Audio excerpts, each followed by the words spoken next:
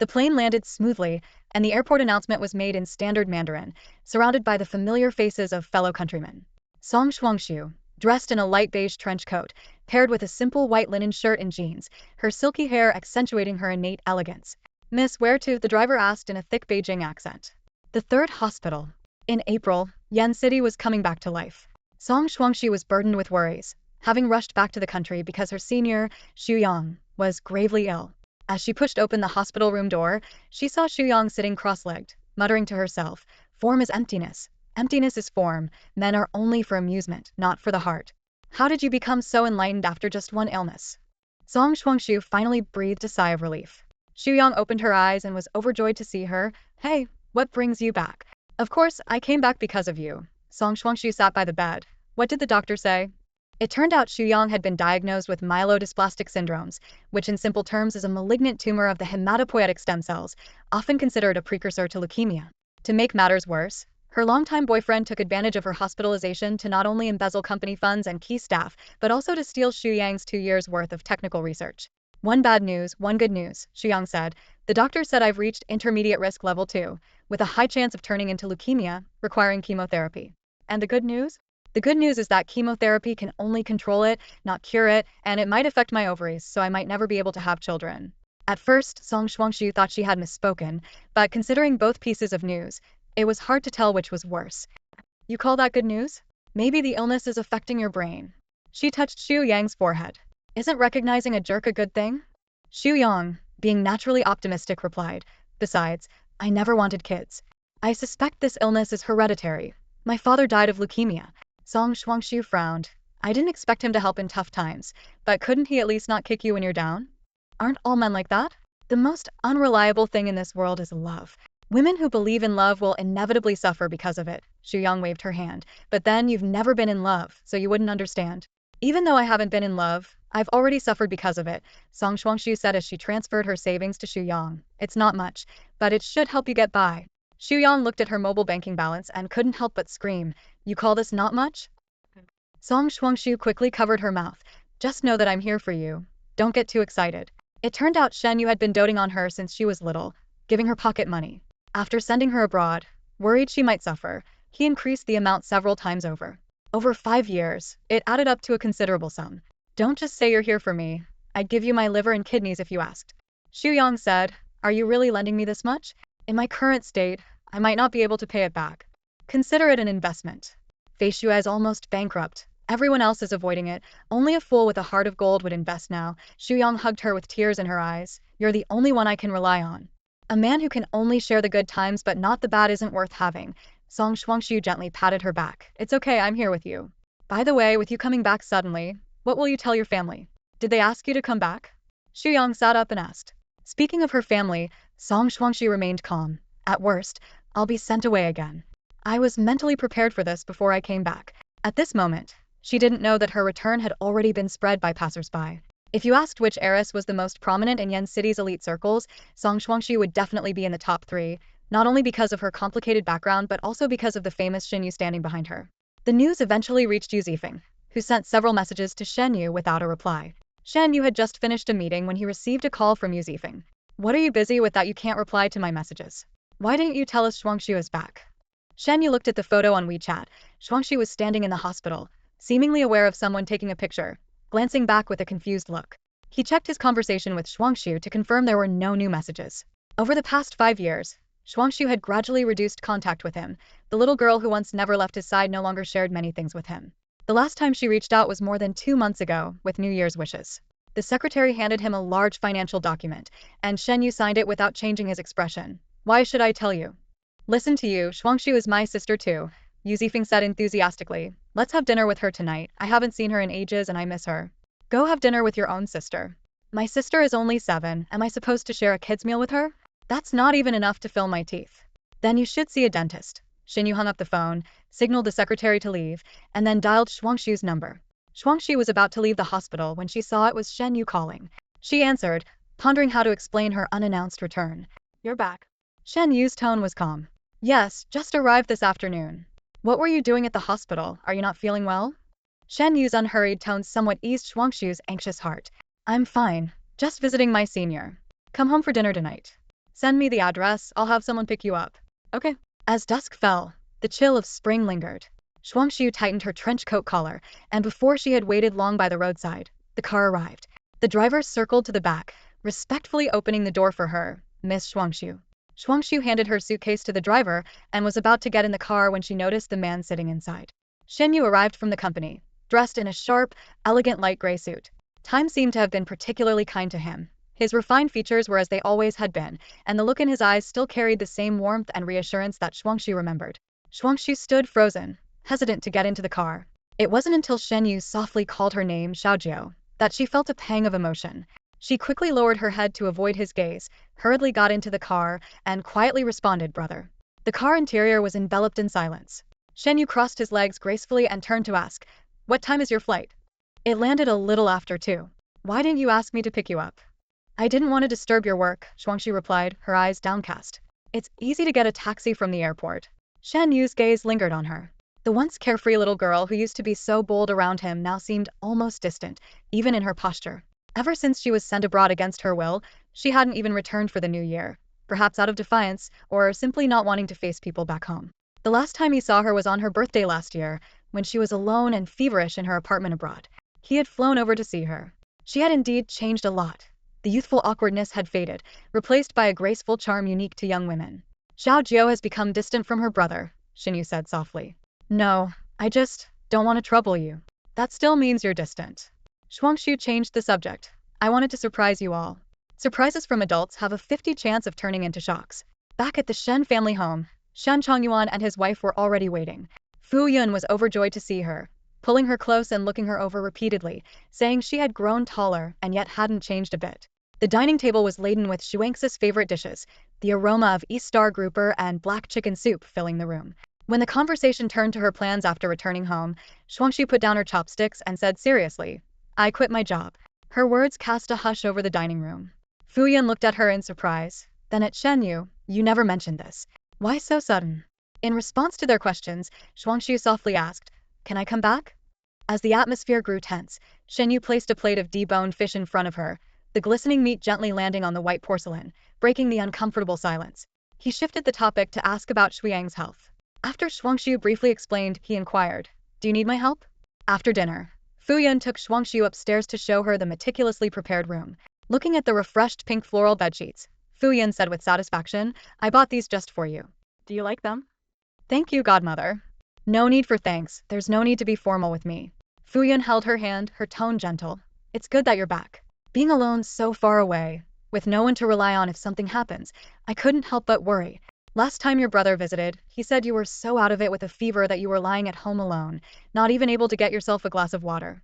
As Fu Yun spoke, her eyes reddened, and her voice trembled slightly. Shuangxue quickly reassured her, I'm fine. I'm a grown-up now. I can take care of myself. You're still just a young girl, no matter how grown-up you are. Fu Yun gently caressed Shuangxue's cheek, her eyes filled with concern. You've never been able to sleep on planes since you were a child. You must be exhausted. Go take a hot bath and get some rest. After Fu Yun went downstairs, Shuangxue paced slowly around her room, her fingers lightly tracing the edge of the desk and touching the bookshelf against the wall. This room, where she had lived for 10 years, even the dust floating in the air, carried a familiar scent. After her bath, Shuangxue thought about going downstairs to ask Aunt Wang to make some soup for Shuyang. But as she reached the top of the stairs, she stopped in her tracks. Through the gaps in the stair railing, she saw a scene in the living room. Shen Yi was sitting with his back to the stairs, facing Shen Changwan and his wife. You, tell me the truth, Fu Yun's voice came through clearly. Did you really not know in advance that Shuangxue was coming back this time? Did you agree to it? Shen Yu crossed his legs, his tone calm. If she wants to come back, she can. She doesn't need anyone's permission. Then be honest with me now that she's back. What are your thoughts? When you and the Song family arranged for her to leave, you didn't ask for my opinion. Shen Yu's voice remained steady and unruffled. I did it for your own good, Fu Yun explained. Back then, the rumors were almost drowning our family. If it weren't for her. Shuangxue leaned against the wall, feeling the coldness seep into her back. Kids spreading nasty rumors, and you all believe them, Shen Yu interrupted Fu Yun calmly. After a brief silence, Shen Chongyuan gently patted his wife's hand. Let's not bring up the past. She hasn't been willing to come back for years, surely because she thought we didn't want her here and it hurt her. Now that she wants to come back, let's not send her away again. If she wants to be here, this will always be her home. No matter what, Fu Yan genuinely cares for her, Shen Changyuan added. But you, Shuangxue is no longer a child. Even siblings should maintain some distance. Let alone you two. Shuangxue didn't listen any further and turned back to her room. Perhaps due to the time difference, Shuangxue lay awake in her familiar and comfortable bed. She took out her gaming console and an old cartridge, switching it to silent mode so as not to disturb Shen Yi. Despite not playing for years, she quickly regained her touch with the old game. It wasn't until she heard the roar of an engine from downstairs that she noticed the morning light filtering through the gap in the curtains. Walking to the window, she watched Shen Yi's car drive out of the courtyard. Just as she was about to turn off the game and catch up on sleep, her phone chimed with a WeChat notification. Sis, come downstairs for some breakfast before you sleep. When Shuangxue went downstairs, she found Fu Yan and Shen Changyuan whispering in the living room. They stopped abruptly when they saw her. Why not sleep a little longer? Fu Yan said with a smile. Your godfather cares so much for you. He had someone queue up at Sue's early in the morning to get some dim sum, your favorites. Shrimp dumplings, custard buns, and shredded chicken. Shuangxue glanced at Shen Changyuan, who was sipping tea. She knew these arrangements must have been made by Shen Yi, but she still politely expressed her thanks. After breakfast, instead of returning to her room, she left the house under the pretense of visiting Shuyang. When she arrived at the hospital, Shuyang was on a call, looking furious. After hanging up, she raised her hand as if to throw her phone. That's $1,000, Shuangxue reminded her just in time. Shuyang gritted her teeth and stopped herself. As Shuangxue set up a small dining table and laid out the nutritional meals and fruit juice she brought, Shuyang gulped down half a glass despite it containing her least favorite carrot juice. That damn Chen Peiran, Shuyang seethed. He took our technical data and defected to Chenqing, and now he's in touch with Yundan. Yundan has been eyeing our liquid hydrogen drones since last year. The deal was all but secured, and now it's all ruined. Shuangxue frowned. Chen Peiran, though seemingly charming, was a treacherous opportunist. She reassured, don't worry, the deal isn't his to take. Let's talk to Yundan again. Shuyang threw the covers off, ready to get up. No, I have to go to Yundan myself. Shuangxue quickly held her down. You have chemotherapy tomorrow. Don't exert yourself. You don't understand, Shuangxue, Shuyang said passionately. If Chenqing snatches the contract from Yundan, Feishue will really be in trouble. Our liquid hydrogen drones are our lifeline. Now that the company's veterans have been poached by Chen Peiran, and our tech genius is a recluse, I'm the only one who can negotiate. Just focus on getting better, Shuangxue sighed. I'll go in your place. At Feishue Company, temporary assistant Xiao Liao brought over a stack of project documents. Shuangxue quickly familiarized herself with the project's progress and then headed to Yundan with Xiao Liao. On the way, she swiftly searched for information on Yundan Group, finding little beyond their official website. Yundan has a lot of military secrets, Xiao Liao explained.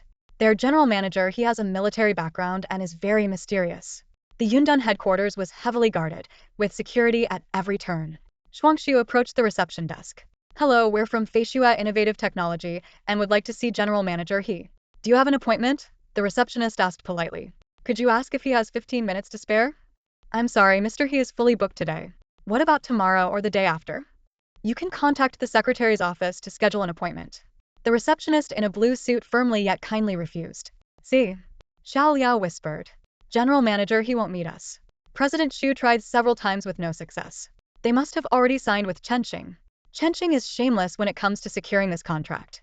Xiao Liao's shoulders slumped in defeat, just about to suggest, let's go back, when the elevator doors suddenly opened, revealing an unwelcome figure Chen Peiran. What are you doing here? Chen Peiran first expressed surprise at Shuangxue's presence, then his gaze landed on Xiao Liao with a dismissive smirk. Did your senior call you back from abroad? I must say you're really naive. Rushing back all the way from overseas to rely on her. She's struggling to fend for herself now. Xiao Liao's face darkened instantly as if he'd stepped on something filthy. Mr. Chen, Miss Xu is still in the hospital. After so many years together, can't you show a bit of decency? Haven't I been decent enough to her? Chen Peiran sneered. I wasted years on her, and I'm gracious enough not to demand my youth back. If it weren't for me, with her science-oriented brain, would Feishue be where it is today? Her illness might very well be from being cooped up in the lab all day. If she'd just listened to me and settled down with a kid, she wouldn't have to worry about not being able to have one now. Xiao Liao's cheeks flushed with anger. That's really out of line. At that moment, Shuangxue wanted nothing more than to hurl her laptop bag at Chen Peiran's arrogant face, but she held onto Xiao Liao's wrist tightly, pulling her closer. It's pointless to talk about decency with someone who lacks it. Chen Peiran looked at the two of them with disdain. As a so-called young talent who had returned to China with Shuyang to start a business and established himself within 3 years, he clearly didn't take these two young women seriously. You wouldn't be here to discuss the liquid hydrogen drone deal, would you? He flaunted the A4 document in his hand. To be honest, I've already secured the Yundun contract, so don't waste your time. Let me see. Shuangxue reached out her hand. Do you think I'd let you see something this important? Chen Peiran quickly stuffed the document into his briefcase. Understanding dawned on Shuangxue as she turned to the receptionist. Could you please inform Mr. He that Song Shuangxue is here to see him? Do you know Mr. He? Xiao Liao whispered. Good news, yes. Bad news, not well. Shuangxue maintained her composure in front of Chen Peiran. But even a faint acquaintance is better than a stranger, right? I've known him for years. Chen Peiran's lips curled into a sneer. Who in Yanqing doesn't know He Tingzhou? A one-sided acquaintance doesn't count. Have you been abroad so long you forgot the rules here? Do you know who He Tingzhou is? Do you know who his father is? Even in Yanqing, where the elite gather, the He family is at the pinnacle, untouchable. And do you know who I am? Shuangxue countered.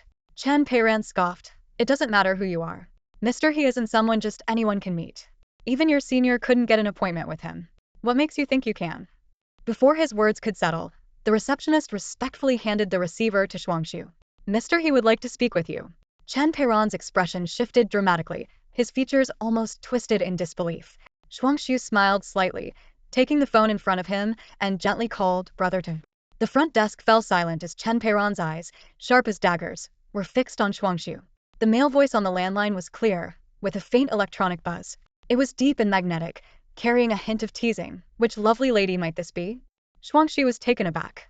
If it weren't for the fact that it was clearly the landline of Yundun Company, she would have thought she had dialed the wrong number.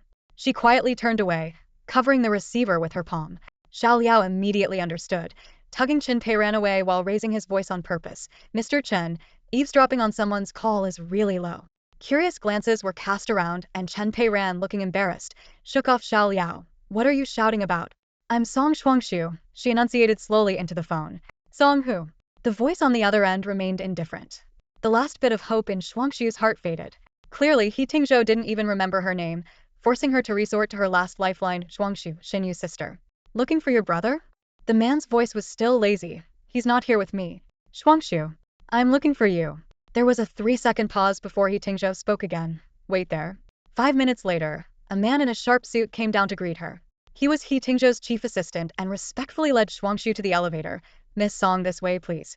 Chen Peiran's expression had turned extremely unpleasant. Xiao Liao, on the other hand, seemed hopeful. You really know Mr. He? Then we're sure to win this time. Don't celebrate too soon, Shuangxue whispered. I'm not really acquainted with him. As the elevator doors closed, Shuangxue caught a glimpse of Chen Peiran's distorted reflection on the metal doors, a stark contrast to his earlier arrogance. Xiao Liao couldn't help but gloat. Mr. Chen, you look awful. Don't get too upset, or you might fall ill. Chen Peiran shot her a glare and, without a retort, urgently pulled out his phone to make a discreet call, find out who Song Shuangxue really is. The CEO's office was on the top floor, designed with a cold, minimalist style dominated by black and gray tones. As Shuangxue entered, she noticed a few men in suits seated in the meeting area. But the most striking figure was undoubtedly He Tingzhou himself. Unlike Shen Yi's refined demeanor, He Tingzhou had strong, chiseled features and piercing eyes, exuding an intense aura. He was reclining on a black leather sofa, back to the floor-to-ceiling window, with broad shoulders, a narrow waist, and long legs. When he glanced up, the oppressive gaze from his narrow eyes made Shuangxue tense up instinctively. He Tingzhou's gaze swept over her as if she were just an insignificant passerby. Shuangxue quietly sat aside, waiting for him to finish his conversation with the others. Almost 20 minutes later, the others finally left. As Shuangxue approached the meeting area, He Tingzhou continued to review documents, his pen scratching softly on the paper, his long fingers moving rhythmically. Shuangxue seized the moment to introduce the Feishue liquid hydrogen drone project. Halfway through, she suddenly felt a burning gaze. Looking up, she found He Tingzhou had put down the documents, his fingers resting on his temple, and his deep, ink-black eyes were fixed intently on her. Shuangxue couldn't tell if He Tingzhou was genuinely listening or just lost in thought. Her gaze rested on his slightly downturned eyelids, trying to catch any sign of reaction. The liquid hydrogen drone project was developed by Feishue over 2 years, she continued. Qingqing's acquisition of the research was not entirely legitimate, stemming from a disagreement between the two founders. Couples fighting isn't my concern, He Tingzhou finally spoke, his tone carrying a hint of indifference. I'm interested in the technology, not their love story. Whether the child takes the father's or mother's surname makes no difference to me. It does matter, Shuangxue replied seriously, lightly tapping her fingers on the table. Xu Yang is a graduate student in aerospace design and engineering, while Chen Peiran only studied finance. The core of Feishue's RD has always been Xu Yang. More important than the technology itself is the talent that holds it. She paused briefly before adding, since you've been following this project for so long, Mr. He, you must have great confidence in Xu Yang's abilities. He Tingzhou raised an eyebrow. Not calling me Tingzhou anymore? Shuangxue internally rolled her eyes. Didn't you say you didn't remember me? But she obediently corrected herself. Tingzhou. He Tingzhou looked at her thoughtfully for a few seconds. Why are you the one pulling strings for Feishue? Shuangxue initially wanted to explain that it was a last-minute decision but reconsidered, thinking that as long as she could help Xu Yang, the process didn't matter. Xu Yang is my senior. She's in the hospital now and can't come herself, so I'm here on her behalf. You're the first to try and pull strings with me like this. He Tingzhou straightened up, a faintly amused smile on his lips. Setting a precedent isn't out of the question. If Chenxing wants to sign under the same conditions, they can schedule a meeting with my secretary. Shuangxue frowned. Chenxing's offer is almost a giveaway to connect with Yundun Group. It costs them nothing, but Feishue has invested a lot of money and effort. If we just hand it over to Yundun, wouldn't the past 2 years be wasted? She tentatively asked, can we negotiate the terms a bit more? Before she could finish, she saw He Tingzhou give a knowing smile. Dressed in a black shirt with a couple of buttons casually undone, his smile made him seem more like a mischievous playboy than a CEO. He twirled a pen between his long fingers, speaking in a laid-back tone. Little princess, you don't have that much pull with me. When Shuangxue returned to the main hall, Chen Peiran was still standing there, like a statue awaiting judgment. For 40 minutes, he had stubbornly waited. Exactly 40 minutes. As soon as the elevator doors opened, Chen Peiran turned around immediately. As a government-sponsored student from a third-tier city, he was completely unaware of the intricate relationships within Yanqing's elite circles. During the years he was abroad, Shuangxue happened to be away from the country as well, leaving him clueless about his seemingly ordinary junior, Xu Yang, who was actually the daughter of Director Song from the Ministry of Foreign Affairs and the godsister of a prominent member of the Shen family. How did it go? How did it go? Xiao Liao rushed forward eagerly to ask. Shuangxue gently shook her head, and Xiao Liao's face fell instantly. Witnessing this, Chen Peiran finally relaxed his tense nerves, a smug smile forming at the corner of his mouth. Adjusting his tie, he arrogantly blocked Shuangxue's path. I told you it was a lost cause. You just had to humiliate yourself. Did you really think He Tingzhou is someone you can just meet? Even if your dad is powerful, he'd have to bow before someone with the surname He. Looking at the man babbling in front of her, Shuangxue calmly replied, talking excessively might be a sign of kidney deficiency in men. Insufficient yang energy affects heart and lung function, so you might need to talk more to help with breathing. Have you had it checked at the hospital? Chen Peiran instinctively touched his waist, then realized he'd been duped, his face turning pale. I won't argue with you. You should advise your senior to get proper treatment, instead of picking a fight with me. Does she really think she can win against me? This exchange quickly reached the hospital room via Xiao Liao. After hearing it, Xu Yang snapped the chopsticks in her hand with a loud crack. Once I'm discharged, I'll skin him alive and turn him into sashimi. It was the first time Xu Yang, who usually advocated for peaceful breakups, showed genuine anger. Skin him. Definitely skin him. Xiao Liao chimed in, only to be further incited by Xu Yang's next words. Ask the doctor if I can have chemotherapy once a day. I need to get out of here quickly. I'm on it. Xiao Liao was about to get up but was stopped by Shuangxue. Sit down. Chemotherapy isn't a spa treatment. If you had it daily, even death himself would bow to you. The conversation then shifted to Shuangxue's brother, Shen Yi. Before leaving, Shuangxue checked the time. I have to go. It's my brother's birthday today. Is it your brother Shen Yi? Xiao Liao's eyes were filled with admiration. I found his picture online. He's so handsome. As night fell, Shuangxue set off for Shen Yi's private villa with a homemade cake. It was a tradition she had upheld for years, and even though she had been away for 5 years, her dedication never wavered. The villa was brightly lit, with the rich aroma of champagne filling the air. At the entrance, a pair of twins in red and blue dresses whispered to each other, casting curious glances at Shuangxue. She removed her coat, scanning the room but not spotting Shen Yi. By the bar, Yu Zifeng, dressed in a flamboyant pink shirt, was chatting and laughing with others. When his gaze casually swept towards the door, it froze. Among the heavily made-up female guests, Shuangxue's subtle makeup stood out. Her clear, transparent eyes always evoked a protective instinct in others. The crystal chandeliers in the banquet hall seemed to favor her, wrapping her in light as soft as silk. She wore a black off-the-shoulder cocktail dress, revealing a slender and perfectly proportioned ankle below the fitted skirt. The straps of her high heels were elegantly fastened around her delicate bones. Well, isn't this little Shuangxue? Yu Zifeng's eyes lit up as he put down his glass and strode over, giving Shuangxue a warm hug. Haven't seen you in years, and you've grown into such a beauty. As a childhood friend of Shen Yi, Yu Zifeng had watched Shuangxue grow up. Seeing this familiar brotherly figure, Shuangxue felt a wave of affection. She carefully held onto her cake with one hand, allowing him a brief hug. Zifeng. How long has it been since we last saw you? You just ran off abroad for a few years, graduated, and still didn't come back. Didn't you miss your brothers at all? Shuangxue shook her head decisively. Not really. Heartless girl, Yu Zifeng teased before changing the subject. But you must have missed your brother, right? Shuangxue simply smiled without replying. At that moment, a man holding a glass of wine approached. Come on, little sister, let me give you a hug too. Get lost. Yu Zifeng swatted him away. Who do you think you are? Do you think you're qualified to hug her? Just wait, Shen Yi will be here soon and he'll beat you up. The man wasn't bothered. You just wait. If anyone's getting beaten, it'll be you first. Everyone knew how much Shen Yi treasured this sister. Shuangxue walked over to the table and placed her cake among the 7 or 8 other lavishly decorated cakes.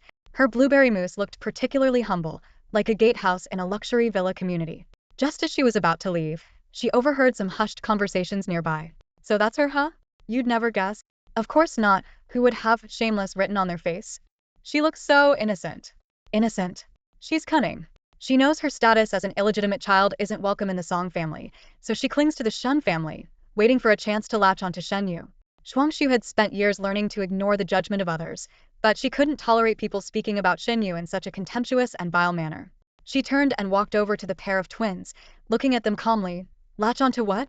The woman in the red dress, who had just been making sarcastic remarks, suddenly looked a bit guilty, like a thief caught in the act.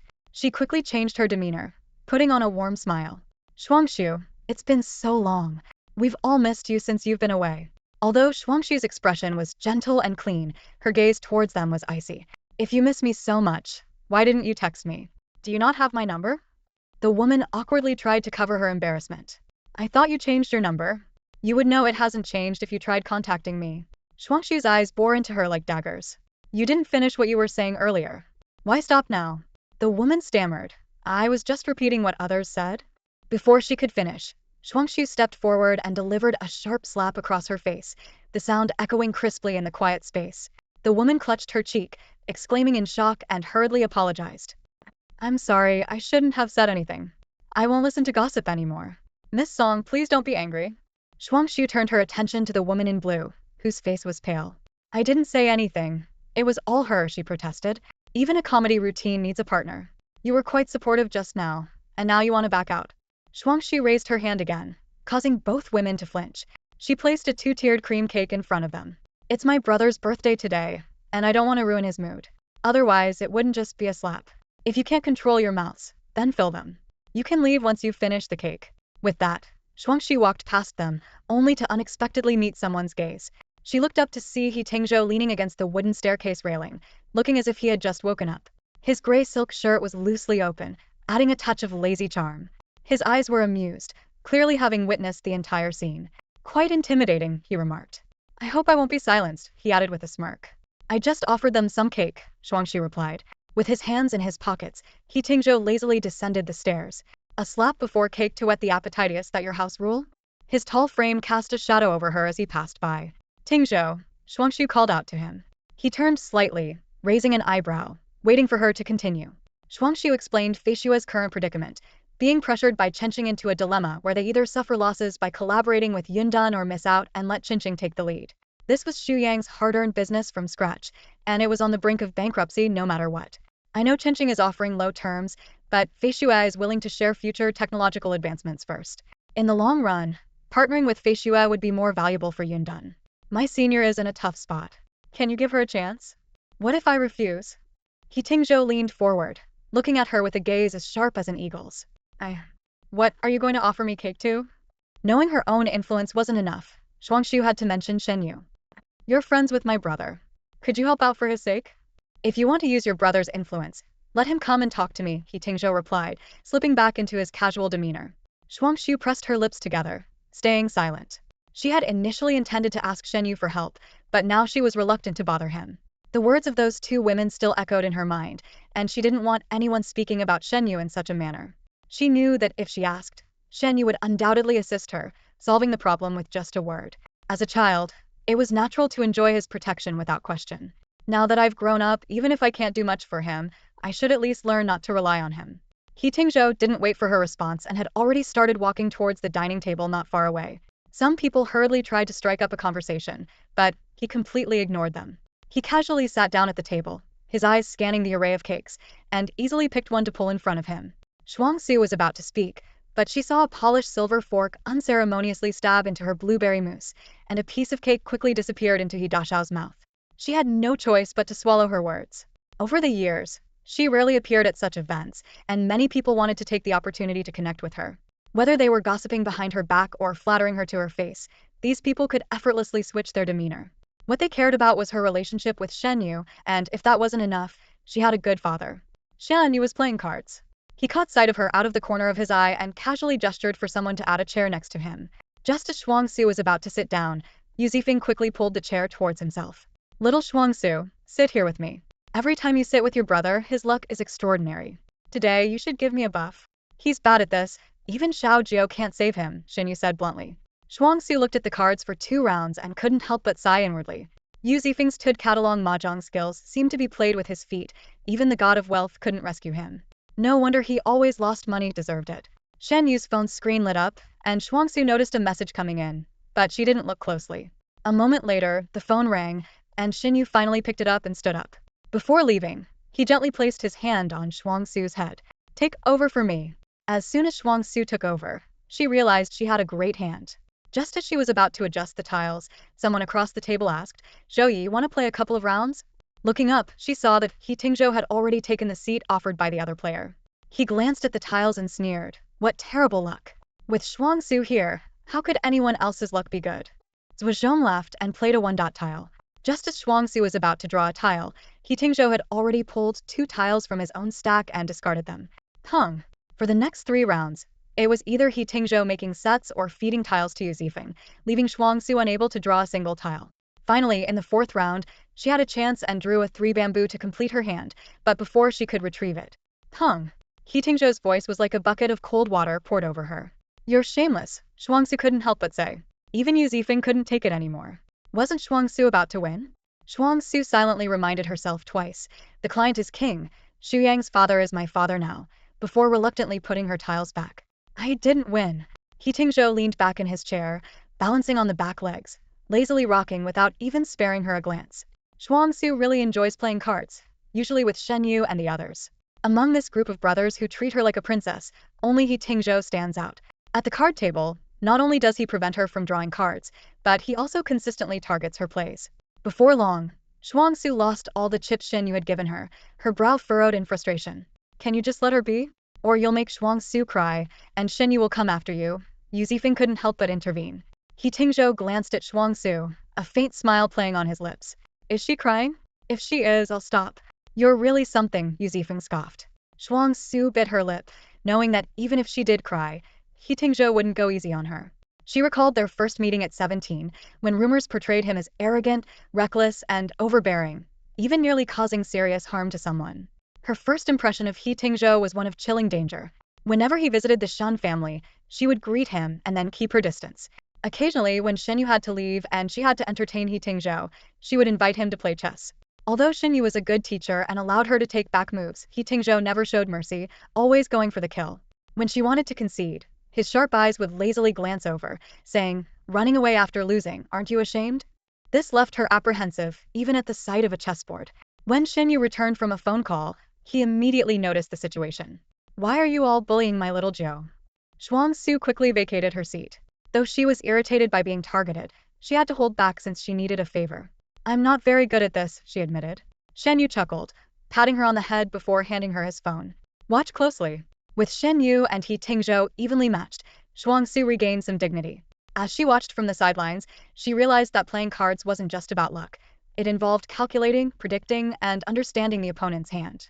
As the game intensified, she quietly moved to the opposite side to sneak a peek at He Tingzhou's cards, only to find that he didn't organize them at all. Random cards were mixed together, making it impossible to spy on his strategy. Just as she was trying to make sense of his play, He Tingzhou suddenly turned to her. Figured it out, little spy? All eyes were instantly on her, and Shuangxue wished she could vanish. I wasn't. She tried to explain her curiosity. He Tingzhou rocked his chair nonchalantly. Waiting for the 8 of circles. Go report back to your brother. No wonder Shen Yu always wins. He's got a little strategist. Yu Zifeng exclaimed in realization. Shen Yu just smiled, tapping ash from his cigarette.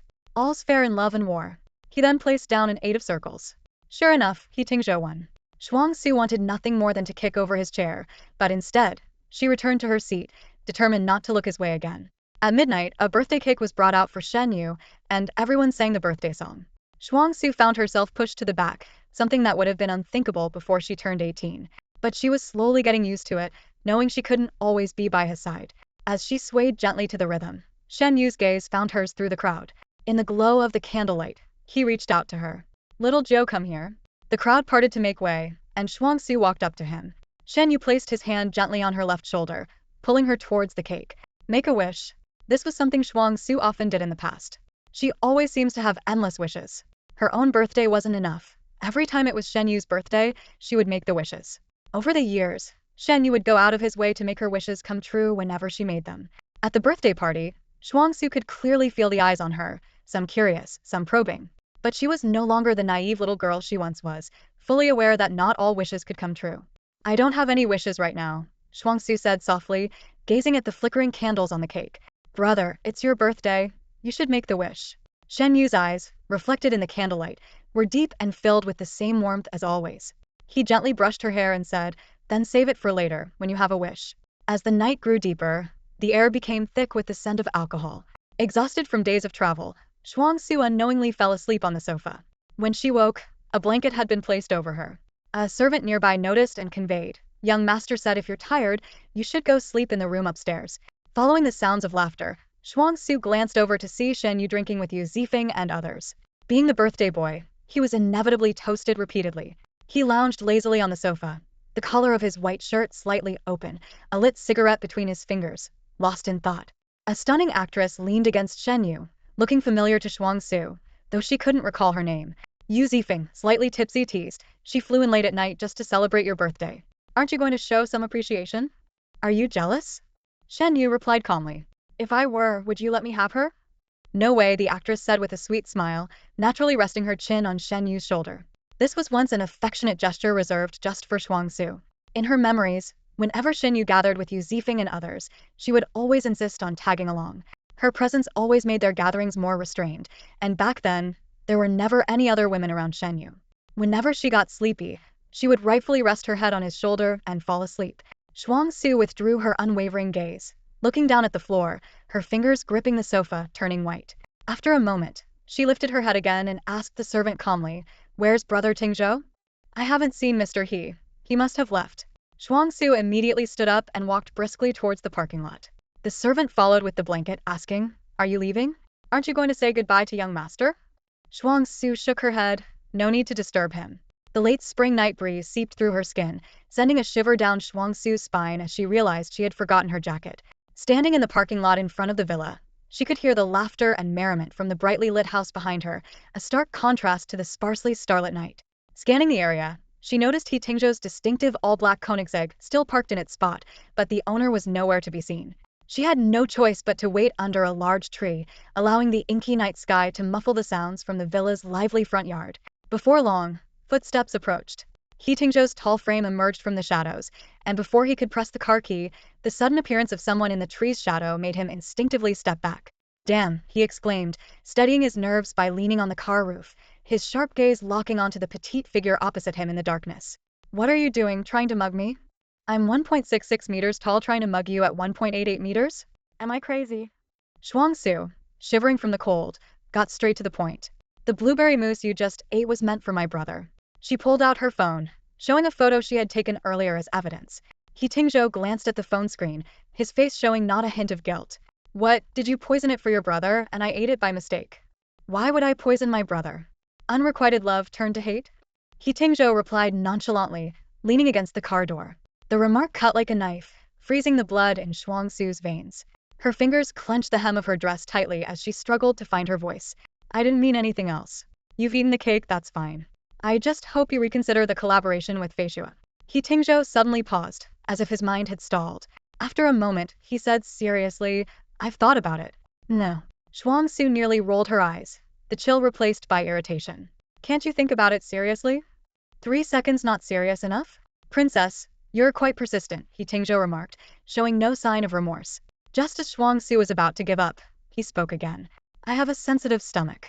After eating your cake, I feel unwell and need a checkup tomorrow. If my stomach is hurt, you'll have to be responsible. Out of respect for your brother, I won't hold it against you. Tell him he owes me one. Nearby, a couple laughed as they got into their car and drove away. The night wind lifted Shuangxue's dress as she stood there, realizing she hadn't managed to gain anything and had instead been thoroughly played. All her frustrations, Xiang's declining health, Chen Peiron's arrogance, the unwelcome home, and the actress in Shen Yi's arms flooded her heart at that moment. If you don't want to help, forget it. I'm sorry for wasting your time, she said, her voice carrying a hint of a sob, as she turned and walked away quickly. He Tingzhou watched her retreating figure, noticing the glimmer of tears in her eyes. Her silhouette in the black dress seemed particularly frail against the night, as if she might be swept away by the wind at any moment. He Tingzhou leaned against the car, reflecting for a few seconds on whether he had been too harsh on someone. Xiang couldn't help but recall the scenes from the Drone Industry Expo. That day, top experts and industry elites from around the world gathered, and she barely managed to get a spot. Just as she was enthusiastically discussing a liquid hydrogen drone development project with an investor, He Tingzhou happened to walk by and eavesdropped on a few sentences. This chance encounter put Fei Xue on Yundun Group's radar. He Tingzhou had left a strong impression on her then. Dressed in a finely tailored bespoke suit, his tall figure stood out in the crowd. Surrounded by the conference chairman, academy members, and other industry leaders, he maintained an unruffled expression despite their flattery. His aloof and distinguished demeanor was a stark contrast to the aggressive man she faced now. Although subsequent communications were handled by Yunduan's middle management responsible for the drone sector, Xiang always remembered that scene. Now, she lay in a VIP hospital room on special arrangement by Shen Yi despite Shuangxue's insistence that no help was needed. The side effects of chemotherapy were making her feel miserable, and even after taking anti-nausea medication, she looked pale and utterly exhausted. The incredibly handsome and untouchable Mr. He turns out to be like this? Xiang couldn't help but rant. Even if he doesn't want to help, at least for the sake of being your brother's friend, he shouldn't be so harsh. I really shouldn't have had any illusions. Shuangxue frowned, looking troubled. Just because he's my brother's friend doesn't mean he owes me any favors. Maybe I should ask my brother for help. Don't. Xiang interrupted her. Don't trouble your brother. He Tingzhou is really hard to deal with. If he wanted to do your brother a favor, he would have relented already. There wouldn't be any need for you to plead. In the adult world, if he hasn't budged, his stance is clear. We shouldn't force it. As soon as Shuangxue finished speaking, Xuyang responded. So, are you planning to just hand over this melon to Chen Xing? If they want it so badly, let them have it. Her tone carried a hint of self-mockery, but more so a sense of relief. I thought you'd have a hard time swallowing this defeat. But I've come to terms with it. You cherish your own child, and rather than letting others ruin my hard work, I'd rather let go myself. Chen Xing wants to start a price war, and we can't compete. It's reasonable for Yundun to choose them. If I were in their shoes, I'd pick the cheaper option too. Leaning back in her chair, a faint smile appeared on Xu Yang's pale face. It's fine. Others may play dirty, but I lost because I misjudged people. The disgrace isn't mine. I have a clear conscience. The money you lent me has already solved Fei Xue's financial issues, and I've caught up with the employees' overdue wages and bonuses. If I have to start over, so be it. Once I recover, I will settle the score. Shuangxue suddenly changed the topic. Do you remember when we first met? Of course I do, Xuyang replied with a smile. You were quite aloof back then. You had acute gastroenteritis, and I kindly took you to the hospital, running around to help, only for you to hand me a roll of dollar bills. It wasn't to dismiss you. It was to thank you, Shuangxue corrected. I had just been betrayed by my best friend and wasn't in the mood to make new friends.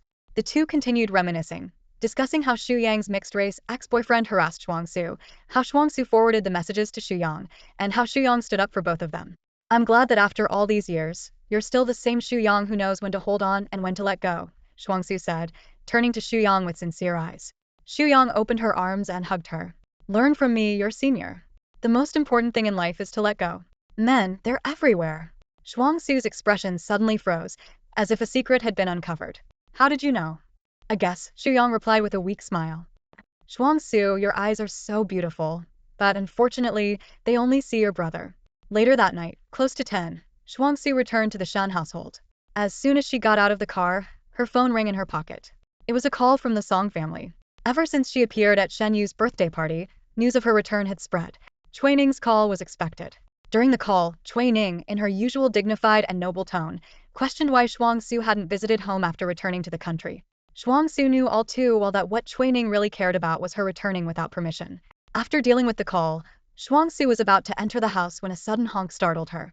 Parked by the roadside was an ostentatious Koenigsegg, with He Tingzhou in the driver's seat. Shuangxue pretended not to notice and tried to leave, but he called out to her. Don't pretend, He Tingzhou's voice came through. Tingzhou, what a coincidence. Shuangxue reluctantly turned around. Not a coincidence, I'm here for you. Come over. Shuangxue reluctantly took a couple of steps, stopping at a safe distance. Do you need something? There you go with the formalities again, He Tingzhou observed her evasive demeanor. I don't like looking up to people. Get in, let's talk. I just came from the hospital. I might be carrying a lot of germs. It wouldn't be good to pass them to you. Shuangxue made an excuse to avoid getting in the car. He Tingzhou's lips curled into a slight mocking smile, his gaze carrying a hint of provocation. Why don't you give it a try and see if you can jinx me to death? Shuangxue bit the inside of her lip, hesitated for a moment, and then walked around to the passenger seat. The interior of the luxury car was adorned with matte black leather and carbon fiber, exuding a cold aura similar to its owner, He Tingzhou, that warned strangers to keep their distance. As soon as she sat down, she was enveloped by a cool cedarwood scent. Amidst its sharpness was a faint hint of sweetness. Zhou was nonchalantly sucking on a candy, lightly biting it as he studied her out of the corner of his eye. What university did you attend? Stanford, Shuangxue replied honestly, unsure of his sudden curiosity. A sardonic smile played on He Tingzhou's lips. Is the school motto, serve your senior? Can't I serve myself? I own half of Feishua's shares now, Shuangxue retorted. Half the shares can buy Shen Yi's sister? President Xu sure knows business. He Tingzhou's tone dripped with sarcasm. My senior has been very good to me. I know whether she's been plotting against me, Shuangxue said with firm conviction. He Tingzhou let out a cold laugh. Little princess, aren't there plenty of people who are good to you? Shuangxue paused in silence, her voice softening. I was abandoned by my birth mother as a child and have a deep psychological shadow about being sent away. When I first went abroad, I was in a bad state. My senior was the only one who cared for me. She paused, then continued. It's hard to find authentic Chinese food abroad, and I couldn't cook at all. My senior often came to keep me company and cooked for me. During the spring festival, she went all over the city to find ingredients just to make dumplings. She may not have saved my life and we haven't known each other long, but she was there for me when I needed it most. Now that she's facing difficulties, why shouldn't I help her? He Tingzhou seemed unable to comprehend such feelings. Does your brother know that a plate of dumplings could cost you 20 million? There are things worth more than 20 million to me, so I don't feel it's a loss, Shuangxue said wearily. Are you done mocking me? Can I leave now? He Tingzhou suddenly placed a document on her lap. It was the contract for the liquid hydrogen drone, with terms identical to those initially offered to Shuyang. Didn't you refuse? Why choose us when Chenqing is willing to give in? Shuangxue asked suspiciously. With a crunch, He Tingzhou bit down on the candy. If I don't give it to you, you'll throw a tantrum, and with such a big temper, you'll go crying to your brother. I don't want your whole family coming over to invite me for cake. I wasn't crying. Shuangxue was about to protest but reconsidered. If admitting to this offense could secure the deal for Feishua, perhaps it wasn't so bad. She understood why He Tingzhou changed his mind. Defending her was one thing, but it wasn't worth straining his friendship with Shen Yi over something so trivial. This project was insignificant to Yundan, so it was better to extend a favor. Having figured this out, Shuangxue took the contract and got out of the car. Before closing the door, she bent down and said, Thank you, Brother Tingzhou. As she descended the stairs in the morning, Shen Yi was seated in the dining room, one hand holding a coffee cup and the other scrolling through work emails on his phone. Shuangxue didn't expect him to have returned last night and quietly took a seat across from him, silently eating her breakfast. Usually chatty like a little sparrow around Shen Yi, she was unusually silent today. Mom mentioned you've been going to the hospital every day to take care of your senior? Shen Yi broke the silence first. Yeah, Shuangxue replied briefly. Her mom hasn't been well for the past few years. We're keeping her illness from the family to avoid worrying them for now. Let the caregivers handle the patient care. Don't overwork yourself, Shen Yi advised, concern evident in his expression, clearly not wanting his cherished younger sister to tire herself out for others. I understand, Shuangxue murmured. Her treatment plan was reviewed by the country's top hematology experts. There's nothing to worry about, Shen Yi reassured, showing his concern for Shuyang. Detecting her low spirits, Shen Yi looked up at her. Are you upset? No, Shuangxue deflected, changing the subject. Brother, do you know any lawyer friends? Already in trouble as soon as you're back? Shen Yi teased, his long fingers gently pinching the coffee cup. Tell me, what mess have you gotten into? Avoiding his gaze, Shuangxue replied, It's not me. My senior is having some financial disputes with her partner. The lawyer I found isn't very skilled. It's not a big deal. I'll arrange it for you. That afternoon, an experienced economic dispute lawyer arranged by Shen Yi contacted Shuangxue. Over the weekend, she was busy meeting with the lawyer, ignoring Cui Ning's demands to return to the Song family. Returning to the Shan residence in the evening, Fu Yun was still waiting in the living room. Seeing Shuangxue come back, she immediately had Mrs. Wang bring warm milk. What have you been busy with these days, coming home so late every day? Helping my senior with company matters, Shuangxue said, accepting the milk despite not liking it. You haven't been back to your family home since you returned, have you? Fu Yun asked gently. You should find time to visit. I've just been too busy, Shuangxue replied, finishing the milk in one go and yawning. I'm so tired, godmother. I'm going to sleep now. With that, she quickly went upstairs. Watching her retreating figure, Fu Yun sighed. Mrs. Wang couldn't help but complain. Miss Shuangxue isn't close to them. The Song family never raised her. When Director Song slapped her so hard her face swelled, Madam sent her away and ignored her for years. Now they're in a hurry as soon as she's back in the country. Don't add fuel to the fire, Fu Yan said. They're still her family, and in the future, the Song family will have a say in Shuangxue's marriage. Upsetting Cui Ning won't do her any good. Mrs. Wang sighed again. With Madam Song like that, what good marriage can she arrange for Miss Shuangxue? Fu Yun called Cui Ning, explaining that Shuangxue was busy taking care of her sick senior. However, Cui Ning coldly replied, if you can't see her, it seems you're Shen you can. What do you mean by that? Fu Yun's tone turned displeased. Yu has always cared for Shuangxue like a sister. It's normal for them to meet. Cui Ning said nothing more and sent a video. It showed Shen Yu's birthday party, with Shuangxue standing beside him at the cake. His posture while cutting the cake seemed to half embrace her. Watching the brief 10-second video, Fu Yun's face turned pale. Cui Ning's tone remained formal. Have you forgotten why we sent her away back then? If your Shen family thinks the scandal from 5 years ago wasn't enough, I'm not afraid to drag the Song family's name through the mud with yours. In her room, Shuangxue lay on her bed, feeling downcast. Her resistance to the Song family stemmed not only from a lack of emotional connection, but also from events 5 years ago.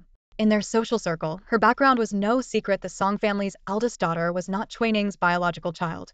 Her biological mother was a direct subordinate of Song Mianji, who had just entered the Ministry of Foreign Affairs. The cultured and handsome superior was irresistible to Shuangxue's mother. Over time, they developed feelings for each other at work. At that time, Song Mianji was still single, a rookie translator, while Shuangxue's grandfather held a high-ranking position as a vice minister.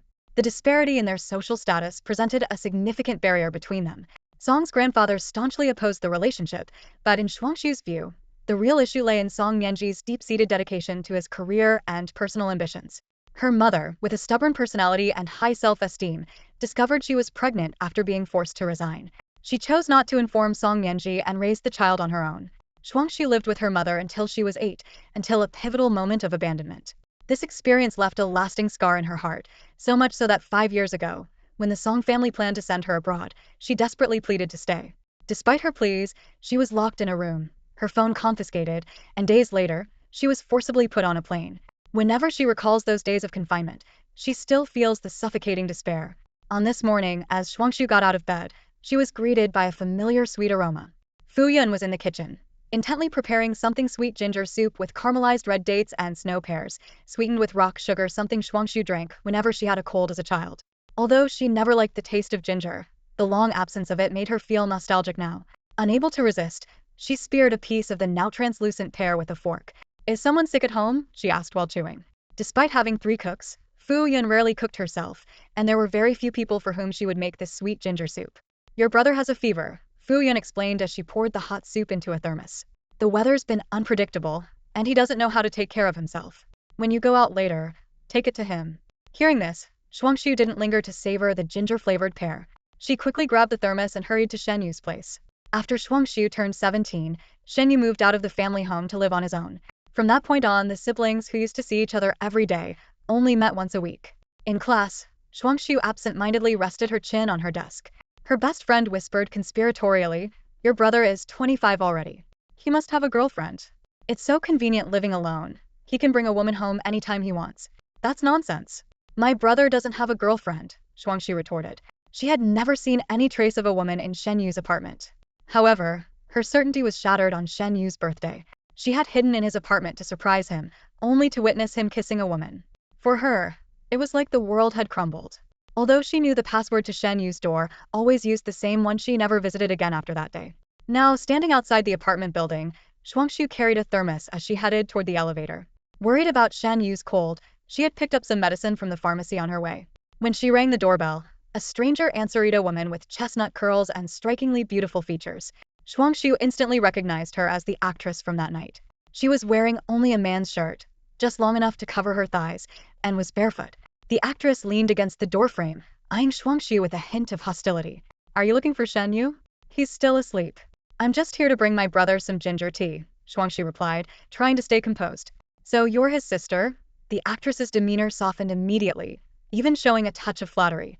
As she tidied her disheveled hair and collar, she added softly, "Wait a moment, I'll wake him."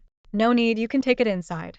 Shuangxue handed over the thermos and medicine, then turned and left with her hands tucked in her coat pockets. Behind her, she heard Shen Yi's tired, gravelly voice, who was at the door. "Your sister." "She brought ginger tea, but she left." Shen Yi looked at the thermos and the bag of medicine, the warmth in his gaze gradually fading. He quickly put on his coat and hurried after her. The atmosphere in the elevator was tense. Shuangxue huddled in a corner, keeping as much distance as possible from Shen Yu. She stared out the window, lost in thought, until Shen Yu's voice brought her back to reality. Shouted. They had arrived at the hospital. She hurried out of the car. "Brother, I'm leaving. Take care of yourself." Shen Yu watched her, finally saying, "Go on in." Walking in the warm April sunshine, Shuangxue felt a chill throughout her body. She had long known there was a woman in Shen Yu's life, but seeing it with her own eyes was a shock she couldn't have imagined. This was all orchestrated by Fu Yun, making sure she saw everything. As she reached the hospital building, Shuangxue suddenly remembered it was the day to sign the contract with Yundun Group. Xu Yang, who was feeling slightly better after chemotherapy, had gone there himself with Xiao Liao to show his commitment, leaving the hospital unattended. So she decided not to go upstairs and instead sat on a bench downstairs, basking in the sun. The gentle sunlight warmed her closed eyelids, gradually dispelling the chill in her limbs. Shuangxue silently reminded herself. "Shuangxue, you have no right to be upset. Didn't you already decide to be a well-behaved sister?" Meanwhile, Xu Yang and Xiao Liao arrived at the Yundun building. This time, the reception was noticeably different. As soon as they entered, they were greeted by a staff member who escorted them directly to the elevator. Since He Tingzhou was still in a meeting, the secretary led them to a lounge and served them exquisite coffee, snacks, and 2 pieces of blueberry mousse cake. Xu Yang only took a couple of bites of the cake before stopping, leaving the rest to Xiao Liao. While enjoying the dessert, Xiao Liao jokingly whispered, "This Mr. He is as cunning as those treacherous tyrants from ancient times. He might be offering you cake now, but who knows, he might chop my head off before I finish it to retrieve the cake." "Stop it, you're making me feel sick," Xu Yang interrupted with a frown. Before long, the door to the adjacent meeting room opened. A group of men in suits filed out, with He Tingzhou standing out prominently among them. Amidst the otherwise ordinary executives, he seemed like a perfect character straight out of a comic book. "Wow, he's so handsome." Xiao Liao exclaimed quietly, "He looks just like my future husband." "You can say that if you're not afraid of losing your head," Xu Yang teased. He Tingzhou was listening absent-mindedly to his subordinates' reports when the secretary whispered something to him. His gaze then shifted towards the lounge, briefly sweeping over their faces before nonchalantly looking away. 5 minutes later, in the meeting room, He Tingzhou sat with his legs crossed, black dress socks peeking out from beneath his trousers, facing them from a backlit position. The signing process went exceptionally smoothly. He signed the documents without much ado. Just as Xu Yang finished the customary pleasantries of thanking him for the cooperation, He Tingzhou capped his pen and casually asked, "Why didn't Shuangxue come?" Xiao Liao immediately perked up and, without any hesitation, replied, "Our little boss went to bring ginger tea to her brother." Hearing Xiao Liao excitedly report that the contract signing went smoothly, Shuangxue felt a bit more at ease. Xu Yang reached out to touch her face and asked with concern, "Why do you look so pale? Are you running a fever too?" "No, I guess I just have naturally fair skin," Shuangxue replied softly. "Yeah, right." Xu Yang, who had naturally darker skin, complained with her hands on her hips, "Is having good genes something to brag about?" "Absolutely," Shuangxue joked back, finally smiling, and her complexion improved a little. After dropping Xu Yang off at the hospital, Shuangxue immediately got to work on recruitment matters. Most of the technical department staff had come with Xu Yang and chose to follow her when the 2 partners parted ways. Although Chen Peiran took the management and administrative personnel of Feishua, the true backbone of a tech company, the technical team remained, which meant there was still hope for a comeback. The immediate priority was to fill the vacant positions and resume normal operations as quickly as possible. After a busy day, as the workday was coming to an end, Xiao Liao and another female colleague were discussing carpooling home. Seeing Shuangxue still in the office, Xiao Liao peeked in and asked, "Boss, aren't you leaving yet?" "I'll head out in a bit.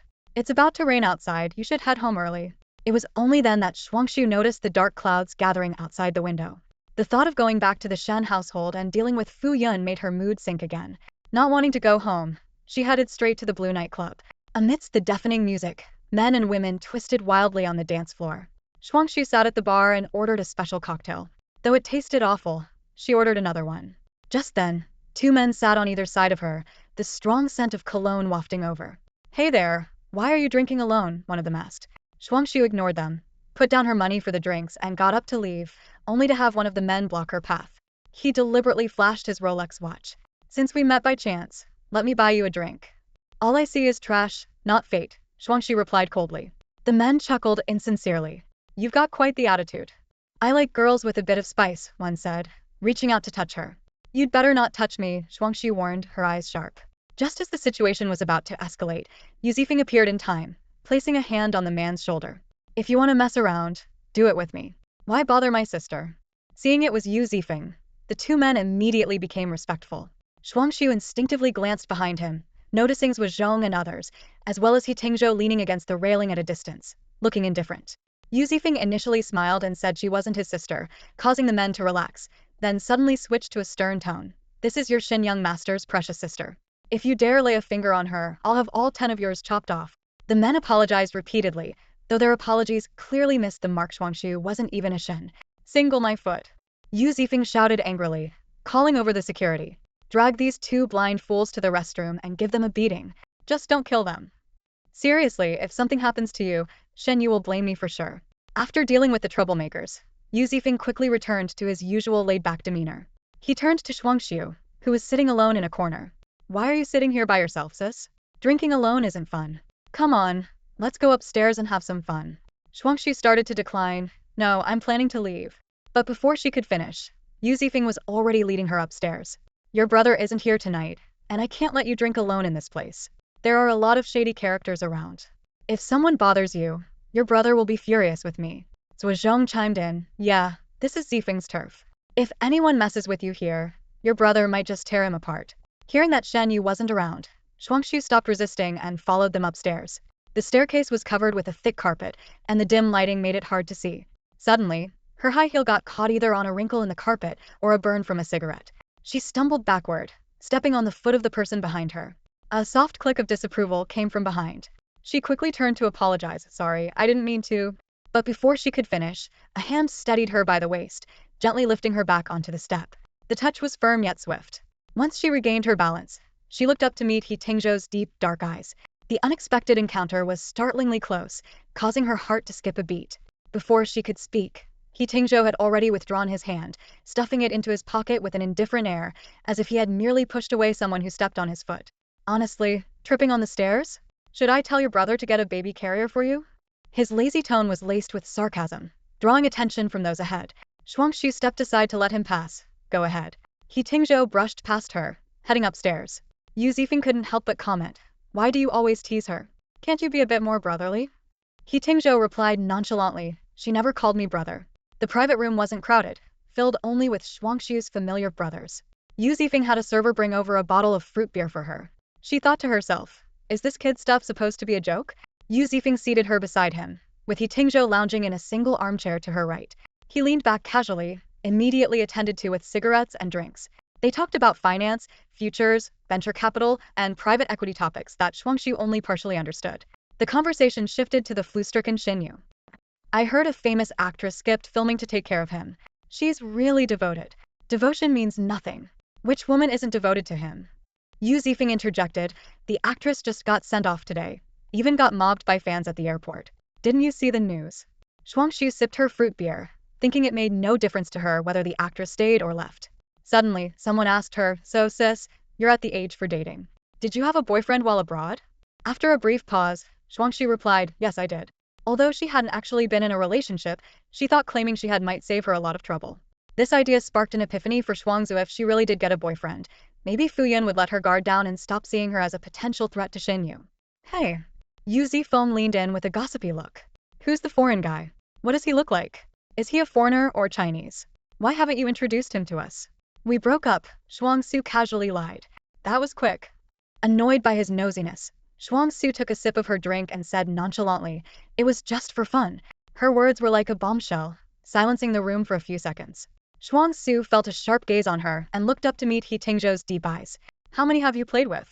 He Tingzhou asked with a hint of amusement in his voice. Isn't that a bit too personal? Shuangxue countered smoothly. What about you, Tingzhou? How many have you played with? He Tingzhou smirked and replied effortlessly, I don't play with men. Okay then. Wow, our little sister has really grown up. Yu Zifeng exclaimed, as if witnessing his 3-year-old sister hitting him for the first time. Shuangxue shot back. Didn't you fool around when you were 22? Damn, you're right, Yu Zifeng laughed. What type do you like? Big brother will find someone for you. A gentle, refined image of someone always patient with her flashed through Shuangxue's mind, but she couldn't say it out loud. So she blurted, I like the wild, domineering, unreasonable type. Huh. Yu Zifeng's eyes lit up. Isn't that exactly your brother Tingzhou's persona? Shuangxue was taken aback. She had only meant to describe traits opposite to Shen Yi's, but they unexpectedly matched He Tingzhou's personality. In the warm, dim light of the room, He Tingzhou lounged on the sofa, his smoke-gray shirt slightly unbuttoned, a cigarette in his mouth, squinting at her. Crushing on me, huh? He teased, his voice low and mocking. What a huge misunderstanding. He flicked ash into a whiskey glass and said leisurely, give up. I don't mess with my friend's sisters. Who wants you to? Shuangxue thought.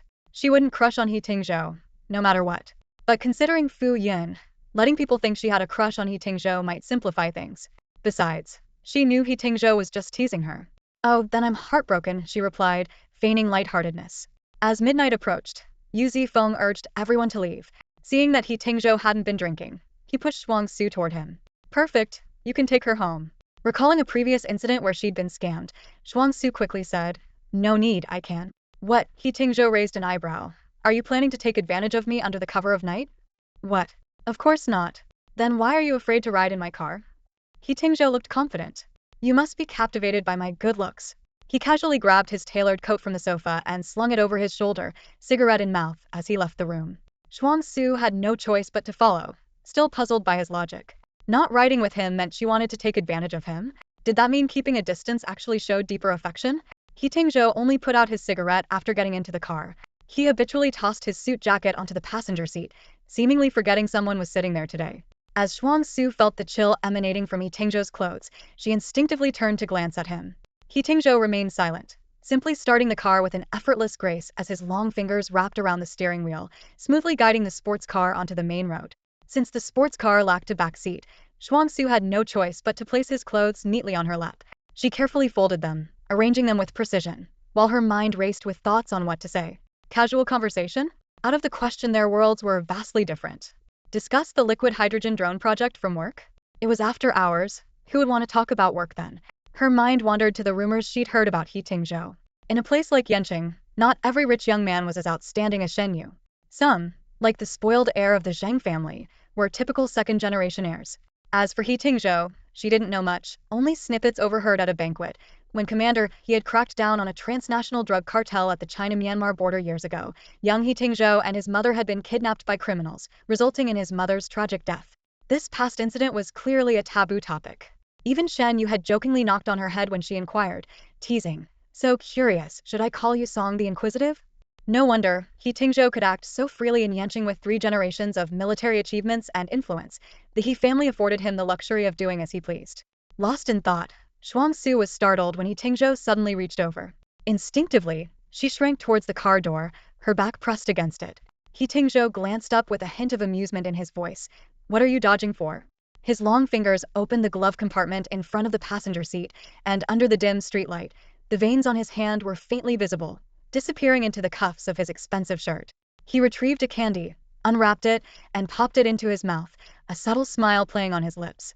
Between the two of us, I'm the one who should be worried about being taken advantage of. Shuangxue awkwardly straightened up. I was just afraid I'd take advantage of you. He Tingzhou cast a sidelong glance at her, a meaningful hum in his voice. Why don't you give it a try? When the car pulled up at the Shen family's front door, Shuangxue quickly got out, placing the neatly folded jacket back on the seat. She waved hastily. Goodbye. With that, she practically dashed into the house. At this hour, Fu Yun and the servants were already resting, leaving only a single light on in the Shen family villa's hallway. Mrs. Wang, wrapped in a coat, came out of her room to greet Shuangxue with concern on her face. Madam has been worried about you. I had to reassure her to finally get her to rest. Are you hungry? There's some fish soup in the kitchen. I can cook you some noodles. No need to trouble yourself. I'm not hungry, Shuangxue replied softly. You should get some rest too. I need to sleep. She quietly ascended the stairs back to her bedroom, not disturbing anyone in the process. The next morning, upon seeing Shuangxue, Fu Yun asked, where were you last night? Mrs. Wang said you came back in the early hours. I was out drinking with Zifeng and the others, Shuangxue replied casually, as if nothing had happened the previous night. Seeing her calm demeanor, Fu Yun finally felt relieved. Mrs. Wang came over with freshly brewed coffee, and as Shuangxue was eating her fried eggs, Fu Yin said, "Your brother is 31 now after his birthday. It's time to settle his marriage. I discussed it with your godfather yesterday, and we're considering a suitable match in Yanqing. Your brother has no objections. Do you have time to help me look into this?" "Sure," Shuangxue smiled, looking up. "I'm sure anyone you choose will be great." As it turned out, this was merely a test. Fu Yin only showed Shuangxue a photo once and never brought it up again. In a family like the Shen's, marriages were alliances that concerned the interests of two families, something beyond Shuangxue's influence. She might not even have a say in her own marriage, let alone Shen Yu's. Later that night, after her bath, Shuangxue received a call from Yu Zifeng. He invited her out, but she declined, saying, "You guys go ahead. I'm planning to rest." "Going to bed so early? Is it because you find your bed here more comfortable than in the US?" Yu Zifeng teased. "You used to be so lively, always tagging along with your brother. Why don't you come anymore? Are you sure you won't join us? Your future sister-in-law is here. Don't you want to meet her?" Shuangxue felt a ringing in her ears, perhaps from water getting in during her bath. She hadn't expected things to progress so quickly, not even knowing who the other party was. She initially didn't want to go, pulling the covers over her head, but feared acting out of character might raise suspicions. Meeting a future sister-in-law should be filled with curiosity and anticipation, right? Feigning excitement, she replied, "Of course, I want to meet her. Send me the address." 40 minutes later, Shuangxue arrived at Moonlit Begonia. This club's uniqueness lay not in its luxury, but in its location, a courtyard house within the second ring road, worth a fortune in itself. Of course, the scrollwork on the white marble steps and the million-dollar pines in the courtyard also testified to its exclusivity. It was a haunt for the wealthy elite, each with an impressive family background. Young women flocked here not just for its romantic name, but because it symbolized wealth, power, and desire. Although not a members-only club, ordinary people simply couldn't get in. Parking was generally prohibited in the courtyard, yet a solid black Koenigsegg was boldly parked there, no surprise, given the owner's family name was He. When Shuangxue entered the private room, it was bustling with activity. It was a mix of familiar faces and strangers, both men and women. "Sister, over here," Yu Zifeng waved, putting an arm around her shoulders and pointing to the woman sitting next to Shen Yu. "Do you know who this is?" "Your future sister-in-law." The woman was nothing like the poised, elegant lady Shuangxue had imagined. She looked very young, in her early 20s, with bright, lively eyes. Perhaps it was the dim lighting, or maybe Shen Yu's naturally indifferent demeanor. He didn't deny it, merely glanced at Yu Zifeng with his usual sarcastic tone. "You should really see a dentist about that leaky mouth of yours. Shuangxue is your sister, not an outsider. What's the harm in her knowing?" Yu Zifeng was unfazed. "It's not official yet."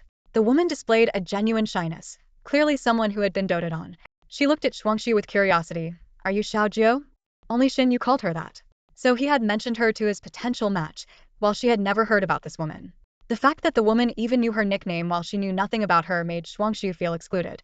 She understood that eventually Shen Yu would have his own family, a wife, and children.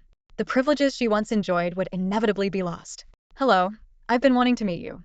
"I'm Lu Manman," Lu Manman said with a friendly smile. Shuangxue responded with a polite smile. "Hello, Miss Lu. Why so formal?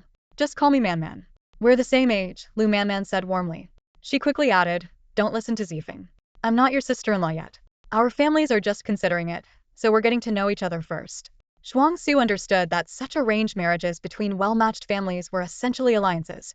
As long as neither party strongly objected or had any fundamental issues, the marriage was practically a done deal. She replied politely, "I'll change how I address you once things are more settled. Let's add each other on WeChat." Lu Manman took out her phone, and under Shen Yu's watchful gaze, Shuangxue couldn't refuse.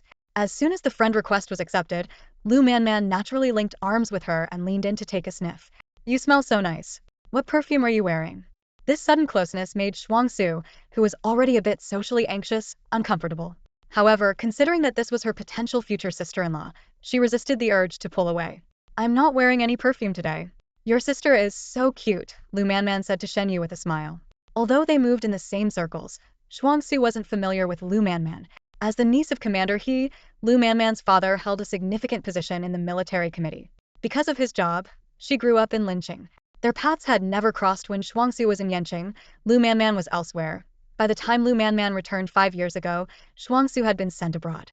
Notably, Lu Manman had a good relationship with her half-sister Song Lian, but the Song sisters were like archenemies. The conversations soon centered around Shen Yu and Lu Manman, filled with lighthearted and occasional playful banter. The 22-year-old Lu Manman blushed at the teasing and leaned closer to Shuangxue, whispering, "Xiaojiu, tell me secretly, does he have any hidden flaws?" My brother has no flaws, Shuangxue replied decisively. You asked the wrong person. If you ask his sister, she'd give Shen Yi a perfect score, Yu Zifeng interjected. You should come to me. He held out his hand. Give me $100 and I'll spill all of Shen Yu's secrets. Lu Manman laughed and playfully slapped his hand. I don't believe you. I only trust Xiao Jiao. Hearing this, Shuangxue turned to look at her intently, pondering whether Lu Manman genuinely didn't remember their last encounter, or was pretending in front of Shen Yu. In Yen City, half of the most prestigious and affluent young elites have gathered here today. The owner of Yuxia Haiting, a plump, elderly man with a kind face, personally delivered a few bottles of his treasured Louis XIII. Smiling, he said, with all you esteemed guests here today, my humble place is truly honored. I brought a few bottles of fine liquor to add some cheer, just a small token. I hope you don't mind, young Master Shen. Wow, Boss Qin is really generous, thought Shuangxue to herself. Even the club owner knows about it, so she must be the only one left in the dark. A soft voice of a woman came from inside the private room. Zhou, are you awake? It was only then that Shuangxue noticed the back of the room. This was their exclusive room, not open to the public. In the spacious area, only 2 low-color temperature spotlights were on. In the dim light, a man lay on the long sofa. His long legs were draped over the armrest because the sofa was too short, and his hand casually covered his eyes. On the carpet, a woman in a cheongsam knelt, gently fanning him. Though it was not hot in April, the scene resembled one of tender indulgence. Why is He Tingzhou always sleeping? Shuangxue wondered to herself. Doesn't he know how busy the night will be, yet he can still sleep through this noise? He Tingzhou lazily got up, pulled aside the hanging gauze curtain, and walked out. Someone immediately vacated a single sofa for him. After sitting down, he requested a cigarette. The fan-wielding beauty followed closely, gracefully perching on the armrest. Her tight cheongsam accentuated her perfect curves, and her long, slender legs crossed elegantly. Leaning slightly, her delicate hand with wynard nails lit his cigarette. Her demeanor suggested she was no ordinary hostess. Lu Manman, clearly intimidated by some kind of familial pressure, timidly addressed him as cousin. Yu Zifeng asked, I heard the chief returned a couple of days ago? He Tingzhou glanced at him through his long lashes. Why are you inquiring about his whereabouts? Planning an assassination? I wasn't. If you want him dead, you don't need to go to such lengths, He Tingzhou said nonchalantly. I'll take you to him later. If he knows what you're thinking, he might even praise your courage. Yu Zifeng nearly knelt. Heavens above, I swear I have no such treasonous intentions. He Tingzhou chuckled, flicking the ash from his cigarette. What are you afraid of? It's just a bullet. The old man's aim is precise. He guarantees it will be painless. Yu Zifeng dared not even mention the man's title, scolding himself. I'm such a blabbermouth. Lu Manman seemed particularly interested in Shuangxue, often steering the conversation towards her. Xiao Jiao is so beautiful. You must have many admirers, right? No, I don't have any admirers, Shuangxue replied. I heard that Zheng Zui used to pursue you, and then Shen Yi made him apologize. What was that about? Yu Zifeng interjected. You know what kind of person Zheng Zui is, don't you? That wasn't pursuing. It was harassment. He briefly recounted the past. Zheng Zui was notoriously dissolute, abusing his family background to do as he pleased, reportedly involved with women since middle school. Back then, Shuangxue was only 15 and was harassed by him after a few encounters. When Shen Yu found out, he directly confronted the Zheng family. In the end, old Master Zheng personally brought his grandson to apologize, and the matter was settled. Your brother is very protective of you, Lu Manman commented. Indeed, before Shuangxue became an adult, she had hardly any admirers. She was sent abroad right after graduating high school, even before her 18th birthday. During these years overseas, except for Shuyang, she avoided all social interactions, earning a reputation for being aloof. Yu Zifeng suddenly turned to Shen Yu. Did you know your sister got a boyfriend abroad? Your precious little sister has been secretly courted, and you didn't even know. Shen Yu looked at Shuangxue. You're in a relationship? Shuangxue dared not look at his expression and only gave a soft in response. Shen Yu rubbed his temple with the hand holding the cigarette, remaining silent. Yu Zifeng looked at Shuangxue with a nostalgic expression on his face. You were such a good kid. Always following behind like a little shadow, calling brother brother with that sing-song tone. The misty blue fog drifted through the air as Shen Yu's slender fingers tapped the rim of his glass.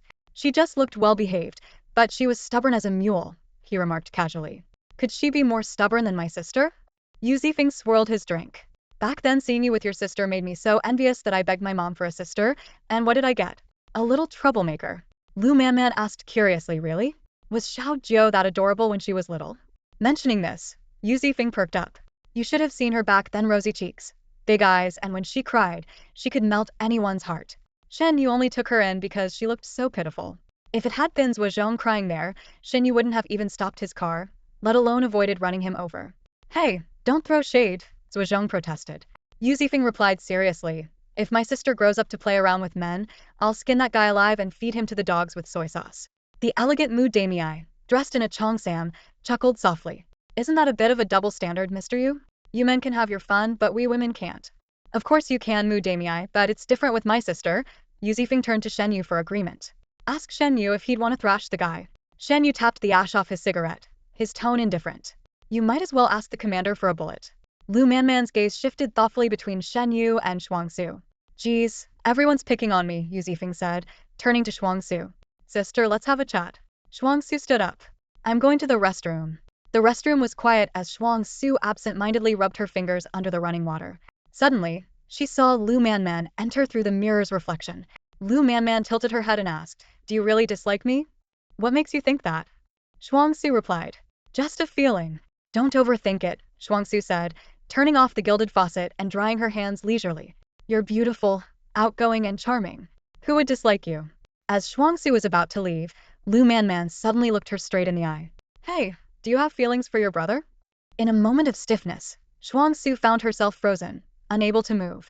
She instinctively pinched her fingertips and, after a few seconds, regained her voice. No, don't misunderstand. What Song Lian said is pure fabrication. We don't get along well. Lu Manman's eyes flickered, as if she were assessing the truth of her words. Shuangxue understood her doubt after all. They weren't real siblings, and she would probably feel the same in her position.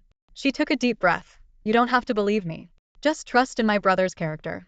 I hope I don't affect your view of him. When she returned to the room, the conversation had already shifted. He Tingzhou and the beautiful woman were nowhere to be seen. Shuangxue didn't think much of it and picked up her bag, ready to leave. You've only been here a short while and you're leaving already? Not waiting for your brother? Yu Zifeng asked in confusion. I'm a bit tired. You all have fun.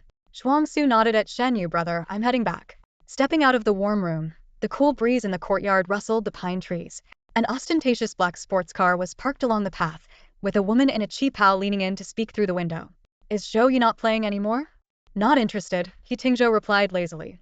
Shall I take you somewhere fun? The woman's voice was enticing. He Tingzhou flicked his cigarette ash and smiled lazily. What fun? Let me hear it. Shuangxue had no choice but to pass by them. The woman noticed her and toned down her flirtatious demeanor. Miss Song, leaving already? Yes. He Tingzhou's cold gaze swept over. Want a ride? Shuangxue politely declined. No need to trouble you, Tingzhou. You carry on. Which eye of yours sees me busy? The driver brought me. Before she could finish, He Tingzhou revved the engine and sped away, leaving the woman standing alone. She seemed unfazed, merely adjusting her earring with elegance. Back home, Shuangxue lay in bed, unable to sleep. Her phone suddenly buzzed. It was a message from Lu Manman. Did you get home safely? This reminded Shuangxue of the girls in the past who tried to get close to Shen Yu through her. But Lu Manman was different. She had no need to curry favor with her. Yes, thank you for asking. She replied politely. Over the next few days, Lu Manman frequently sent her messages to hang out. Shuangxue maintained a distant yet courteous attitude. Until one day, Fu Yan informed her that there was a guest at home. As soon as she entered, Shuangxue saw Lu Manman sitting in the living room. Zhao Jiu, nice to see you again, Lu Manman greeted warmly. Fu Yan smiled and said, Manman has been waiting for you for a while. Shuangxue suppressed her discomfort. Is there something you need, Miss Lu? My mom's birthday is coming up, and I was hoping you could help me pick out a gift. I'm not good at picking gifts, Shuangxue said directly. You should ask someone else to help. Lu Manman blinked her big, watery eyes and said pitifully, but I don't have any other friends. I grew up in Lin City with my dad, and I hardly know anyone in Yan City. Shuangxue coldly chuckled to herself, thinking, who are you trying to fool? Aren't you best friends with Song Lian? However, she kept this thought to herself, knowing that Lu Manman's display of vulnerability wasn't meant for her. Fu Yan stepped in just in time to ease the tension, saying, You always pick the perfect gifts for me. Why not help Manman choose one? It won't take much time. I'll make you some tangerine peel red bean soup tonight, okay? Faced with her godmother's gentle persuasion, Shuangxue reluctantly agreed with a nod. Fu Yan immediately arranged for a driver to take them out.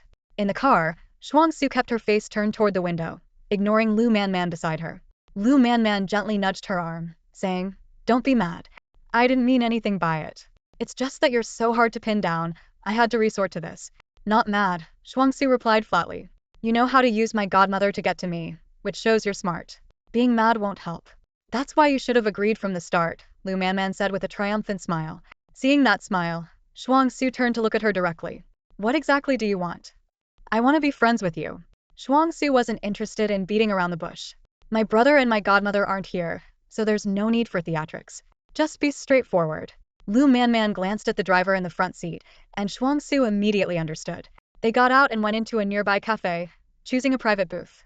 Once the door was closed, Shuangxue got straight to the point. You're different from other women. You're my brother's arranged partner, supported by both families. You don't need to win me over. I don't dislike you, and even if I did out of respect for my brother, I'd still be polite. So there's no need to keep testing me. Lu Manman leisurely picked up a sugar cube with tongs and dropped it into her coffee, stirring as she spoke. But I'm very curious about you. I don't mind telling you that I really like Shen Yi. I was smitten the first time I saw him at a party. That day, I only spoke to him twice. I asked where the restroom was, and he had someone show me the way. I thanked him, and he just gave a casual smile, a bit dismissive, but I blushed all night. I was young then, you understand, we're the same age. You should be telling him this, not me, Shuangxue interrupted. Lu Manman seemed not to hear and continued. I know he's had other women around, but I don't care. At his age, with his charm, it's only natural. Those women don't matter. The real threat to me is you.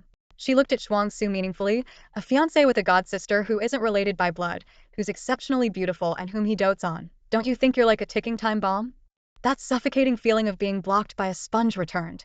Shuangxue sat in the booth of the cafe, her fingers absent-mindedly stroking the smooth porcelain of her coffee cup.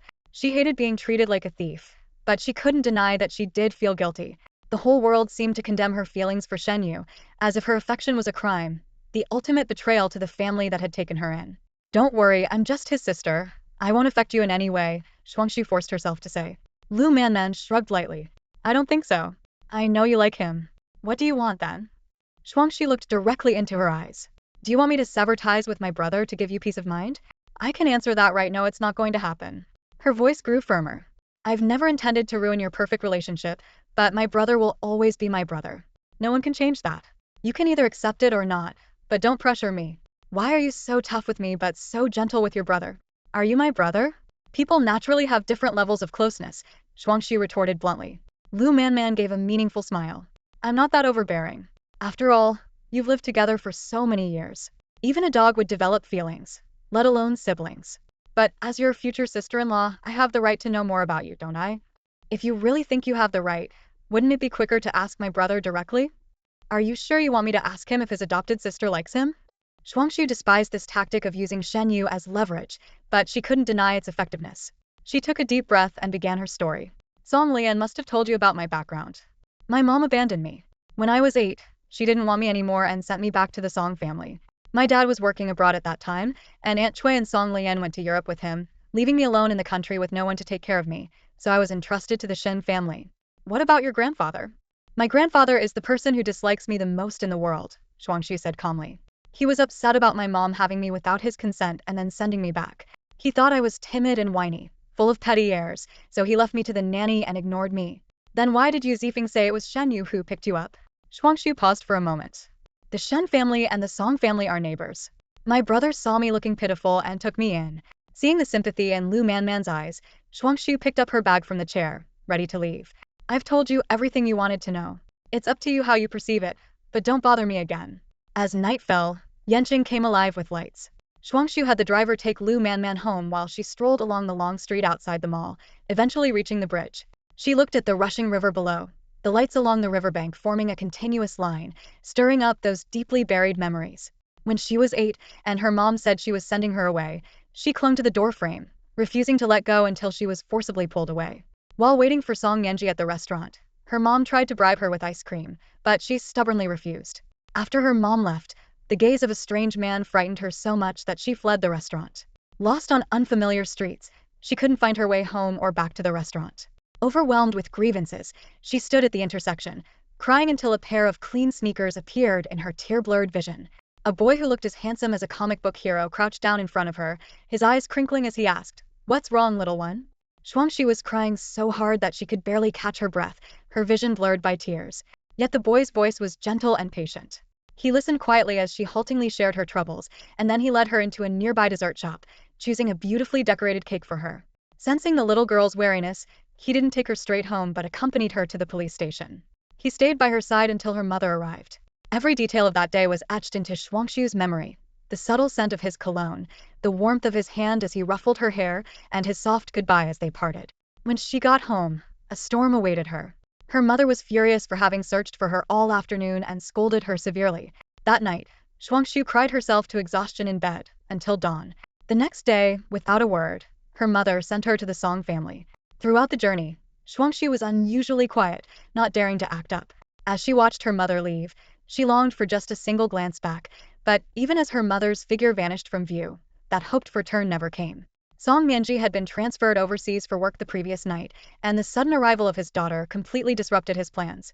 He had only briefly set aside time for a lunch meeting, which was cancelled as they couldn't meet. The vast Song family villa felt especially empty, with only 2 servants managing the daily chores. To them, this unexpected young guest was both unfamiliar and a topic of private gossip. A few days later, Grandpa Song finally found time to visit her. His stern expression and critical gaze made Shuangxue even more anxious, and he left after only a few minutes. The servants merely fulfilled their duties of taking care of her basic needs, hardly speaking to her. Shuangxue felt like an island, forgotten in this vast, empty villa. Every day, she would squat by the garden fence, like a mushroom stubbornly growing, persistently hoping for the sight of her mother. But instead of her mother, it was the boy in the school uniform who appeared. Every evening, he would pass by outside the fence with his backpack, and Shuangxue's eyes would unconsciously follow him, like a sunflower following the sun. Finally, one day, he crossed the lawn to her, bending down to peer at this forgotten little girl through the iron railing, and softly asked, "Want to come with me, little sister?" That year, Shen Yi was 16. Outsiders thought the Shen family had adopted Shuangxue, but they didn't know that it was Shen Yi who truly raised her. Teenagers around 16 or 17 often indulge in various pursuits: some race cars, some chase after girls, and others smoke, get tattoos, or piercings. Shen Yu, however, chose to look after a young girl. To outsiders, Shen Yu treated this girl he found like a precious gem. What was once the little waste, abandoned by the Song family, had blossomed into a cherished princess under his care. Wherever he went, she was by his side. Whatever she wanted, he would provide. When Shuangxue talked to Lu Manman about her past of being abandoned by her biological family, her tone was calm and unruffled. Those wounds had long healed, as Shen Yu had filled all the gaps in her life. Yet now, an irresistible force was pulling her away from him, causing her the greatest pain. She often mocked herself, wondering if she had read too many of the love letters other girls wrote to Shen Yu, and if those emotions had influenced her feelings for her brother. When the world turned its back on her, it was Shen Yu who took her in. If he were to abandon her too, what would she do? Sitting alone on a bench by the river, Shuangxue let the wind tousle her hair. How she wished she could wake up as that naive little girl once more. A black sports car roared past her, then reversed back. Its blaring horn jolted her from her thoughts. She looked up to see He Tingzhou leaning against the car window, his gaze lingering on her red eyes before shifting to the river behind her. Planning to jump in just because you can't have me? That's some deep affection. His unexpected teasing made Shuangxue smile despite herself, but she quickly pressed her lips together, pretending she hadn't laughed. "Get in," He Tingzhou said. Shuangxue didn't move. His car always made her feel uneasy. "So you're really set on jumping into the river today?" He Tingzhou leaned back in his seat, arms crossed. "Go ahead, I'm curious to see." "I'm not jumping into the river. Just sitting for a while," Shuangxue explained. "You don't have to worry about me. I can get home on my own. Should I call your brother to persuade you?" At the mention of Shen Yu, Shuangxue immediately relented. With a sigh, she opened the passenger door and got in. He Tingzhou didn't rush to drive off. Instead, he glanced sideways at her wind-blown hair, the redness around her eyes, her whole demeanor like a bullied child with no one to turn to. "What's wrong?" Shuangxue asked, noticing his gaze. "Waiting for you to cry," He Tingzhou said lazily, his hand resting on the steering wheel, veins pronounced along his slender wrist. "Need me to call action for you?" "Thanks, but I'm not about to cry," Shuangxue replied, puzzled by his impression of her. "Going home to cry in your brother's arms, huh?" He Tingzhou smirked meaningfully. "How old are you, still clinging to people?" Shuangxue opened her mouth but chose to stay silent. Indeed, she used to cry easily as a child, but that was in the past. The sports car sped through the night, neon lights flashing past the windows. At a red light, a pink G-Wagon pulled up beside them. "Hey, handsome." A scantily clad woman leaned against the car window, flirtatiously eyeing He Tingzhou. Due to the height difference and the cover of night, she didn't notice Shuangxue in the passenger seat. "Are you alone?" "No," He Tingzhou replied lazily, resting an elbow on the window. "With a ghost." "Do you have a girlfriend? Do you want me to?" The woman winked. "If you want one, you can have one." He Tingzhou's profile looked especially striking in the interplay of light and shadow. He casually chewed on a piece of candy. Nah, someone might get jealous and jump into the river. Shuangxue rolled her eyes, thinking, what does that have to do with her? As the light turned green, the woman leaned out, tossing a card scented with perfume. I'm free tonight, call me. The card landed on He Tingzhou's lap. He picked it up with 2 fingers, revealing a black-inked phone number. Shuangxue glanced at him, but his expression was so nonchalant that she couldn't discern anything. He casually held the card between his fingers, tapping it rhythmically against the steering wheel as he waited at a red light. The soft, steady tap, tap filled the car. Resigned, Shuangxue turned her face towards the window, thinking she might have interrupted his plans. The car turned into an unfamiliar alley, dimly lit by the faint glow of street lamps, making it feel particularly secluded. Just as Shuangxue was lost in confusion, the sudden sound of a car door shutting jolted her from her thoughts. In the stillness of the night, a flood of sensational headlines rushed into her mind. Young woman found dead in alley at midnight. The culprit is... Knock. Knock. The car window was tapped. Through the glass, she saw He Tingzhou's imposing 6 feet 2 inches figure silhouetted against the light.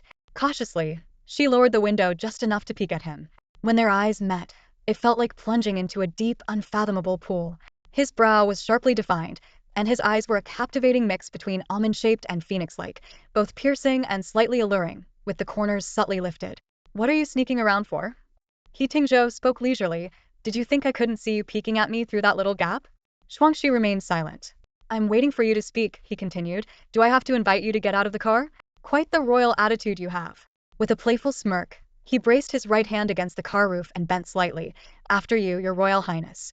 Reluctantly, Shuangxue unbuckled her seatbelt and stepped out. Where to? For a bowl of noodles. It was then she noticed the noodle shop not far away. It had an old wooden sign instead of a flashy LED one, with only a small patch of warm light at the entrance. I'm not hungry. I didn't ask, He Tingzhou replied bluntly. If you're not hungry, you can just watch me eat. All right then. This old noodle shop, tucked away in the depths of the alley, had been around for years but was kept clean and tidy. Even before they reached it, the rich aroma of noodles wafted through the air. Though she hadn't felt hungry, the enticing smell reminded Shuangxue that she hadn't had dinner yet. He Tingzhou seemed to be a regular at this place. The owner, an unremarkable middle-aged man, brought 2 bowls of beef noodles to their table and casually struck up a conversation. Haven't seen you in a while. Been busy lately. He Tingzhou deftly picked out the scallions from his bowl with his long fingers. Yeah, been busy minding other people's business. The owner chuckled, unfazed, and turned his gaze to Shuangxue. First time seeing you bring someone along. Such a pretty young lady. Is she your girlfriend? She's been clinging to me like her life depends on it. What can I do? He Tingzhou didn't deny it, his tone full of nonchalance. Shuangxue merely met the owner's surprised look with a perfunctory smile, too lazy to explain. Although this little shop was tucked away, the food was surprisingly good. The broth was rich and fragrant, and the handmade noodles were perfectly chewy. As she savored the hot soup, the chill from the river seemed to dissipate. Shuangxue was engrossed in her meal, her nose turning slightly red. When she looked up, she found He Tingzhou watching her. He had barely touched his own bowl, lounging back in his chair, idly playing with a rustic teacup, his long legs awkwardly tucked under the small table. Is it good? Shuangxue nodded. How did you find such a hidden place? Haven't you heard whose turf Yen City is? His tone carried an inherent arrogance. There's no place I'm not familiar with. Are you familiar with the ladies' room too? She realized she was daring to tease him only after the words left her mouth. He Tingzhou raised an eyebrow. Talking so much, are you full? I'm full. Shuangxue carefully wiped her mouth, her lips naturally rosy after the lipstick had worn off. If you're full, go pay the bill. Me pay. She widened her eyes in surprise. With Shen Yi or any of her brothers like Yu Zifeng, she was never the one to pay. Should I pay? I picked you up from the riverbank, took you home, and even treated you to noodles. Who's got a crush on whom here? You didn't bring money? If you can't pay, call your brother. Shuangxue was at a loss for words and obediently took out her phone. Only then did she see over 20 missed calls from the driver Uncle Wang, from Fu Yun, and from Shen Yi. Her WeChat was pinned with messages from Shen Yi. Brother, where are you? Brother. Xiao Jiao answered the phone. Just as she was about to call back, Fu Yun's call came through. Shuangxue, where did you go? Fu Yun's voice was filled with anxiety. I went shopping with Miss Lu, didn't you know? Old Wang said after dropping off Man, he couldn't find you, and your phone was off. You worried us to death. I had it on silent for a meeting and forgot to switch it back. Shuangxue said, rubbing her forehead in regret. Your brother went out looking for you. Call him back quickly. Shen Yi picked up almost immediately, and Shuangxue called out brother, but suddenly didn't know how to explain her disappearance. There was a moment of silence before Shen Yi's gentle voice came through. Where did you go? Eating noodles. Send me the address. After giving him the address, Shen Yi said, don't wander off, wait for me. After hanging up, Shuangxue stood there dazed for a moment. The shop was empty at this hour, making it feel particularly quiet. Remembering she hadn't paid, she asked the owner, who was preparing to close up, how much. Mr. He already paid. The owner replied with a friendly smile. Turning around, she saw the spot where He Tingzhou had been sitting was now empty. Walking out of the shop, she saw him leaning against his car smoking. His broad shoulders and long legs, with his shirt flapping in the wind, made for a striking figure in the car's headlights. My brother is coming to pick me up. I'll wait here. Shuangxue hesitated. Tingzhou, thanks for today. Although she hadn't intended to jump into the river, being pulled back from the cold riverbank and treated to a warm meal was something she genuinely appreciated. Through the smoke, He Tingzhou glanced at her. You're welcome. With that, he stubbed out his cigarette, got into his car, and drove off, the Koenigsegg roaring into the night. 20 minutes later, Shen Yi arrived. The owner, out of respect for He Tingzhou, had stayed back, saying it wasn't safe in the alley at this hour. Shuangxue thanked him and got into the car. Shen Yi glanced at the unassuming noodle shop. Why come so far for noodles? For some reason, she instinctively hid He Tingzhou's involvement. A friend recommended it. The noodles are really good. Came with a friend? Yeah, he left first. As the car merged onto the main road, Shen Yi casually asked, what did you talk about with Man? Not much, just helped her pick out a birthday gift for her mom. What did you get? Caught off guard. Since they hadn't actually gone shopping, she stammered, a coffee cup. She'd leave the rest for Lu Man to cover. When they got home, Shen Chongyuan had already returned from his trip, and Fu Yun was waiting in the living room. Seeing them come in, Fu Yun finally relaxed but couldn't help expressing her frustration. You went for noodles and didn't tell old Wang, couldn't reach you on the phone, had us looking everywhere. You're an adult now, but you still act like a child, doing things on a whim without considering the consequences. I'm sorry, godmother, I didn't mean to worry you. Shuangxue lowered her head, admitting her fault. Shen Chongyuan reassured Fu Yun, as long as she's found, Shuangxue didn't do it on purpose. Then turning to Shuangxue, he said, your godmother worries because she cares. When she couldn't reach you, she got anxious and even called your brother back. I know. Fu Yun was still upset. I'm not blaming you, but you need to be more mindful. It was just a simple task to accompany Man for a gift, and even if you were unhappy, you shouldn't have disappeared. Shen Yu interrupted, gently patting Shuangxue's head. Go upstairs and rest. Shuangxue glanced at Fu Yun, whose expression worsened due to Shen Yu's protective gesture. Listen, Shen Yu's tone was calm. Frost Su didn't sleep well that night. Her dreams were fragmented, filled with scenes from her childhood. When she woke up in the morning, sunlight was already filtering through the curtains, casting a shimmering glow on the textured wallpaper. She lay quietly in bed, her gaze sweeping over the familiar room. Every light's brightness, every tile's pattern was as familiar to her as if etched in her blood. She could even navigate the spiral staircase on the second floor with her eyes closed. This place held countless memories for her. The high school 15 minutes away by car, the pool where she learned to swim, and the turtle she impulsively adopted at 12, still leisurely living in the garden pond. To her, the concept of home was embodied by this house. But after she turned 18, everything changed. The 5 years of separation felt like a prolonged desensitization process, and since her return to the country, the countdown to leaving this home had already begun. When she mentioned her plan to move out to Shuyang, he didn't say much, simply offering his support. You can stay at my place for now. You have the key anyway. There are 2 rooms, and if you like it, we can live together in the future. Don't worry, I have a place to go, Frost Su replied. I have an apartment on Songming Road number 9. Shuyang nearly choked on his water. Songming Road number 9? Why? Is there a problem with that place? Frost Su was puzzled, unsure if something had happened there while she was abroad. The problem is the property prices there are sky high, Shuyang said, patting his chest. You really lack the extravagance that a wealthy heiress should have, making me forget you're a rich girl. Look who's talking. Frost Su snorted. I lost 20 million. Woof. Shuyang joked, mimicking a dog's bark. You're crazy. Frost Su laughed and scolded. After their laughter subsided, Shuyang asked, have you told your brother about this? Frost Su fiddled with the aluminum foil on a blister pack. I haven't figured out how to tell him yet. Finding an excuse is easy, Shuyang pointed out. The real issue is how you feel about it. This wasn't just an ordinary matter of living alone. The Shin family and Frost Su weren't related by blood, and the incident 5 years ago left an unbridgeable gap. Before Frost Su could reach out, Shin Yu called her first. Keep your evening free. I want to introduce you to someone. At 7:05 p.m. that evening, when Shen Yu's car pulled into the driveway, Frost Su was already waiting at the door. She wore a stylish blue checkered dress that fell to her knees, topped with a cream-colored trench coat, looking both formal and lively. Shen Yi was in the car handling a work call, his gaze falling on her through the window. Frost Su quickly approached and got into the car as the driver opened the door for her. You're late, brother. Shen Yu's lips curved slightly. What do you want this time? The subordinate on the other end of the call was confused. Mr. Shen. Shen Yu's tone immediately turned businesslike.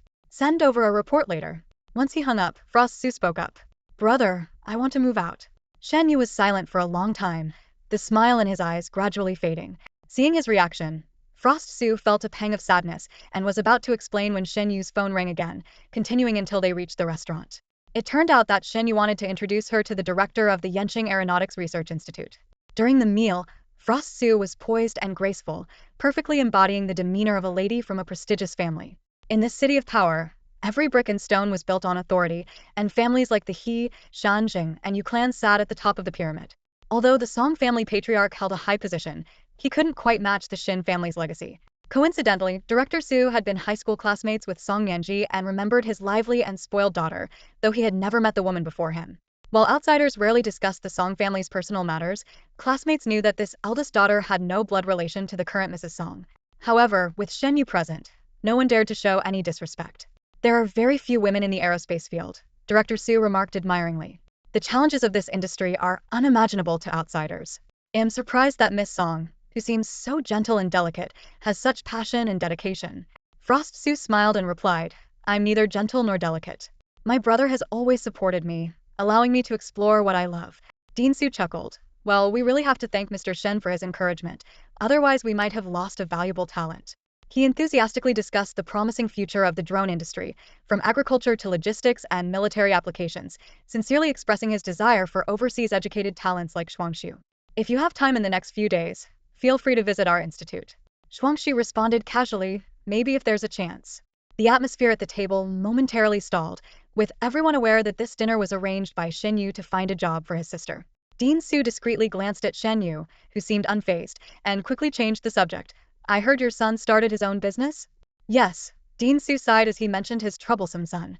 He gave up a stable job at the Tobacco Bureau to venture into the electric vehicle industry with his friends, investing a lot of money and now still seeking loans. Shen Yu smiled faintly. It's good for young people to have that kind of drive. I'll have a word with Mr. Zhou from Hengtai Bank and see if he can pass along some information. Of course, it all depends on the company's credentials. Dean Su was delighted to hear this and quickly raised his glass. Thank you so much, Mr. Shen. I toast to you. The car ride back was silent. Shuangxue wanted to explain several times, but seeing Shen Yu resting with his eyes closed, she kept quiet. As they neared the Shin family home, Shen Yu asked the driver to stop by the roadside and stepped out to light a cigarette. After a moment of hesitation, Shuangxue also got out of the car. Brother, are you upset? In the darkness, Shen Yu flicked the ash from his cigarette and looked at her sharply. You want to move out, reject the job I arranged for you. Are you trying to assert your independence? I just don't like this job, Shuangxue said, kicking a small stone on the ground. If I go, I'd just be a mascot, benefiting from privilege, and maybe even ridiculed as someone who got in through connections. Isn't privilege a good thing? It means no one can bully you. After a long silence, Shuangxue softly asked, what if one day, I don't have you to back me up anymore? When the time comes, she'll be nothing. The night breeze scattered the smoke in front of Shen Yu, whose deep eyes reflected the ink-like darkness of the night. Are you cursing me? Do I look like I'm short-lived? Shuangxue hastily tried to explain but was at a loss for words. Shen Yu's voice carried the coolness of the night breeze. Xiaojiao has grown up. She's not the little girl who used to run to her brother for everything. This statement was like a dull knife, instantly breaking down Shuangxue's defenses. She lowered her head, and large tears silently fell to the ground. She wanted to refute him, but she knew clearly that from the moment she was sent away 5 years ago, she was no longer the same Xiaojiao. Shen Yu extinguished his cigarette and gently placed his large hand on her head, softly ruffling her silky, jet-black hair. Even when Yu Zifeng used to try and imitate Shen Yu's gesture, she would shy away. If you don't want to join the research institute, what do you want to do? Suppressing the lump in her throat, Shuangxue calmly replied, I plan to start a business with my senior. You want to start a business? Want me to set up a company for you to play with? No, Shuangxue shook her head. I'm really interested in my senior's liquid hydrogen drone project. Feishua's research capabilities are strong, and there's a lot of potential for future development. Shen Yu smiled and said, then I'll wait for the day you ring the bell at your IPO. With his approval, Shuangxue finally voiced what she had been wanting to say. Brother, I want to move out. The apartment on Songming Road was prepared for you, Shen Yu replied casually. I haven't told godmother yet. I'll handle mom. Things went much smoother than Shuangxue had anticipated. On moving day, she didn't take much with her. Her clothes and books from her girlhood, like this room, would remain in the past. She had wanted to take the turtle she raised and had already prepared a tank in her new home, but she couldn't find it by the garden pond. The maid said she saw it yesterday, probably hiding somewhere again. Shuyang ignored the doctor's orders and snuck out of the hospital to help. You're more fragile than glass right now. A touch and you'll bleed endlessly, Shuangxue said. Shuyang's anemia and thrombocytopenia made her prone to bleeding and infection at the slightest touch. Then I won't pretend anymore. Shuyang immediately collapsed onto the new sofa. I'm fragile and precious now. Call me when you're done tidying and order takeout. Xiao Liao, on the other hand, was excitedly exploring the new house, exclaiming over the shiny kitchen, spacious walk-in closet, and luxurious bathtub. She enthusiastically helped Shuangxue unpack and discovered a trophy in one of the boxes. Boss, you won the City Youth Swimming Championship? Looking at the carefully wrapped trophy, Shuangxue said softly, yes, I love swimming. It was the only trophy she brought with her and her longest-lasting passion. Shen, you had even hired a professional coach for her back then. I got it when I was 16, my first and only swimming competition trophy, Shuangxue said, gently stroking the trophy. Was your talent just a flash in the pan? Xiao Liao asked curiously. Shuangxue raised an eyebrow and smiled. I'm actually really good. But after that competition, my dad strictly forbade me from participating again. Why? Her smile turned a bit bitter. Because his job requires our family to keep a low profile, especially me. She paused, then added nonchalantly, I'm the scandal of the Song family. Better not to appear in public. After that competition, a photo of her beaming with the trophy was published on the front page by the organizers. All her joy turned to nothing after receiving an overseas call from Song Mianji. Ironically, her father barely called her once a year, but this time he did, just to forbid her from continuing with competitions. Where's the scandal? You're clearly beautiful, Xiao Liao said, puzzled. Shuangxue was momentarily stunned, then collapsed onto the sofa with laughter. Thank you for that refreshing perspective. I do feel comforted. How did she get into a top university with that kind of intelligence? Shuyang asked, barely holding back laughter. Great wisdom often seems foolish, Shuangxue replied softly. See? Xiao Liao jumped up excitedly. Only the boss appreciates me. The three of them chatted and laughed, and although there wasn't much to pack, they were busy until the evening. It was probably the most relaxed moment for Shuangxue since returning to the country. Xiao Liao volunteered to take Shuyang back to the hospital, and Shuangxue saw them to the door, watching the car drive away. As she turned to head back, she noticed a stretch limousine parked by the roadside. A chauffeur wearing white gloves stood respectfully by the car, bowing to her from a distance before opening the door. Shuangxue's good mood vanished instantly. She walked over, got into the car, and the driver gently closed the door. Cui Ning's director's wife sat opposite her. She was always impeccably dressed in a Chanel suit, her hair perfectly styled, her shoes spotless, exuding an aura of elegance. She first glanced at the luxury high-rise outside the car window. This place isn't bad. Shen Yi is quite generous to you. If you like it, you should buy a unit, Shuangxue said coolly. Cui Ning shot her a glare. Your heirs as the Song family's young lady are getting bigger by the day. To see you, I have to come personally. The Shen family's house is next to the Song family's, yet you can't spare a moment to visit your own home. Shuangxue, I'm learning from you the great, she said deliberately, passing my home 3 times without entering. Her impenetrable attitude clearly displeased Cui Ning, who asked directly, when do you plan on returning to the US? The US isn't calling me back, Shuangxue said calmly. The atmosphere in the car became tense. Cui Ning frowned at her stepdaughter in the passenger seat. I've already quit my job abroad. I'm back for good this time. Who told you to resign? Was it Shen Yi or Fu Yuan? Cui Ning's tone was harsh. Did you discuss such a big decision with your father and me? Shuangxue kept her gaze forward, her voice still calm. I decided on my own. Would you dare make such a decision without their approval? Cui Ning pressed, convinced that someone from the Shen family was backing Shuangxue. She despised how close Shuangxue was with the Shens, as it made people gossip, suggesting she couldn't tolerate her stepdaughter and had pushed her away to be raised by others. Don't think I don't know. Shen Yi wants to get you into the research institute. Old Su and your father were classmates. He bypassed your father to arrange a job for you. Does he even consider us? If you feel upset about him bypassing you to help me, you can personally ask Director Su to sort it out for me, Shuangxue retorted with a mocking smile. Cui Ning's face darkened. Rest assured, I turned down the job at the institute, Shuangxue continued. But don't be too pleased. I'm planning to start a business with a partner. Don't blame my brother or my godmother. I decided to return and stay on my own. I'm an adult now, free to do as I please. Cui Ning's expression grew colder. Song Shuangxue, I may not be your biological mother, but I am your legal guardian. No matter how well the Shen family treats you, if I decide to send you away, no one can stop me. Shuangxue remembered how she was sent abroad 5 years ago. I'm not going anywhere, she said, meeting Cui Ning's gaze. I'm no longer the powerless minor I was 5 years ago. If you want to put me on a plane, you'll have to tie me up first. Cui Ning stared at Shuangxue for a long time before regaining her usual composed elegance. You've really grown independent. Fine, if you want to come back, then do so. At least people won't say I can't tolerate you. As long as you don't cause trouble, I don't care where you are. As Shuangxue was about to get out of the car, Cui Ning added, the Shen and Lu families are about to finalize their marriage arrangement. Behave yourself during this time and don't get any ideas. Shuangxue didn't respond, closing the car door and walking away. The night in East 3rd Ring Road was brightly lit, yet number 9 Songming Road enjoyed a tranquil solitude amidst the bustling city. This prime location apartment was a gift from Shen Yi for her 18th birthday. Shuangxue knew well that being forced abroad wasn't just Cui Ning and Song Nianji's decision. Shin Changyuan and Fu Yun had a hand in it too. On her 18th birthday in California, Shen Yu had flown over to transfer the apartment to her name, ensuring she always had a place to return to. She understood all this. Over the weekend, at a private room booked by Xu Yang, the whole company gathered for a dinner. It was both a formal welcome for Shuangxue as the new CEO of Feishua and a celebration for the loyal employees who stuck through tough times. Shuangxue arrived late as she went to pick up a custom cake. As soon as she reached the restaurant, Xiao Liao sent her a series of urgent messages. Are you here yet? Are you here? This lobster has been tempting me for 10 minutes. Go ahead and start eating, Shuangxue replied with a smile.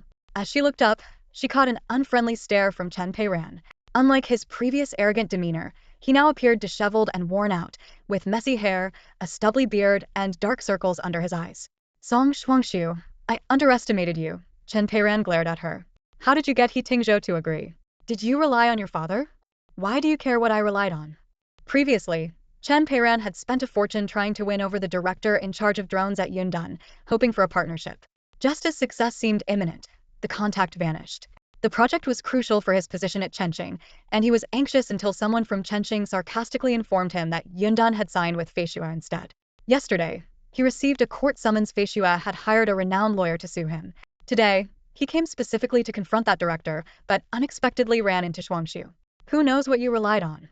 Chen Peiran poured his rage onto Shuangxue. I heard your family doesn't even acknowledge you, sending you away to be raised by others. Your father would help you? Xu Yang couldn't secure that contract despite all his efforts, yet you managed to win over He Tingzhou in just a few days. I bet you slept with him. Passers-by shot curious glances, but Shuangxue remained unfazed. And what does that have to do with you? Chen Peiran was seething with anger, his face twisted with sarcasm, his voice dripping with scorn. Being pretty sure has its perks, huh? Just spread your legs and all your problems are solved. Shuangxue frowned slightly, her voice icy as she warned. Watch your mouth. If you keep spreading rumors, I'll add defamation to the list. You think I'm scared of you? Chen Peiran's voice rose sharply. What rumors am I spreading? If He Tingzhou hadn't slept with you, why would he suddenly change his mind? Ignoring a big company like Chenqing and choosing to work with a nearly bankrupt small firm instead, he's either gone mad or lost his mind. Just as his voice reached its peak, the elevator opposite them chimed and the doors slowly opened. He Tingzhou appeared unexpectedly inside, his voice lazily filling the space. Surprised, Chen Peiran was instantly silenced, like a chicken caught by the neck. Shuangxue turned to follow his terrified gaze and saw several men in suits standing in the elevator, each with an indescribably strange expression. The most striking was He Tingzhou in the center, hands in his pockets, the tails of his suit jacket casually pushed back to reveal a crisp white shirt and a well-fitted waistline, exuding an innate elegance. Mr. He. Chen Peiran's face turned ashen as he stammered, trying to explain. I didn't.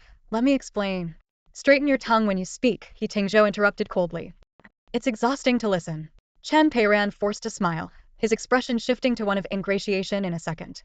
Mr. He, what a coincidence. Are you here to dine personally? If I don't eat personally, will you eat for me? He Tingzhou's voice was laced with obvious sarcasm. Chen Peiran's face flushed red. Mr. He, Yundan clearly agreed to cooperate with Chenqing. A verbal agreement is still an agreement, but then you turned around and signed a contract with Shuangxue. Aren't you playing me? Playing you. He Tingzhou didn't bother to hide his arrogance. What's there to play about you? Even if I did, what could you do? You're nothing. Humiliated in front of everyone, Chen Peiran's face turned purple with rage. Is being a he so great? He Tingzhou sneered. Yes, it is. What, do you want to be a he too? Call me dad, and I'll acknowledge you as my godson. Your grandpa's waiting at home to hold a grandchild. This made a young man behind them laugh uncontrollably, earning a furious glare from Chen Peiran. The man quickly composed himself. Sorry. In Shuangxue's mind, an untimely image of Chen Peiran sucking on a pacifier while being cradled by Commander He surfaced, and she had to press her lips together to maintain her calm demeanor. Chen Peiran's chest heaved with rage, his face puffed up like an angry pufferfish about to burst. His eyes suddenly locked onto a figure with a receding hairline, and he pointed accusingly, shouting, "Mr. He, your company's director fan personally promised me a collaboration with Chenxing. He accepted so many benefits from me, and now he's backing out. No matter how powerful the He family is, you can't just bully people like this." These words were like a public accusation against the He family. Director Fan broke out in a cold sweat and hurriedly tried to push Chen Pei Ran away. "Think carefully before you speak." He Tingzhou, unfazed by the stares from those around him, leisurely pulled his right hand out of his pocket and pointed lightly in Chen Peiran's direction. His gaze, sharp as a knife, swept over Director Fan's bald head. "You deal with him, or I'll deal with you. Rest assured I'll handle it cleanly." Director Fan promised repeatedly, dragging Chen Peiran away. "Let's settle this privately, don't make a scene in front of Mr. He." Just then, Shuangxue's phone rang. It was a call from Xiaoliao. "Tingzhou, I'll be leaving now," she said as she prepared to answer the call while passing by He Tingzhou. He Tingzhou looked down at her as she passed and suddenly, with a hint of amusement, said, "Are you that eager to sleep with me?" Before Xiaoliao could finish speaking on the phone, a chorus of oohs and ahs erupted, sounding like a group of people teasing. Xiaoliao had accidentally left the speaker on. "Are you calling monkeys?" He Tingzhou remarked, clearly having heard the commotion. Shuangxue froze for a moment, quickly hung up, and instinctively glanced at the men behind He Tingzhou. They immediately averted their eyes, suddenly finding the ceiling and floor fascinating. "I wasn't." Shuangxue rarely looked embarrassed. "I have no improper thoughts about you." "Then why didn't you clear up the rumors just now when they were thrown in your face?" "You already said they were rumors." "It doesn't matter what he thinks. There's no need to explain," Shuangxue replied, trying to stay calm. "If I have to prove myself every time someone doubts me, I'd be letting them lead me by the nose." "Is that so?"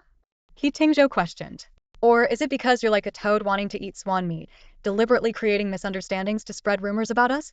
"You're the toad," Shuangxue blurted out, immediately regretting her words. Ever since their last meal together, she'd been speaking more freely to He Tingzhou, often without thinking. "Fine, you're the swan, and you want to eat me, the toad." "Satisfied," He Tingzhou said, unwilling to argue over such trivial terms. "Also control your desire for me," He Tingzhou drawled. "Being so obsessed every day, it's quite frightening." "You're scared of nothing," Shuangxue retorted. With that, He Tingzhou leisurely walked away, leaving his subordinates to pass by Shuangxue with smiles that were both respectful and full of meaning. Shuangxue took a deep breath, resignedly stepping into the elevator and pressing the close button 3 times. As she entered the private room, her colleagues' eyes were on her like searchlights, each gaze filled with a knowing curiosity. Fu Yun was visibly taken aback, her gaze flickering between Lu Manman and Shuangxue, her expression becoming increasingly uneasy. Both women were wearing identical kipeos, and in such an important setting, the fashion faux pas was undeniably awkward. Shen Yi reassured her softly, "Don't worry, Manman isn't the type to hold grudges." However, Fu Yun remained troubled. This is the first time meeting the parents. Clashing outfits in front of them might leave a bad impression. Quickly, Shen Yi removed his suit jacket and handed it to Shuangxue. "Wear this for now." Fu Yun frowned. "It's obvious it's your jacket." Before Shen Yi could respond, Shuangxue stood up.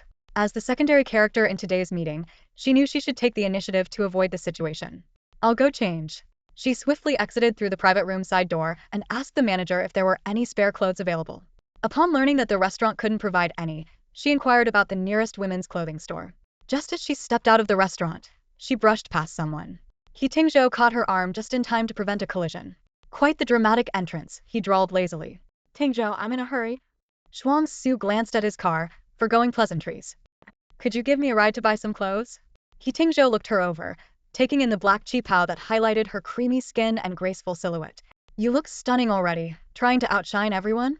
Seeing he wasn't keen on helping, Shuangxue turned to hail a cab. But, He Tingzhou remarked, "The nearest mall is a 30-minute round trip. Are you sure you want to keep the elders waiting that long?" Caught in a dilemma, Shuangxue hesitated until He Tingzhou retrieved a spare shirt from his car and tossed it to her. Back at the restaurant, Shuangxue borrowed a dressing room and transformed the qipao into a skirt, pairing it with He Tingzhou's oversized white shirt. Despite the makeshift outfit, she managed to look presentable. When she returned to the private room, Lu's parents had already arrived. Mr. Lu wore a traditional Zhongshan suit, his smile warm. Mrs. Lu, well-maintained and bearing a striking resemblance to Lu Manman when she smiled, enthusiastically complimented Shuangxue, "You're truly beautiful, even more so than the stars on TV." Shuangxue responded politely, "Thank you, ma'am." She took a seat at the end of the table, beside He Tingzhou, who represented the He family. When Shen Chongyuan inquired about Commander He's health, He Tingzhou replied lightheartedly, "He's doing great, 60 years old with the vigor of a 20-year-old. He's even fitter than I am. He Tingzhou sat with one leg casually crossed over the other, maintaining his usual laid-back demeanor. He leaned lazily against the back of his chair while Fu Yun, with genuine concern, asked about his age. I remember you're 2 years younger than Au, so you're 28, right? Fu Yun remarked, adding, it's about time you settled down. You and Au are close in age and good friends. Getting married sooner would let the commander enjoy having grandchildren. This comment inevitably brought thoughts of He Tingzhou's family to mind. Since his mother's passing, Commander he had never remarried. In contrast to other influential families with numerous children and illegitimate offspring, the powerful He family consisted only of father and son, relying on each other. They already have, Shuangxue thought silently to herself. He Tingzhou's lips curved into a nonchalant smile. I don't have Shen Yi's good fortune, he said, deftly complimenting both parties and prompting laughter from everyone present. If your fortune is considered shallow, then the rest of us might as well not exist, Shen Yi replied with a light smile. Hearing the laughter, Shuangxue smiled along. He Tingzhou turned to observe her, noting that she resembled a robot programmed to react only under specific conditions like the current laughter before retreating into her own world. She wore a seemingly ordinary oversized shirt, but the neckline was perfectly large, revealing a delicate collarbone. Her skin was as flawless as silk, and her once-tied hair had come loose, cascading down her back like a silky veil. Can you help me deb one the fish? Lu Manman tilted her head and asked Shen Yu sweetly. I love fish, but I always get bones stuck in my throat. Her tone was just right, neither excessive nor affected. Shen Yu agreed naturally. His skillful deboning was always a pleasure to watch, something Shuangxue had witnessed many times. When the plate of tender fish was placed in front of Lu Manman, she smiled sweetly and said, thank you. Shuangxue returned to her focus on the spicy bullfrog. The dish was indeed delicious, with tender and bouncy meat, though a bit heavy on the spice. As she savored it, a meaningful voice suddenly broke her concentration. Doesn't eating your close relatives taste better? Momentarily confused, Shuangxue turned to meet He Tingzhou's narrow eyes. Realization dawned as she looked at the bullfrog on her chopsticks. It was indeed a close relative of the toad. Suddenly, she lost her appetite. As the banquet drew to a close, Fu Yun presented a priceless set of jewelry as a gift to Lu Manman. The teardrop-shaped emeralds sparkled on the diamond necklace, and the matching ring and earrings were equally exquisite. Shuangxue recognized the set as the one Fu Yun had worn in her wedding photos with Shen Chang'an. This was a gift from Ah Yu's grandmother when I married Chang'an. Now, I can finally pass it on to you, Fu Yun said gently.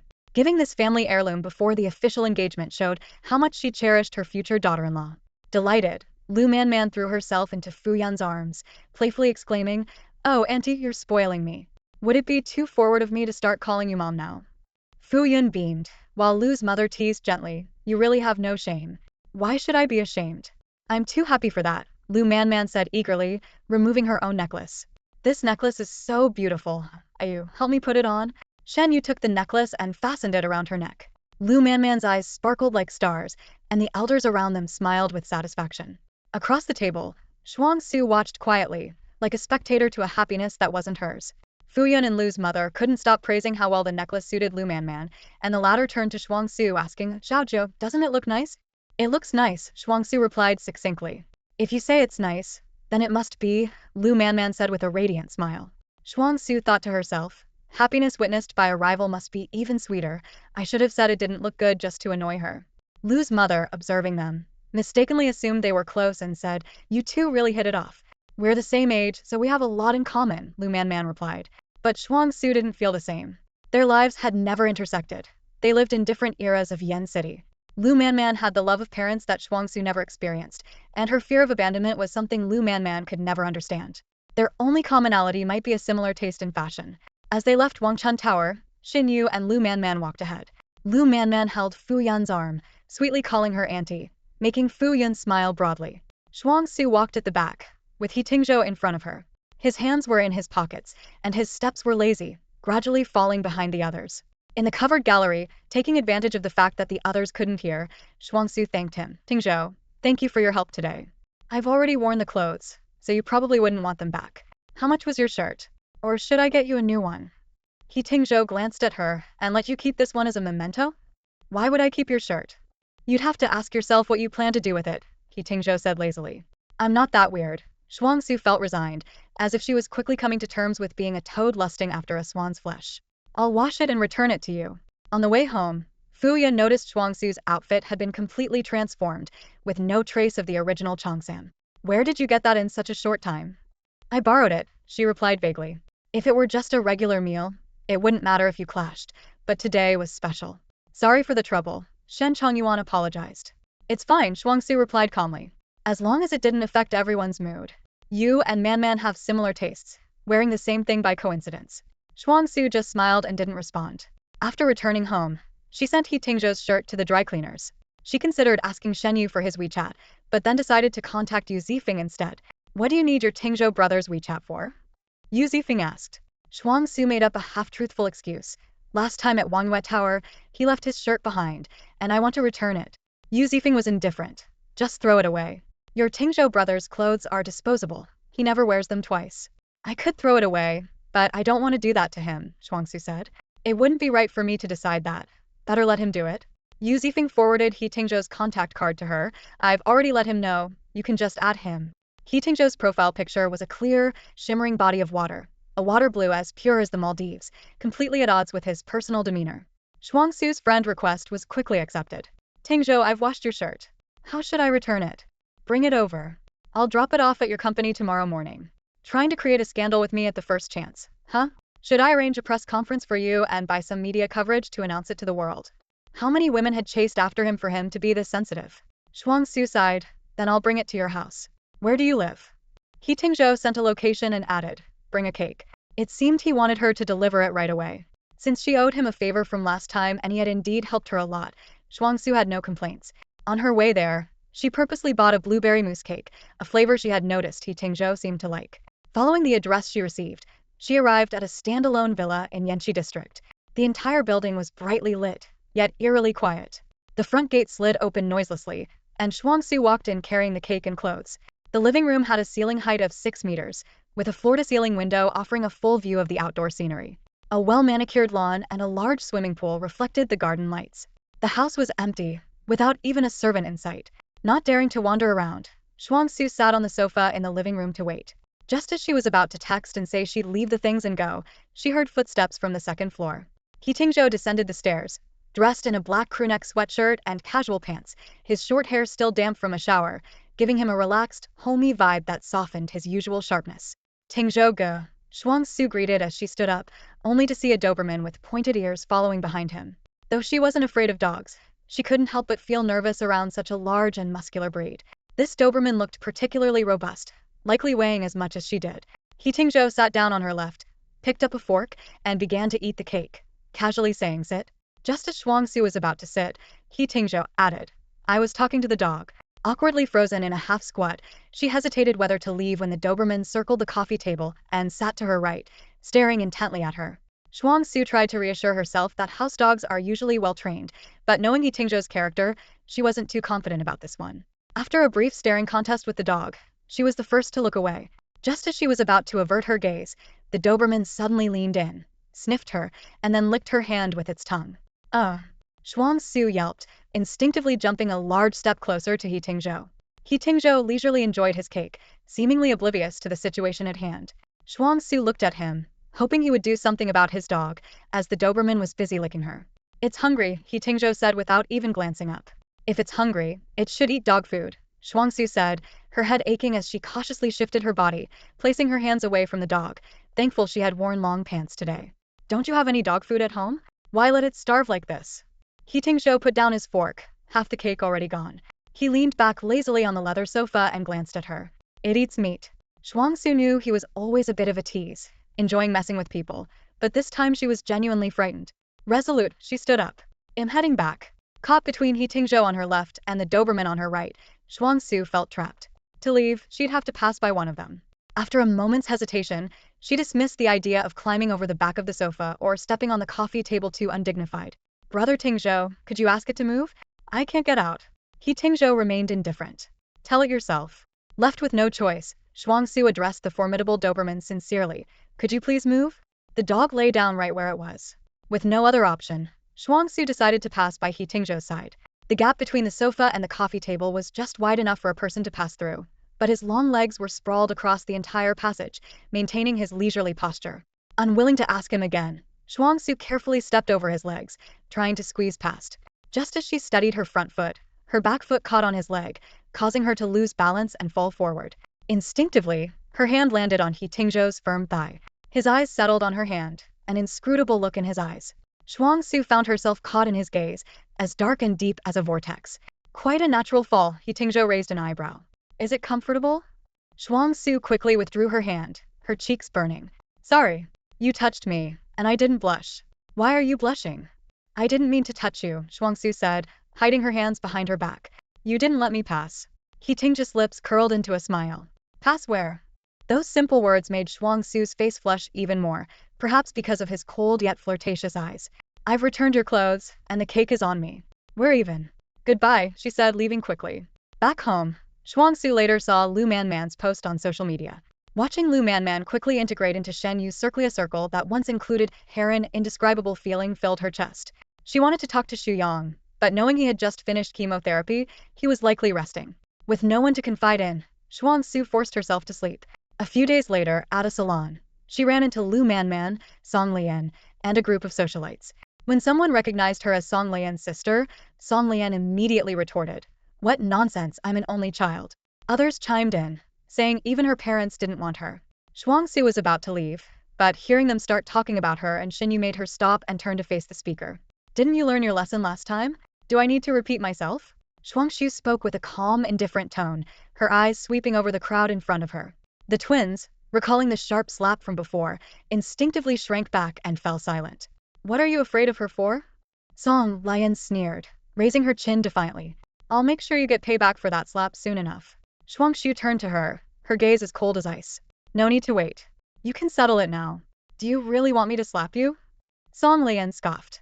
Song Shuangxue, do you even dare to hit me? She had always been the one delivering the blows, never the one receiving them. Why wouldn't I dare? Do you have thorns on your face? Shuangxue replied coolly. Seems like your tongue got sharper after being kicked out of the country for a few years. Malice flickered in Song Lian's eyes. Last time, you were speechless, just standing there pale and trembling. The group of socialites behind her exchanged glances, eager for drama. Lu Manman, though not openly disdainful, stood among them. The scene transported Shuangxue back to the welcome party 5 years ago that had plunged her into hell. She had just been brought to the Song family and had barely met Song Lian, who had been in Europe. Shuangxue had never cared for the Song family's affection or wealth. They could have coexisted peacefully, but Song Lian's provocations forced her away. That year, Song Mianji was reassigned back to Yanqing, and someone organized a welcome party for Song Lian. Shuangxue hadn't wanted to attend but went under Fu Yan's persuasion. Upon entering, she sensed the strange looks until she saw her best friend avoiding her gaze, standing behind Song Lian. You like Shen Yi? Song Lian exposed her in public. He sees you as a sister, and yet you like him? How shameless. The shame from that moment surged back. Shuangxue's feelings for Shen Yi, unexpressed, were cruelly laid bare. To quell rumors, Chuining adopted her as a goddaughter, but Song Mianji was furious and sent her abroad after locking her up. You dare bring that up, Shuangxue said, clenching her fingers. If you dare to do it, why can't I mention it? Song Lian retorted smugly. Her sycophants chimed in. If you're shameless enough to do it, why can't we talk about it? Lu Manman, trying to mediate, said. They're just rumors. You and Xiao Jiao are like siblings. Let's not spread gossip, okay? The sycophants fell silent, embarrassed. Ignoring Lu Manman's attempt to calm things, Shuangxue raised her hand and slapped Song Lian hard. Song Lian screamed, clutching her face, and the people behind her scattered in fear. Song Shuangxue, are you crazy? You dare hit Lian? Aren't you afraid Song Director will kill you? Then I'll just have to deal with her first, Shuangxue said, shaking her stinging hand. She turned to Lu Manman. I can respect you, but this slap was owed for 5 years. It had to be returned today. As Shuangxue walked away confidently, Lu Manman was taken aback by how different she seemed from her usual self. Song Lian's followers continued to chatter. She's so arrogant now. It's just because Shen Yi backs her. Man, you should watch out. She definitely still has designs on Shen Yi. The slap was satisfying, but it couldn't erase the pain. Back at her empty home on Songming Road, even the news from Wang Sa that the turtle was still missing made Shuangxue feel discarded, like a piece of unwanted trash. That evening, Yu Zifeng called to invite her on a boat trip the next day, but she casually declined, claiming seasickness. The phone was suddenly passed to Shen Yi, whose deep voice came through. What's wrong? Shuangxue sighed softly. Nothing. I need to visit a senior in the morning, so I'll join you all later. The sky over the sea was low and blue, a clear and pure color that lifted the spirits. The sea breeze was refreshing, carrying a moist, invigorating scent. In the harbor, a fleet of sailboats and yachts was moored, with one particular superyacht standing out, a pure white vessel, 100 meters long, resembling a magnificent architectural masterpiece gleaming in the sunlight. A crew member wearing white gloves carried Shuangxue's luggage as she ascended the gangway, noticing Yu Zifeng waiting for her on the deck.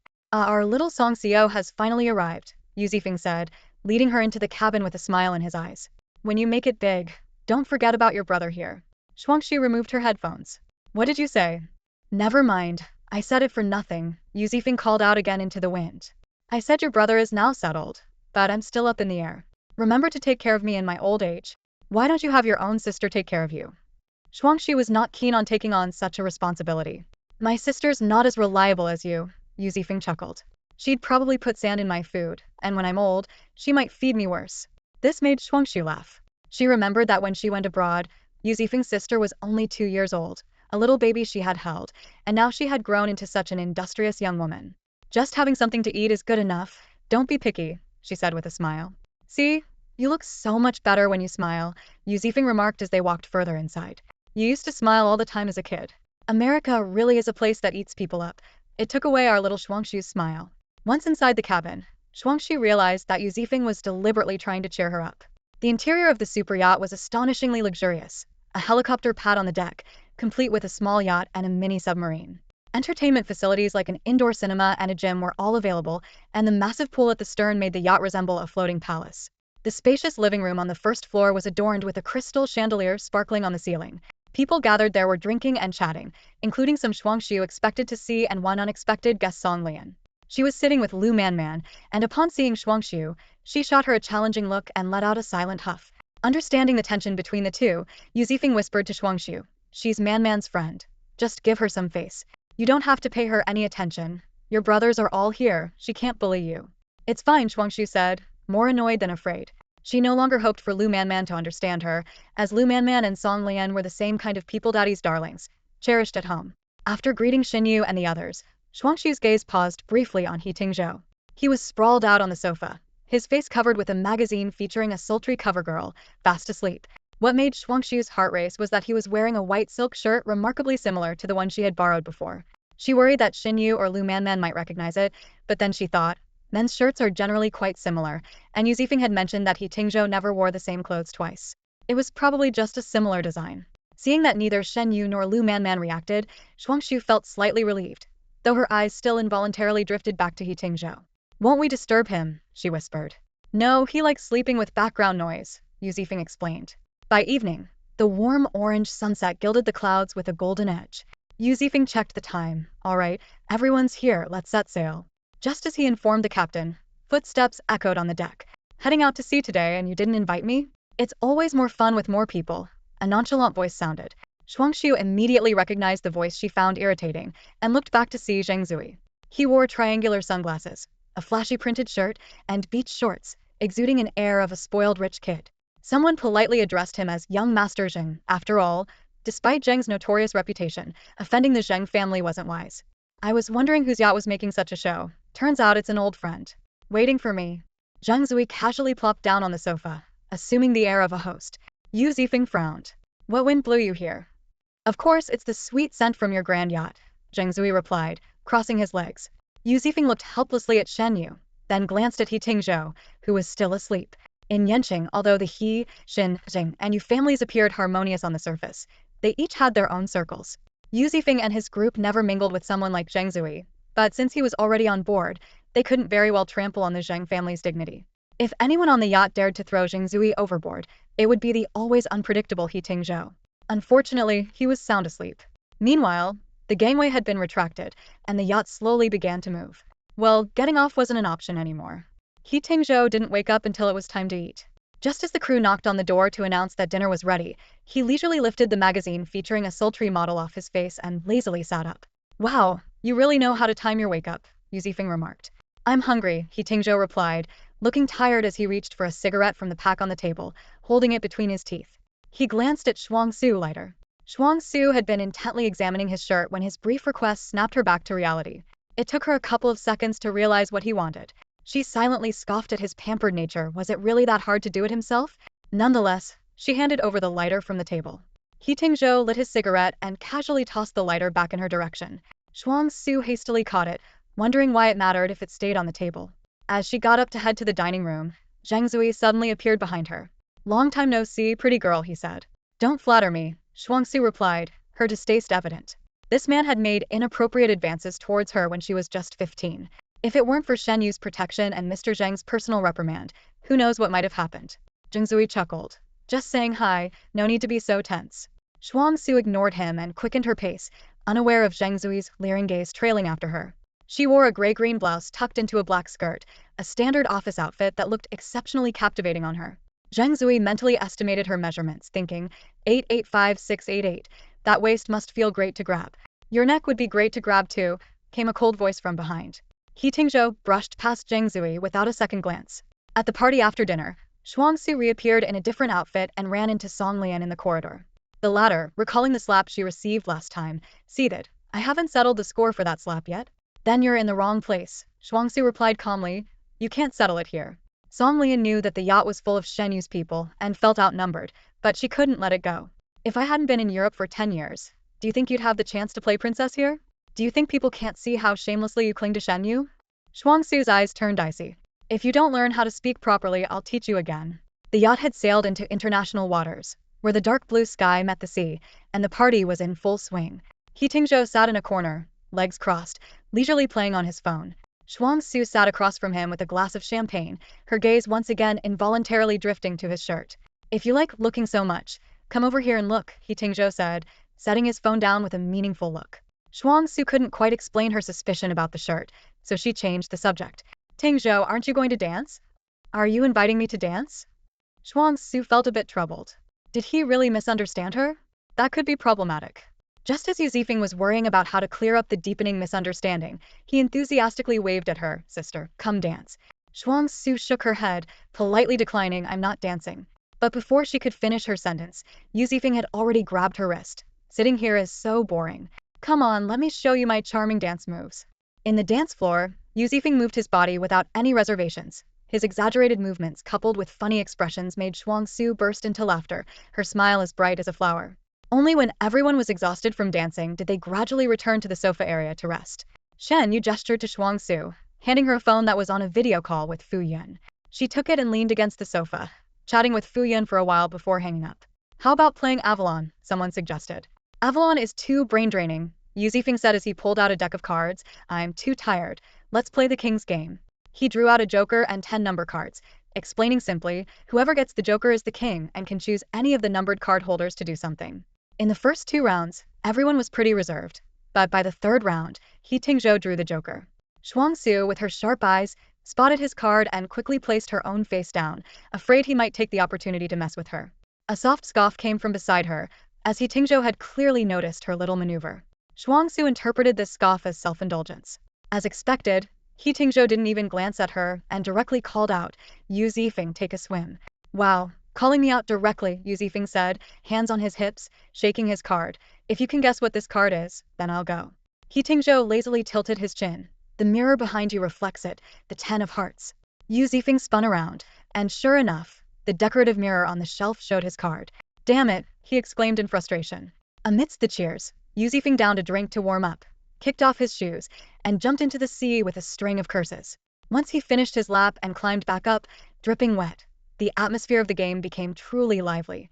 Shuangxue used to enjoy watching them play these wild games from the sidelines, but tonight she witnessed something she hadn't expected.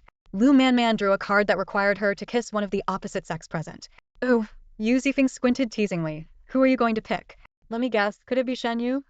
Whether it was the alcohol or shyness, Lu Manman's cheeks turned a light red.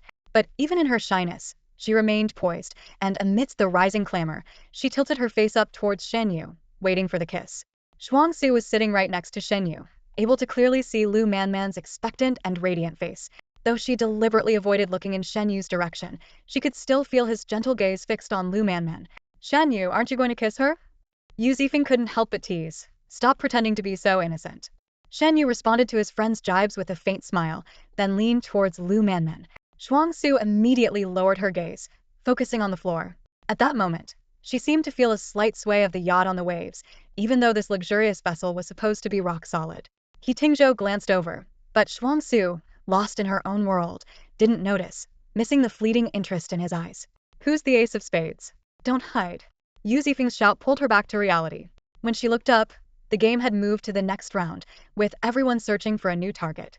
Song Lian, seated across from her, gave a meaningful smile and flashed the Joker card in her hand. I'm the king. She looked directly at Shuangxue. Ace of spades, please step forward. Shuangxue's heart sank as she reached for the cards in front of her, her fingertips brushing over a slight crease on the back clearly marked by someone. Could it be you, little Shuangxue? Yu Zifeng asked after searching the room. Shuangxue turned over the card, and indeed, it was the ace of spades. Song Lian's eyes gleamed with satisfaction as she reiterated the task. Choose the person to your left or right to pass a card with your mouth. The room fell silent, all eyes on Shuangxue. To her left was Shen Yi, and to her right was He Tingzhou. The trap in this choice was obvious. Just as Shuangxue was caught in a dilemma, Shen Yi set down his glass and said calmly, it's getting late. Let's call it a night. Yu Zifeng quickly tried to smooth things over, but Song Lian wasn't willing to let it go. Why does she get a pass? You were just feeding grapes mouth to mouth with a beauty. It's fine, Shuangxue said softly, picking up a card and holding it between her teeth, turning to face He Tingzhou on her right. He Tingzhou lounged lazily on the sofa, looking at her approach with an indifferent expression. His aloofness made Shuangxue even more uneasy, but she steeled herself and leaned closer. Just as she was about to give up, He Tingzhou suddenly wrapped an arm around her waist. Caught off guard, Shuangxue fell into his embrace, and before she could react, he had already bitten onto the other end of the card. In that moment, their breaths mingled, their noses brushed, and she was enveloped in the faint scent of pine on him. Shuangxue saw his long eyelashes and, meeting his deep black eyes, her heart skipped a beat. The sudden sound of glass shattering snapped her back to reality. Shuangxue quickly pulled away, while He Tingzhou casually spat out the card and leaned back into the sofa. Lu Manman watched in surprise, then turned to Shen Yi. His expression remained unchanged, but she noticed his hand on the armrest, the knuckles strained and white. Wow, Zhou, you're really something. Yu Zifeng teased, eyes wide with mischief. Catching a card is one thing, but why are you wrapping your arm around Shuangxue's waist? He Tingzhou, looking relaxed and nonchalant, replied, how else am I supposed to catch it? Wanna give it a try? The room erupted with laughter and teasing, though Shuangxue felt like she was hearing it all through a fog. Her brain couldn't process the noise, and she gripped the edge of the sofa tightly, staring intently at the floor as she waited for the heat in her cheeks to subside. The game ended quickly, and the crowd at the back of the boat began to disperse. As Shuangxue stood up, she caught Shen Yi's gaze. You don't have to play games like these, Shen Yi said gently. Don't push yourself next time. Okay, Shuangxue nodded, realizing that He Tingzhou had already left. She turned to leave the deck, while behind her, Shen Yi lit another cigarette. Yu Zifeng patted him on the shoulder. Being a brother, I get it. Even when you're grown, who wouldn't want to flip the table seeing their sister in a game like that? It's just a game, and she wasn't really overstepping. Song Lian felt a sense of satisfaction. Although the scene wasn't as dramatic as she'd hoped, seeing Shuangxue's expression while facing Shen Yi must have been uncomfortable. Yu Zifeng glanced at her. Why are you always picking on your sister? She hasn't done anything to you. Playing a game counts as picking on her? Song Lian retorted disdainfully. You were the one who invited her to join, so aren't you the one bullying her? Geez, you're really not likable. Who cares about being liked by you? Who do you think you are? Song Lian snapped, her face darkening. With a composed demeanor but an icy tone, Shen Yi said, make sure she's off the ship by morning.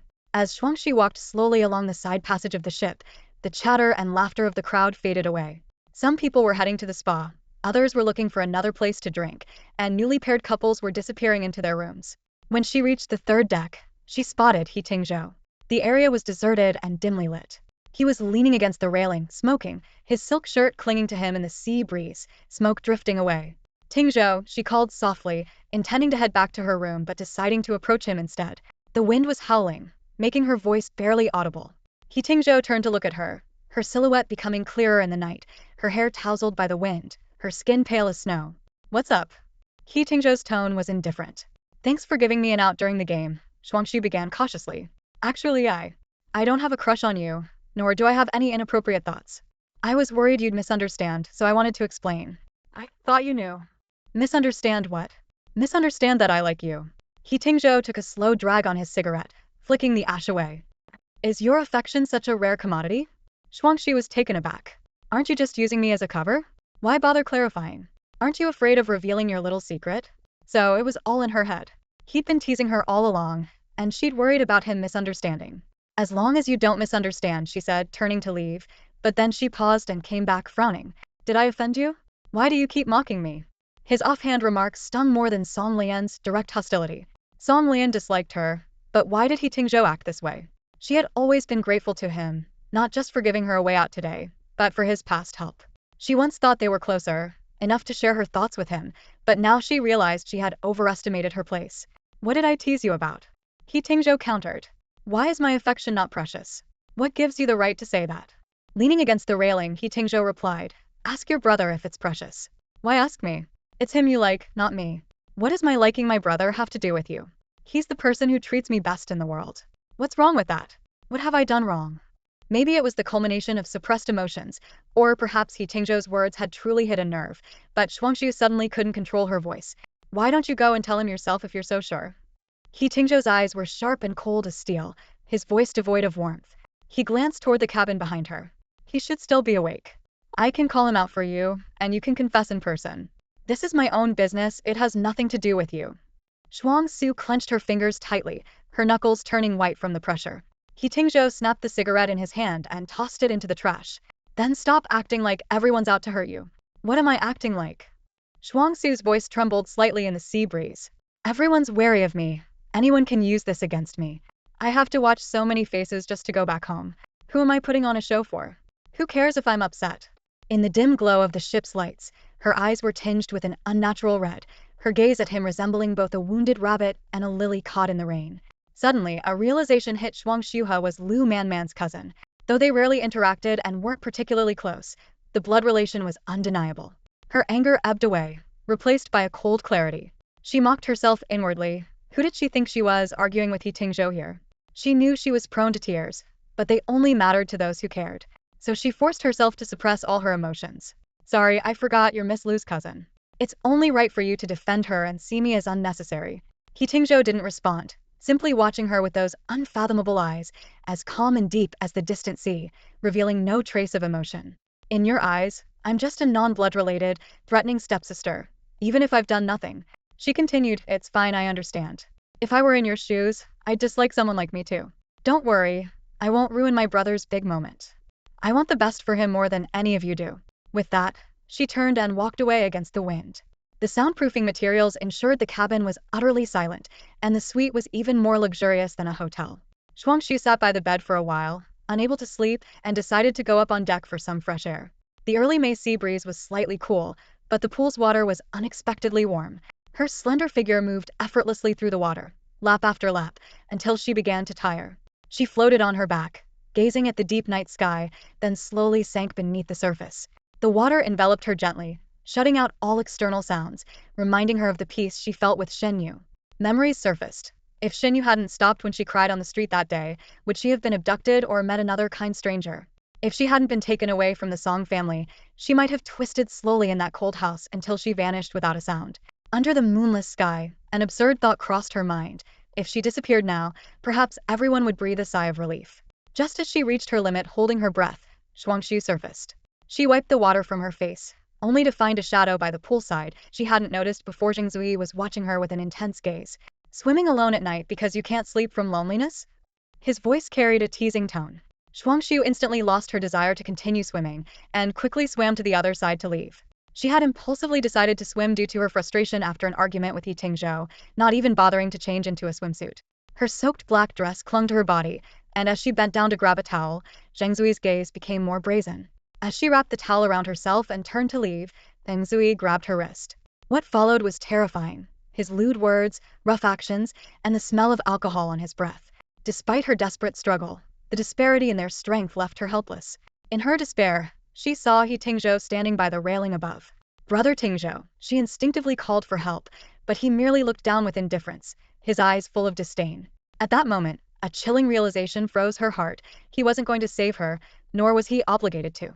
As Zhengzui shoved her against the ship's wall, her ankle struck a protruding piece of metal, and the pain brought tears to her eyes. At that moment, 2 crew members rushed out of the cabin, shouting loudly, "Miss Song." Zhengzui cursed under his breath and released her. Shuangxue staggered, nearly falling. The crew members quickly approached, wrapping her in a towel again. Her face was pale, and she was trembling as they helped her to the 3rd floor. He Tingzhou remained standing where he was, his indifferent gaze sweeping over her disheveled state as he turned. Can't even call for help? I did call you. You ignored me. You were pretty fierce when you yelled at me earlier. Why so quiet now? He Tingzhou continued relentlessly. Shuangxue stood quietly in front of him, wrapped in a towel. This seemed to be her true Naturia girl who was excessively quiet. After the crew left, Only the sound of the waves remained on the deck. He Tingzhou looked her over for a moment, then said speak. She finally spoke, whispering a soft, thank you, before turning to head into the cabin. The cold, detached gaze he had given her was etched deeply into Shuangxue's memory, chilling her to the bone whenever she thought of asking for help. She couldn't reconcile him with the crew who saved her. Although she knew she should be grateful, she only wanted to keep her distance from him and never speak to him again. He Tingzhou's eyes fell on her bare feet, noticing the blood trickling over her pale skin, leaving a red footprint with each step. He clicked his tongue, quickly catching up to her, and scooped her up in his arms. Shuangxue immediately struggled to get down. He Tingzhou glanced at her sideways. The infirmary or your brother's room, your choice. She fell silent immediately. In the infirmary, He Tingzhou set her down on a medical bed, her feet dangling in the air. He found some antiseptic wipes and held her ankle. Shuangxue tried to pull away but stopped at his stern look. Want me to call your brother? He asked, and she stayed still. When he wiped her wound, she flinched in pain. He discarded the used wipe and said dismissively, so delicate. That comment seemed to trigger something in her, and Shuangxue's pent-up emotions burst forth. Tears wet her eyelashes, rolling down like a string of beads, but she remained silent, turning her face away, crying over one remark. He Tingzhou said, little princess. Shuangxue stayed silent, biting her lip. Her wet black hair made her face look even more translucent, but her almond-shaped eyes were red, tears continuously falling. He Tingzhou pulled a candy from his pocket, unwrapped it, and suddenly grabbed her chin. As she opened her mouth in surprise, he popped the candy in. With red eyes, she asked in confusion, what are you doing? He Tingzhou crumpled the candy wrapper into a ball and tossed it into the trash can with ease, his expression nonchalant. Since you were about to cry, I'm comforting you. With the candy in her mouth, tears still clinging to her lashes, her mounting grievances seemed to be turned off like a faucet, leaving her unable to cry even if she wanted to. The door was knocked twice, and the on-duty doctor hurried in from the rest area to treat Shuangxue's wound, which had been cut by metal. The cut was quite deep, so the doctor gave her a tetanus shot and, while bandaging her, advised, be careful not to let the wound get infected and try to keep it dry until it heals. Shuangxue nodded in agreement. After finishing, the doctor glanced between He Tingzhou and Shuangxue, hesitantly asking, should we inform Mr. Shen about this? The doctor looked at Shuangxue, wrapped in a towel and drenched, then glanced at her injured foot, feeling a bit displeased with He Tingzhou. He Tingzhou replied nonchalantly, it's up to her. Shuangxue lowered her head, absent-mindedly picking at her fingers. In the past, whenever she felt wronged, she would immediately go to Shen Yi for comfort. But now, she wondered if she had become a burden to him. Taking a fiancé on a seaside vacation was supposed to be a joyful time, yet she seemed to have ruined it. If Shen Yi stood up for her, it would surely cause conflict with the Zheng family. She said softly, let's tell him tomorrow. Besides, she wasn't even sure if Lu Manman was really in Shen Yu's room, so it wasn't wise to knock on the door impulsively. As they walked back to the suite from the medical room, Shuangxue and He Tingzhou walked one behind the other along the carpeted corridor. When they reached the door, she stopped and turned to him, saying, Tingzhou, don't mind what I said earlier. I had no right to be angry with you. I might have been out of line lately, and I'm sorry. It won't happen again. She quickly went inside, not giving He Tingzhou a chance to respond. Shuangxue now treated people with excessive politeness, even appearing overly respectful, a stark contrast to when she had just called him a toad with abandon. She used to be a cheerful and playful girl, especially when she was with Shen Yi, not like now, with an invisible wall between them. As soon as Shuangxue entered the room, there was a hurried knock on the door. She opened it slightly to find He Tingzhou leaning against the doorframe, asking bluntly, what are you upset about? What do you mean? Are you mad because I said your affection wasn't valuable, or because I said you looked pitiful? Seeing her silence, He Tingzhou continued, or is it because I told you to confess to your brother? Shuangxue tightened her grip on the door handle. What do you want? I take back everything I said tonight. He Tingzhou looked at her seriously. Is that okay? His unusual attitude left Shuangxue both confused and wary. There's no need. You were just speaking your mind. Says who? He Tingzhou retorted. Can you read minds now? Shuangxue didn't want to argue any further. Suit yourself. If there's nothing else, I'm closing the door. He Tingzhou held the door open. Explain what's really bothering you. How am I supposed to make it up to you if you don't tell me? You don't need to make it up to me, and I'm not upset, Shuangxue said wearily. I just realized my place and won't take myself seriously anymore. What if I insist on making it up to you? Stop messing with me. He Tingzhou studied her. Then offend me once. Shuangxue sighed. I won't offend you again. Let's just pretend today never happened. I don't like going to bed with unresolved issues, He Tingzhou said firmly. Either you offend me, or I'll keep trying until you're not upset anymore. Finally exasperated, Shuangxue pushed against his chest with both hands. I don't want to talk right now. I need to rest, goodbye. He Tingzhou glanced down at her hands and obediently stepped back. The door closed in his face, and he heard a faint complaint from inside. What's his problem? After the exhausting events of the evening, although she wasn't particularly sleepy, Shuangxue was mentally drained. She quickly fell asleep once she lay down. During the night, her body temperature rose steadily, her skin burning a clear result of the sea breeze and fatigue leading to a fever. In a state of semi-consciousness, she tossed and turned until a knock at the door startled her awake in the morning. The pounding headache made it nearly impossible for her to think straight as she stumbled out of bed to answer the door. Passing by the bathroom mirror, she caught a glimpse of her flushed face, her eyes bloodshot. Outside stood Lu Man, looking bright and cheerful. Morning. Morning, Shuangxue replied, leaning against the doorframe, feeling weak in the knees. Yu is taking me snorkeling later. Do you want to join us? He mentioned you've won swimming awards and are great at snorkeling. Lu Man eagerly invited. Just as Shuangxue was about to shake her head, a wave of dizziness hit her. Her condition immediately caught Lu Man's attention. She reached out to feel Shuangxue's forehead and was taken aback by the intense heat. Oh my gosh, you have a fever. Hold on, I'll get a doctor. The doctors soon arrived, took her temperature, and prescribed some fever-reducing medication. Standing by the bed, Lu Man said worriedly, You definitely can't come with us. I'm not going. You guys have fun, Shuangxue replied weakly, her eyelids too heavy to lift. After the door closed and Lu Man left, Shuangxue curled up under the covers, her whole body aching unbearably. The fever clouded her mind, but she vaguely felt a gentle hand smoothing back her sweat-dampened hair, softly brushing her burning cheek. She struggled to open her eyes, unsure if it was reality or a dream. Brother! Shen Yi sat by the bed, his fingertips lightly touching her flushed eyelids, his voice tender. Sleep, Xiaojiu. Reassured by his soothing voice, Shuangxue drifted back into a deep sleep. When the fever medication finally took effect and she became slightly more lucid, the bedside was empty. The suite so quiet it was as if no one had been there. She recalled that Shen Yi was supposed to accompany Lu Man snorkeling today. It was Lu Man's first time, and she had been looking forward to it before they even arrived. They must have already left. She slept until nearly noon. After taking her temperature, she found the fever had subsided somewhat, but she still felt extremely weak and had no strength. Forcing herself to sit up, she checked her phone, which was flooded with messages on WeChat. Xu Yang had sent a series of envious and jealous texts, begging her to send some photos to satisfy her curiosity. Just as Shuangxue was about to reply, saying she'd bring Xu Yang to visit once she felt better, she noticed a crowd gathering on the deck outside the window. She moved closer to the window and saw Shen Yi and Zhang Zui in a tense standoff. Without bothering to change shoes, she rushed out of the room. It turned out that a crew member had let slip about Zhang Zui nearly harassing Shuangxue the previous night, and the news had reached Shen Yi. At that moment, Zhang Zui, clutching a young model he had somehow acquired, was drunkenly drinking. If you don't want to get involved, then leave, Shen Yi said coldly. The model, hearing this, immediately fled. Why so aggressive? Zhang Zui chuckled. You're not here to settle scores, are you? I was just playing around with your sister. It's not like I did anything to her. She's fine, isn't she? Xiaojiu is not for you to play with, Shen Yi replied coldly. I warned you last time if you make a move on her again, don't blame me for being unkind. Zhang Zui leisurely finished his drink, then stood up to face Shen Yi. Are women just for fun? If I don't, someone else will. She wasn't of age before, but now she is, and you're still so protective. Are you saving her for yourself? Before he could finish, Shen Yi's fist landed heavily on Zhang Zai's face, sending him sprawling to the ground amidst gasps from the onlookers.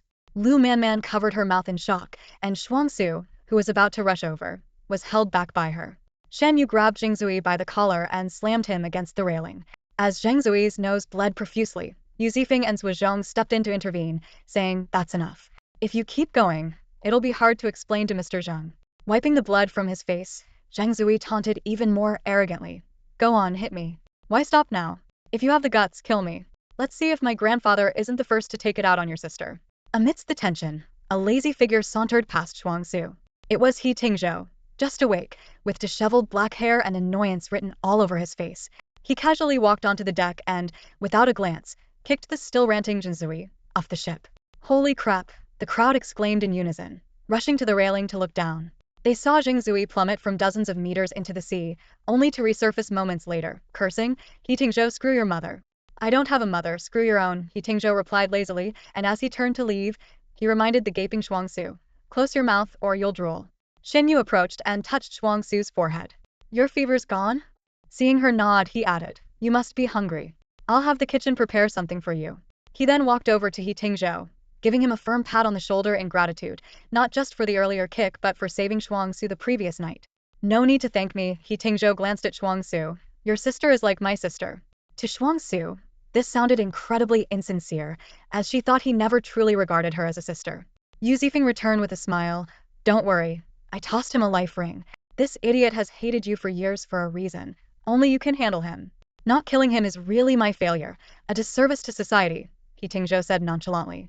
I'll have to apologize to the Queen Mother of the West later.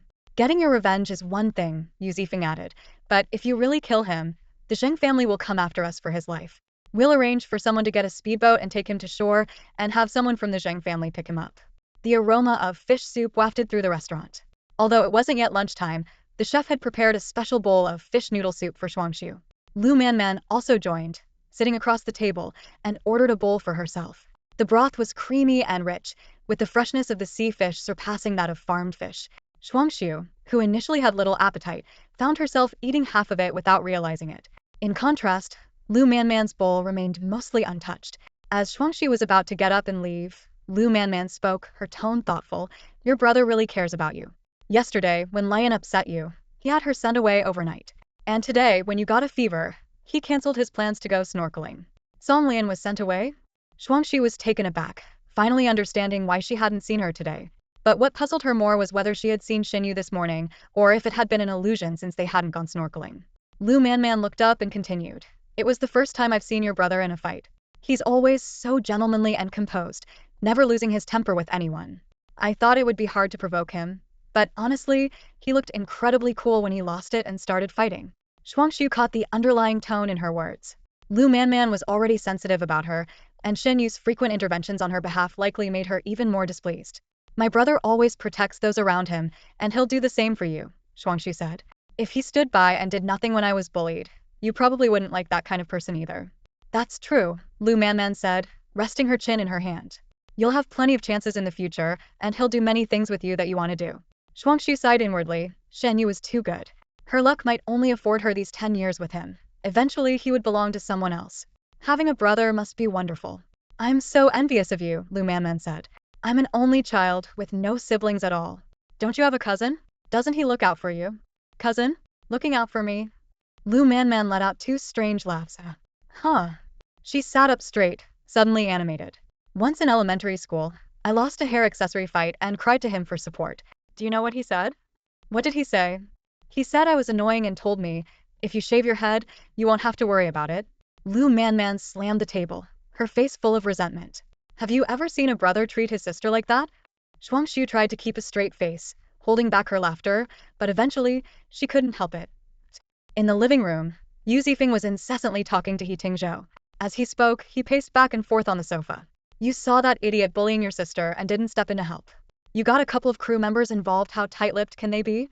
Now the whole ship knows, and your sister, being so sensitive, must feel awful. Zuozhong immediately chimed in. Shuangxue has a grudge against Tingzhou, when you can't even imagine. Anything related to Tingzhou he wants to take. Initially, his interest in your sister would have dwindled in a few days, but now that he sees Tingzhou protecting her, he'll surely keep a close eye on her. He might even resort to drugging or kidnapping. That's true, Yu Zifeng said with a mischievous grin. Shuangxue's true love in this life is our dear He. He Tingzhou lazily glanced at him, a playing card appearing between his fingers, skillfully flipping over his fingertips. If you want to join him, just say the word. I'll give you a kick so you two can be together forever. That evening, the yacht docked. The clouds on the horizon were tinted a gradient of pink and orange by the sunset, while the sea remained a deep blue. Lu Manman got into Shen Yi's car, and he closed the passenger door. Shuangxue offered, you should take Miss Lu home. I'll go with Zifeng and the others. He Tingzhou's Koenigsegg was parked by the roadside. As Shuangxue walked by, the window rolled down, and he spoke. Get in, I'll give you a ride. Shuangxue paused, politely but distantly declining. No need to trouble you, Brother Tingzhou, we're not headed the same way. She then walked straight to Yu Zifeng's car. Watching her retreating figure, He Tingzhou rested his arm on the car window, lightly tapping his temple with his index finger. He watched her get into Yu Zifeng's car through the rearview mirror, before slowly starting his engine. After returning to Yen City, Shuangxue seldom saw He Tingzhou. On one occasion, they ran into each other at a restaurant. He was dining with several business associates, including the beautiful woman in the Cheongsam she'd seen at the club. His gaze only lingered on Shuangxue for a moment. As they were leaving, Fu Yun warmly greeted He Tingzhou. Shuangxue merely called out Brother Tingzhou before turning her attention to the road, waiting for Fu Yun to finish speaking before leaving. The arranged marriage between the Shen and Lu families became a hot topic among Yen City's elite. Photos captured by the media were spreading like wildfire online behind sheer curtains. A young woman stood on tiptoe, wrapping her arms around a man's waist, his profile clearly visible. Xiao Liao excitedly scrolled through the news. These photos have such a vibe.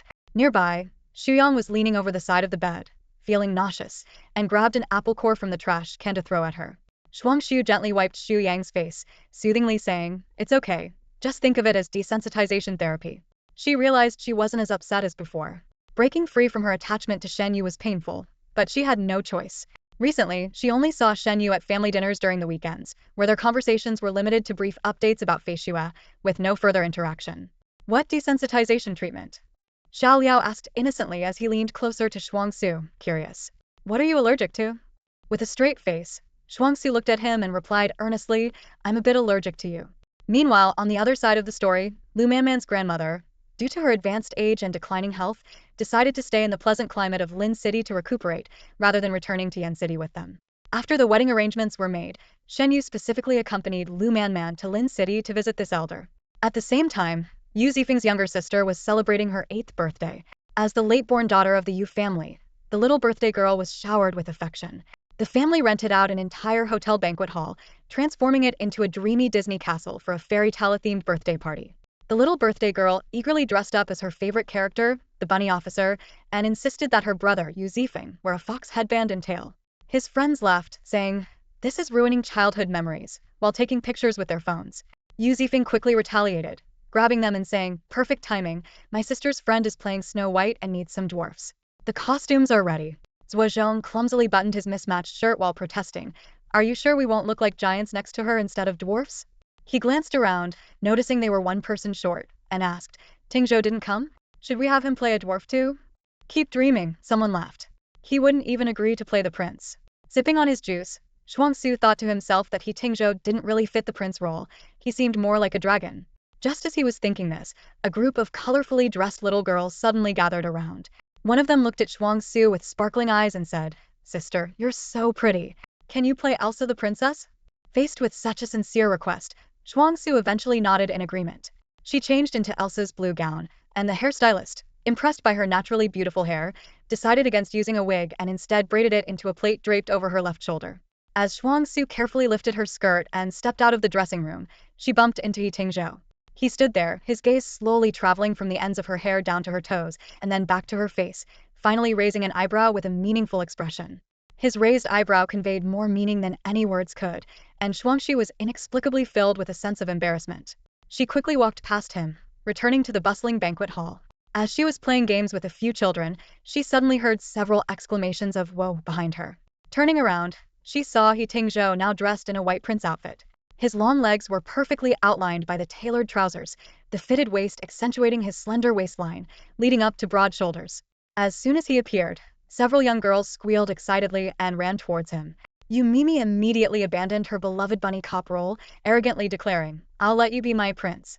He Tingzhou leisurely sat down on the sofa, casually replying, "In your dreams." The kids forced to play the dwarfs looked at him resentfully, complaining, "Aren't these girls being a bit too double-standard?" Yu Zifeng also secretly thought, this guy was just reluctant earlier, and now he's willingly dressed as a prince. The birthday party was filled with Mimi's friends, classmates, and various children, creating a lively scene. When the cake was brought out, the children's attention was immediately diverted. Shuangxue finally found some peace and sat down in the sofa area, deliberately keeping her distance from He Tingzhou. As she sipped champagne and nibbled on a small cake, she accidentally glanced in He Tingzhou's direction, only to meet his gaze. He was lazily resting his chin on his hand, watching her for who knows how long. "What are you looking at?" Shuangxue asked. With a slight smirk, He Tingzhou teased, looking at the princess. "The room is full of princesses. I'm not the only one," Shuangxue retorted. "Is that so?" He Tingzhou replied absent-mindedly, his gaze still lingering on her with interest. Deciding to ignore him, Shuangxue focused on eating her cake, only to hear him add, "Quite cute." The comment nearly made her choke. As the party was winding down, a waiter in a white uniform and bow tie brought her a glass of champagne. Shuangxue thanked him and took the glass, drinking half before heading to the changing room to change back into her own clothes. The empty changing room felt unusually cramped, and she began to feel short of breath, her heart racing. After leaving the changing room, The discomfort only intensified, and she felt unsteady on her feet. A hotel staff member approached with concern. "Miss, are you all right?" Realizing something was wrong, Shuangxue just wanted to leave quickly. "Please take me outside." The staff member led her to an elevator. At that moment, Shuangxue suddenly remembered this elevator led upstairs. Realizing the danger, she turned to run, but the person quickly caught up with her and grabbed her. "Miss Song, aren't you feeling unwell? I'm taking you upstairs to rest," the staff member insisted, holding her firmly. "Do you know what you're doing? Who sent you?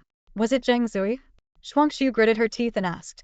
In her moment of despair, she heard footsteps.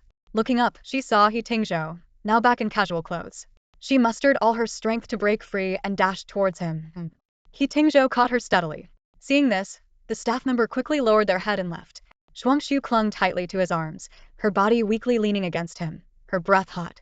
Sensing something was wrong, He Tingzhou lifted her chin to study her flushed face closely. "Did you eat something bad?" Shuangxue nodded. "Near the end, someone gave me a drink, and it seemed off." He Tingzhou frowned and picked her up, carrying her to the top floor suite. By the time he laid her on the bed, the effects of the substance had begun to take hold, and Shuangxue was burning up, her consciousness fading. "Tingzhou, Ji, can you call my brother for me?" she asked, trying to stay conscious, wanting to contact Shen Yi. He Tingzhou sat on the sofa opposite, lighting a cigarette, and replied casually, "Your brother can't help you with this." "Then can you take me to the hospital?" Through the smoke, He Tingzhou's voice came, "The hospital can't help you either." Shuangxue knelt by the bedside, her neck flushed with a rosy hue, her thoughts in disarray. If she were to be sent to the hospital in such a state, word would inevitably spread throughout their circle. Even though she was the victim, the embarrassment would ultimately be hers to bear. Worse still, such a scandal could jeopardize Shen Yi and Lu Manman's wedding, and might even lead the Song family to forcibly send her abroad once again. He Tingzhou sat on the sofa, a cigarette held casually between his fingers against the armrest, exuding a composed and leisurely demeanor. The warm amber light cast shadows across his brow, obscuring his eyes. After a fierce internal struggle, Shuangxue clenched the bedsheet and looked up at the unperturbed man. "Tingzhou, can you help me?" "How do you want me to help you?" He Tingzhou asked, his fingers resting on his temple, his tone indifferent. "Can you do it with me?" she asked bluntly. He Tingzhou raised an eyebrow slightly, silently puffing on his cigarette. "It's okay if you don't want to. I can find someone else," she said, trying to suppress the heat coursing through her body, struggling to control the tremors in her fingers and toes. "Who do you plan to find?" Shuangxue thought for a moment. "I could ask Zifeng for help. Just make sure he cleans his neck and waits for your brother to come back and chop it off," He Tingzhou sneered. She hurriedly clarified that Yu Zifeng was merely someone who could help her find someone, not in that kind of relationship. But asking him to call an escort was too embarrassing. If He Tingzhou was willing, why bother looking elsewhere? "Are you worried about my brother?" "I won't tell him. Just do me a favor and I can pay you." "Sure, but I'm quite expensive." "How much do you want? How much do you have in your account?" "1 million. "Then I'll take 1 million. "A million? Is that thing of yours made of diamonds?" Shuangxue was stunned. "I told you I'm expensive." The effects of the drug hit harder, and Shuangxue's breathing quickened, her heart pounding like a drum. She realized it was just an excuse to refuse, and the shame and disappointment made her eyes well up. "Forget it." She swallowed her sobs, stumbling toward the bathroom, but her legs gave out, and she collapsed onto He Tingzhou's lap. Her hand inadvertently braced against his chest, feeling the firm outline of his muscles. "What are you doing? Planning to force yourself on me?" He Tingzhou moved his cigarette-holding hand aside, letting her fall against him. She was light and soft, her body burning hot. As soon as she touched He Tingzhou, Shuangxue instinctively clung to him like a starving dog to a piece of meat. Out of nowhere, Shuangxue's slightly tipsy lips let slip the memory of the day when a woman in a qipao flirtatiously brushed her leg against his under the table. Back then, he didn't seem so virtuous. She continued, "You're not worth 1 million. Others sleep with you for free, and you even buy them bags, cars, and houses." As soon as the words left her mouth, she realized she had overstepped. No matter how promiscuous he might be, who he sleeps with is his own business. Just as she was about to get off of He Tingzhou, he held her in place. He Tingzhou elegantly extinguished his cigarette, but his gaze darkened. "Tell me, who sleeps with me for free? To whom have I bought bags, cars, and houses?" "That's your business, not mine," Shuangxue retorted, trying to leave, one foot already touching the floor. But suddenly, He Tingzhou pulled her back into his embrace. Their bodies were pressed tightly together, and she could distinctly feel a change, causing her blood to boil and her heart to race. She stammered, "What about me?" He Tingzhou's voice carried a dangerous edge. Instinctively, Shuangxue glanced at his trousers, then met his deep, unfathomable eyes. The laziness in his gaze had vanished, replaced by a dark desire. "Isn't this just what you wanted?" he asked in a low, gravelly tone. I did not, she whispered, her voice barely audible. You didn't? Who was it that suggested $1 million to sleep with me? Shuangxue's ears burned with embarrassment. I didn't set a price of $1 million, you did? He Tingzhou chuckled softly, leaning closer to her ear. How about I give you a discount? His eyes were sly, like a cunning fox. A discount of how much? Shuangxue asked impulsively. He Tingzhou lifted her onto the bed, kneeling beside her, enveloping her entirely. Call me brother, and I'll let you have it for free. The term stung her. Was he deliberately reminding her of her feelings for Shen Yi? I don't need your help, she said, trying to escape, but he pinned her down by the knees. In that moment, He Tingzhou resembled a predator, exuding danger. The movement of his Adam's apple was irresistibly sexy, making her breath quicken. Changed your mind again? His gaze was intense. I don't need you to humiliate me. Shuangxue glared at him, eyes red with anger. You want to pay for me, yet say I'm worthless. Who's humiliating whom? He Tingzhou chuckled lightly. Little princess, you're really hard to please. Just then there was a knock on the door. The darkness in He Tingzhou's eyes faded. He stood up, covered her with the blanket, and went to answer the door. As soon as I got your call, I rushed over. Is everything okay? A man's voice came from outside. He Tingzhou's tone returned to its usual calm. All fine, full of life. If you hadn't come, I might have had to sell myself personally. The private doctor rushed into the bedroom with a medical kit. He skillfully took out an injection and administered it to Shuangxue.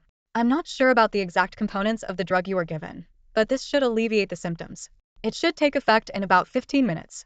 You might still feel some discomfort, but you should be better by tomorrow. Throughout the process, the doctor avoided looking at the woman on the bed. He Tingzhou was already seated back on the sofa across the room, idly holding a cigarette in his mouth. Consider carefully what should be said and what shouldn't, he said in a calm tone that nonetheless made the doctor uneasy. Rest assured, Mr. He, not a word of tonight's events will leave my lips, the doctor replied before quickly leaving, closing the door so quietly it was as if a mouse had done it. Shuangxue's long hair spread out on the white sheets like flowing black satin. Her eyes still held a hint of confusion, and her cheeks were flushed with color. After lying quietly for a moment, she turned her head to look at the man on the sofa. He Tingzhou had been watching her the entire time. When their eyes met, he bit down on his cigarette, a subtle, enigmatic smile playing on his lips. What are you looking at? Shuangxue recalled her earlier lapse, and felt a rush of shame and anger. You called a doctor. Why didn't you tell me? You didn't ask, He Tingzhou replied lazily. Indeed, she hadn't asked. It was all her own doing, and he had merely played along. He had saved her and even called a doctor. She had no grounds to blame him. What's wrong? He Tingzhou flicked the ash from his cigarette. Are you disappointed you didn't end up in my bed? Shuangxue pursed her lips and turned away. No. Thank you for your help. You can leave now. I'll repay the room fee tomorrow. With that, she wrapped herself in the blanket, not wanting to see He Tingzhou anymore. In the luxury executive suite of the same hotel, Zheng Zui was lounging with his legs crossed, waiting. Fresh from a shower, he wore only a towel, looking relaxed. To him, women were mere playthings, losing their appeal after a few encounters. Only Song Shuangxue, whom he hadn't succeeded with and had been scolded by the old man over, remained on his mind. Seeing her graceful figure at the port reignited his obsession. As he grew impatient and was about to make a call, the doorbell rang. Opening the door, he found a female employee standing alone outside. Where is she? She was taken away by young Master Yu on the way. Zheng Zui exploded with anger, kicking the wall. Damn you Zifeng, ruining my plans. Yu Zifeng carefully placed his sleeping sister on the bed and sneezed as he left the room. His phone rang just in time, with Zhuozhong inviting him to Blue Nightclub for drinks. In the private room, several scantily clad hostesses were entertaining the guests. He Tingzhou occupied a sofa alone, lazily resting his legs while barely touching his drink. A bold, innocent-looking girl approached him. Mr. Zhou, what are you thinking about? Not you, He Tingzhou replied without even glancing at her. As Yu Zifeng entered, he immediately joined Zhuozhong in conversation. Suddenly feeling a gaze upon him, he turned to meet He Tingzhou's meaningful look. Why are you staring at me? He Tingzhou gave him an appraising glance and chuckled ambiguously. I just realized you have some charm yourself. Yu Zifeng flicked his hair with a touch of pride, a hint of smugness in his expression. I'm not saying I'm the best in the country, but in Yen City, apart from you and Shen Yi, my stunning looks have to be third, right? The crowd immediately erupted in boos. Zhuozhong was quick to retort, stunning looks? More like a stunningly big face. What did they do to deserve being compared to you? Stop being jealous. Yu Zifeng shrugged it off and patted Zhuozhong on the shoulder. I'll crown you the fourth most handsome in Yen City. He Tingzhou, who had been silent, suddenly took an interest in the conversation and unexpectedly asked, between Shen Yi and me, who's first? This question drew everyone's attention to him. Oh, you care about this? Yu Zifeng's eyes lit up. A bit of healthy competition, huh? It's hard to say who's better. It depends on the audience. If someone likes your type, they'll rank you first. But if they prefer someone more refined, Shen Yi would beat you by miles. Seeing He Tingzhou staring at him, he quickly added, "Hey, I'm just telling the truth." He Tingzhou's lips curled into a sardonic smile as he leaned back lazily in his chair. Fine by me. I deal in realities. The next morning, when Shuangxue woke up, she felt normal again, just a bit fatigued. The suite was so quiet you could hear a pin drop. Her bag and phone, which had fallen last night, were neatly placed on the sofa across from her. After dealing with her pending messages on WeChat, she picked up her phone again, found He Tingzhou's contact, and deleted it without hesitation. After a night's rest, her emotions had settled, leaving only one thought. She never wanted to see He Tingzhou again or hear his name, but reality often contradicts one's wishes. As soon as she arrived at the office, Xiaoliao chattered excitedly in her ear. "We have a meeting at Yundan on Wednesday. We'll get to see President He again." "Boss, you're too secretive. President He is so handsome, and you never told me. Do you have his WeChat? Do you guys meet often? Can you take me with you next time?" Feeling overwhelmed, Shuangxue put on her noise-canceling headphones to block out the chatter. Thankfully, the small flying snow hydrogen drone project wasn't significant enough for Yundan Group's president He to personally oversee. On the day of the meeting, they were received by Director Fan, who was bald and rather arrogant. He kept urging them to simplify their presentation, frequently checking his watch, and finally said dismissively, "All right, that's enough for today. Come back next Monday." As they left the meeting room, Xiaoliao couldn't help but complain. "He barely listened, yet he wants us to come every week. Just because they're the client. They think they're so important." Old Fong quickly reminded her, "The client is indeed important. You're in their territory now, so watch what you say." As they were speaking, they spotted He Tingzhou at the end of the corridor. He was dressed in a sharp suit, exuding an air of authority. He was talking with his assistant and several executives. The assistant noticed Shuangxue first and whispered something to He Tingzhou, causing the conversation to halt as he turned to look at her. Xiao Liao, who had been fuming just moments ago, instantly changed her tone. "Wow, that face is something else." Shuangxue knew that as the person in charge of flying snow, she should go over and greet him. But when she met He Tingzhou's piercing gaze, the memories of that night flashed through her mind like pop-up ads she couldn't close. It was a chapter she desperately wanted to erase from her life. Feeling her cheeks heat up, she quickly turned her head away. Shuangxue really wanted to pretend she hadn't seen him and just walk away. But the gazes from others left her no escape, especially the seasoned old Fong, who eagerly approached He Tingzhou the moment he appeared. "Mr. He, thank you so much for recognizing Feishua's potential. Without your timely support, we might not have made it this far. You're a true benefactor to Feishua, and everyone here holds you in the highest regard. Is that so?" He Tingzhou replied, his eyes suggesting otherwise. "Some people don't seem to share that sentiment." "Impossible." Old Fong quickly interjected. "Our President Song tears up every time she mentions you. Let's not go overboard with the flattery." Old Fong gave Shuangxue a meaningful look. Reluctantly, Shuangxue spoke up, her gaze fixed on the third button of He Tingzhou's shirt. "Mr. He, your kindness is something you'll always remember. Should I take off the button and give it to you so you two can chat privately?" He Tingzhou teased, hands in his pockets. "Sorry, I have a stiff neck today." Shuangxue made up an excuse. "I saw you turning your head quite flexibly earlier," He Tingzhou chuckled. "Mr. He, you're a busy man whose words are worth millions. Let's not waste your valuable time." Shuangxue maintained a distant yet respectful tone before turning to leave. Her attitude shocked not only the executives behind He Tingzhou but also her colleagues at Feishua, who thought she was being too audacious. "President Song, are you crazy? How dare you talk back to Mr. He? You don't get it." Xiao Liao immediately defended her. "The little boss is very familiar with Mr. He. You only caught her sarcastic tone but missed Mr. He's indulgent smile." Shuangxue glanced at her. "How bad is your eyesight?" 680, Xiao Liao replied proudly. Shuangxue affectionately patted her on the head. Old Fong earnestly advised, "President Song, I know you're close with Mr. He, but you should still be tactful. You're a privileged heiress, so it's normal if you're not into flattery. Leave the bootlicking to me." Shuangxue sighed. "All right, I'll hold back next time. Surely I won't run into the ever-busy Mr. He every time." By Monday, when they arrived at Yundan, Director Fan made them wait in the meeting room for 15 minutes before showing up, and he openly played with his phone. From her angle, Shuangxue could see he was just sending WeChat messages. Xiao Liao doodled a pig in a suit with a receding hairline in the meeting notes and passed it to Shuangxue, who stifled a laugh. "Focus." Halfway through the meeting, the frosted glass door suddenly opened. Assistant Su Zhen stepped aside as He Tingzhou entered. Today, he abandoned his usual casual style for a sharp suit, a perfectly knotted tie, and slicked back hair, with silver-rimmed glasses perched on his nose, exuding an untouchable elegance. Director Fan instantly transformed from an arrogant director to a fawning subordinate. "Mr. He, what brings you here personally? Is your meeting over?"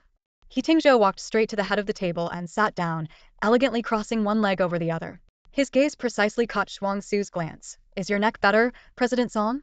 Shuangxue averted her eyes. Let's continue. Under He Tingzhou's scrutiny, the team member presenting became visibly nervous. Why so nervous? He Tingzhou said. I'm not a boa constrictor. I don't eat people. You're not much better than a boa constrictor. Shuangxue couldn't help but glance at him again. The light from the floor-to-ceiling windows passed through his glasses, adding a scholarly air to the usually intimidating man. But when he suddenly turned to meet her gaze, what Shuangxue saw behind those glasses was unmistakably a refined rogue. What are you looking at? He said. Is there a PPT on my face? In the conference room, Shuangxue's eyes were fixed on the projection screen, deliberately avoiding He Tingzhou's gaze. He Tingzhou, flipping through the documents on the table, got straight to the point. How long until the final product is ready? Old Fong explained that the first prototype was complete, but the issue of the liquid hydrogen tank's volume remained unsolved due to hydrogen's low volumetric energy density. Without lifting his head, He Tingzhou replied coldly, I don't like repeating myself. If you don't understand, find a translator. Old Fong was at a loss for words. Shuangxue decisively gave a timeline. 3 months. Too slow. He Tingzhou immediately compressed the deadline 1 month. Impossible, Shuangxue replied firmly. He Tingzhou slowly raised his eyes, his gaze landing on her face with a hint of amusement. You're quite assertive for a subcontractor. The surrounding employees shot anxious glances, as if silently reminding, this is the all-powerful client, Song. But Shuangxue couldn't control her reaction. Normally, she was emotionally stable, but whenever she saw He Tingzhou, the embarrassing memories of that night flooded back. She suppressed her discomfort and said seriously, I'm just being realistic. If Mr. He likes big promises, I can deliver a product next week, but it will come with a massive liquid hydrogen tank. Is that what you want, Mr. He? If I say no, will Ms. Song throw a tantrum? He Tingzhou asked leisurely. His ambiguous words immediately drew heated attention. Xiao Liao excitedly gripped the table edge, while Director Fan's small eyes darted between the two. Shuangxue felt her ears burning and quickly clarified, Mr. He, please don't joke. Until the energy storage issue is resolved, we won't present a half-baked product. Fei Xue aims to deliver a product that meets market standards. It was well known that He Tingzhou was uncompromising and never showed favoritism. Yet today, the usually tough CEO of Yundun Group unexpectedly relented. Then 2 months. Please send me the detailed technical information on WeChat, Ms. Song. He Tingzhou leaned back in his chair, his eyes behind the glasses appearing lazy, yet his tone strictly businesslike. Director Fan hesitated but wisely chose to remain silent. After the meeting, colleagues in the elevator surrounded Shuangxue with curious, gossip-filled eyes. In response to their probing, Shuangxue calmly stated, we're just acquaintances. When they mentioned that Mr. He seemed to have a special attitude towards her, she quickly reminded them of how difficult it was to secure a collaboration with Yundun, successfully changing the subject. Back at the office, Shuangxue had to read He Tingzhou on WeChat. She was secretly relieved that he probably wouldn't realize she had deleted him before. After sending the documents, there was, as expected, no reply from him. Shuangxue was the last to know about Grandpa Song's vascular surgery. She was at the Shen family dining table that day, eating quietly, when she overheard a conversation between Fu Yun and Shen Changyuan, which revealed the news. Fu Yun looked at her in surprise. You didn't know? Shuangxue continued to pick at her food without any change in expression. No one told me. How could Cui Ning not inform you about something so significant? Fu Yun immediately instructed the servants to prepare some nutritional supplements. He's still in the hospital. You should go see him. I don't want to go, Shuangxue said indifferently, picking bones out of her fish. My going there won't make him better. He's your grandfather. A heart surgery is a big deal, and as his granddaughter, not visiting him would be frowned upon, Fu Yun said sternly. Shuangxue ignored her words, but Fu Yun added, do you want people to say we raised you poorly? This finally made Shuangxue put down her chopsticks and stand up. As Wang saw her off, she nervously advised, when you see Grandpa, speak sweetly. Shuangxue replied coolly, what good is sweet talk? No matter what I say, he won't like me. Watching her leave, Wang Sa sighed quietly. Such a good girl, why isn't she appreciated? Since returning to the country over a month ago, Shuangxue hadn't seen her grandfather. To her, he never truly considered her his granddaughter. Their relationship was more distant than that of strangers. At least strangers wouldn't dislike her. This visit to the hospital was just for appearances. The entire floor of the hospital had been cleared. As soon as she entered, she ran into Song Lian, who crossed her arms and looked down her nose at Shuangxue. Who let you in? Shuangxue ignored her and continued toward the room. Song Lian shouted after her, after Shen you kicked me off the boat last time, you still dare show up? Zhang Ma, get her out. Zhang Ma hesitated, standing still, while Song Lian became more aggressive. Are you going to do it or not? If not, I'll kick you out too. Just then, Cui Ning's voice intervened. Lian, don't cause trouble. Song Lian huffed in dissatisfaction as Cui Ning told Shuangxue, "Go on in." His tone remained cold. Inside the room, Grandpa Song was propped up in bed, with a caregiver feeding him. Shuangxue carried the nutritional supplements and forced a polite demeanor.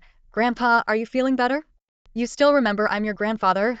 Grandpa Song's gaze was as stern as when she was a child. "I've been in the hospital for half a month. Even subordinates from over a decade ago have visited. What about you?" "I wasn't aware of this." "It's not anyone else's fault that you didn't know." Grandpa Song's voice carried the authority built over years in his career. "You've been back for quite a while and haven't even visited home." Shuangxue dropped her pretense of being meek. "That's not my responsibility. I can't predict the future." "Grandpa, she's at the Shen house every day, not caring about us at all." Song Lian added fuel to the fire. Shuangxue shot her a cold look, laced with sarcasm. "If you raised me, I'd be devoted to you too." A sharp slap echoed in the room, nearly causing the caregiver to drop the bowl. A red mark quickly appeared on Shuangxue's pale cheek. Grandpa Song's voice was harsh. "Hitting Lian in public? Whose face are you really slapping? Your father sent you abroad to reflect on yourself. What have you learned? The Shen family tolerates you because when you embarrass yourself, it's the Song family that looks bad." "It's not me bringing shame to the Song family, it's Song Lian," Shuangxue said expressionlessly. "If you truly care about face, you might as well sew her mouth shut." Just as Grandpa Song was about to erupt in anger, Cui Ning opened the door. "Dad, Mr. Zheng is here to see you." Grandpa Song's expression instantly softened, and he smiled at the elderly Mr. Zheng, who entered with a cane. "Old Zheng, what brings you here?" The elder Mr. Zheng, now over 80, leaned on a dragon-head cane, his gray hair covered by a black flat cap. Despite his age, his eyes were sharp and his presence commanding. Even though he retired from the political scene long ago, his influence remained undiminished, and everyone respectfully referred to him as Old Zheng. "I heard you had heart surgery, so I naturally had to come see you," Old Zheng said warmly to Grandpa Song. Zheng Zuya also entered the hospital room. As soon as he stepped in, Zheng Zuya's gaze fixated on Shuangxue like a snake, making her feel uncomfortable. She stood quietly to the side, waiting for the two elders to finish exchanging pleasantries, and then slipped out of the room when no one was looking. However, Zheng Zuya followed her. "Did you sleep with Yu Zifeng that night?" "I knew it was you. If not me, then who?" Zheng Zuya sneered, cursing Yu Zifeng. "I went through all that trouble to set things up, only for him to benefit in the end." "Yu Zifeng? What's he got to do with this?" Noticing Song family servants nearby, Zhang Zui dared not make a scene. He blocked her path and lowered his voice menacingly. "Song Shuangxue, don't pretend to be innocent with me. Either let me have my way, or I'll tell your brother you hooked up with his best friend. Doesn't he want to kill me? Let's see if he'll go after his friend first." "You think my brother will let you off for drugging me?" "Go ahead and tell him," Shuangxue said with disgust. Zhang Zui leaned in smugly to her ear. "If I mess with you, I'll just get a beating. But if this blows up, your grandfather, who cares so much about face, will definitely make you marry me to save the Song family's reputation. But I just want some fun. Marriage is too much hassle." Shuangxue clenched her teeth. She knew Jing Zuya was right. If the scandal got out, the Song family would go to any lengths to save face, and turning a scandal into a marriage would be the easiest way. That night had nothing to do with Yu Zifeng, and she couldn't let him take the blame. As for He Tingzhou, there was no point even considering him. Even if something had happened, he wouldn't take responsibility. In truth, nothing happened that night, but now she had two choices: either get old Zheng to suppress the matter or marry Zheng Zuya. It was a no-win situation. Just then, a hand grasped her wrist, pulling her behind him. Looking up, she saw Shen Yi's back, reminiscent of the times he protected her in childhood. "Get lost," Shen Yi said coldly. "Don't make me hit you in front of your grandfather." "Just having a chat, no need to get worked up," Zheng Zuya replied nonchalantly, giving Shuangxue a meaningful look before leaving. "Think it over. I'll be waiting." Once Zheng Zuya returned to the hospital room, Shen Yi turned to her and asked, "What does he want you to consider?" Shuangxue's mind was in disarray, and she mumbled, "The same old stuff." A shadow crossed Shen Yu's eyes, but his voice remained gentle. "Ignore him." Shuangxue hung her head, lost in thought. "Did you hear me?" She nodded. "I know." Shen Yu's gaze fell on her swollen left cheek. Only then did Shuangxue remember the pain. Distracted as she was by Zheng Zuya, she instinctively tried to turn her head, but Shen Yu held her chin in place. "Who hit you?" Faced with his concerned eyes, Shuangxue felt a sting in her nose. "My grandfather." Shen Yu gazed at Shuangxue for a long time before gently placing his warm hand on her injured cheek. "Does it hurt?" This simple question of concern immediately broke down Shuangxue's defenses. Tears welled up in her eyes as she recalled the 10 years she spent with the Shen family. Back then she wasn't Song Shuangxue. She was Xiao Jiu, Shen Yu's little sister, adored and protected by everyone. Shen Chongyuan and Fu Yin cherished her, and even Yu Zifeng and the others doted on her. No one would dare to harm her, Even the thought of it would have consequences. But when Song Mianji returned from abroad, she suddenly became the daughter of the Song family, as if overnight she turned into someone everyone despised. She wished they would never come back. Brother. Shuangxue instinctively clutched Shen Yu's sleeve, wanting to tell him about Zheng Zui drugging her. Like before, she wanted to hide behind him and let him handle everything. Is Xiaoju okay? Lu Manman's voice suddenly interrupted, causing Shuangxue's words to get stuck in her throat. She let go of Shen Yu's sleeve. I came with your brother to visit your grandfather. Luckily, we arrived in time. Zhang Zui didn't bully you, did he? Lu Manman asked with concern. No. Shuangxue suppressed all her emotions, her voice calm and unwavering. Your grandfather was too harsh. It's all swollen. Let me help you take care of it. It's fine. I'll just ice it when I get back. You guys go in. Shuangxue stepped into the elevator, not looking at Shen Yu as she pressed the button. It was as if nothing had happened, though the glaring handprint on her face silently told the truth. Outside the hospital, people came and went as dusk settled in. Everyone seemed to be in a hurry, either worried about someone or being worried about. Only then did Shuangxue truly feel the burning pain on her face, so painful she wanted to cry, but there was no one left to hold her and gently wipe away her tears like before. At that moment, she didn't want to go anywhere. The Song family, the Shen family, the empty apartment on Songming Road, none of them felt like home. She sat on a bench at the bus stop, staring blankly at the traffic, letting the glances of passers-by linger on her face. She knew she looked a mess but couldn't bring herself to care. As night quietly descended, she suddenly heard a commotion among the girls waiting for the bus nearby. Wow, what a handsome dog. Hello, what's your name? Hey, it's ignoring us. Shuangxue glanced over and saw a robust Doberman with upright ears walking toward her. Its sleek black and tan coat gleamed, and it carried itself with an air of nobility that seemed strangely familiar, though she couldn't tell if it was He Tingzhou's dog. The Doberman stopped in front of her and gently placed a medical ice pack on the bench. Shuangxue was taken aback. For me. The big dog sat down but turned its head away. I'm sorry, Shuangxue said softly. I'm a bit afraid of dogs, but it's nothing against you. The Doberman seemed to understand, turning back to nudge the ice pack closer to her. Shuangxue picked it up and placed it on her face, looking around but seeing no sign of He Tingzhou's car or any suspicious figures. The burning sensation on her left cheek gradually numbed under the cool touch, but it was just a different kind of pain. Throughout the process, the Doberman remained by her side like a stoic guardian. The unusual Pyra beautiful woman with a swollen cheek and a commanding large dog drew even more attention from passers-by. When Shuangxue stood up, the Doberman stood up as well. She took a step and the dog followed. Where's your owner? Shuangxue asked. The Doberman stayed still, pretending not to understand. With no other choice, Shuangxue called He Tingzhou. After 3 rings he answered, his tone lazy. What can I do for you, Miss Song? His response puzzled Shuangxue. Wasn't the ice pack sent by him through the dog? I ran into a Doberman and wasn't sure if it's yours. Oh, why don't you ask it? He Tingzhou drawled. Shuangxue looked down at the big dog. Did you lose your dog? Don't you know? If it's not yours, I'll just leave it. It's lost. I'm looking for the dog thief. So it was you, He Tingzhou accused, placing the blame squarely on her shoulders. Where are you? Shuangxue asked. There was a brief silence on the other end. Then He Tingzhou's deep voice came through. Turn around. Shuangxue, phone in hand, turned around in confusion. Across the bustling wide street, a sleek black Rolls-Royce Cullinan was parked quietly at the curb. The driver's side window was slightly lowered, revealing He Tingzhou's sharply defined, almost excessively handsome face. He had been close by all along. Meanwhile, Shen Yu and Lu Manman entered the hospital room. As soon as Grandpa Song saw them, a warm smile spread across his face. Ah, you and Manman are here. Lu Manman found it hard to associate the kind old man before her with the scars on Shuangxue's face. She greeted him softly. Grandpa Song, are you feeling better? I'm recovering well these past few days. Thank you for your concern, Grandpa Song replied with a smile. In his eyes, Shen Yi was one of the most outstanding young men in Yanqing. He was expected to follow Shen Chongyuan's plan to enter politics, and with his abilities and family support, he could have reached a deputy director level position by now. Unfortunately, Shen Yu had no interest in political maneuvering. Grandpa Song had once considered a marriage alliance between Song Lian and Shen Yu, but the incident involving Shuangxue 5 years ago put an end to that notion. Now with the Shen family and the Lu family discussing marriage, that idea had to be shelved, which was one of the reasons for his dissatisfaction with Shuangxue. Although Lu Manman was adept at winning over elders, she merely offered a polite smile, mindful of Shuangxue's injuries, and didn't get too close. After exchanging pleasantries as Shen Yu prepared to leave, he said to Lu Manman, you head back first. I have a few words to say to Grandpa Song. Lu Manman seemed to guess what was coming. She left the room but didn't go far. I heard Xiaojiu made a mistake and upset you, Shen Yu mentioned casually in the room. The air instantly became tense. Although Shuangxue was a Song family child, she had actually grown up with Shen Yi. Did she complain to you? Grandpa Song asked.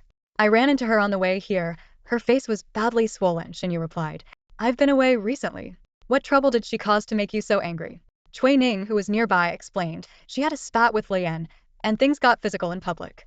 The old man is upset about her lack of restraint. I thought it was something serious, Shen Yi said with a faint smile. Xiao Jiu has always been well behaved, just too soft and often bullied. That's why I taught her to fight back when bullied. You can't blame her for that. Grandpa Song's expression turned displeased. I know you protect her, but she's my granddaughter. If she does something wrong, can I not discipline her? The smile on Shen Yu's face almost vanished.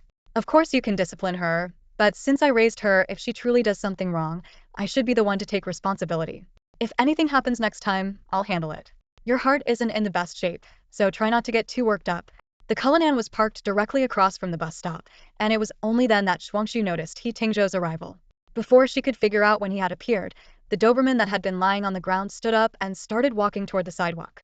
After a few steps, the dog turned back to look at her. You go on by yourself. I'm heading home, Shuangxue said, not wanting to approach He Tingzhou. However, the Doberman came back and gestured for her to follow. When Shuangxue refused again, the dog, inheriting its owner's domineering nature, grabbed her pant leg and began to pull her along. Its strength was formidable, and not wanting to wrestle with a fierce dog in the street, Shuangxue was reluctantly forced to follow. Thus, she was led across the road by the dog to He Tingzhou's car. He was already out, leaning casually against the car door with his arms crossed, watching the scene unfold with interest. The dusky blue light of twilight cast over the street, making his white shirt and black pants stand out sharply. His high cheekbones and narrow, piercing eyes added to his strikingly handsome features. The dog brought you back, Shuangxue said, stopping a little over a meter away from him. He Tingzhou suddenly stepped forward and pulled her into an embrace before she could retreat. The cool scent of pine enveloped her, and before her heart could calm, a motorcycle roared past from behind. Why are you blushing? He Tingzhou asked, releasing her and looking down at her. Wouldn't you blush if you got hit? Shuangxue retorted, trying to maintain her composure. His gaze fell on her swollen left cheek. Clearly, the person who hit her hadn't held back, and her delicate skin was now showing broken capillaries. In the conversation that followed, when He Tingzhou inquired about the taste of the cake, Shuangxue realized he was mocking her. Annoyed, she suggested he try it himself, only to receive his arrogant reply, too bad, I won't get the chance. No one born yet dares to hit my face. He Tingzhou took out some ointment and insisted on applying it to her. His fingers were cool to the touch, and Shuangxue had to turn her face away, her gaze falling evasively on the greenery lining the road. Despite this, she could still feel his focused attention. After finishing with the ointment, He Tingzhou handed her a cake, saying, You had the appetizer. Why not have the main course? In the end, Shuangxue accepted the cake and sat by the roadside to eat it slowly. He Tingzhou leaned against the car door, casually playing with a leaf he had plucked from somewhere, watching her quietly with his Doberman as she finished this unusual main course.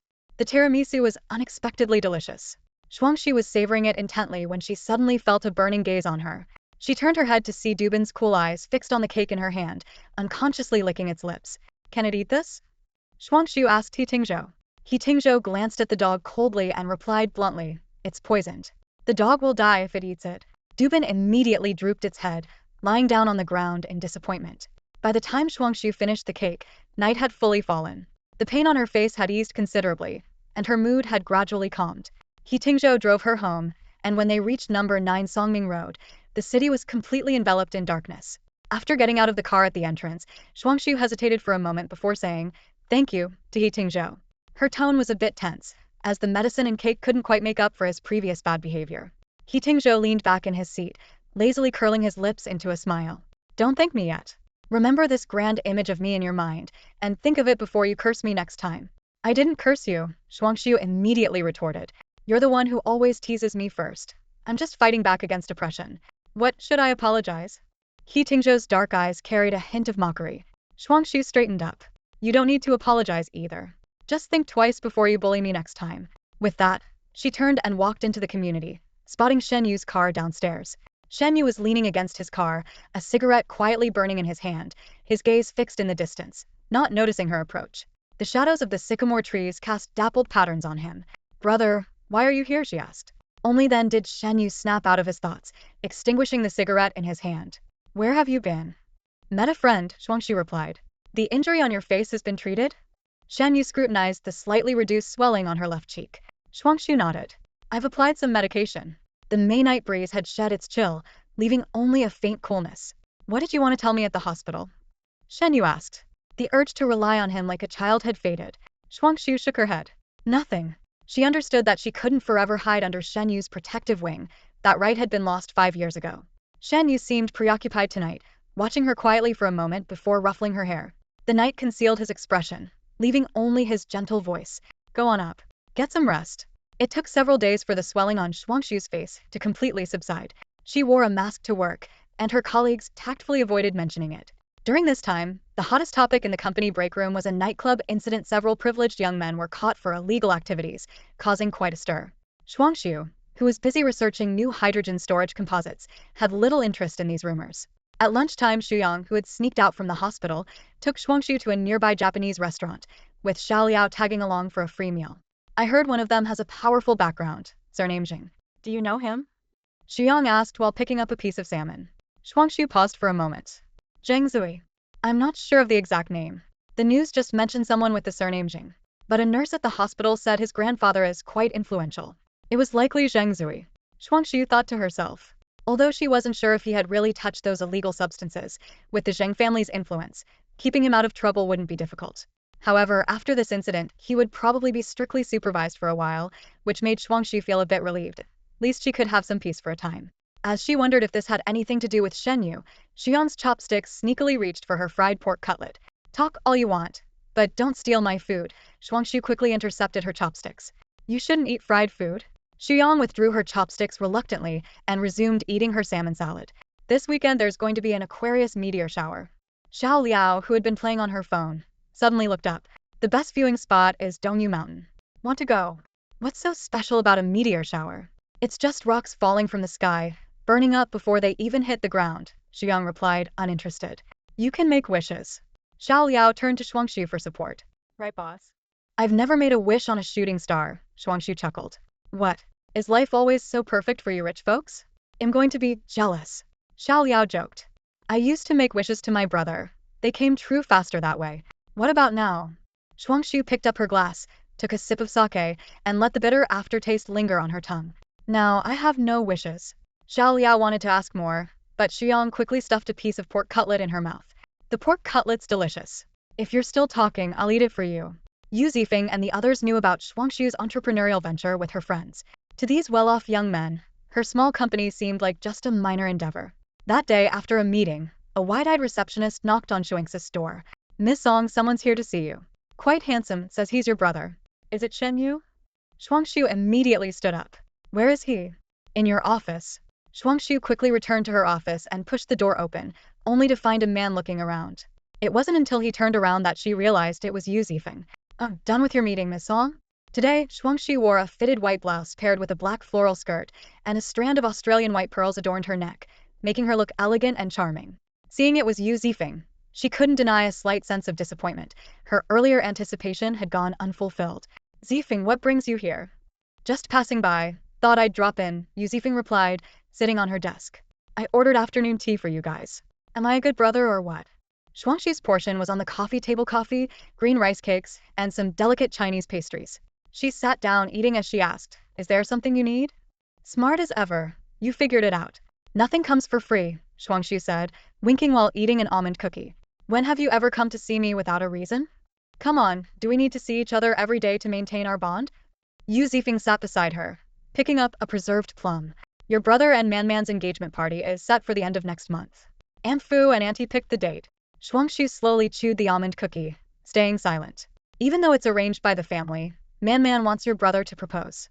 She's about your age, so you should understand she just wants some romance. And what does that have to do with me? The almond cookie was a bit dry. Shuangxue swallowed the last bite and set down the remaining half. None of us have any experience proposing, and we can't come up with any good ideas. Man doesn't like anything cliché, so we came to you for advice. I've never proposed to anyone. But you're a girl, and you get along well with Man. You must know what kind of proposal she would like. Even though it wasn't Shen Yi who came, seeing Yu Zifeng made Shuangxue somewhat pleased. Yet, learning the reason for his visit gradually quelled that small bit of happiness. Did my brother send you to ask me, or was it her? Faced with Shuangxue's sudden question, Yu Zifeng quickly waved his hands in defense. No, neither of them asked me. I was just passing by and thought I'd drop by your company to see you and ask you about it. It's your brother's big moment, after all, and I figured you'd want to be involved. His words reminded Shuangxue of her role as a sister.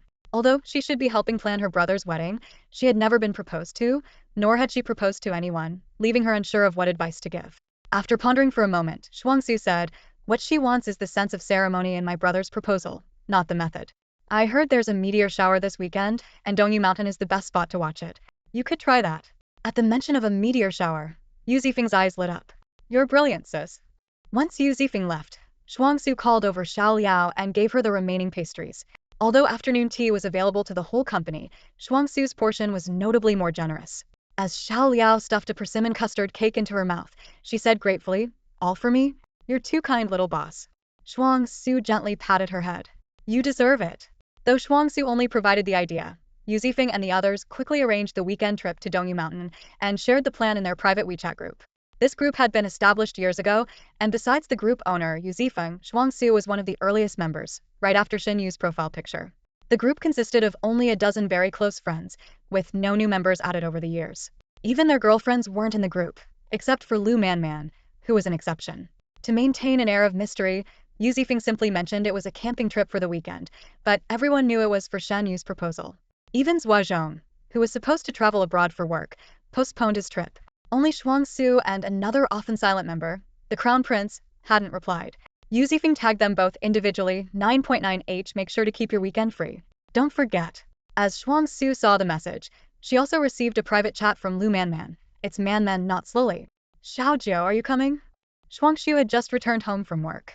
Faced with two messages on her phone, she decided to reply to Lu Manman first, instead of Yu Zifeng.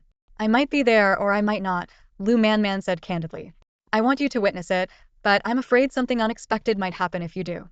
There was no need for pretenses between them. They both understood each other well. Shuangxue quietly replied, "Then I won't go." Although she didn't want to miss such an important moment in Shen Yu's life and wanted to personally witness and bless his happiness, she didn't want her presence to affect Lu Manman's significant moment. "You're not planning to crash the proposal, are you?" Lu Manman teased. "You're just proposing, not getting married." "What would I crash?" Shuangxue replied with a straight face. "Take it back. Take it back. You're ruining my surprise." Setting her phone aside, Shuangxue glanced at the empty kitchen. She had never learned to cook and wasn't interested in learning, so she ordered takeout. While waiting, she sat by the floor-to-ceiling window of her spacious apartment on Songming Road No. 9, taking in the dazzling night view of Yanqing. The lights of over 20 million lives made her feel small. When the takeout arrived, she laid out the cheesy fried chicken and a large pizza on the dining table. The lavish meal highlighted her solitude, so she took a picture and sent it to Shuyang and Xiao Liao. Shuyang, eating a hospital meal, immediately sent a 1-minute voice message complaining, ending with, "I'm blocking you for now. I'll unblock you after you've finished eating." Xiao Liao was more direct. "Just wait. I'm grabbing a taxi over now. Come on over. You can sleep in the fish tank tonight." Shuangxue's mood lifted a little. Half an hour later, Xiao Liao arrived in a hurry with half a dozen beers. They sat on the floor, eating fried chicken and drinking beer while chatting. Xiao Liao asked about Shuangxue's lost turtle, and Shuangxue shook her head, saying it was probably gone for good and she didn't plan on getting another one. Before bed, Lu Manman sent another message. "I really do hope you come. Truly. Shen Yi would definitely want you there too." On Saturday afternoon, Shuangxue dressed in hiking gear and carried a backpack downstairs, where Shen Yi and Yu Zifeng were already waiting. Several cars were lined up, each filled with people.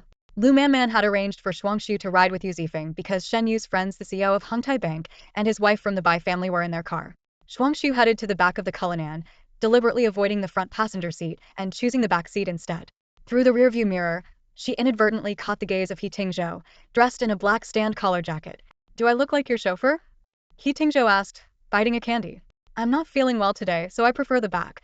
"What's wrong?" "Everything's wrong. If you're feeling that bad, should we find a sedan chair to carry you up the mountain?" Shuangxue ignored him, relieved when Yu Zifeng returned with water and took the front seat. Throughout the journey, Yu Zifeng chatted incessantly while Shuangxue remained silent. As the mastermind behind the proposal plan, Yu Zifeng assigned her the task of delivering the ring. After driving east for over an hour, the convoy finally reached the Dongyu Mountain camping base. The camping site is located on Dongyu Mountain. By the time He Tingzhou parked the car, Shen Yu and his group had already arrived. Lu Manman was standing beside Shen Yu, and as soon as the three of them got out of the car, Shen Yu walked over to them. He first glanced at Shuangxue's face and asked, "Is your injury healed?" "It healed a few days ago," Shuangxue replied. Take a break, have something to eat, and we'll head out in an hour, Shen Yi instructed succinctly. Shuangxue nodded in agreement, noticing out of the corner of her eye that Lu Manman and her friends were watching them. The familiar group of sisters were all there, except Song Lian wasn't invited this time due to an unpleasant incident on the yacht, which Lu Manman wanted to avoid reminding Shen Yi of. Among them, Shuangxue easily recognized a pair of twins. Shen Yi had reserved the entire mountain for the day, ensuring no outsiders would disturb them. Those who arrived earlier had already set up a portable stove, with picnic utensils and a variety of food and drinks neatly arranged. He Tingzhou, lounging like a king, had propped up a folding chair on the anti-corrosion platform and was sitting with his legs crossed. Yu Zifeng brought 2 professional cameras and a DV, ready to document the day's ceremony. He handed the DV to He Tingzhou. You'll be in charge of filming later. I've set all the parameters. When we go up to scout for locations, find a good spot for shooting, and get some scenic shots. We'll edit it into a nice video later. He Tingzhou lazily looked up, responding to this command with a haughty glance. Remember, it's for your cousin, Yu Zifeng said, shoving the DV into his hands. Make sure to get a close-up when she gives the ring. The second lead gets a shot too, He Tingzhou replied nonchalantly as he accepted the DV. Shuangxue, sipping her water nearby, was about to speak when Yu Zifeng quickly interjected. What second lead? I told you to focus on the ring. He Tingzhou started fiddling with the DV, the lens slowly panning across the campsite. Yu Zifeng was discussing their plan with Zhu Zhong and the others. Lu Manman and her friends were busy grilling and making milk tea. Shen Yi and Zhou Xing'an were having a conversation, while Bai Qingmei, having picked a wildflower from somewhere, was weaving it into a ring and placing it on Zhou Xing'an's finger.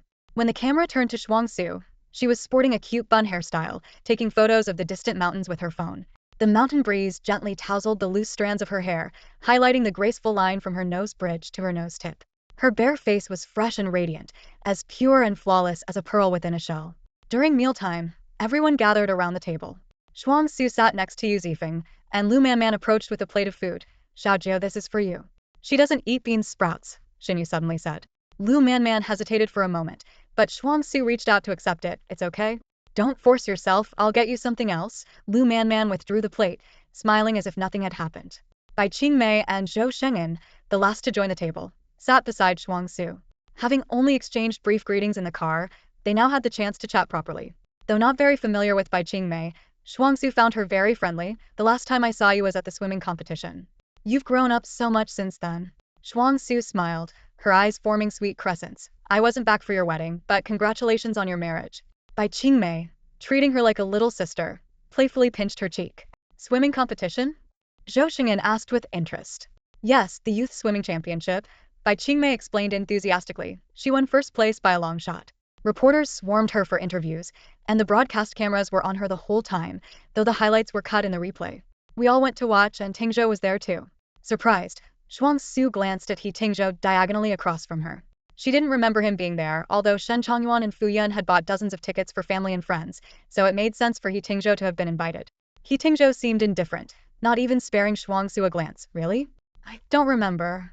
After a brief rest post-meal, the group prepared to start their hike. It would take about 2 hours to reach the observation deck at the mountain peak, allowing them to enjoy a moderate hiking experience and making the proposal under the meteor shower even more special, without being too strenuous for the important moment. Before setting off, Shen Yi reminded them, it will be cold tonight, bring a hat.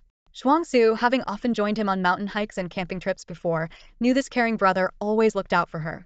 Fortunately, she had already packed a beanie in her backpack. The hiking group formed a single file as they ascended the mountain. Shuangxue followed behind Shen Yi and Lu Manman. The trail wound upward, and it wasn't long before Lu Manman started complaining about being tired.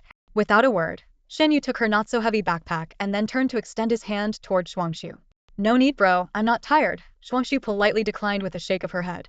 As they climbed, the twin sisters suddenly called out excitedly, Man, let us take a picture of you. They squeezed past Shuangxue to get in front. Shuangxue stepped aside naturally, and after the group of friends moved ahead, she noticed He Tingzhou leisurely walking behind, focused on filming the scenery with his camcorder. The evening sun was retreating behind the mountain, and the group followed the sunset, stopping and starting as they went. As they climbed higher, the temperature gradually dropped. The damp air carried a chill, especially when they crossed the mountain stream, and even with jackets, the cold seeped in. Shuangxue put on her hat and followed the others, stepping on stones to cross the river. The last stone was quite a stretch, and Yu Zifeng turned back to offer a hand. Here, take it slow. Shuangxue took his hand for support. He Tingzhou stood behind, his gaze lingering on their clasped hands. As soon as Yu Zifeng let go, He was called away by someone ahead. Shuangxue was about to continue when He Tingzhou's voice came from behind. Hey, little yellow hat, give me a hand. Shuangxue turned to look at him, then glanced at the group ahead, realizing little yellow hat referred to her. Though she thought that someone as tall as him at 6 feet 2 inches didn't really need help, she extended her hand anyway. This stone isn't even as long as your leg. He Tingzhou grasped her slender, soft fingers with a slightly cool touch. When Shuangxue tried to pull him up, she realized she'd underestimated the situation. She nearly toppled over from his weight, but fortunately, He Tingzhou found his footing just in time. Shuangxue quickly released his hand and hurried ahead. As dusk fell, during a break, He Tingzhou and Yu Zifeng stood at the edge of the cliff smoking. Shuangxue sat alone on a rock in the corner, listening to the laughter and chatter around her. A few girls, dressed lightly, huddled together for warmth, complaining. Why is it so cold up here? Yu Zifeng chided them like a nagging mother. I told you to dress warmly. Despite his words, he gallantly took off his jacket and gave it to one of the girls. Zhuozhong followed suit, offering his jacket, but one girl was still shivering, her eyes darting toward He Tingzhou. At that moment, He Tingzhou's profile was as striking as a painting, his brow and nose perfectly mirroring the distant mountain ridges. Yu Zifeng spoke up, Hey, give the lady your jacket. The girl's cheeks flushed slightly, and there was a hint of anticipation in her expression. He Tingzhou, with a cigarette dangling from his lips, glanced sideways with a playful tone. Which piece should come off? I can't have you taking off your pants, can I? Yu Zifeng challenged. If I told you to strip, would you? He Tingzhou squinted his eyes, a teasing smile playing on his lips. If you want to strip, go ahead, be my guest. Damn it. Yu Zifeng cursed. Shuangxue couldn't help but burst into laughter, but immediately fell silent when she caught He Tingzhou's sidelong glance. His eyes, once lazy and nonchalant, now grew serious as he removed the cigarette from his lips, standing at the cliff's edge and staring at her intently. Shuangxue, don't move. Such a solemn expression was rare on He Tingzhou's face, leaving Shuangxue momentarily stunned. Meanwhile, Zhou Xing'an had already shielded his wife behind him, urgently asking, Where's Shen Yi? Sensing something amiss, Shuangxue followed everyone's gaze and slowly turned her head. Freezing in place just a meter behind her, on a tree branch, a green snake was watching her intently. Holy crap! Yu Zifeng exclaimed. Is that a Chinese green snake or a bamboo pit viper? Bamboo pit viper, Zhuozhong said gravely. Look at its triangular head. It's a bamboo pit viper. Sis, that snake is venomous, don't move. These words only intensified Shuangxue's fear. Having been afraid of snakes and insects since childhood, she now faced a venomous snake at close range, her hair standing on end. The vivid green scales and triangular head were terrifying, and though she didn't dare look directly, she couldn't help but keep an eye on the snake's movements, her fingers trembling in her palms. Yu Zifeng and Zhuozhong were anxiously pacing. Is there a stick? Find a stick. It's too close, Bai Qingmei analyzed. Unless you hit it in one strike, it might attack Shuangxue. Plus, the branch is too soft. It's hard to hit. He Tingzhou extinguished his cigarette, his tone unusually calm. Does anyone have a hiking pole? Shuangxue's voice quivered. I do. Hold on to it. If it attacks, you'll have to duel it. Though absurd, this statement oddly gave Shuangxue a sliver of composure. She carefully felt for the hiking pole and gripped it tightly. Now, slowly stand up and come over here, He Tingzhou instructed.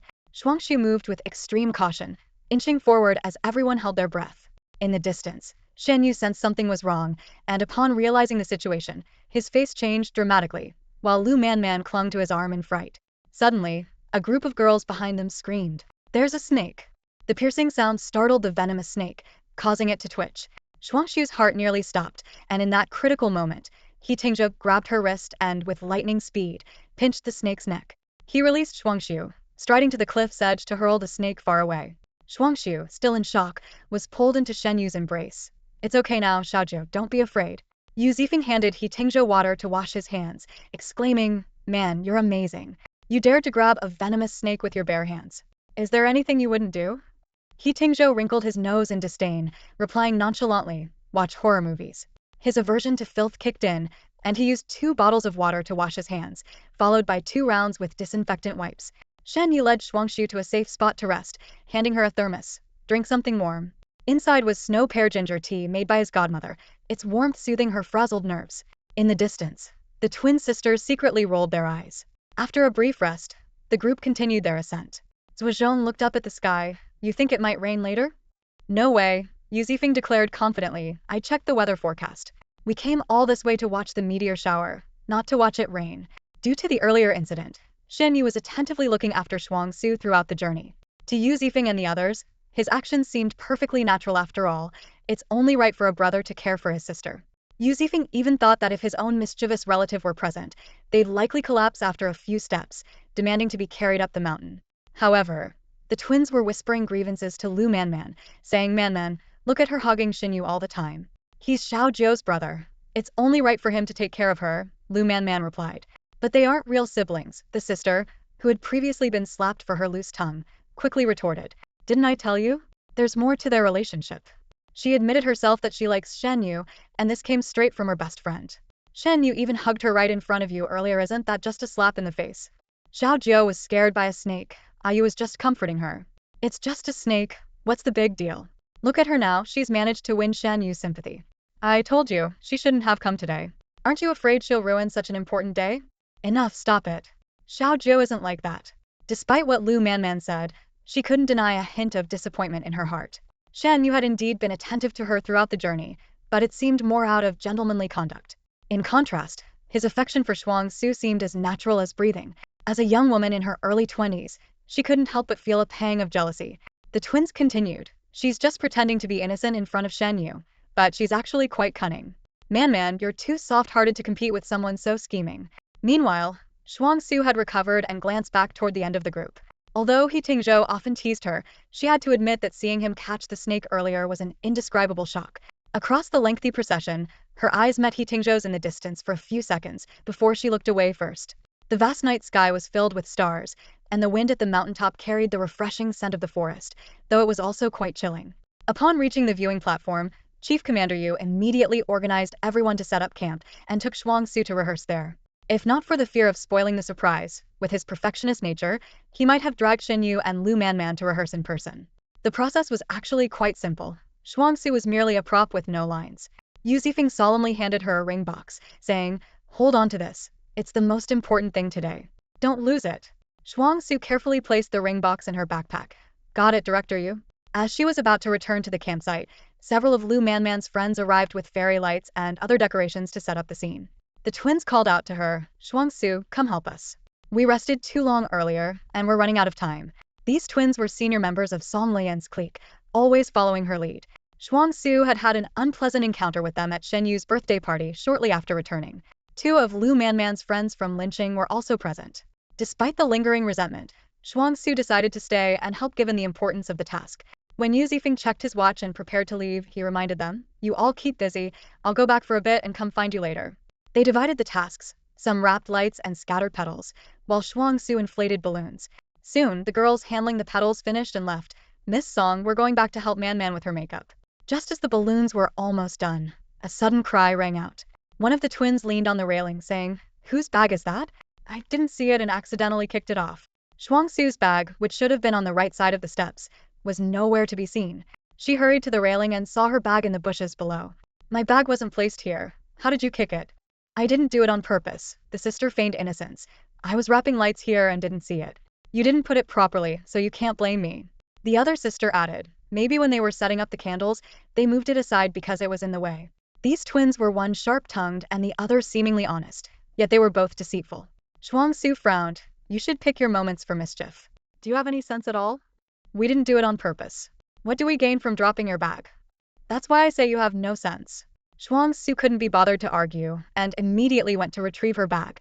The ring was inside, and if she couldn't find it, tonight's proposal would be ruined. She didn't expect any help from the twins and made her way down the mountain in the dark. Without her phone for light and lacking a sense of direction, the mountain path was a maze to her. She occasionally looked up to check the viewing platform's position, but the winding path was much longer than it seemed. Finally finding her bag, she immediately checked its contents. Fortunately, the ring was still there. By this time, the twins were already heading back, no longer pretending since no one else was around. "Will this work?" "Trust me, that forest is like a maze. Even I get lost sometimes, let alone her. She won't make it back anytime soon. She had the nerve to come on a day like this. She must be up to no good. Won't they go looking for her?" The meteor shower's about to start, and Shen Yu's proposing. Who has time to worry about her? They'll look for her after the proposal. Let her stay there. What if she tells Shen Yu what happened when she gets back? The sister worried. "We didn't do it on purpose. How are we to know she'd get lost? If she can't find her way back, it's her own fault for having no sense of direction." Laughing, they walked back, only to fall silent when they spotted He Tingzhou with a DV camera in the distance. They quickly lowered their heads and hurried past. As Shuangxue retraced her steps, a cold droplet suddenly landed on her shoulder. She looked up at the overcast sky, and a torrential downpour followed almost immediately, pounding relentlessly against her. The rain came with such force and speed that within moments, the mountain path was obscured, and the muddy trail became slippery and treacherous. Reaching for her phone to call for help, she realized there was no signal. In this weather, everyone was likely huddled in the camp, not venturing to the viewpoint. The camp was still a distance away, and trekking through the rain in the mountains was far too risky. Spotting a cave by the roadside, Shuangxue quickly took shelter inside. Familiar with the route, she decided it was best to wait for the rain to stop before continuing. Knowing that Shen Yi and the others might worry and come looking for her, she deliberately hung her yellow beanie on a tree branch outside the cave as a marker. The cave was dry but dimly lit. She turned on her flashlight and found a clean spot to sit. A small stream trickled through the cave, and the sound reminded her of the snake encounter from earlier, prompting her to nervously scan the area with her flashlight. Thankfully, there was nothing unusual. Soon, the cold began to seep in. The mountain was already chilly, and the rainy weather made the damp cave even more bone-chilling. She tried restarting her phone, but there was still no signal. Reflecting on how inaccurate Yu Zifeng's weather forecast had been, she felt a bit helpless. Such weather was not conducive to a proposal, let alone watching a meteor shower. Her only hope was that the storm would pass as quickly as it had arrived, so everyone's efforts wouldn't go to waste. Amidst the sound of the rain, she suddenly heard footsteps approaching. The scene felt like the start of a horror movie, and she instinctively grabbed a rock for protection. A tall figure emerged through the rain into the cave's entrance, and in the flashlight's beam, she recognized He Tingzhou's strikingly handsome face. The unexpected encounter left Shuangxue stunned for a few seconds before she lowered the rock. Compared to her slightly damp state, He Tingzhou appeared much more bedraggled. His black hair was soaked, his rain-soaked jacket clung to him, and water droplets clung to his face. He walked into the cave, slightly out of breath, looked at Shuangxue for a moment, and then smirked. "You're quite clever, finding shelter from the rain. Aren't you doing the same?" she whispered back. He Tingzhou shook the water from his jacket, slicked back his wet hair, and sat down 2 steps away, leaning against the cave wall. The wetness accentuated his chiseled features, and his intense gaze was piercing.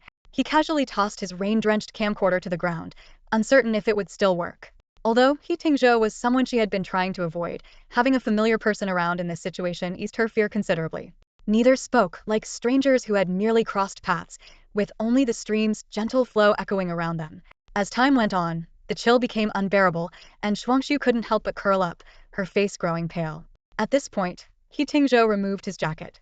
Instinctively, she thought he was going to offer it to her, but quickly dismissed the idea. Earlier at the cliff, even when Yu Zifeng had urged him to act gentlemanly, he had remained indifferent. He draped the jacket over himself and turned to her, saying, "Come over here." She was reminded, somewhat inappropriately, of the warmth when he had once held her close, causing her cheeks to flush. She instinctively refused. "No need." He Tingzhou's dark eyes looked at her calmly. "Between you freezing to death and me freezing to death, there's a middle option where we both stay alive. Come over." His tone left no room for argument. Shuangxue's fingers were already numb from the cold, and if this continued, by the time the rain stopped tomorrow, Shen Yi might find nothing but a frozen popsicle. After much hesitation, she finally shuffled over to He Tingzhou's side, cautiously lifting a corner of his jacket to tuck herself in. He glanced at her but said nothing more. His raincoat was waterproof, keeping the inside dry and warm, carrying his signature cool and steady aura. Just being near Shuang made her feel as if every cell in her body had been ignited, causing her to burn with fever. This reaction reminded her of their overly intimate moments in the past. At the moment, she and He Tingzhou were sharing a coat for warmth. She was consciously controlling her body, trying to maintain a comfortable distance for warmth without getting too close, a conflicting state that left her feeling tense. The beam of the flashlight illuminated the mountain wall ahead, and she noticed He Tingzhou had closed his eyes. Assuming he was about to sleep, she was about to turn off the flashlight. "Don't turn it off," He Tingzhou suddenly spoke. "I'm afraid of the dark." Shuangxue was taken aback. To everyone, He Tingzhou had always been fearless, even daring to catch venomous snakes with his bare hands, yet he was afraid of the dark? Silently, she adjusted the flashlight's angle, directing more light towards him. "Why is your nickname Xiaojiu?" He Tingzhou asked out of the blue. "I was born on the 9th of September, and Shuangxue means September," she explained. "Actually, only Shen Yi calls me that, and Lu Manman picked it up from him." 9th of September? He Tingzhou chuckled. "Shouldn't you be called Chongyang then? Then why aren't you called He Jianjun, being born on August 1st? Shuangxue couldn't help but retort. He Tingzhou let out a low laugh, his Adam's apple bobbing slightly. "How do you know my dad didn't think of that?" Seeing her surprised expression, he continued, "My dad's a soldier. He thought me being born on Army Day was fate and always wanted me to join the army. But my name was chosen by my mom. This was the first time Shuangxue heard him mention his mother. She turned to look at him, meeting his gaze. The flashlight's beam outlined his perfect profile, high-nose bridge, and thick lashes casting deep shadows on his face. Her heart suddenly raced, and she quickly looked away. My name was also chosen by my mom, she said softly. After that, they both fell silent. He Tingzhou's body warmth was particularly noticeable in the cold cave, like a natural heater. Gradually, Shuangxue felt her body warming up and fell asleep leaning against the stone wall. When she was awakened by the weight on her left shoulder, she found He Tingzhou's head had somehow ended up resting on it. She was about to push him away when she noticed an unusual warmth. Placing her hand on his forehead, Shuangxue instantly became alert. Had a fever. Brother Tingzhou? Shuangxue tentatively called out. He Tingzhou didn't respond. She called his name again, more forcefully, but still got no reply. Clearly, he was delirious with fever. After a moment's hesitation, Shuangxue decided not to push away the man leaning on her shoulder. Despite the awkwardness of his tall frame resting against her, she straightened her back carefully to make him more comfortable, remembering how he had saved that green bamboo snake earlier. His body was burning up and his hot breath swept over her neck, quickly turning her porcelain skin a shade of pink. A shiver ran through her body like a creeping vine, dispelling the cold and making her feel as if she might ignite. Her body tensed, fingers clutching the fabric of her skirt, even her toes curled involuntarily. He Tingzhou's weight was too much for Shuangxue's slender frame, and her left shoulder ached. In this remote wilderness under a stormy sky, there was no doctor or medicine available, making the situation quite dire. Letting his fever continue was not an option, especially since he was the only son of Commander He. If his brain got damaged from the fever, although he was already a bit unusual with his formidable combat skills, adding dim-witted to his list of attributes would be disastrous. Looking around, Shuangxue's eyes settled on a nearby stream. She gently supported He Tingzhou's head and carefully leaned him against the rock wall. Her fingers brushed against his hot lips, and she quickly retracted her hand as if shocked. She turned and unzipped her jacket, about to remove her undershirt when she realized He Tingzhou was already awake, propped against the wall with one leg bent and his hand resting on his knee. His deep black eyes were quietly observing her. When did you wake up? When you were taking off the second layer. His voice was low and hoarse from the fever. Shuangxue's cheeks burned, and she bit her lip in annoyance. He didn't seem the least bit embarrassed and was watching her so openly. If he weren't ill, she would have punched him, though she knew she couldn't take him down anyway. She glared at him for a few seconds, then turned away to wet her undershirt in the stream. Kneeling by his side, she placed the damp cloth on his burning forehead. Fortunately, the dim light inside the cave and the weak glow from the flashlight allowed her to maintain a semblance of composure. You're burning up, she explained. I don't know when the rain will stop, so this is all I can do for now. He Tingzhou closed his eyes, seemingly enjoying the coolness of the cloth. As it absorbed his heat, Shuangxue would wet it again to keep it cool. The icy stream water quickly numbed her fingers, but she continued to lower his temperature. Sleepiness began to overtake her, and she started to nod off until she felt movement beside her. She looked up to see He Tingzhou's pale face, struggling like a trapped animal. This man, usually so invincible, now seemed oddly vulnerable. She reached out to check his temperature, but he suddenly grabbed her wrist with such force it felt like her bones might shatter. She cried out in pain, and only then did He Tingzhou open his eyes, his dark gaze sharp as a blade. Seeing her pained expression, he slowly released her. Sorry, he said hoarsely, gently rubbing her wrist with his thumb. Shuangxue pulled her hand back, surprised that he had actually apologized. It was as unexpected as a dog meowing. Had a nightmare, he offered as a brief explanation. Someone like you has nightmares? I'm not a god, of course I have nightmares. You're certainly not a god. You're more like a rakshasa. He Tingzhou glanced at her, now calm again, leaning back against the rock wall. Am I that terrifying? Don't you know your reputation? They say you nearly killed someone. The truth of the rumors is irrelevant.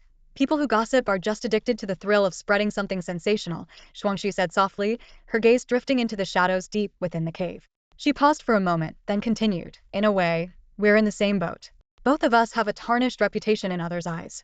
He Tingzhou leaned against the rough stone wall, his tone carrying a lazy sarcasm. My bad reputation is because people love to meddle and spread lies.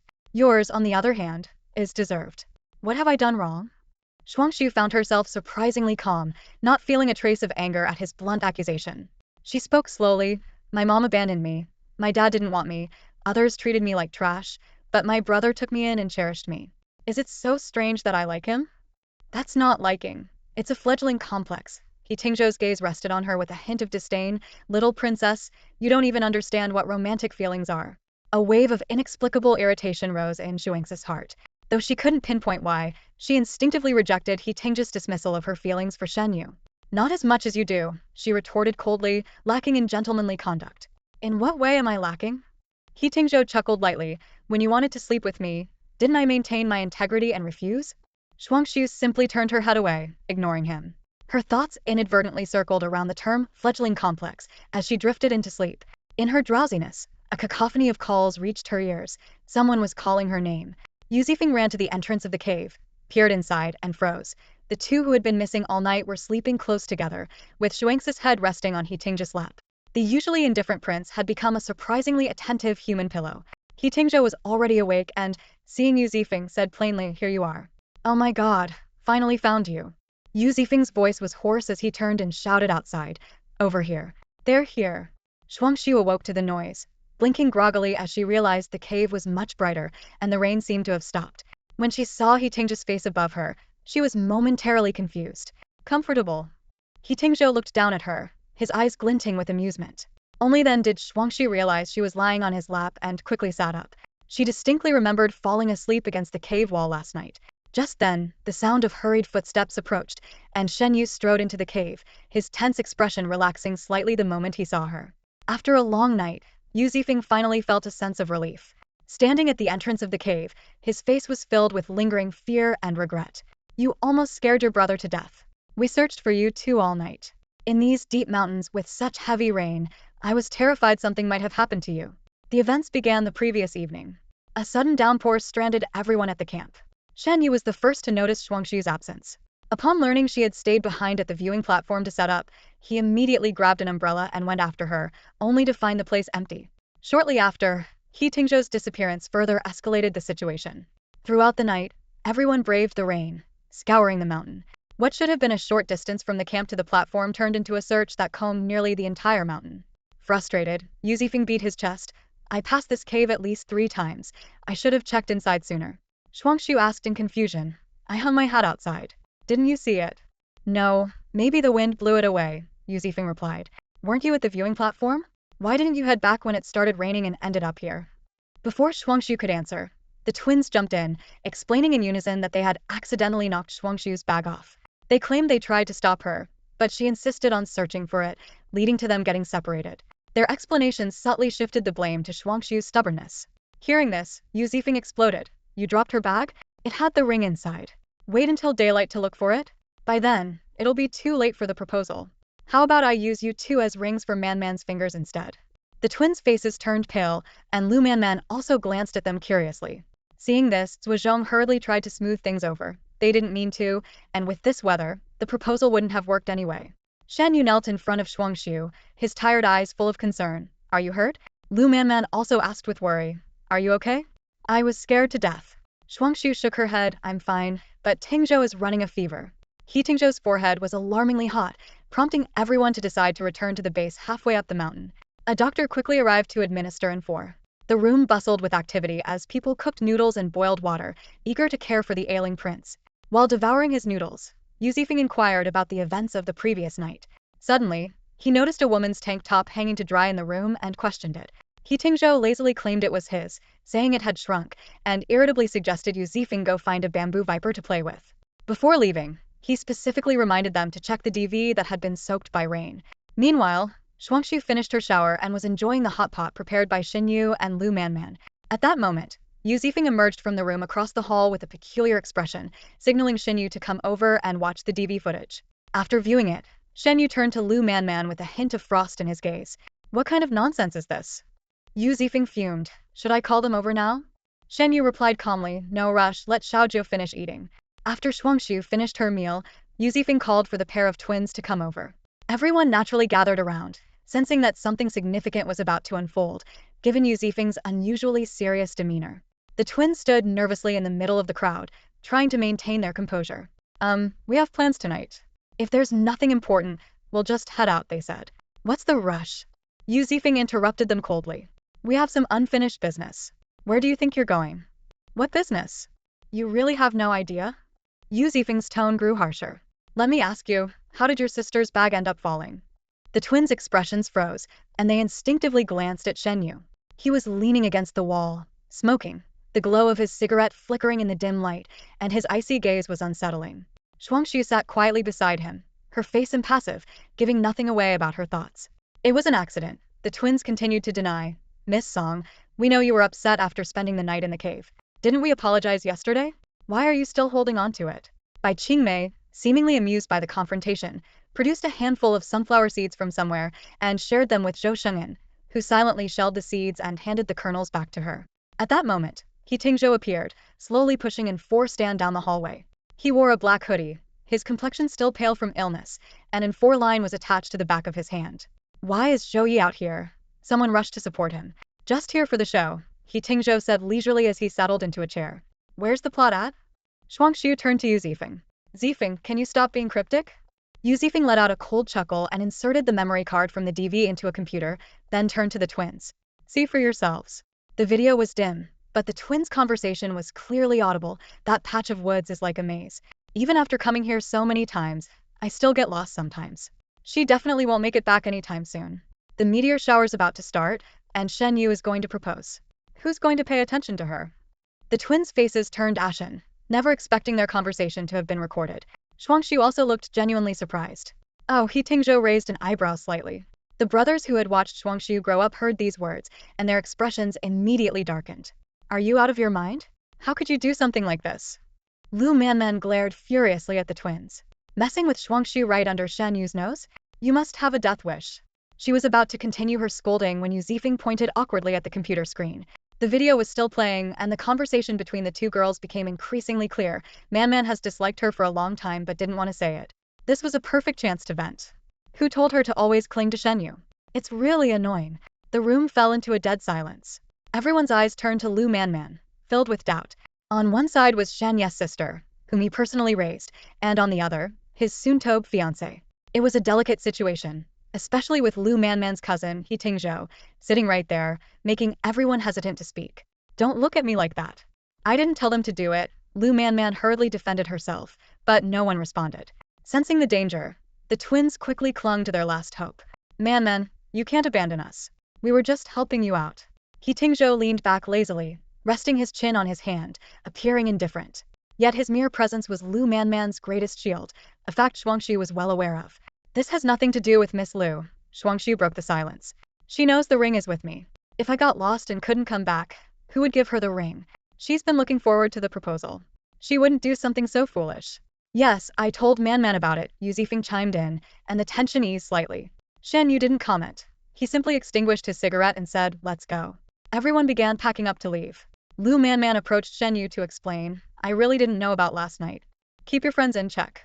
No, next time. Shen Yu's tone was indifferent, clearly more concerned about the audacity of someone daring to bully his sister than whether Lu Man was aware of it.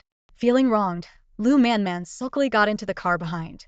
Before departing, Shen Yu told Shuangxue, ride back with Tingzhou. As she was about to speak, he gently touched her hair, both a gesture of comfort and a signal not to ask further questions. The twins were put into an SUV, exchanging secretive glances. To their surprise, Shen Yu didn't say anything, and the matter seemed to pass easily. As the convoy descended the mountain, the leading vehicles continued towards the city. However, the SUV carrying the twins suddenly veered right at a fork, breaking away from the convoy. Realizing something was amiss, the twins panicked. What do you want? Where are you taking us? The SUV continued along the winding mountain road, heading deeper into the mountains. The road conditions worsened, transitioning from asphalt to a bumpy dirt path. This area was even more untouched than Dongyu Mountain, with no signs of development. The dense canopy blocked out the sky, and there wasn't even a flat surface to be found, let alone a camping site. This place was so remote that only extreme sports enthusiasts might venture here. The vehicle stopped in an unfamiliar forest. Yu Zifeng rudely shoved the two along with their luggage out of the car, clapped his hands, and said, never been to this mountain, right? I've never been here either. Time to test your sense of direction. It was only then that the twins understood their intention and started to cry and plead, you can't leave us here. This wilderness is dangerous. There might be snakes or wolves. How can the two of us spend the night in the mountains?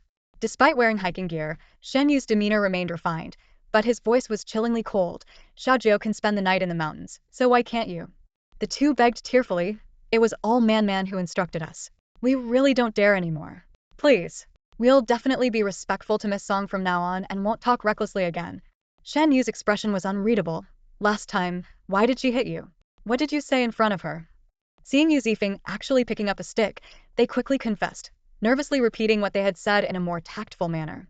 The sound of the wind through the forest was eerie, and Shen Yu's face grew colder in the shadows of the deep woods. Yu Zifeng was furious. They aren't blood siblings, but they're as close as real ones. Don't use your filthy perspective to insult them. Damn it, I should rip your mouths apart. The road into the mountain will be sealed for 3 days. No one will come here. After 3 days, you can try to walk back to Yanqing, Shen Yi said, then turned and got back into the car. The city was nearly 70 kilometers away, and the two pounded on the car door, crying, "We have no food or water. We'll really die." "You won't die in 3 days." Yu Zifeng said viciously. "There's plenty of water in the mountains. Drink as you please. If you're hungry, look for bamboo shoots. You might even find a green bamboo snake to roast. Anyway, you two are more venomous. Maybe like cures like..." With that, he closed the window and drove off. As they bounced down the mountain, Yu Zifeng continued to curse. "It's all because of that idiot Song Lian, spreading rumors. I don't know how the Song family raised their kids, producing such a fool. If she were my sister, I'd slap her silly." Shen Yi remained silent, just rubbing his temples, and seeing this, Yu Zifeng quieted down. In the back seat, He Tingzhou, who was running a fever, leaned back with his eyes closed. Zhuozhong was driving. Shuangxue was engrossed in her phone when suddenly He Tingzhou asked hoarsely, "Any water?" Yes. Zhuozhong handed back a bottle of water while driving. "I need it warm." He Tingzhou didn't take it. "Forgot you're feverish. Hang in there. We'll be there in about an hour." He Tingzhou was silent, his gaze shifting to Shuangxue. She noticed and turned to meet his eyes. After a few seconds, she reluctantly handed him the thermos Shen Yu had given her earlier. Too hot. The young master still didn't take it. So Shuangxue poured some into the lid, cooled it down, and handed it to him. He Tingzhou finally took it, sipping slowly. The temperature seemed a bit high, but he didn't complain further and finished it gradually. "Hungry?" He returned the lid to Shuangxue. "I have energy bars. Want one?" Zhuozhong asked. "Too dry. Bread. Not fresh. Banana, apple, orange?" "Not eating." Zhuozhong sighed. "Then what do you want to eat, my lord?" He Tingzhou's gaze once again fell on Shuangxue, staring intently. "I don't have any food," she said helplessly. "Then peel me an orange," He Tingzhou said, condescending.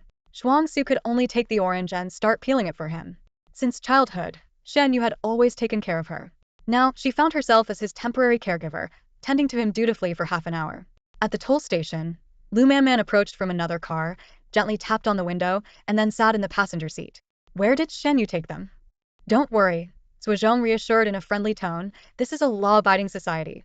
No one's going to end up dead or missing." Lu Man paused, her voice low. "Was I supposed to be in that car too?" Noticing her somber mood, Zhuozhong immediately comforted her. "What are you thinking? That incident had nothing to do with you.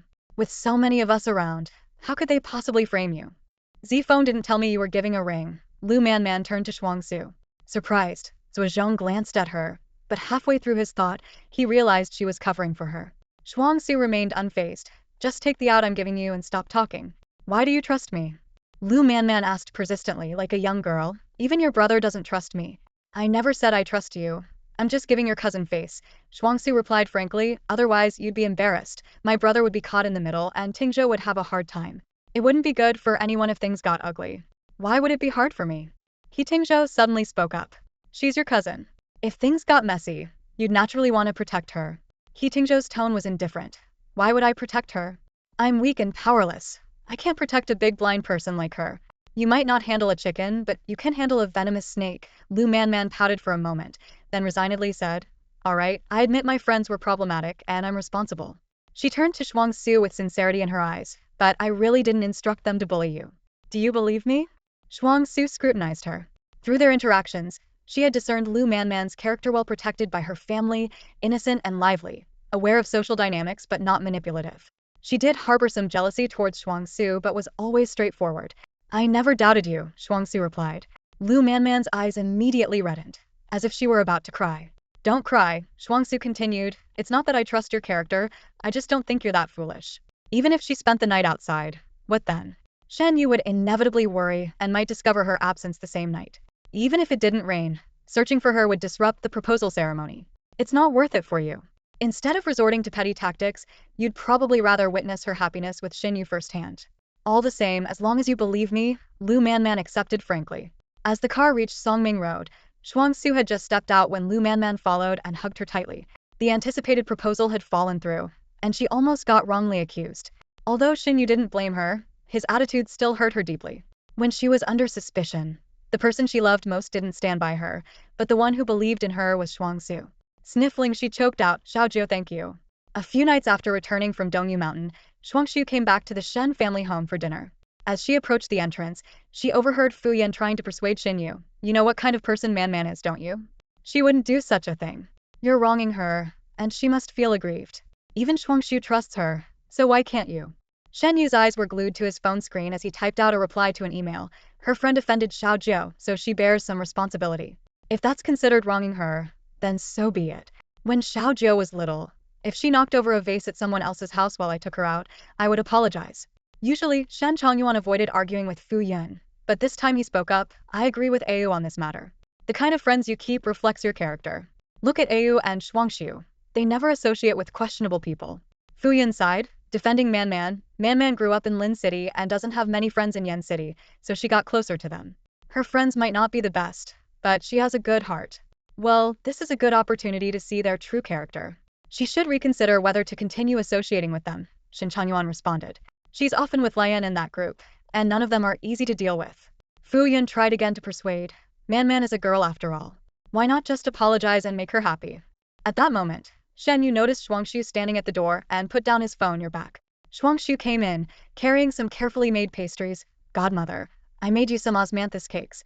It was the result of her afternoon efforts mixing rice flour and glutinous rice flour, layering them in a mold, and steaming them with a fine cloth. The result was soft and sweet, cut into small squares and sprinkled with dried osmanthus, looking particularly delicate. "I didn't add sugar, but I paired it with a jar of osmanthus honey for you to try." Fu Yun forced a smile. "How can I eat when your brother hurt Man Man's feelings for your sake? They've been in a cold war for days." Shuangxue hesitated, putting the cakes back on the tray. "Are you blaming me, godmother?" Shen Changyuan quickly tried to smooth things over, taking a cake to taste. "It tastes really good." Shuangxue's skills are better than those of any pastry shop.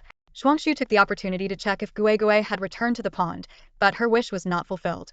When she returned inside, the living room was empty. She went upstairs to call Fu Yun and Shen Changyuan for dinner, but overheard a conversation at the master bedroom door that broke her heart. Fu Yun's voice came through the door crack. "Before Au and Man Man get married, it's best not to let Shuangxue meet him." "I'm not blaming her, but this all started because of her.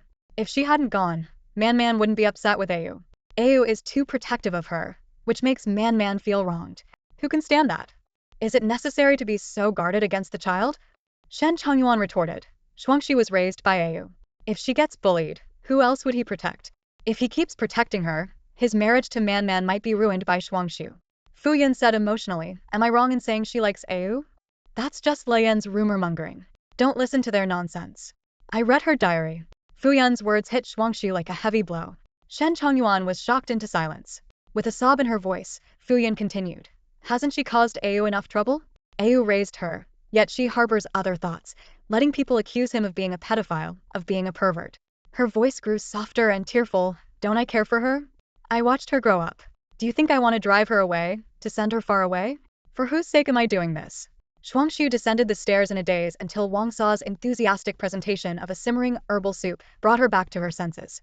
"Madam called you a few days ago, heard you had menstrual cramps, and learned to make this 4-herb soup just for you," Wang Sa explained with a smile. "She said she wants to send some to your senior as well. She needs it the most." Shuangxue held back the heat in her eyes. "Please thank godmother for me." "You should tell her yourself. Why ask me to pass it on?" "I have some urgent work at the office. Need to work overtime. Dinner is about to be served. You're leaving now?" "I'm skipping dinner. Please tell godmother for me." As she left, Shuangxue saw Shen Yi sitting alone in the outdoor pavilion. In the summer night's breeze, smoke curled from his fingers, enveloping him in a layer of solitude. She approached the pavilion brother. Shen Yi snapped out of his thoughts, extinguishing his cigarette. "What's up?" The night breeze gently tousled Shuangxue's long hair as she softly spoke. "It really wasn't Miss Lu's fault. She was looking forward to your proposal that night, but the rain ruined the surprise. She even spent the whole night with you looking for me. She must have felt bad too. Did Mom ask you to persuade me?" Shuangxue shook her head. "Miss Lu is a really nice person, cheerful, lively, and straightforward. She had indeed envied and been jealous of her, but never disliked her. She genuinely likes you." Shen Yu gazed at her, his eyes deep under the courtyard lights. "Why are you telling me this?" Shuangxue forced a smile. "Brother, I wish you both happiness." Shuangxue chose not to have the driver take her home. After leaving the Shen family residence, she walked alone along the clean, straight asphalt road. As she passed the Song family home, the grand villa was brightly lit against the night sky. She paused to gaze at it, recalling the brief period she lived there as a child, though it didn't leave her with many fond memories. Peering through the fence, her eyes settled on a corner of the garden, now filled with meticulously trimmed plants. She wondered if Shen Yi had once seen the little girl who quietly crouched in that corner every day. Laughter and cheerful voices came from the house. It was said that Grandpa had been discharged from the hospital, but Shuangxue hadn't visited him. A hurried maid passed through the garden and looked at her with surprise. Miss Shuangxue? Why are you standing here? Just passing by, Shuangxue replied curtly, turning to leave. Aren't you coming in? The director came back today, and the old master is home too. I wouldn't want to interrupt their reunion, she said, walking away without looking back. At the hospital, as Shuangxue reached the door of the ward, she heard Xu Yang's stern voice. Under no circumstances should Shuangxue know about this, understand? Don't worry, I won't breathe a word, Xiaoliao assured solemnly. Shuangxue suddenly pushed the door open, and the scene before her made her pause. The two were sitting cross-legged on the hospital bed, with a large bowl of fiery red crayfish on a small mobile table between them. They wore disposable gloves, and their mouths glistened with oil. The spicy, fragrant aroma filled the room. Looks like I came at a bad time, Shuangxue said expressionlessly. What followed was quite comical. Xu Yang immediately pointed at Xiaoliao with a shrimp head to shift the blame, and the two began to accuse each other to avoid responsibility. Shuangxue quietly closed the door, and as she approached the bed, they instinctively shielded the crayfish. In the end, Shuangxue joined in the forbidden crayfish feast. Although she couldn't handle spicy food well, her hunger drove her to dig in. Xu Yang, munching on cucumbers, suddenly asked, in a bad mood? The conversation shifted, and Shuangxue started talking about work. I've been researching several liquid hydrogen system suppliers. Hui Feng technology in Lin City seems promising, and they've invited me to next week's Hydrogen Energy Development Summit. On Wednesday afternoon, Shuangxue flew to Lin City with the company's tech guru. At the airport, through the glass of the jet bridge, she noticed a figure disembarking from a private jet that had landed simultaneously. Dressed in black, with long legs and sunglasses, the person exuded a languid air and bore a striking resemblance to He Tingzhou from afar. While checking into the hotel, Shuangxue personally paid for an executive suite for each of them. The tech guru felt a bit embarrassed. President Song, you shouldn't have gone to the trouble. There's nothing to be embarrassed about. You're the treasure of Feishue, worth much more than an executive suite, Shuangxue replied with a smile. Let's go. As she entered the elevator, a hotel bellhop in uniform pushed a luggage cart inside, carrying a black suitcase. The bellhop greeted her with a smile, and Shuangxue politely nodded in acknowledgement before turning her attention elsewhere. The elevator stopped on the 7th floor, and Shuangxue stepped out while the bellhop continued upwards to the penthouse suite. She quickly settled her belongings, changed into more casual attire, and decided to explore the city before it got too late. Although she had extended a courteous invitation to her travel companion, a well-known figure, he declined due to his social anxiety, preferring solitude, so she didn't press further. As soon as she got into the taxi, the driver enthusiastically struck up a conversation. Are you here for sightseeing, miss? What gave it away? Shuangxue asked curiously. Do I not look like a local? Us drivers have a trained eye for these things, the driver explained with a chuckle. Your expression when you stepped out made it obvious. Locals look at their city like it's an old, familiar facet. There's no excitement anymore. This rough analogy was surprisingly apparent. With the driver's enthusiastic recommendations, Shuangxue learned quite a bit about the local attractions. Compared to the heavy historical vibe of Yanqing, Linqing felt younger and more fashionable, with a more relaxed atmosphere throughout the city. After dining at a local specialty restaurant, she wandered aimlessly around the streets. By the time she returned to the hotel, it was already 9 o'clock. Her phone vibrated with a video message from Xiaoliao. In the video, she was pointing at Xu Yang, who was lying in a hospital bed, accusingly saying, Boss, I'm officially reporting her for trying to secretly order takeout again. Xu Yang immediately retorted, Just you wait. Your threats are useless, Xiaoliao said triumphantly. The boss said she's in charge now, so you can't fire me. I'm the appointed inspector on a mission. As Shuangxue entered the elevator, she was watching this amusing exchange on her phone.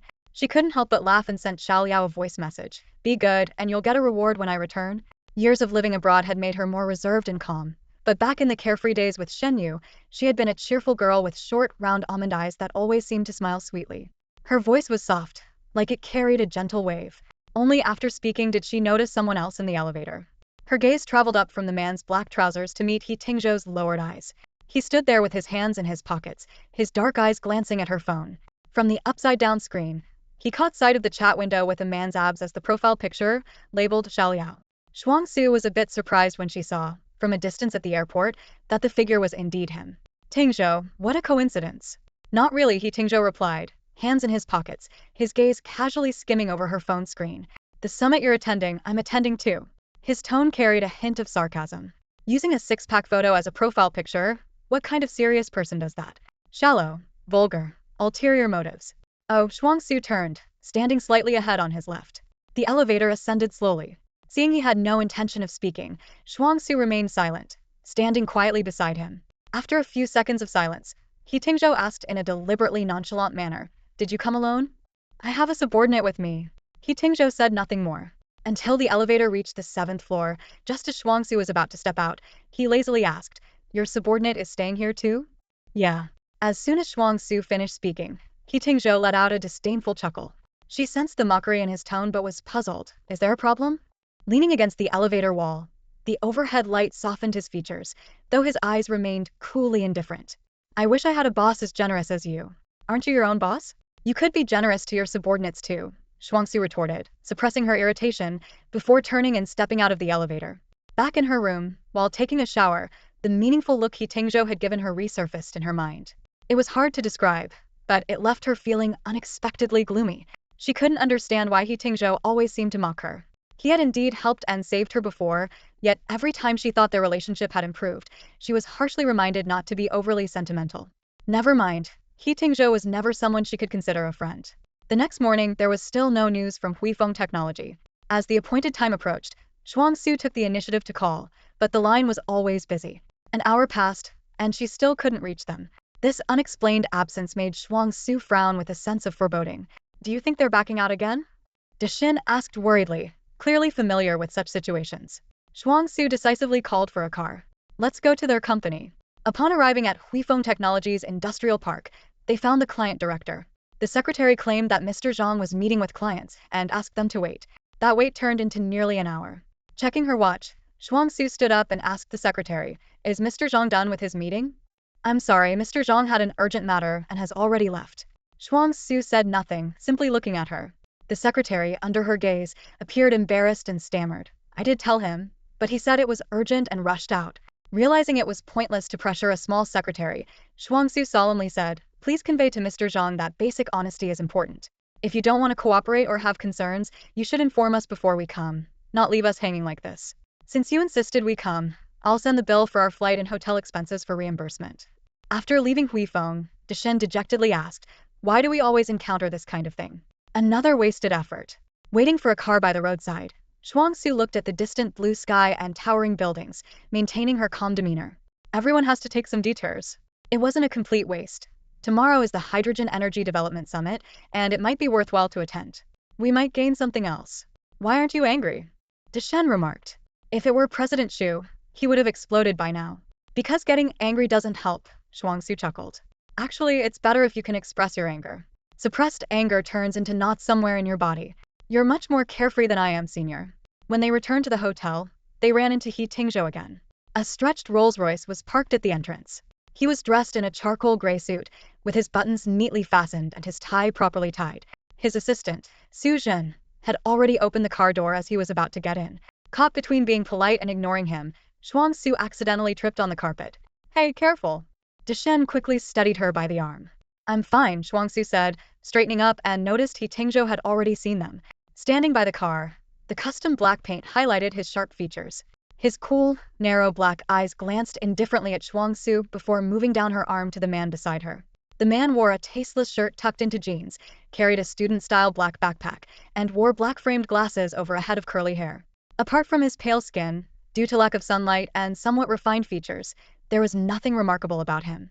You could throw him into any university, and he'd blend in with a dozen others in a second. Watching He Tingzhou stare at the man for several seconds, Su Jin glanced over, and then explained to He Tingzhou who he was. This Shen was named She Yi, a genius who entered Yenching University at 13. He was a treasure of Feishua, with his only flaw being social anxiety. When Chen Peiran split from Shuyang, the first person he tried to take was She Yi, reportedly calling him over 10 times and sending dozens of one-minute voice messages, forcing Shen to block him at 3 a.m. He Tingzhou said nothing, continuing to watch the two approach. Just as Shuangxue was about to greet him, his critical gaze returned from the man, and he remarked with an ambiguous tone, "Your taste really is ever-changing." "What?" Shuangxue looked bewildered. "Nothing much. Just complimenting you, He Tingzhou replied nonchalantly. Shuangxue pursed her lips, thinking that nothing good ever comes out of this guy's mouth. She was about to introduce the two when she turned around and noticed the tech had already distanced himself, his face clearly pleading. Please don't call me. She knew him too well. This tech director would avoid even the most basic company gatherings. If the business trip hadn't involved technical issues, the company wouldn't have brought him along. Seeing his wariness, Shuangxue decided to let it go. He's our company's tech director, but he's quite socially anxious, so I'll skip the introduction. He Tingzhou smirked. Your company may be small, but it seems to be filled with talent. Does everyone have a director title? What do you mean everyone? Shuangxue was slightly annoyed. He's the only tech director. He's a core figure in our company. The flight control system you were interested in was developed by him. He Tingzhou glanced at the introverted man, thinking that with his thin frame, he probably couldn't manage 20 push-ups, let alone have abs. How is Mr. Song still so easily persuaded? He seems sharp when dealing with me. I guess all his smarts are used to outwit me. Shuangxue was puzzled. Not everyone is like you, always giving me a hard time. When have I ever given you a hard time? He Tingzhou leaned against the car door, his tone lazy and teasing. Beside him, Su Jin wisely looked down, pretending to be fascinated by his shoes. Shuangxue decisively ended the conversation. I'm heading back. With that, she quickly walked up the steps, followed closely by the tech whiz, disappearing into the hotel entrance together. The next day, the Hydrogen Energy Development Summit took place as scheduled at the convention center. Shuangxue and the tech whiz arrived early, and her professional attire made her stand out in the male-dominated setting. Soon, someone approached her, claiming to also be in the liquid hydrogen supply business, but showed little interest in Feishua Company's operations. How old are you? Still in school. Miss Song, you're so pretty. How are you still single? The questions tested Shuangxue's patience. If I were unattractive, would being single be more acceptable? As she turned to leave, she spotted Mr. Zhang from Huifeng Technology chatting and laughing with people from Chengqing. Yesterday's know-how suddenly made sense after losing the Yundan project to Feishua. Chengqing was now poaching suppliers here. After some back and forth, Mr. Zhang finally admitted that Chengqing had promised to introduce him to Director Fan of Yundan Group. Shuangxue couldn't help but chuckle. Had he not cancelled yesterday, Mr. Zhang would have realized he had gone in circles. Feishua was already Yundan Group's main client. Just then, Su Jin approached politely. Miss Song, Mr. He would like to see you. Shuangxue looked up and saw He Tingzhou standing at the other end of the hall, his gaze fixed intently on her. He was surrounded by people, dressed in a three-piece deep gray suit that was perfectly tailored to highlight the elegant lines from his shoulders and chest down to his waist and legs, without a single crease in sight. His tie was knotted in a refined Prince Albert knot, and the pocket square in his left breast pocket matched the color of his shirt. Every gesture exuded an air of nobility. He Tingzhou's tall figure stood out in the crowd. The summit's host, Chairman Feng, along with several leaders and experts, gathered around him. Yet, he barely acknowledged their flattery, his sharp gaze cutting across half the meeting room to beckon Shuangxue over with a slight gesture of his finger. Accompanied by Su Jin, Shuangxue made her way to the center of the crowd. Instantly, all eyes turned to her. As she approached, He Tingzhou finally shed his bored expression and spoke in a calm tone as everyone held their breath in anticipation. My partner. This introduction caught Shuangxue off guard. Everyone present understood that anyone personally introduced by He Tingzhou was no ordinary partner. Their attitudes shifted warmly, and they eagerly handed her their business cards. Among them were hydrogen suppliers even larger than Huifeng. When the chairman inquired about Feishua's hydrogen drones, Shuangxue's technical director seemed to transform.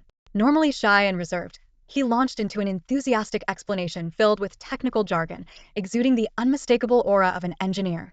The entrepreneurs present praised He Tingzhou for his keen insight. What does he have to do with it? Shuangxue thought. This is our company's technical director, Shi. Cheng. He Tingzhou raised an eyebrow. Then who is Liao? My assistant. She was the one who accompanied my senior on the signing day, Shuangxue explained. He Tingzhou had no recollection, only remembering there were two women present. After the meeting began, someone thoughtfully arranged a seat for Shuangxue right next to He Tingzhou. She listened attentively and took notes like a diligent student. As the meeting ended, He Tingzhou looked at Cheng Shi, who was sticking close to Shuangxue, and said, heading back? I have a few questions about your flight control system, Director Cheng. How about we discuss it over a meal? Cheng Shi looked at Shuangxue for help. She quickly responded, sorry, Mr. He's uncomfortable with face-to-face interactions due to social anxiety. If you have questions, I can compile the information and send it to you. He Tingzhou, having taken her pen at some point, elegantly twirled it between his fingers. I don't read documents. I prefer discussing in person. Shuangxue paused to think, how about I accompany you for the discussion? He Tingzhou gazed at her for a few seconds, slowly capped the pen, and handed it back to her. All right. I'll pick you up this evening. In the evening, Suzhen messaged Shuangxue half an hour early to let her know their arrival time at the hotel and the dinner location. Standing in front of the mirror, Shuangxue carefully examined the ice blue sleeveless dress she wore. The invitation to a high-end restaurant prompted her to prepare meticulously. The clean, sleek cut perfectly highlighted her curves, while the matching strappy high heels accentuated her delicate ankles. She opted for the lightest makeup, with nude peach lipstick and 2 pearl earrings that peeked through her dark hair. He Tingzhou's car was already waiting at the hotel entrance. Su Zhen respectfully opened the door for her, and as she bent to get in, she noticed He Tingzhou's gaze lingering on her.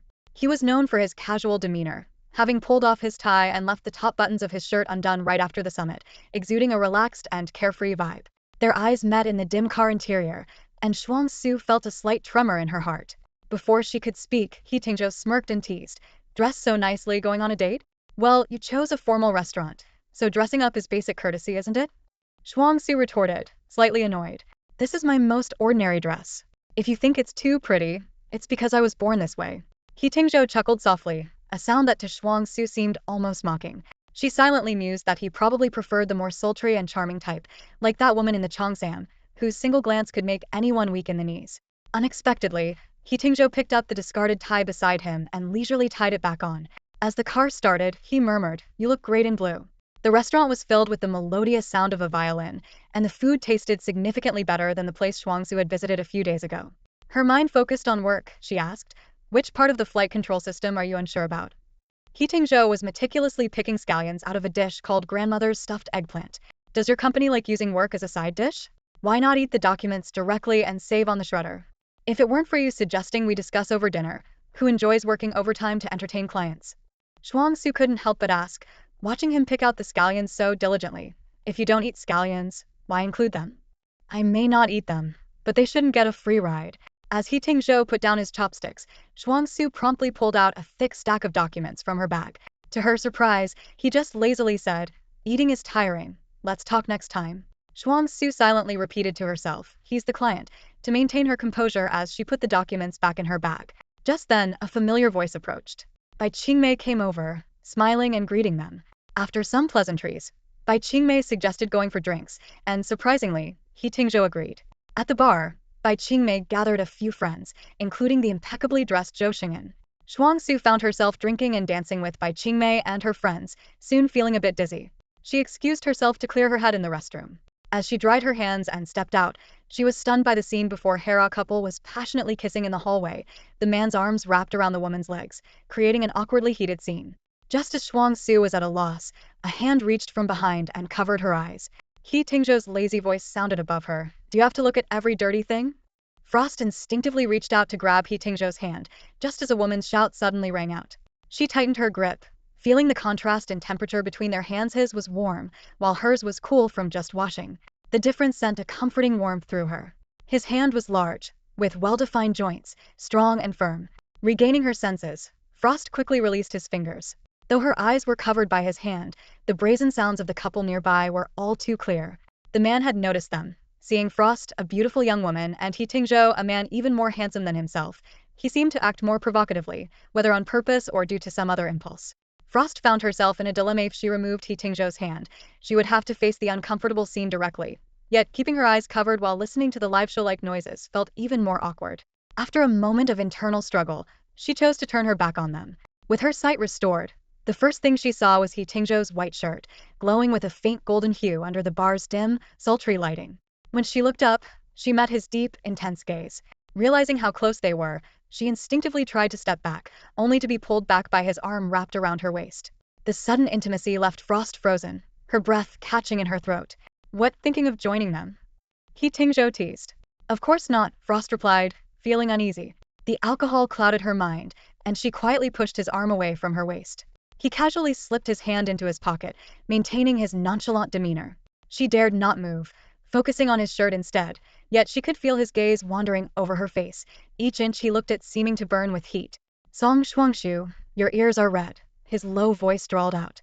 His words were like adding fuel to the fire, and Frost felt her ears grow even hotter, the warmth spreading to her cheeks. It wasn't her fault anyone would feel awkward in this situation, right? Only he could remain so unaffected. "I've had too much to drink," she said, trying to sound composed. Her heart was pounding from the intense activity, and her mind felt like a chaotic mess, as if it had been whipped into a frenzy by a high-speed blender, unable to form a coherent thought. Why did you hug me? Shuangxue was the first to confront him. He Tingzhou calmly countered. Shall we go back and check the surveillance footage at the bar entrance and see who was crying and insisting on a hug? Shuangxue's mind was in such a haze that she couldn't tell truth from fiction. She instinctively shook her head. It wasn't me.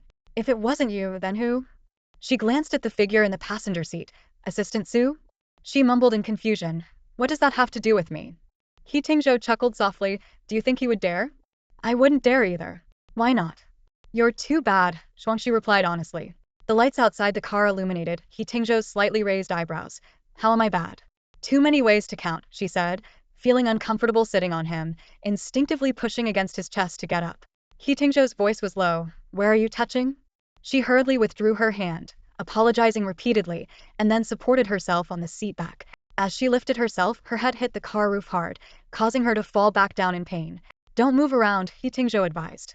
The driver in the front seat gripped the steering wheel tightly, not daring to look back, only sneaking a glance at the assistant, Su Zhen, who remained expressionless as if nothing had happened.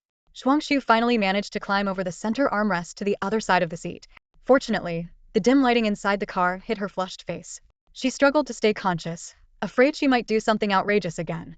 When they reached the hotel, she wobbled out of the car, and He Tingzhou came around to her side. Need a lift? I can walk myself, Shuangxue insisted, trying to stay alert. She walked towards the hotel with exaggerated, deliberate steps. He Tingzhou followed, watching her unsteady yet determined silhouette.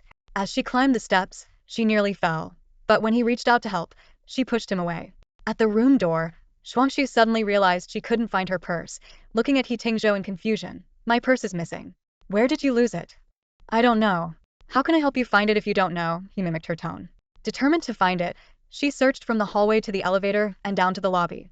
The hotel staff were eager to help but discreetly stepped back upon seeing the white purse in He Tingzhou's hand. She persistently continued her search, even venturing to the lawn and fountain outside the hotel. He Tingzhou followed her, joking. Did you ask the fish? What did it say? It can't talk, Shuangxue glared at him as if he were an idiot.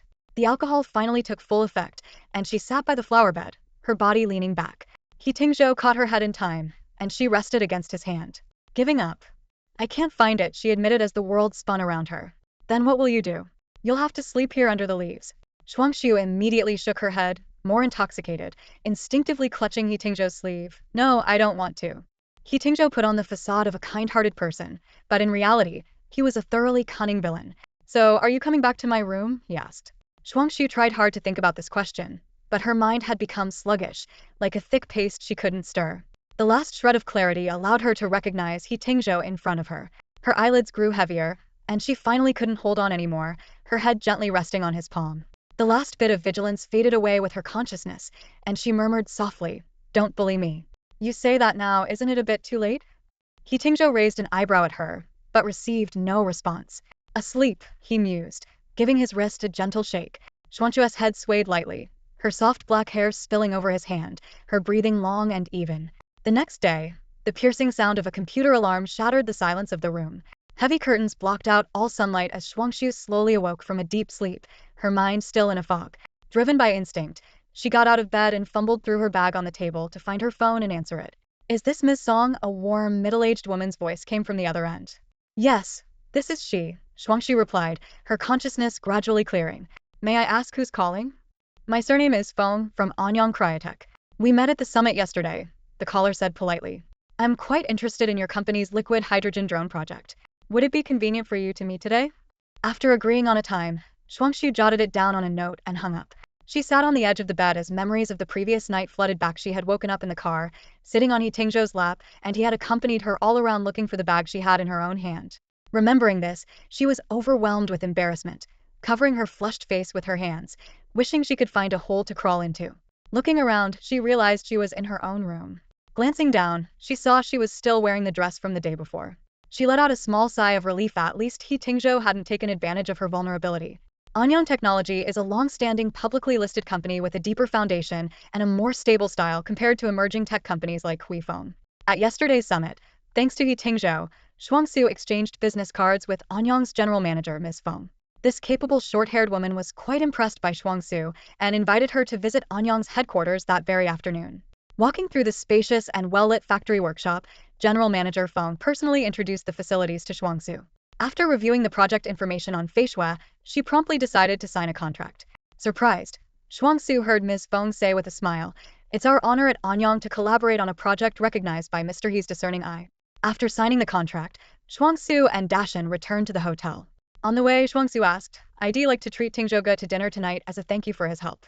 Would you like to join us?" Dashan politely declined, shaking his head. "I think I'll just order takeout at the hotel." He hesitated for a moment before continuing, "I get the feeling that Mr. He doesn't quite like me." Shuangxue smiled slightly. "Trust me, it's not you. He looks down on everyone equally." Before reaching the hotel, she sent a message to Su Zhen inquiring about He Tingzhou's schedule. Su Zhen quickly replied that Mr. He had no plans for the evening and was currently at the hotel, suggesting she ask him in person. As Shuangxue hesitated between going upstairs directly or calling first, a soft and gentle voice caught her attention. "I'm here to see Mr. He." Looking up, she saw a woman in a cheongsam at the front desk, graceful and naturally alluring. Shuangxue paused for a few seconds before recognizing her as she turned around, greeting her with a soft smile. "Miss Song, what a coincidence." "Hello," Shuangxue replied expressionlessly as she stepped into the elevator, deleting the message she was composing on her phone. When they reached the 7th floor, she asked Dashan, "Which takeout are you ordering from? Is there anything good around here? Aren't you inviting Mr. He for dinner?" "He's probably busy tonight," Shuangxue replied coolly. "In just a few days, he's even brought a beauty all the way from Yen City to keep him company. I'd rather not intrude on his enjoyment." After spending 4 days in Lin City and resolving the liquid hydrogen supplier issue, Shuangxue booked her flight back to Yen City for the next day. While checking in at the airport, He Tingzhou called, offering to take her along. "No need," Shuangxue declined directly. "Your private jet probably can't fit that many people. It's a plane, not a motorcycle." "Of course it can fit," the man's lazy voice replied. "I've already bought a ticket and I'm at the airport." "Then transfer the ticket money to me. Waste not, want not. But then I'd be paying twice. I have to go through security now, talk later." When the plane landed in Yen City, Shuangxue was surprised to see Shen Yi there to pick her up. As the siblings chatted, He Tingzhou emerged from the airport, his suit jacket draped over his arm, looking indifferent. Passing by them, he teased Shen Yi, "Here to pick me up? You should have given me a heads up." "Yes, here just for you," Shen Yi joked, "if you don't mind squeezing in." "I do mind," He Tingzhou replied. "A couple of days ago, a drunk clung to me, using me as a cushion for half an hour, and my legs are still sore." Shuangxue stiffened at these words. Shen Yi was unfazed. "When did you become so patient? You didn't throw them off and let them sit for half an hour." She held on tight. "What could I do?" He Tingzhou's lips curled slightly, his tone full of implications. Noticing Shuangxue's discomfort, he glanced at her casually and asked, "Does the little princess like to drink?" "Her alcohol tolerance is average. She doesn't really like drinking," Shen Yi answered. "She might like it now, even if she didn't before." Shen Yi fell silent. Over the past 5 years, there were indeed many changes in his sister that he didn't fully understand. "I still don't like it now," Shuangxue replied tensely, sneaking a glare at He Tingzhou, hoping he would let the matter drop. "That's good," He Tingzhou remarked with a barely noticeable smile, using a tone of brotherly concern. "If you can't hold your liquor, it's best to avoid it. I'd hate for you to cause a scene after drinking too much." It wasn't until He Tingzhou got into the car that Shuangxue's tense nerves began to relax. She couldn't help but speculate about He Tingzhou's intentions. Was mentioning that incident in front of Shen Yi a hint that if she took advantage of him again, he'd tell Shen Yi? This tactic was indeed effective, but she really hadn't meant to do it. She rarely got drunk, and Xiang often said that when she was exceptionally docile, only wanting to sleep. Her unusual behavior that day, crying, making a fuss, and insisting on hugs, was completely out of character. Shen Yi took her to a familiar restaurant and ordered all her favorite dishes. After the meal, he was set to leave for Germany. The CG of the Shen family waited outside, and before parting, he reminded her, "I'll be back in a week. Call me if you need anything, okay?" Shuangxue nodded. "Got it. Go home and get some rest," Shen Yi said gently. "There's a gift for you tomorrow." "What kind of gift?" "If I tell you now, it won't be a surprise. You'll find out tomorrow." He closed the car door for her, smiling brightly. The anticipation of a surprise was tantalizing, and Shuangxue found herself guessing before bed. The next day at work was uneventful until nearly noon when she received a phone call. The voice on the other end was serious. "Miss Shuangxue, your gift has arrived downstairs at the company. Please come down to sign for it." Shuangxue, busy signing financial documents, held the phone between her shoulder and ear. "Zifeng Ge, what are you up to?"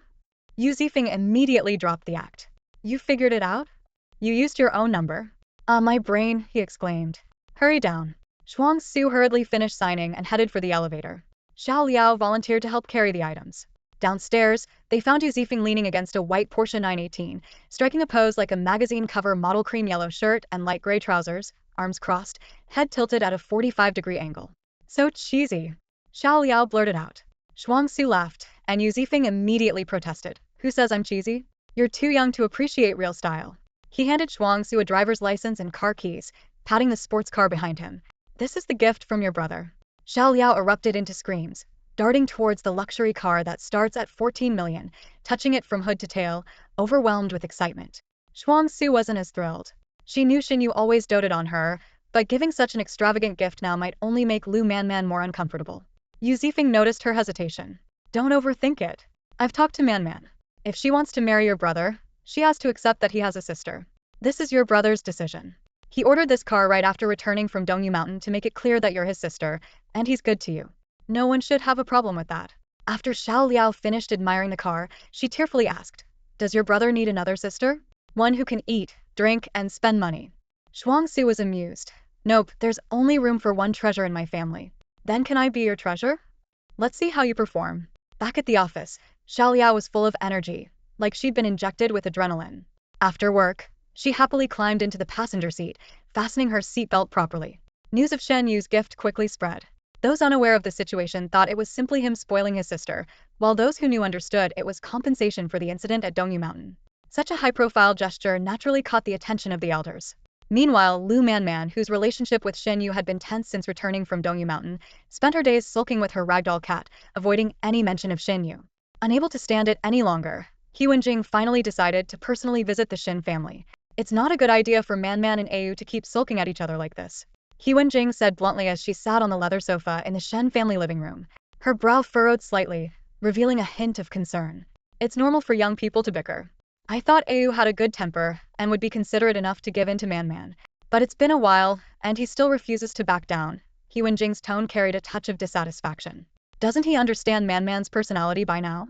You can't blame Manman for someone else's mischief. Fu Yun, listening to her words, felt worried but still defended her son. Au is usually very patient and never loses his temper. This time, he was genuinely upset. There was a heavy storm that day, and Shuangxue was stranded in the middle of nowhere. He searched for her all night. If it had been Manman, you and old Lu would have turned over every mountain. He Wenjing nodded awkwardly. That's true. She paused before changing the subject. Your Shuangxue is indeed quite well behaved. Although she's not your biological daughter, having grown up in your family, there's a deep bond there. I understand why Au cares for her. But... She hesitated, implying something unspoken. I've heard some rumors. I'm not one to judge, but isn't Au a little too attentive to Shuangxue? He gives her houses and cars, yet he doesn't show the same attention to Manman. These words hit a sore spot for Fu Yun. Her tone became slightly agitated. He treats Shuangxue like a sister. You know how Bianji has been indifferent to her. Au has taken on the responsibilities of a parent, not just providing a house and car, but also planning to support her when she gets married. Don't you know what kind of person Au is? Sensing the tension, He Wenjing quickly shifted the topic. Shuangxue and Manman are the same age, both 22 this year. Isn't it time to consider marriage? Shortly after, Fu Yun arranged a blind date for Shuangxue. When Shuangxue received the call, her chopsticks paused midair, and she was speechless for a moment. I've met him, Fu Yun said gently over the phone. He's quite handsome and very considerate. Since you have no plans tonight, why not have dinner together? Shuangxue's throat tightened. I'm not planning to date right now. You're 22. You can't stay single forever. Your sister Lian is 2 years younger, and Aunt Chui is already looking for someone for her. Fu Yun carefully avoided certain topics. Dating can help you understand what kind of person is right for you. In the end, Shuangxue agreed. She couldn't refuse, as doing so would only make people think she still had feelings for Shen Yu. Her date was Wei Qian. Though he didn't have the political background of the Song family, he was quite accomplished. His restaurant brand was highly successful, making him a billionaire and quite outstanding among his peers. Throughout the meal, Wei Qian talked incessantly about his entrepreneurial journey and his views on international affairs. Shuangxue maintained a polite smile, occasionally chiming in, but Wei Qian never asked about her. It wasn't until halfway through the meal that Wei Qian asked, Miss Song, if you don't mind me asking, have you dated anyone before? Shuangxue hesitated for a moment, deciding to stick with her fabricated persona. I have. What kind of person was he? Wei Qian inquired. Shuangxue glanced at him coolly. A man. Wei Qian laughed awkwardly. After the meal, as he prepared to pay, the waiter respectfully informed him, Sir, your bill has already been settled by someone else. Wei Qian was momentarily taken aback and turned to Shuangxue. Did you pay? To put it bluntly, she just wasn't interested in him, and Wei Qian couldn't hide his disappointment. During the event, Shuangxue had taken a bathroom break, giving her an opportunity to commit a crime, yet she was equally puzzled by the truth. She called over a waiter to inquire about who had paid the bill, and upon learning it was Mr. He, she noticed the waiter's gaze directed somewhere.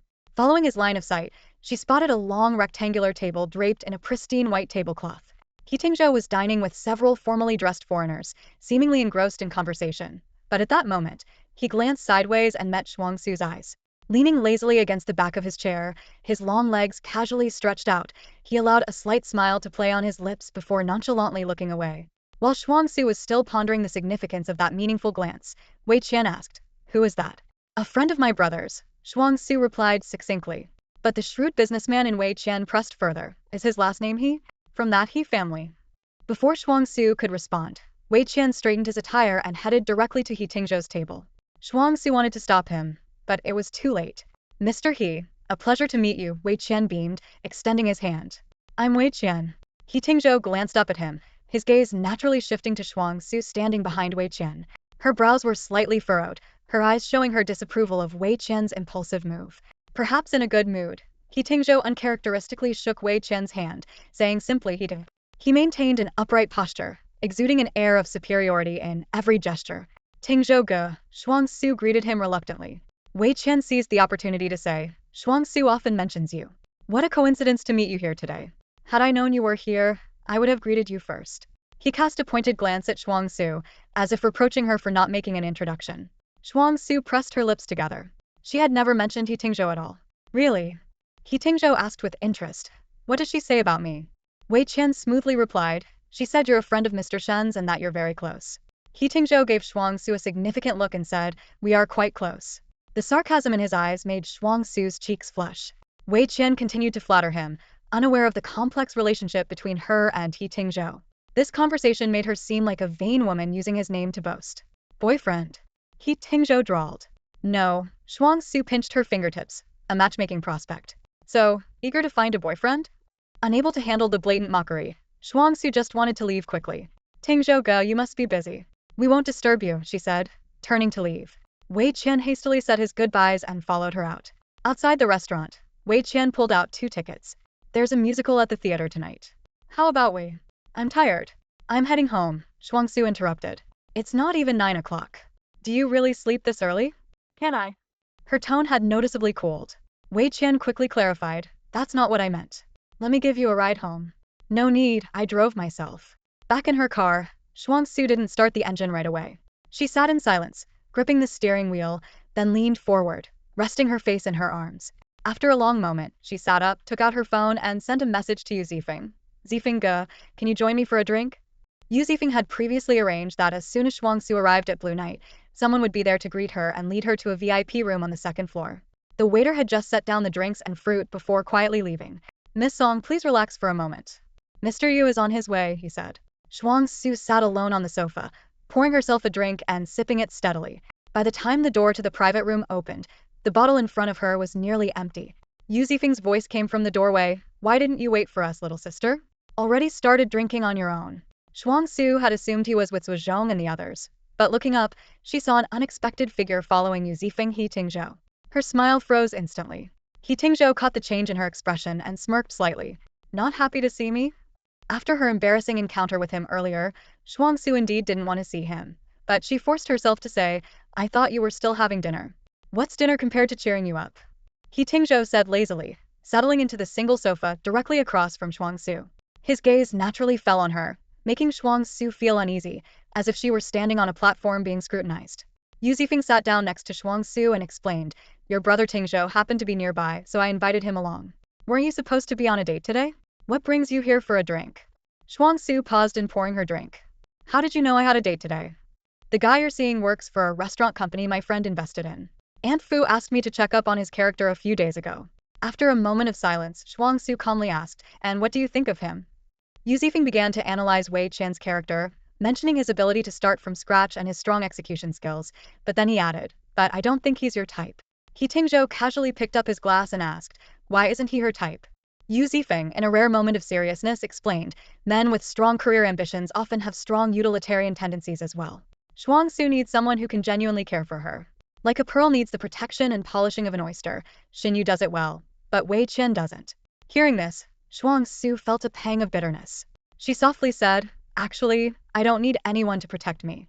When pearls grow, they're always taken out." Yu Zifeng hinted, "You see those expensive pearls in the display cases? Why are they always labeled with their place of origin?" Shuangxue understood his implication that what Wei Qian valued might be her origin. With this in mind, she dared not meet He Tingzhou's gaze, opting instead to silently drink.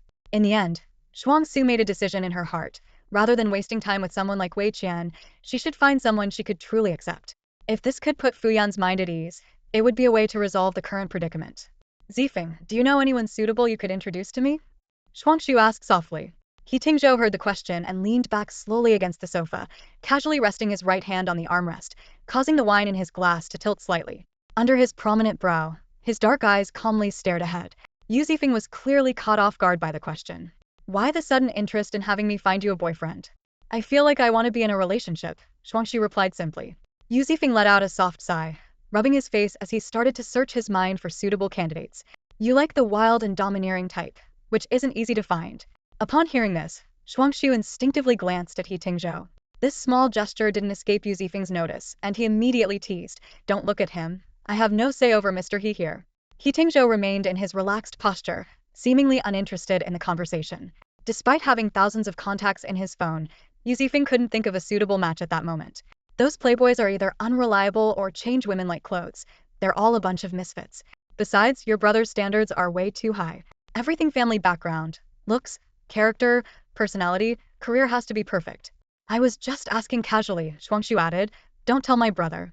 Just then, Yu Zifeng's phone rang. After answering, he hurriedly put down his glass. "My kid's gotten into another fight. I have to go check it out. Tingzhou, you take my sister home later." As the door to the private room opened and closed, the noise from outside surged in briefly before being shut out again. Shuangxue could feel a gaze fixed intently on her, a presence too strong to ignore. She looked up to meet He Tingzhou's eyes, watching as his wrist turned lightly, causing the amber liquid in his glass to swirl. "Are you that desperate for a man?" he asked, his tone cutting. The remark stung Shuangxue, and she replied, "I'm leaving." She stood up to go, but was followed by the slow, deliberate sound of footsteps. Just as she opened the door, an irresistible force pushed her back inside. He Tingzhou's long fingers pressed against the doorframe, his voice coming from behind her. "I asked you a question." Maybe it was the embarrassment from earlier that made Shuangxue feel rebellious now. "I couldn't hear a thing." Without a word, He Tingzhou wrapped an arm around her waist and lifted her off the ground. Shuangxue let out a startled cry. "What are you doing?" He placed her on the marble countertop, his hands braced on either side, trapping her between him and the cold surface. He leaned in, his eyes sharp and dangerous. "Which ear is deaf? Let me see." The chill of the marble made Shuangxue instinctively lean back, her hands pushing against the surface. She accidentally knocked over a bottle, which rolled off the edge and shattered on the floor. The sound made Shuangxue flinch. "I'm not deaf." "I think your hearing's just fine," He Tingzhou remarked sarcastically. Shuangxue took a deep breath, her anger rising. "You're such an arrogant prince. When you have questions, others must answer. Don't you already know? Your cousin is bothered by my presence, so I found a guy to date to prove I'm not interested in my brother anymore. Is that satisfactory?" She tried to push him away, but he didn't budge. He Tingzhou looked down at her. "Then date me." Shuangxue was stunned, her expression shifting from anger to shock. "What? Do I need to get you a hearing aid, little deaf girl?" He Tingzhou teased, gently tugging her ear. "Date me. Did you hear that?" "I heard you. I just don't understand," Shuangxue replied, swatting his hand away. "Why?" "You're in need of a man," He Tingzhou said nonchalantly, leaning on the table. "And wouldn't you know it, I happen to be a man. Please let me know if you would like to continue with the story." "No, I don't like it. I don't want to see him." Shuangxue's tone was firm and unyielding. Once upon a time, she could pour out all her troubles to him without reservation, seeking every bit of comfort. Now she could only muster a half-hearted "I'm fine." "When did you learn to lie?" Shen Yi directly pierced through her facade. Shuangxue was taken aback, her fingers unconsciously twisting together. "Did Zifeng tell you?" The distance in Shen Yi's voice was amplified by the phone line. "Didn't I tell you to call me if anything happens? It's just a blind date. It's not a big deal. There's no need to bother you with it." There was a moment of silence on the other end before Shen Yi's voice softened. "If you don't like it, don't go. Don't force yourself. You're still young. There's no rush for blind dates. I'll handle things with mom." "Brother, I'm already 22. A blind date isn't a big deal. Besides, he's quite accomplished and Auntie chose him." "Do you like him?" Shen Yi interrupted her. Shuangxue was at a loss for words. Xiao Jiao, I brought you home and raised you not to let you suffer. Shen Yi's words took her back to when they first met on the street when she was 8, tears streaming down her face, and he was gentle and patient. Tears welled up uncontrollably in her eyes. No matter the reason, you don't need to sacrifice yourself. Your happiness is all that matters. Leave everything else to me. Trust me, okay? Shuangxue buried her face in the pillow, holding back her sobs. Okay. After hanging up, she cried quietly. Sometimes she wondered if it might have been better if she hadn't met Shen Yi when she was 8. After all, you can't lose what you've never had. Her phone chimed with a message from Wei Qian. Have you been busy these days? It's hard to get a hold of you. Can we have dinner tomorrow? After a moment of thought, Shuangxue replied, sure. The next day, when Wei Qian called to say he'd be late by half an hour to pick her up, Shuangxue was already sitting in the reserved French restaurant. She waited another 40 minutes before Wei Qian finally arrived, apologizing profusely about the traffic. Without asking her preferences, he ordered the food. The first course was foie gras, followed by French-style baked snails. Fortunately, the main courses were steak and sea bass, at least she could eat those. Before the main course arrived, Wei Qian took out an exquisite flat box. I wanted to give this to you after dinner, but I couldn't wait to see your reaction. Inside was a 5-carat diamond necklace, surrounded by smaller diamonds that sparkled under the light. Sorry, I can't accept this. Shuangxue pushed the necklace back to him. You can accept it, Wei Qian insisted. It's obvious I like you. If you don't mind me, we could make our relationship official today. As my girlfriend, there's no reason you can't accept a gift. What do you like about me? Shuangxue looked him in the eye. We've only met twice. You don't even know me. We have time to get to know each other. That's the wrong order. Shuangxue pushed the box back to him. You need to know me first before you can say you like me. Wei Qian finally realized her intent to reject him. Is it because we've known each other for too short a time? It's been less than a week, but I feel like I know you well. What you know is limited to my family background, resume, date of birth, and zodiac sign, all information anyone could find. You don't know my personality or my preferences. For instance, if you'd asked, you'd know I don't like foie gras and never eat snails. Only then did Wei Qian notice the untouched dishes in front of her. Wei Qian sat at the dining table with a serious expression and said, you know how busy I am with work? I don't have much time for women. Maybe I don't know how to interact with them, but you can't judge me solely on that. He paused for a moment, softening his tone. If you want, I can put the company's affairs aside for a while and focus on you like other men do. Shuangxue glanced at the barely touched dishes in front of her, a slight, mocking smile playing on her lips. It seemed the main course would go uneaten today. She took a deep breath and decided to be direct. Let me be clearer, she said, looking straight into Wei Qian's eyes. It's not me you like. You're interested in Shen Yi's sister, the daughter of Song Mianji. This statement seemed to strike a nerve with Wei Qian, and the warm facade on his face cracked, revealing the shrewdness and pragmatism of a businessman. Miss Song, I thought someone like you wouldn't be so naive, he sneered. A lady of your standing exists to secure a truly valuable man to bolster her family's prosperity. At least I have some genuine affection for you. He smirked disdainfully. Without being Shen Yi's godsister or the Song family heiress, what else do you have that's worth pursuing? I do have something, Shuangxue replied calmly. Even if I weren't a Song or Shen Yi's sister, someone would still love me. You think I'm not worthy because those are the only things you value. She pointed out bluntly. You're trying to use me as a stepping stone into this circle while looking down on me. Don't you find that contradictory? Wei Qian's carefully maintained mask shattered completely, a mix of anger and wounded pride in his voice. Honestly, you don't like me because you look down on my background, don't you? You know your position in the Song family. If it weren't for Shen Yi backing you, who would care about you? You won't find a better option than me. Shuangxue stood up, gracefully slinging her bag over her shoulder.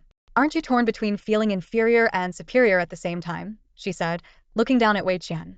I came here today to tell you that we're not a good match, so you don't need to waste your time on me. But it seems I don't need to say more. Before leaving, she delivered a final blow. Your approach to pursuing someone is really cheap. A few meaningless messages on WeChat, some flowers, a passable necklace. Mr. Wei, what you've offered doesn't even come close to a fraction of what I've experienced. It might work on a college student, but if you want to win me over, you'll need to put in something worthwhile. As Shuangxue stepped out of the French restaurant, a gentle breeze brushed her face, and her stomach growled. It was 8:30, and she had only sipped an aperitif, leaving her stomach as empty as the fish tank at home. Standing in the soft glow of the restaurant's entrance, she suddenly recalled the noodle shop He Tingzhou had once taken her to. The hunger intensified the memory of the beef noodles' aroma. Following the route in her mind, she wandered through nearby alleys until she finally spotted the simple wooden Sinyopu noodle shop. The lights inside the shop were still on. Shuangxue found a seat and ordered a bowl of beef noodles. The owner brought it over, along with a complimentary plate of freshly fried crispy pork, golden and crunchy, sprinkled with chili powder and pepper salt. "Miss Song, please try the taste," the owner said warmly. "You remember me?" Shuangxue smiled, her almond-shaped eyes curving. "Mister, he only ever brought you here. So of course I remember," the owner replied, surprising Shuangxue. "He never brought other women here?" "Not really. Have you ever seen Mr. He with a girlfriend?"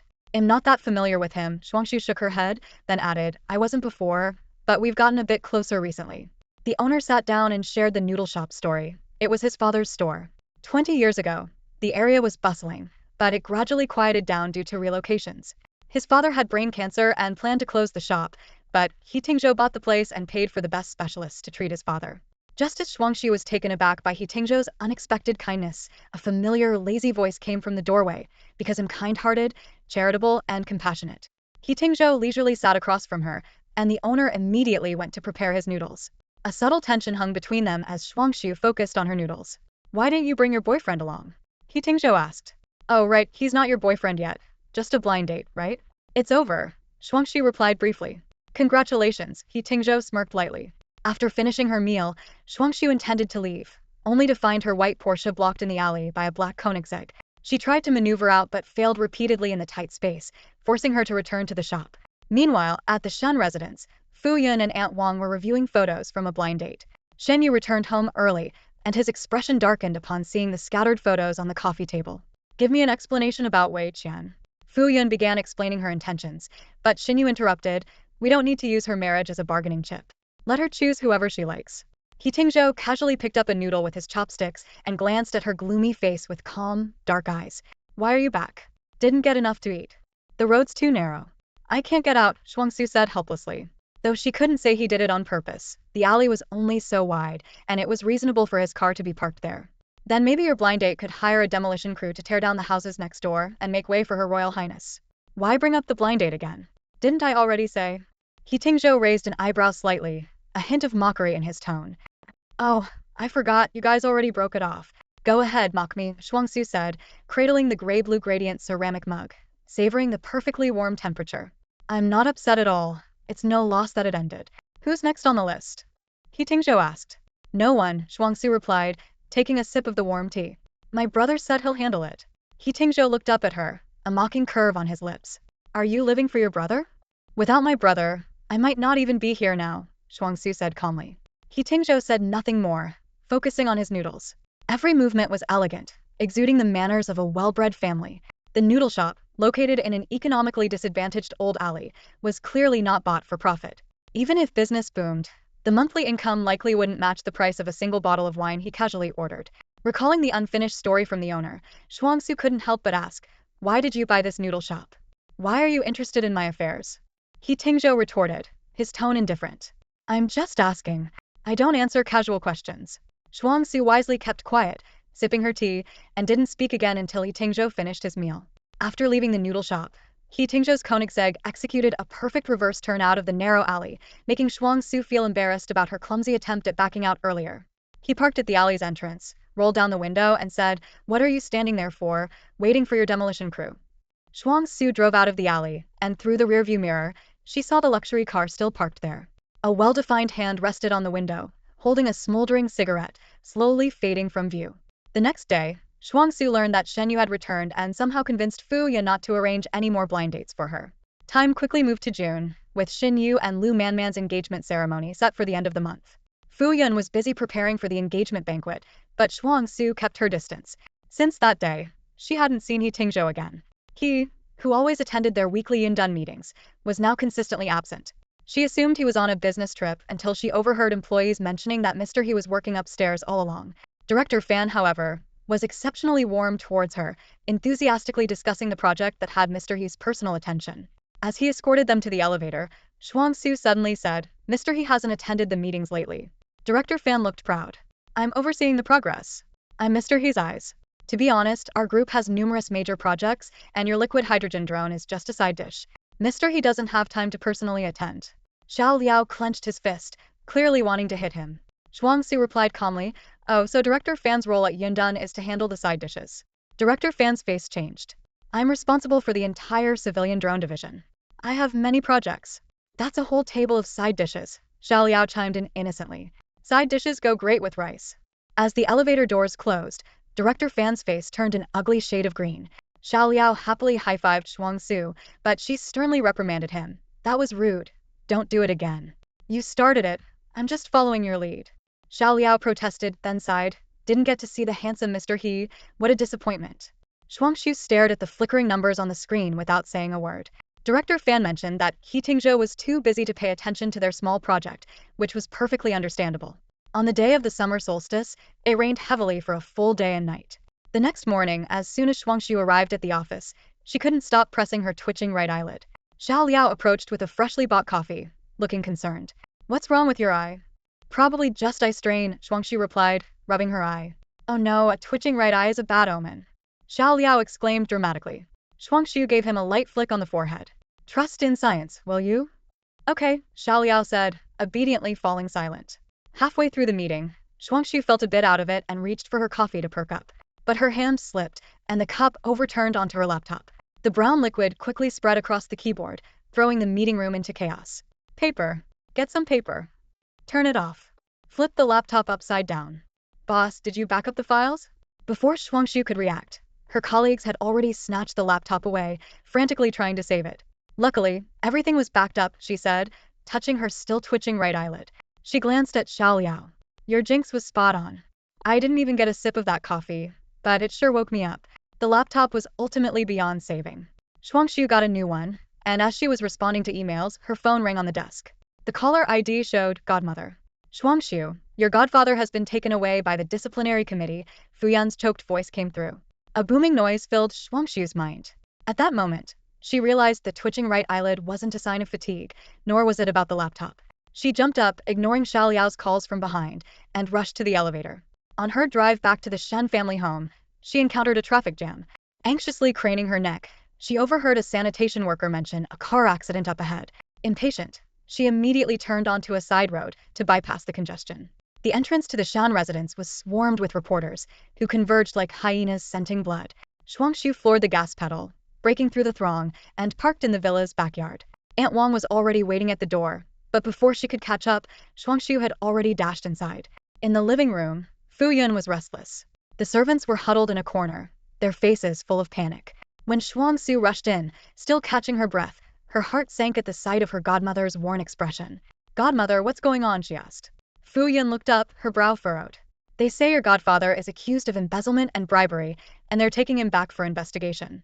Her voice trembled. But your godfather isn't like that. It turned out that a prominent figure had been brought down, and when Fu Yun mentioned the name, Shuangxue immediately grasped the gravity of the situation. Her godfather was implicated due to his past ties with the person in question. Why is godfather implicated? Don't they need evidence for bribery accusations? Shuangxue asked, puzzled. Shuangxue, you don't understand politics, Fu Yun sighed. Living in Yanqing, Shuangxue wasn't deeply involved in political affairs, but she was somewhat aware. Beneath the calm surface of the political arena, turbulent undercurrents flowed. This was no longer just about Shen Chongyuan's innocence. It was part of a bigger game. With Shen Chongyuan's status, the disciplinary committee must have some evidence if they're taking him directly. Aunt Wang, with reddened eyes, tried to console her. It'll be all right. The young master went with them, and will be informed of any news. Shuangxue held Fu Yun's hand. Godmother, don't worry. I'll wait with you. Fu Yun clung tightly to her, as if holding on to her last lifeline. The wait was excruciating. Aunt Wang prepared dinner, but no one had any appetite. The large villa was shrouded in a heavy atmosphere, and even the light from the crystal chandeliers seemed harsh. It wasn't until they heard the sound of a car in the yard that Fu Yun sprang to her feet. When Shen Yi walked in, his tie was loose, and he reeked of smoke. His shaking head made Fu Yun's face turn pale instantly. One of the people involved in the bribery was introduced by Dad, and now they're insisting that Dad was part of it too. They're prepared to convict him. Before he could finish, Fu Yun fainted. The hospital checkup revealed it was just a fainting spell due to emotional stress, but given her already fragile health, the doctor recommended she stay for observation. In the quiet of the night, Shuangxue lay on the hospital's attendant bed, gazing at the waning moon outside. She recalled her early days with the Shen family.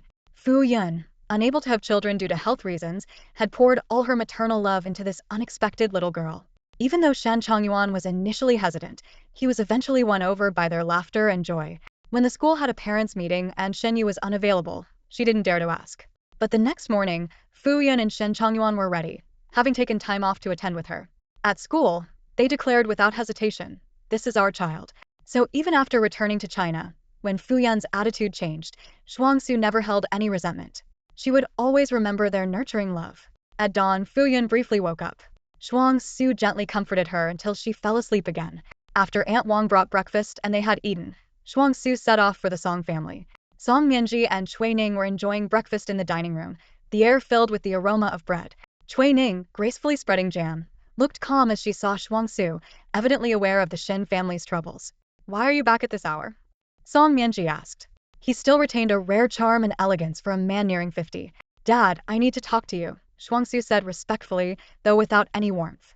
Song Mianji wiped his hands and stood up. "Let's go to the study."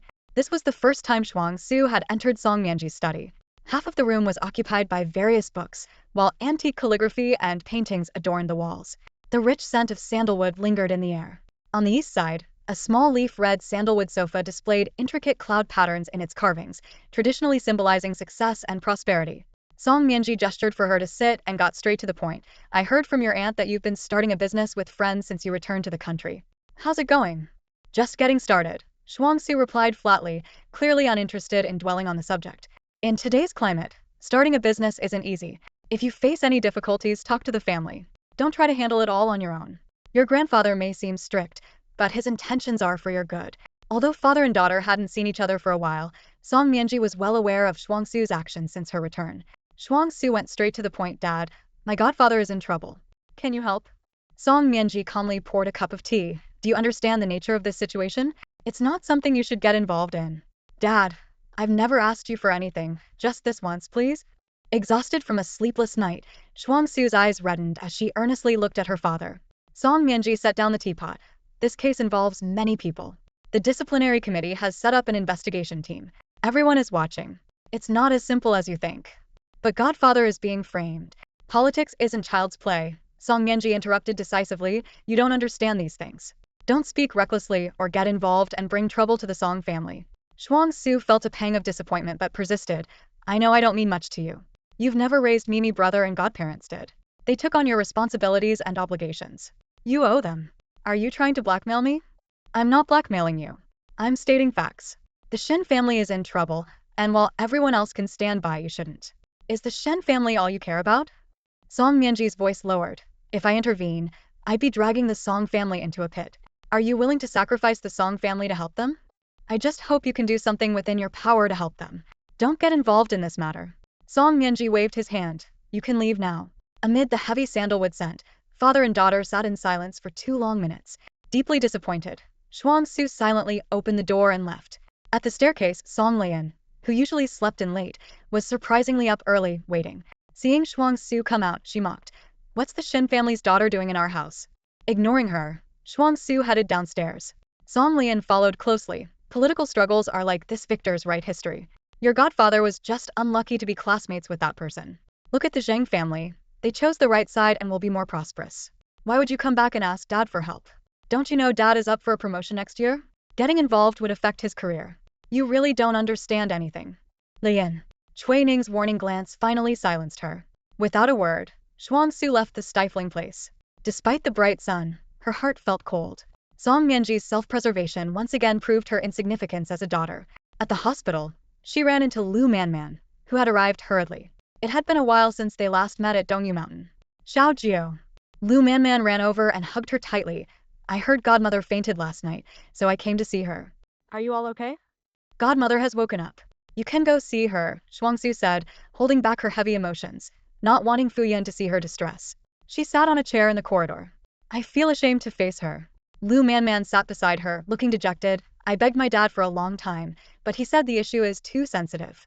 Any move could be seen as taking sides, and they can't intervene right now, so I should stay out of it." "Your dad isn't wrong," Shuangxue replied calmly. The Lu family, being in-laws with the Shen family, was already in a sensitive position. If the Lu family acted on behalf of Shen Chongyuan, they could easily be labeled as accomplices and implicated. The same risk applied to the Yu and Zhua families. It's too dangerous, and one misstep could lead to serious consequences. Lu Manman mustered the courage to enter and see Fu Yun. In the hospital room, Fu Yun's face was etched with exhaustion. Yet she understood the gravity of the situation better than the younger generation around her. She didn't ask for the Lu family's help. Instead, she apologized to Lu Manman, saying, "You and Au will have to cancel your engagement banquet for now. Once things settle down, We can celebrate properly. No one could say for certain how long this settling down would take. If Shen Chongyuan were indeed convicted, their marriage plans might also crumble. It's alright, Annie. Ayu and I aren't in a rush. Right now, Uncle Shen's situation is more important. Lu Man gently comforted her. Please don't be too upset, and take care of yourself. Uncle Shen is such a good person. I'm sure everything will turn out fine. Fu Yun managed a weak smile, but the worry lingered in her eyes. In the following days, Shen Yu had been tirelessly seeking help for his father. The fickleness of human nature was starkly apparent. Few came to their aid, while others seized the opportunity to make things difficult. That night, Shen Yu and Yu Zifeng arrived at the hospital late. How is Auntie doing? Yu Zifeng asked. She's stabilized in the past couple of days. She wants to be discharged and go home. That's good to hear. Usually nonchalant, Yu Zifeng seemed more composed now, reassuring, don't worry too much, little sister. Your brother and I are here. Though the Yu family couldn't directly intervene, their long-standing friendship had ensured discreet support. If she wants to leave, let her. Shen Yu said, his eyes red from exhaustion and still carrying the scent of a drinking party. I can't come tomorrow, but I'll send a driver to pick you up. Frost Su observed his weary state, knowing he likely hadn't had a good night's sleep in days. She didn't mention her own visit to Song Mianji, simply nodding obediently. Got it? After Shen Yu and Yu Zifeng left, Frost Su stood by the window, watching their figures fade into the distance. Suddenly, He Tingzhou's face flashed in her mind. If anyone could save Shen Chongyuan from this predicament, perhaps it was Commander He. She wondered if Shen Yu had sought He Tingzhou's help. Was the lack of progress because he had refused? As Shen Yu's friend, would he really stand by and do nothing? The next day, Shuangxue completed the discharge procedures for Fu Yun. Once they returned to the Shen household, Fu Yun took her medication and prepared for a nap. It was a rare moment when Shuangxue showed a playful side. Godmother, can I sleep with you? Fu Yun's face registered a brief surprise, then she smiled gently and patted the bed beside her. Of course you can come here. Shuangxue kicked off her shoes and climbed onto the bed, resting her head softly on Fu Yun's shoulder. Fu Yun held her hand, and although her well-maintained hands were as delicate as a young girl's, they exuded a unique maternal warmth that comforted Shuangxue. It's nice to have a daughter, Fu Yun said as she embraced her. This moment of closeness allowed them both to let go of the anxiety and worries of the past few days, savoring a rare moment of tranquility. You've worked hard these days, Fu Yun remarked, recalling how Shuangxue had stayed by her side in the hospital and feeling a twinge of guilt for her earlier attitude since Shuangxue's return. She softly reminisced. When you first came to our home, you were so timid, afraid to sleep alone at night, and I used to coax you to sleep. Back then, Shuangxue was indeed like a little creature new to its environment, often knocking on Shen Yu's door in the middle of the night. At first, Shen Yu would always take her back to her room, but she would return, and eventually, he relented and let her stay. Later, Fu Yun became aware of the situation and would comfort her to sleep each night until she adjusted to her new surroundings. I wish I could wake up and find time has gone back to those days, Shuangxue murmured. Fu Yun gently patted her back, just like she used to when comforting a child.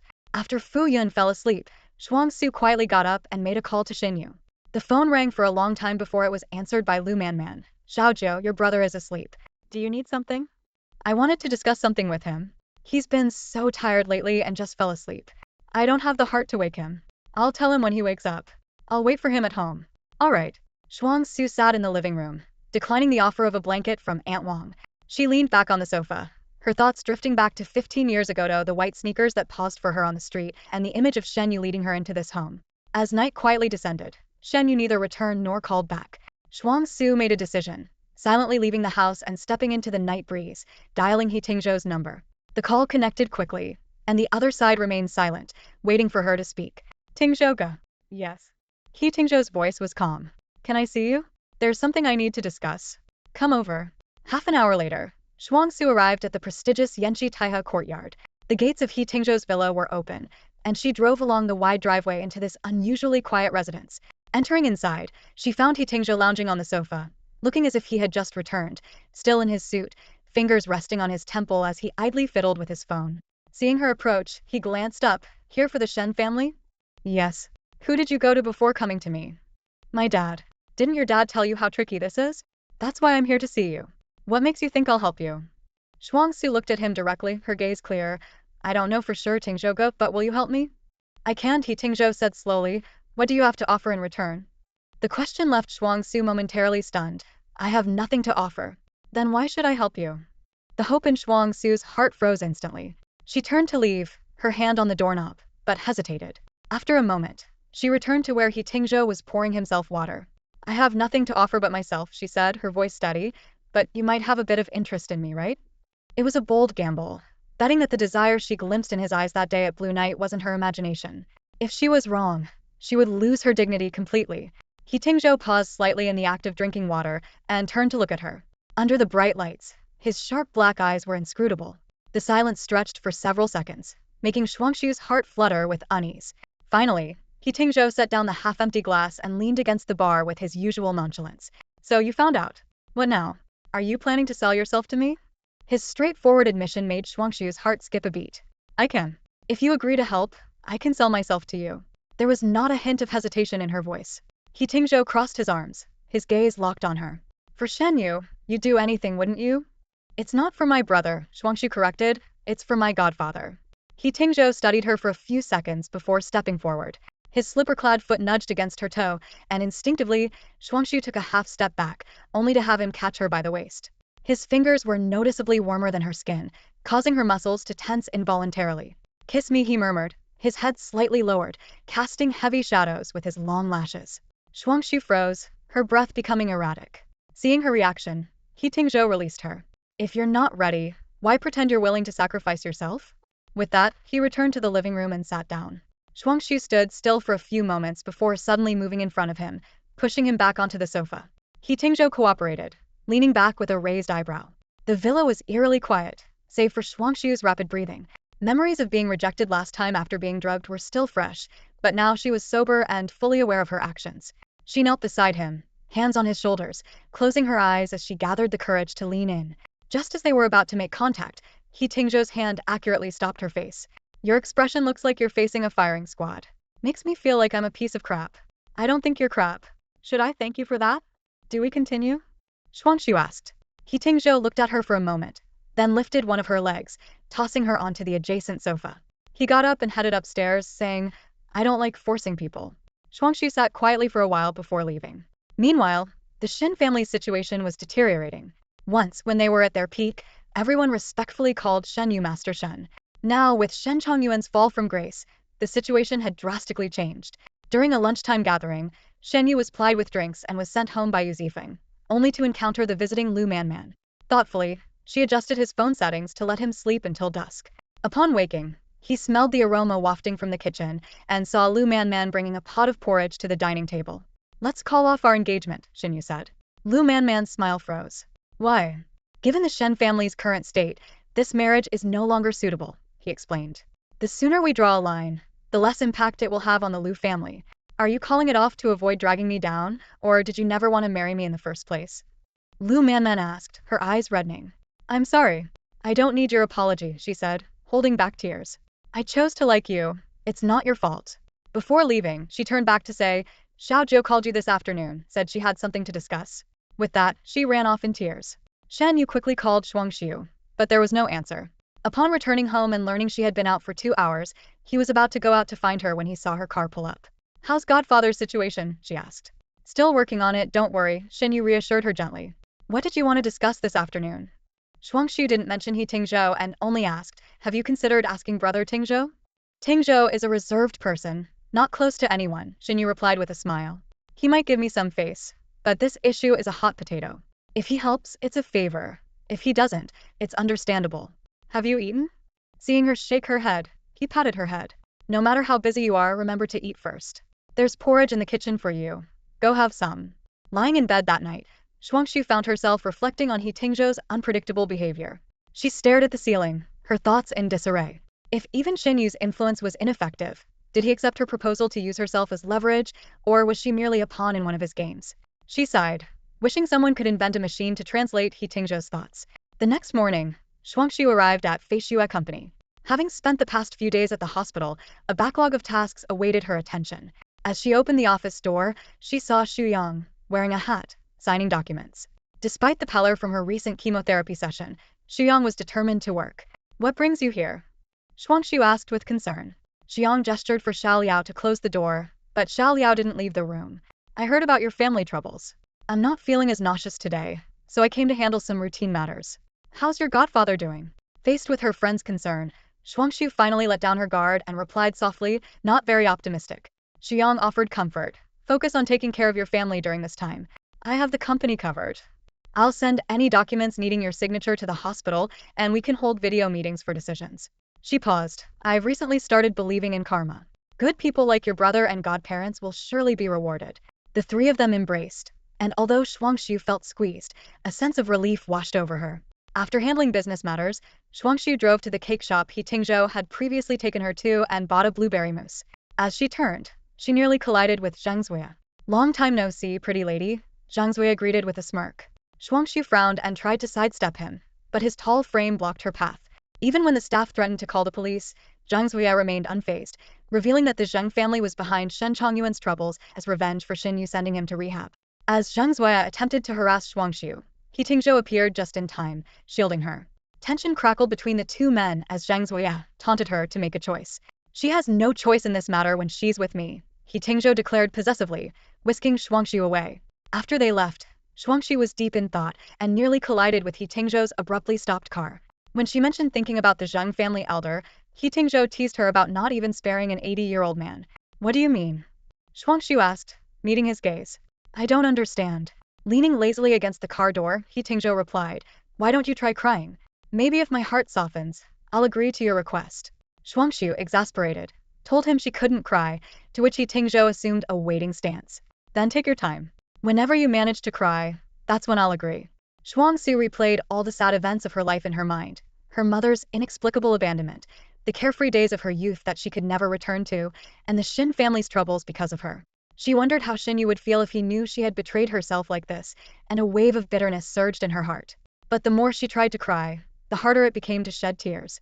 She pinched her thigh secretly. The pain was intense, yet no tears came. Especially when she caught a glimpse of He Tingzhou's mocking smile from the corner of her eye, making it even harder for her to get into the role. What are you laughing at? Is it because I'm not pinching hard enough? Do you want me to help? He Tingzhou offered kindly, I've got a strong grip. The little bit of tearful emotion she had managed to muster was instantly dispersed by him. Frustrated, Shuangxue regretted not bringing an onion with her. She handed him the blueberry mousse she was holding. Why don't you have some cake first? Give me a moment. You bought this for me? He Tingzhou raised an eyebrow. I was thinking of coming to see you again. If it was my expression that ruined things yesterday, I can change it to one you like. Shuangxue was unwilling to give up easily. He Tingzhou looked at her, and although his expression didn't change much, the cold aura he usually carried seemed to dissipate. He lifted Shuangxue's chin, looking directly into her eyes. Yu Zifeng often told the story of how Shen Yi brought Shuangxue home, describing how pitiful the 80-year-old Shuangxue was, with eyes that could melt the hardest hearts. Although he spoke as if he had witnessed it himself, he wasn't lying. Shuangxue's eyes made people want to protect and cherish her, unwilling to let her cry and wanting to offer her the best of everything. Shen Yi was indeed fortunate to have met her in a city of 20 million people. Let's put it on hold for now. You can cry next time, he decided to let her off. Give me your phone. What for? Shuangxue looked at him puzzled. He Tingzhou took her phone directly from her hand, unlocked it with a quick scan of her face, made a few adjustments in WeChat, and tossed it back to her. Only then did Shuangxue realize that he had not only pinned his chat but also changed his contact name from Tingzhouge to Tingzhougich. Just that small change in wording altered the entire meaning. You must answer my calls, be available whenever I need you. No holding hands, hugging, kissing, or sleeping with any other Meniar brother included, He Tingzhou demanded. Can you do that? The request wasn't unreasonable, and Shuangxue had expected him to set conditions like, remember your place, or don't interfere in my life. I can do that, but I have one condition. My brother can't find out. Keeping Shen Yu in the dark meant that no one else could know either. So you want me to be your secret lover? He Tingzhou scoffed. Am I that disgraceful? This isn't exactly something to be proud of, Shuangxue replied. If my brother finds out, he definitely won't approve. He Tingzhou gave her a few indifferent glances, then turned to open the car door. Go home and wait. The next few days passed with no news from He Tingzhou. Shuangxue understood that it wasn't an easy task and didn't press him, but as time dragged on, the anxiety of waiting grew stronger. Before there was any result, she didn't tell Fu Yun to avoid raising her hopes prematurely. That afternoon, Fu Yun's blood pressure was a bit high, and Shuangxue was bringing her antihypertensive medication and warm water. As Fu Yun took her medication, Shuangxue's phone chimed. Tingzhou Gage, where are you? At my godmother's place, Shuangxue replied immediately. He Tingzhou sent no further messages. Just then, Aunt Wang came to report, Mr. Song is here. When I went to ask for his help, he wouldn't see me. Why has he come on his own today? Fu Yun had seen the harsh realities of human nature these past few days. Do you think he's changed his mind and is willing to help? Aunt Wang speculated. If he's here, He's a guest. Invite him in, Fu Yun said. The housekeeper invited Mr. Song into the living room and served him tea. The elderly man walked in, casting a glance at Shuangxue sitting beside Fu Yun, his gaze as stern as ever, with a hint of scrutiny. Uncle Song, how have you been lately?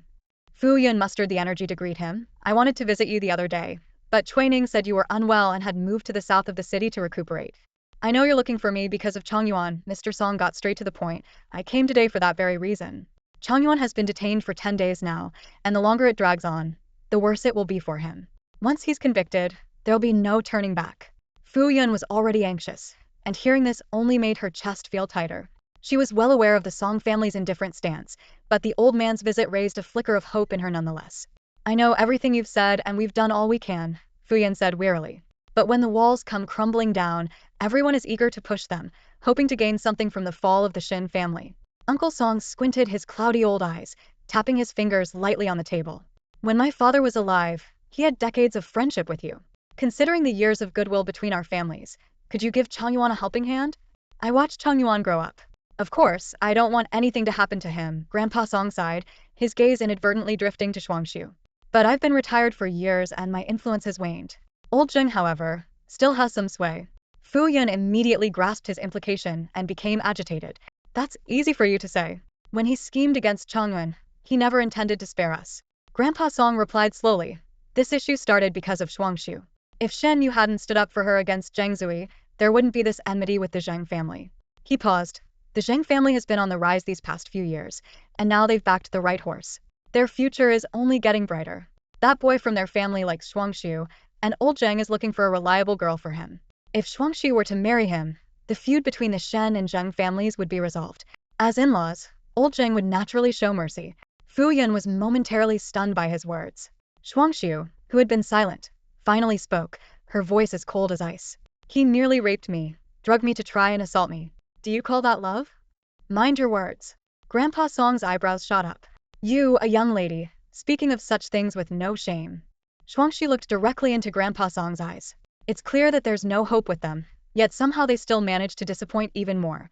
You might as well say you want to ride the Zheng family's coattails, sacrificing me for the prosperity of the Song family.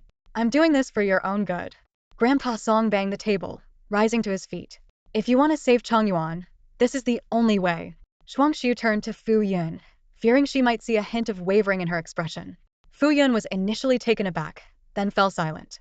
Unable to discern her godmother's thoughts, Shuangxue asked in a voice so calm it was almost icy, Godmother, is that what you think too?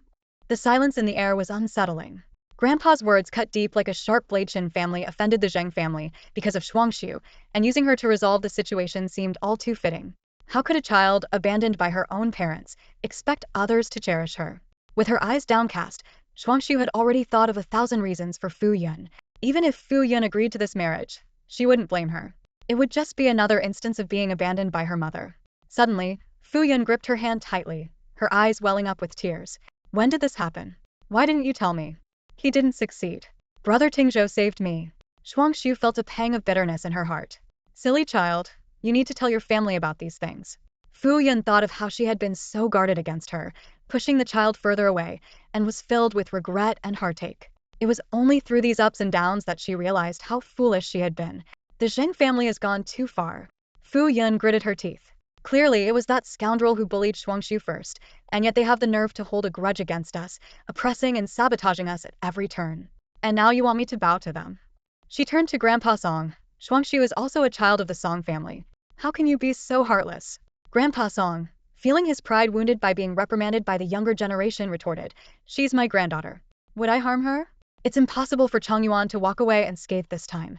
Once convicted, the stain on the Shen family will never be cleansed. Uncle Song, Fu Yun's tone was less than polite. I respect you as an elder.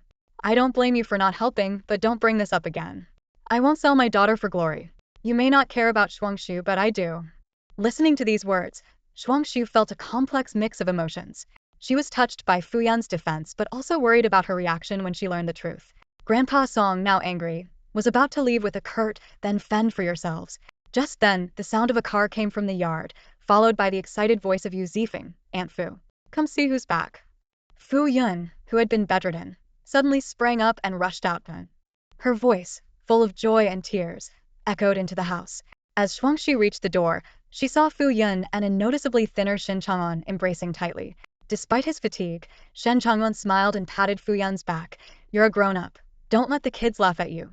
Yu Zifeng, moved by the scene, turned to lean on He Tingzhou but was pushed away unceremoniously. "Hold it in." Shen Yi walked over to Shuangxue and gently patted her head. "You've worked hard taking care of the family these days." "It wasn't hard." Shuangxue hadn't finished her sentence when she felt a sharp gaze. Looking up, she met He Tingzhou's indifferent eyes and immediately realized, was he even jealous of a head pat? Grandpa Song, who hadn't left yet, stood at the door, watching the unexpected reunion. Though Shen Chongyuan was still comforting Fu Yun, he didn't forget to nod at Grandpa Song, Uncle Song. As an old hand in politics, Grandpa Song maintained his composure. "It's good you're back. Mianji and I were very worried about you. Be more cautious in the future." "Thank you for your advice," Shen Chongyuan replied. After Grandpa Song left, the gloomy atmosphere that had hung over the villa for days was swept away. The servants were all smiles, and Aunt Wang busied herself preparing dinner and arranging for the driver to go shopping. Shuangxue sat there making tea, while He Tingzhou sat on the sofa opposite her. Yu Zifeng, finally relieved of his worries, began to recount his and Shen Yu's experiences during their travels. Shuangxue didn't dare look at He Tingzhou, feeling guilty and distracted even while making tea. "It's time to turn off the heat," Shen Yu reminded her at the right moment. "Mingqian Longjing is delicate and the water temperature shouldn't exceed 85 degrees. "Oh," Shuangxue quickly turned off the heat. "Then I'll wait a bit longer." Shen Yu, showing a rare relaxed smile from the past few days, said, "It's just us, it doesn't matter." Shuangxue felt as if there were 2 nails piercing into her back. As she poured tea, she discreetly glanced at He Tingzhou, who was lounging lazily against the back of his chair, listening absent-mindedly to Yu Zifeng recounting names from his grudge list. His expression was relaxed, and he didn't spare a glance in her direction. "Make one for me too," He Tingzhou said nonchalantly. "Do you even need a grudge list?" Yu Zifeng laughed. "Isn't it usually others who have one for you?" His eyes sparkled with curiosity. "Come on, who's the first on your list?" "Why should I tell you about my enemies?" He Tingzhou replied lazily. By this time, Shuangxue had finished brewing the tea, and Shen Yu personally handed a cup to He Tingzhou. He took the cup, gazing down at the clear, fresh green tea and inhaling its refreshing aroma. "Tingzhou, I really owe you for helping with my dad's situation," Shen Yu said sincerely. "How can I thank you?" He Tingzhou took a sip of the tea, maintaining his casual demeanor. "No need." Even though it sounded like a typical exchange between friends, Shen Yu still felt grateful and patted him on the shoulder. Only Shuangxue understood the true meaning behind He Tingzhou's words. This was a transaction between the two of them, and Shen Yu's gratitude was unnecessary. Fu Yun warmly invited them to stay for dinner, and Yu Zifeng immediately rubbed his hands together with a grin. "Auntie Fu, I won't say no to that. I'm starving." He Tingzhou also agreed without hesitation. At the dining table, Shuangxue sat next to Shen Yu, directly across from He Tingzhou. Shen Chongyuan, grateful to Commander He for his assistance in resolving the crisis, expressed his appreciation throughout the meal. He Tingzhou handled it all with ease, his demeanor calm and natural. After dinner, He Tingzhou and Yu Zifeng tactfully took their leave, giving the family some private time. Fu Yun worriedly asked Shen Chongyuan about his recent experiences, inquiring if he had suffered any hardship. Shen Chongyuan brushed it off lightly, saying, "In a law-abiding society, who would dare lay a finger on me?" He didn't mention the mental strain of the interrogations. At that moment, Shuangxue's phone vibrated softly in her pocket. Seeing the name Brother Tingzhou, she instinctively glanced up at Shen Yu and his parents, who were engrossed in conversation. Seeing no one was paying attention, she said, "Godfather, Godmother, there's a document at the company that needs my urgent attention. I need to head over." "I'll take you," Shen Yu offered. Shuangxue quickly shook her head. "No need, brother. You've been exhausted these past few days. Take a break." As she headed out, Fu Yun's voice called after her, "Come back early if you can, and if it's too late, have your brother pick you up." Thinking that He Tingzhou probably just had something to discuss and it wouldn't take long, Shuangxue replied affirmatively and stepped out into the night. He Tingzhou was waiting for her outside the Shin family home. The night air had turned warm, and he stood on the roadside under the sparse streetlights, his handsome features standing out sharply in the darkness. When Shuangxue stepped out of the villa, she kept glancing around nervously. They were only about 100 meters from the Shen family home, making it easy for anyone to spot them. Once she confirmed that no one was around, she quickly approached He Tingzhou. "Why did you want to see me?" He Tingzhou had a candy in his mouth, and the silk shirt he wore shimmered like flowing water in the darkness. He slowly uttered 2 words, "An affair." "What? Can't you use a less strange term?" "What's strange about it?" He Tingzhou replied. "Aren't you sneaking around like someone having an affair?" "I'm just being cautious." The safe return of Shen Chongyuan had relieved Shuangxue, lightening her mood.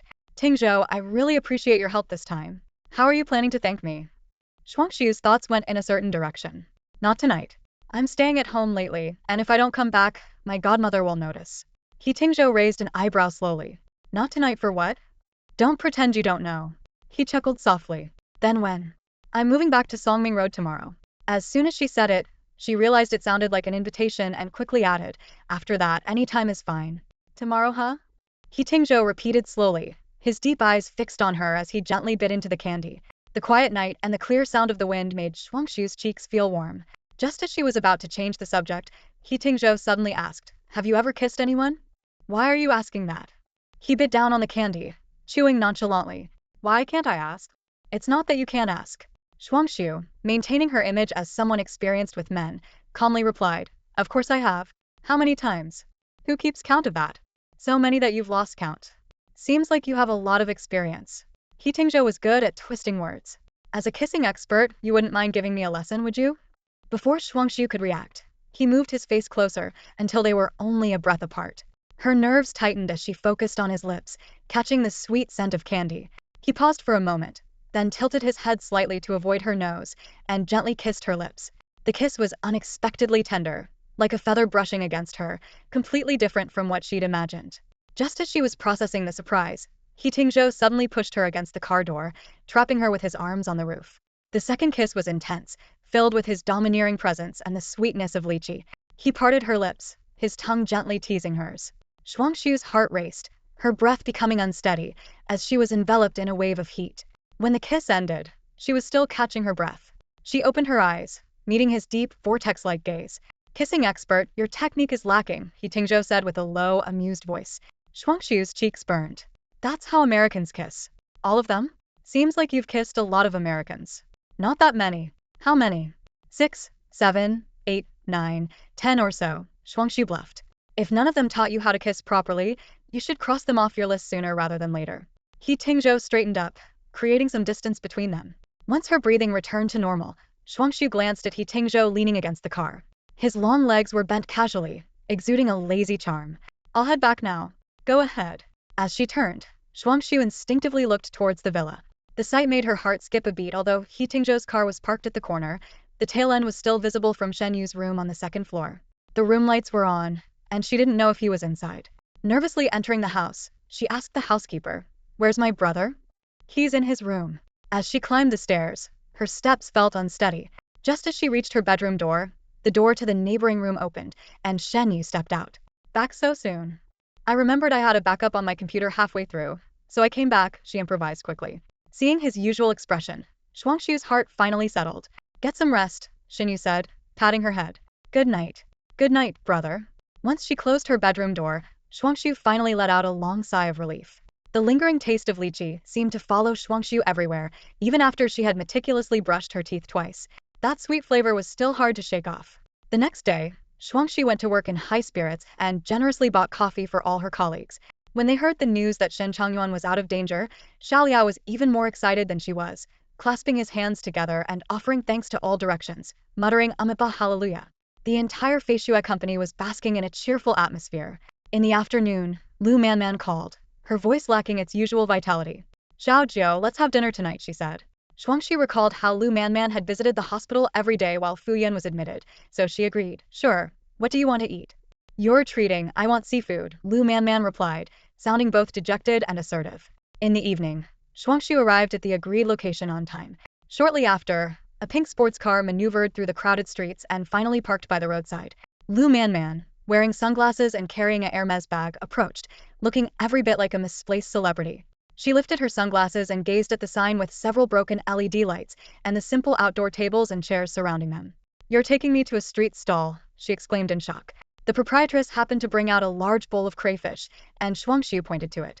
The crayfish here are really good. Crayfish count as seafood? Lu Manman questioned.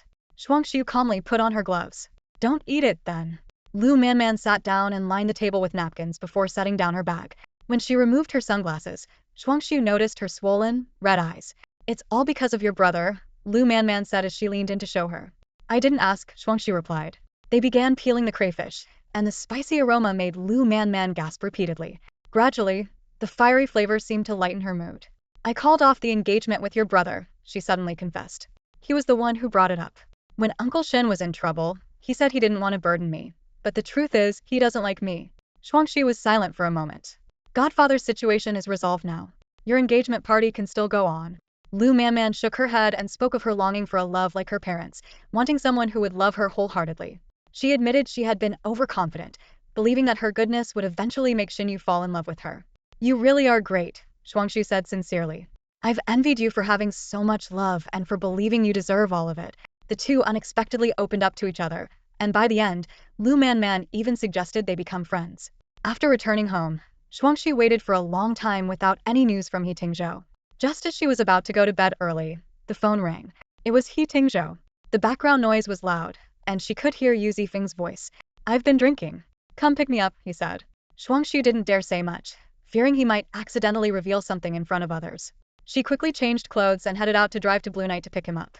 Upon arriving at the bar, Shuangxue hesitated for a moment before deciding not to park her car at the bustling main entrance. After all, Blue Knight was Yu Zifeng and his crew's main hangout, making it too easy to get caught. She parked under the shadow of a tree at the corner and sent a message to He Tingzhou, I'm here. His reply was brief, come up.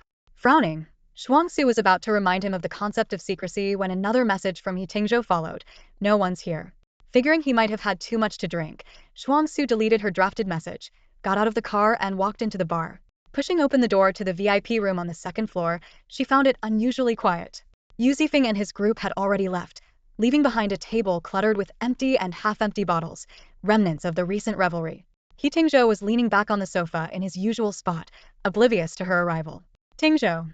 Shuangxue approached, gently tapping his shoulder. Without opening his eyes, He Tingzhou grabbed her wrist and pulled her down onto his lap. Caught off guard, she looked up to find his face close to hers, his nose brushing against her hair. Showered? He asked. I was about to go to bed, Shuangxue quickly explained, anxious not to be misunderstood. He Tingzhou didn't seem to care, holding her wrist with one hand while the other gently swept her silky black hair back. Her pale face appeared especially luminous in the bar's dim lighting. Have Zifeng and the others left? Shuangxue asked, feeling uneasy under his gaze. Why do you ask? Just curious. He didn't answer, instead leaning in to kiss her. Shuangxue turned her head slightly. Can we go back? He traced his thumb over her wrist a few times before sitting up. Let's go. As they descended the stairs, they kept a deliberate distance, with Shuangxue walking ahead and He Tingzhou following leisurely. Outside the bar, he noticed her white Porsche parked under a tree 200 meters away and chuckled silently. Once in the car, He Tingzhou closed his eyes to rest while Shuangxue focused on driving, her thoughts drifting to what might happen next. The faint scent of white tea filled the car, leaving it unclear whether it came from the air freshener or her. Upon reaching the Taihe Garden Villa, Shuangxue turned off the engine and retrieved a box from the glove compartment, slipping it into her bag. As they reached the front steps, she waited for He Tingzhou to unlock the door, only to see his gaze fall on her bag before he casually pulled out the box of condoms. I didn't know if you had any here, so I bought some on the way, Shuangxue said calmly. He Tingzhou raised an eyebrow at the packaging. Too small. A crack appeared in Shuangxue's composure. I can go exchange them. These will do, he said, slipping the box into his pocket and opening the door for her. Inside the villa, Shuangxue stood in the living room. Shall we go upstairs? Wherever you like. Let's go upstairs. The master bedroom was spacious, connected to a large walk-in closet, with a floor-to-ceiling window letting the night spill in. He Tingzhou sat on a blue velvet sofa at the foot of the bed, removed his cufflinks, and placed them on the table, extending a hand to her. Come here. Shuangxue walked over, and he pulled her onto his lap, tilting her chin up for a deep, unhurried kiss. As she let out a soft sigh, his hand slid under her shirt. Just as he was about to unhook her bra, a phone rang, shattering the intimate atmosphere. Your phone, Shuangxue said. Is it important? He Tingzhou continued to kiss her. I should take it, she said, pushing him away to answer the call. It was Shen Yi. Hey, you called. Shuangxue tried to sound normal. You're not home. Are you on Songming Road? Dad's friend brought some wild ginseng from Changbai Mountain, and Mom made chicken soup for you. She asked me to bring it over, saying you've been overworked lately, Shen Yi said. Where are you? Shuangxue tensed. I'm working late. You're still at work? It's already 11. Is the company that busy lately? It was too late for Shuangxue to regret, so she quickly said, I've just been caught up with some things recently, but I've finished everything now and I'm heading back. I'll wait for you here, Shen Yi said. Drive safely. This is really inconvenient. Shuangxue felt overwhelmed, hurriedly tidied her clothes, and glanced back at He Tingzhou on the sofa. He was leaning back, his long neck highlighted under the light, and his hand casually draped over the armrest. My brother came to bring me some soup. I have to go home, Shuangxue said.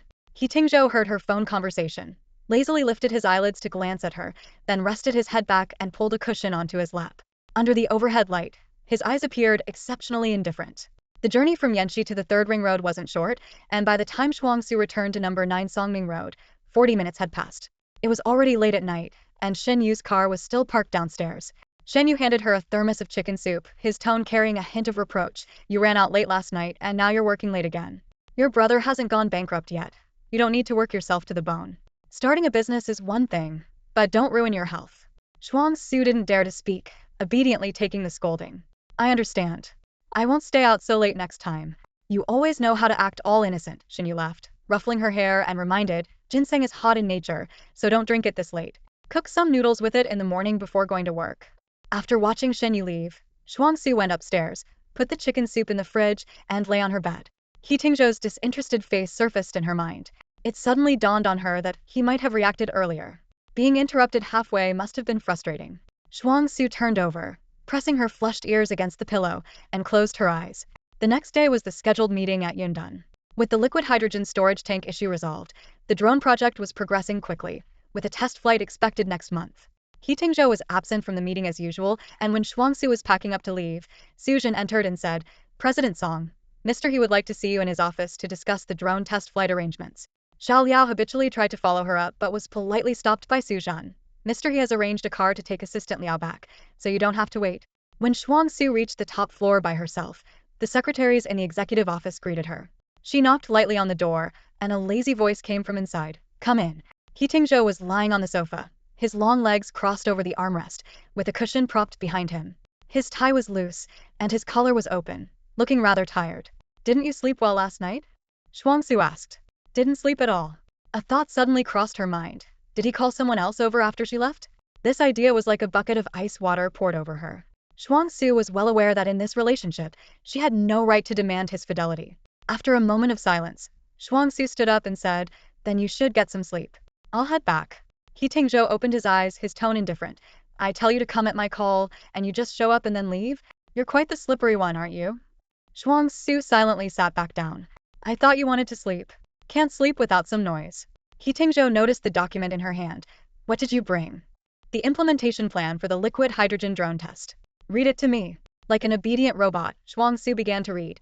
Test objectives. 1. To verify the flight performance and stability of the drone. 2. To test the reliability of the drone's flight control and communication systems. 3. To examine. Her voice was gentle and clear, like a stream flowing over pebbles. After reading the 5-page plan, she looked up to see that He Tingzhou had fallen asleep, his face turned to the side. She quietly sat beside him, dealing with messages on her phone. It wasn't until after 1 in the afternoon that the rumbling of a hungry stomach broke the silence. Are you hungry? He Tingzhou opened his eyes, rubbed his neck, got up, and walked to his desk to press the intercom. Mr. He, Su Zhen's voice came through. Your President Song is hungry. Bring some food over. All right, Mr. He. Please ask Mr. Song to wait for 2 minutes. Just as the words were spoken, Su Zhen entered right on time, bringing in the steaming hot lunch. Watching this unfold, Shuangxue couldn't help but think to herself. There's no way hot dishes could be prepared in such a short time. Su Zhen must have had everything ready, just waiting for He Tingzhou to wake up. As she watched him neatly arrange the sanitized utensils in front of them, she couldn't help but ask, May I ask, how much is your monthly salary, Assistant Su? Sorry, Ms. Song. The company policy doesn't allow us to discuss salaries privately, Su Zhen replied flawlessly. How many years have you been working? I joined Mr. He right after completing my MBA at Stanford. This is my 5th year. You're from Stanford too? What a coincidence. Shuangxue's eyes lit up, but unfortunately when I enrolled, you had just graduated. He Tingzhou glanced at Su Zhen and lazily spoke. What's unfortunate about that? If you like him so much, why not take him with you? Really?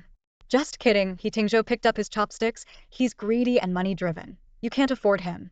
Shuangxue considered this and realized it was true. Su Zhen's salary as a chief assistant wasn't something just anyone could afford. In comparison, Xiao Liao seemed more cost-effective. Faced with a plate of boiled shrimp, Shuangxue carefully started peeling. All her life, either a servant or Shen Yi would peel them for her.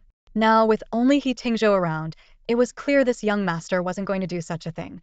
Just as she managed to peel the first tender shrimp, a pair of chopsticks reached over and took it away without hesitation. Peel another one, He Tingzhou instructed as if it were the most natural thing. Shuangxue had no choice but to continue peeling the second one.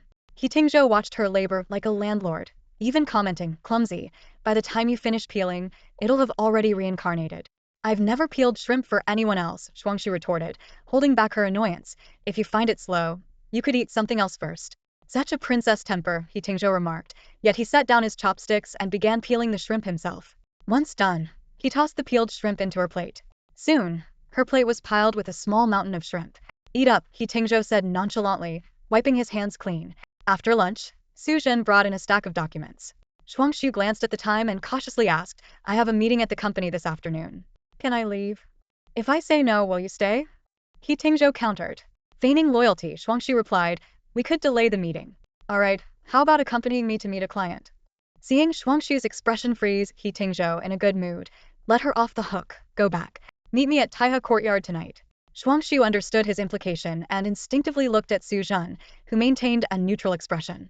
Why are you looking at him? He Tingzhou said coolly, 3 people might be a bit crowded, don't you think? Shuangxue quickly exited the office, nearly bumping into the secretary outside. That evening, when she arrived at Taihe Courtyard, it was already dark.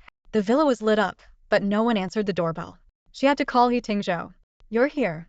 His voice came through the phone amidst background chatter. Go in and wait for me. The password is the dog's birthday. When's its birthday? I don't know, He Tingzhou replied, so you'll have to ask the dog to open the door for you. Is it home? Shuangxue immediately peered into the house. There was no sign of the dog inside, so she asked, when will you be back? There was a brief silence on the other end of the line before He Tingzhou's voice came through, tinged with a subtle hint of amusement. Impatient already? I'll be done in 10 minutes. Then it'll take you another 30 or 40 minutes to get back, right? The thought of being alone with a large dog made Shuangxue a bit uneasy. I'll wait for you outside. Before she could finish her sentence, the lock clicked, and the door swung open from the inside. She was taken aback and turned to see a serious-looking dog head peeking through the door crack. The Doberman nudged the door open with its paw and sat firmly at the entrance, watching her. Shuangxue was impressed by its intelligence, but also worried about its naivety. What if it opened the door for the wrong person? She and the Doberman exchanged a silent stare through the doorway, and the dog tilted its head, seemingly puzzled by her hesitation. Thinking back, the Doberman had been quite friendly since their first meeting, when it had given her a lick. Last time, it had even brought her an ice pack. Realizing she shouldn't judge it harshly, Shuangxue gathered her courage and stepped inside. The dog was quiet, neither barking nor jumping at her. It simply followed her wherever she went. When she sat in the living room, it lay down less than a meter away. When she moved upstairs, it followed, maintaining a respectful distance. Bored from waiting, Shuangxue began to explore the second floor. To her surprise, the house's design wasn't the somber black tones she imagined He Tingzhou would prefer. Instead, it featured a natural, refreshing light color palette. Suspended stairs led to the second floor, and the large floor-to-ceiling windows and skylights made the expansive space feel exceptionally bright and airy. The well-maintained garden outside would cast beautiful shadows on the glass during the day. The pool's water rippled gently under the night sky. The house exuded an artistic vibe, yet felt somewhat detached, as if rarely inhabited. It seemed He Tingzhou didn't live here regularly. As she passed by the bedroom, Shuangxue noticed the unopened box of Okamoto still on the sofa. She sat on the edge of the bed, and the Doberman lay down on the floor, watching her like a diligent guardian. As the dinner party ended, He Tingzhou stepped out to find a security officer waiting in the shadows. The officer bowed respectfully and whispered that the chief had just landed and requested he to visit home. He Tingzhou casually pressed the car key to unlock it, saying, I don't have time tonight. The chief is heading back to the military district tomorrow morning. He misses you, the officer insisted. Misses me? He Tingzhou scoffed. If his schedule is so tight, there's no need to rush back and forth. Everyone's busy. Having served him for many years, the security officer knew He Tingzhou's personality well. Few would dare disregard the commander's wishes like he did. The officer patiently added, the chief wants to discuss the Shen family. You used his name to get someone out of the disciplinary committee. You should explain. Well, that's true, He Tingzhou squinted slightly. I suppose I can make an exception tonight. The He family residence was located in the most prestigious area of the military compound, guarded by armed police and subjected to multiple checks. Though the private house usually housed only Commander He and his dog, it employed 12 staff members, including someone specifically for the Doberman's meals. Commander He often faced criticism for his lifestyle, but as long as his only son stayed out of trouble, he allowed him free rein. When He Tingzhou entered the living room, Commander He was listening to a report on his recent activities, with even the number of nights he hadn't returned home meticulously recorded. Looks like Sister Zhao is slacking off. Why didn't she note yesterday? He Tingzhou casually pointed at the record book. Sister Zhao hurriedly added, he didn't come back last night either. Under Commander He's gaze, she wisely left the room. What era are we in, still having a record keeper? He Tingzhou mocked. Why not conquer the country and make me emperor?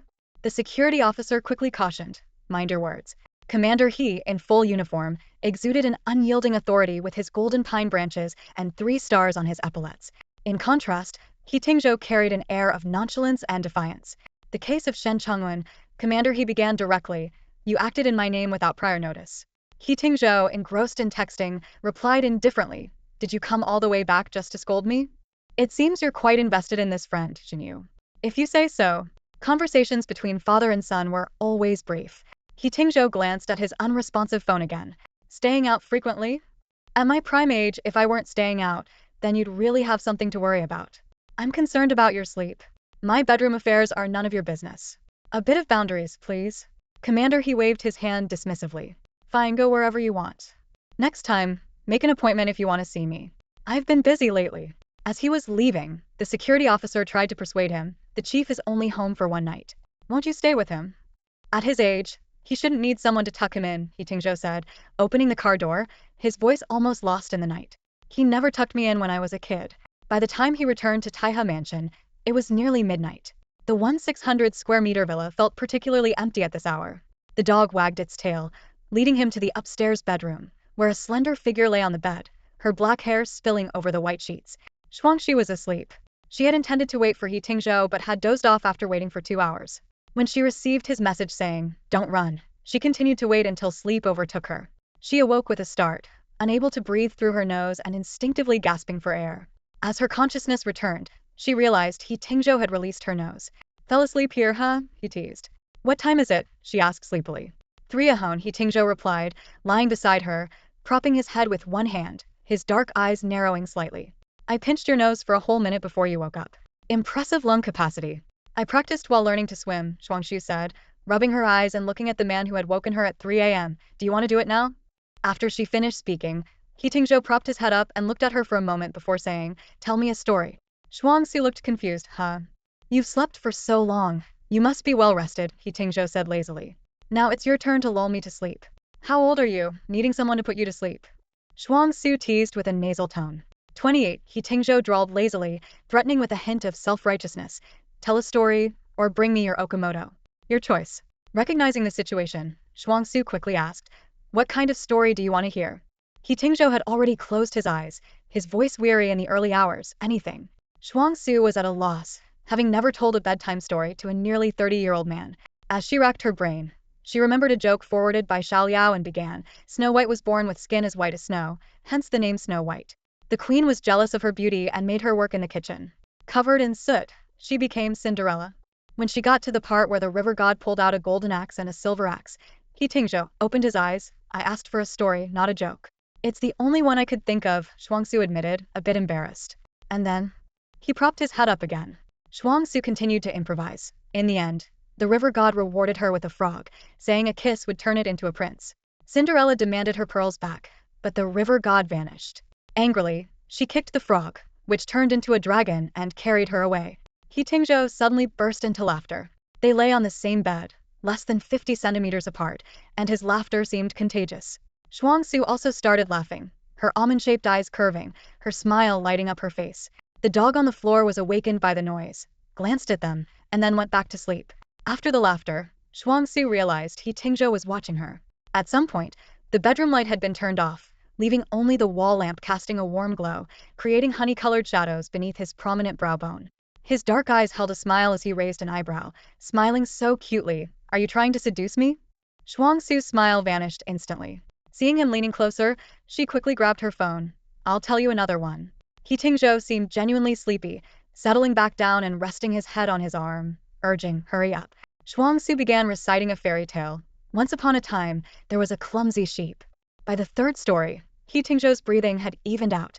Just as Shuangxue was about to stop, he murmured, "Don't stop, keep going." She continued reading, unsure how many stories she recited or whether he was truly asleep, not daring to check. Eventually, her voice grew drowsy, her eyelids heavy, and her phone slipped from her hand as she drifted off. The next morning, the bright sunlight streaming through the sheer curtains woke Shuangxue. She quietly got out of bed, taking one last look at the still sleeping He Tingzhou. His face was half buried in the pillow, his long lashes casting shadows, the sharpness he usually carried softened in slumber. Downstairs, the Doberman led her to its empty food bowl. Following its guidance, She found the dog food and filled the bowl before leaving the villa. While getting ready for work after a shower at home, He Tingzhou called. His voice was deep and husky, clearly just awake. When did you sneak out? I didn't sneak out. I needed to go home to change for work. I was asleep, not dead. Let me know when you leave next time, he grumbled. I woke up early, and it was so bright. You only went to sleep around 3. I wanted to let you rest a bit longer. He Tingzhou hung up without another word.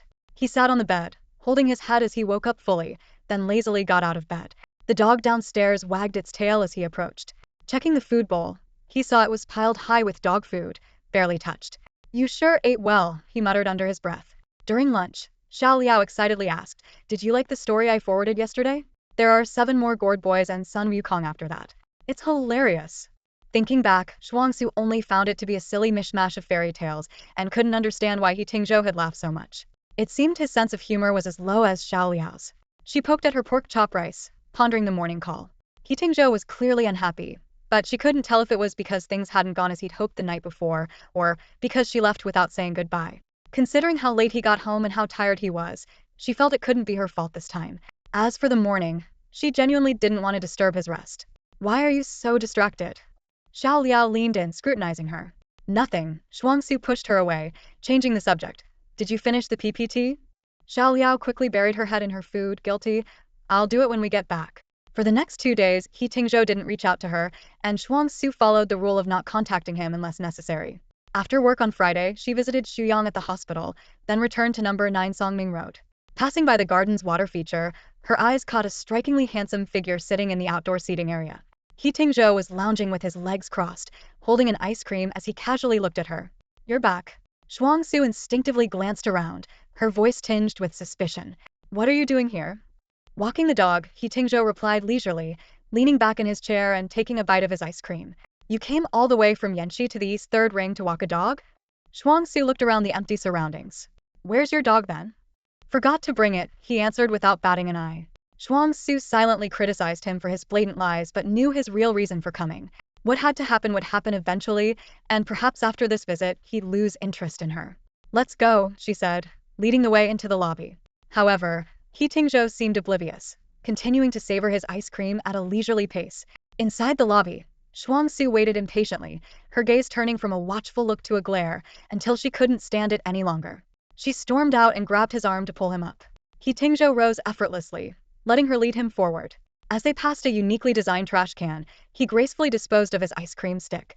Kidnapping me, are you? He teased, looking down at Shuangxue. It wasn't until they were in the elevator that Shuangxue explained. My brother has a friend who lives here too. If someone saw you sitting there openly, it could cause trouble. If you hadn't been tugging at me, who would know I was here for you?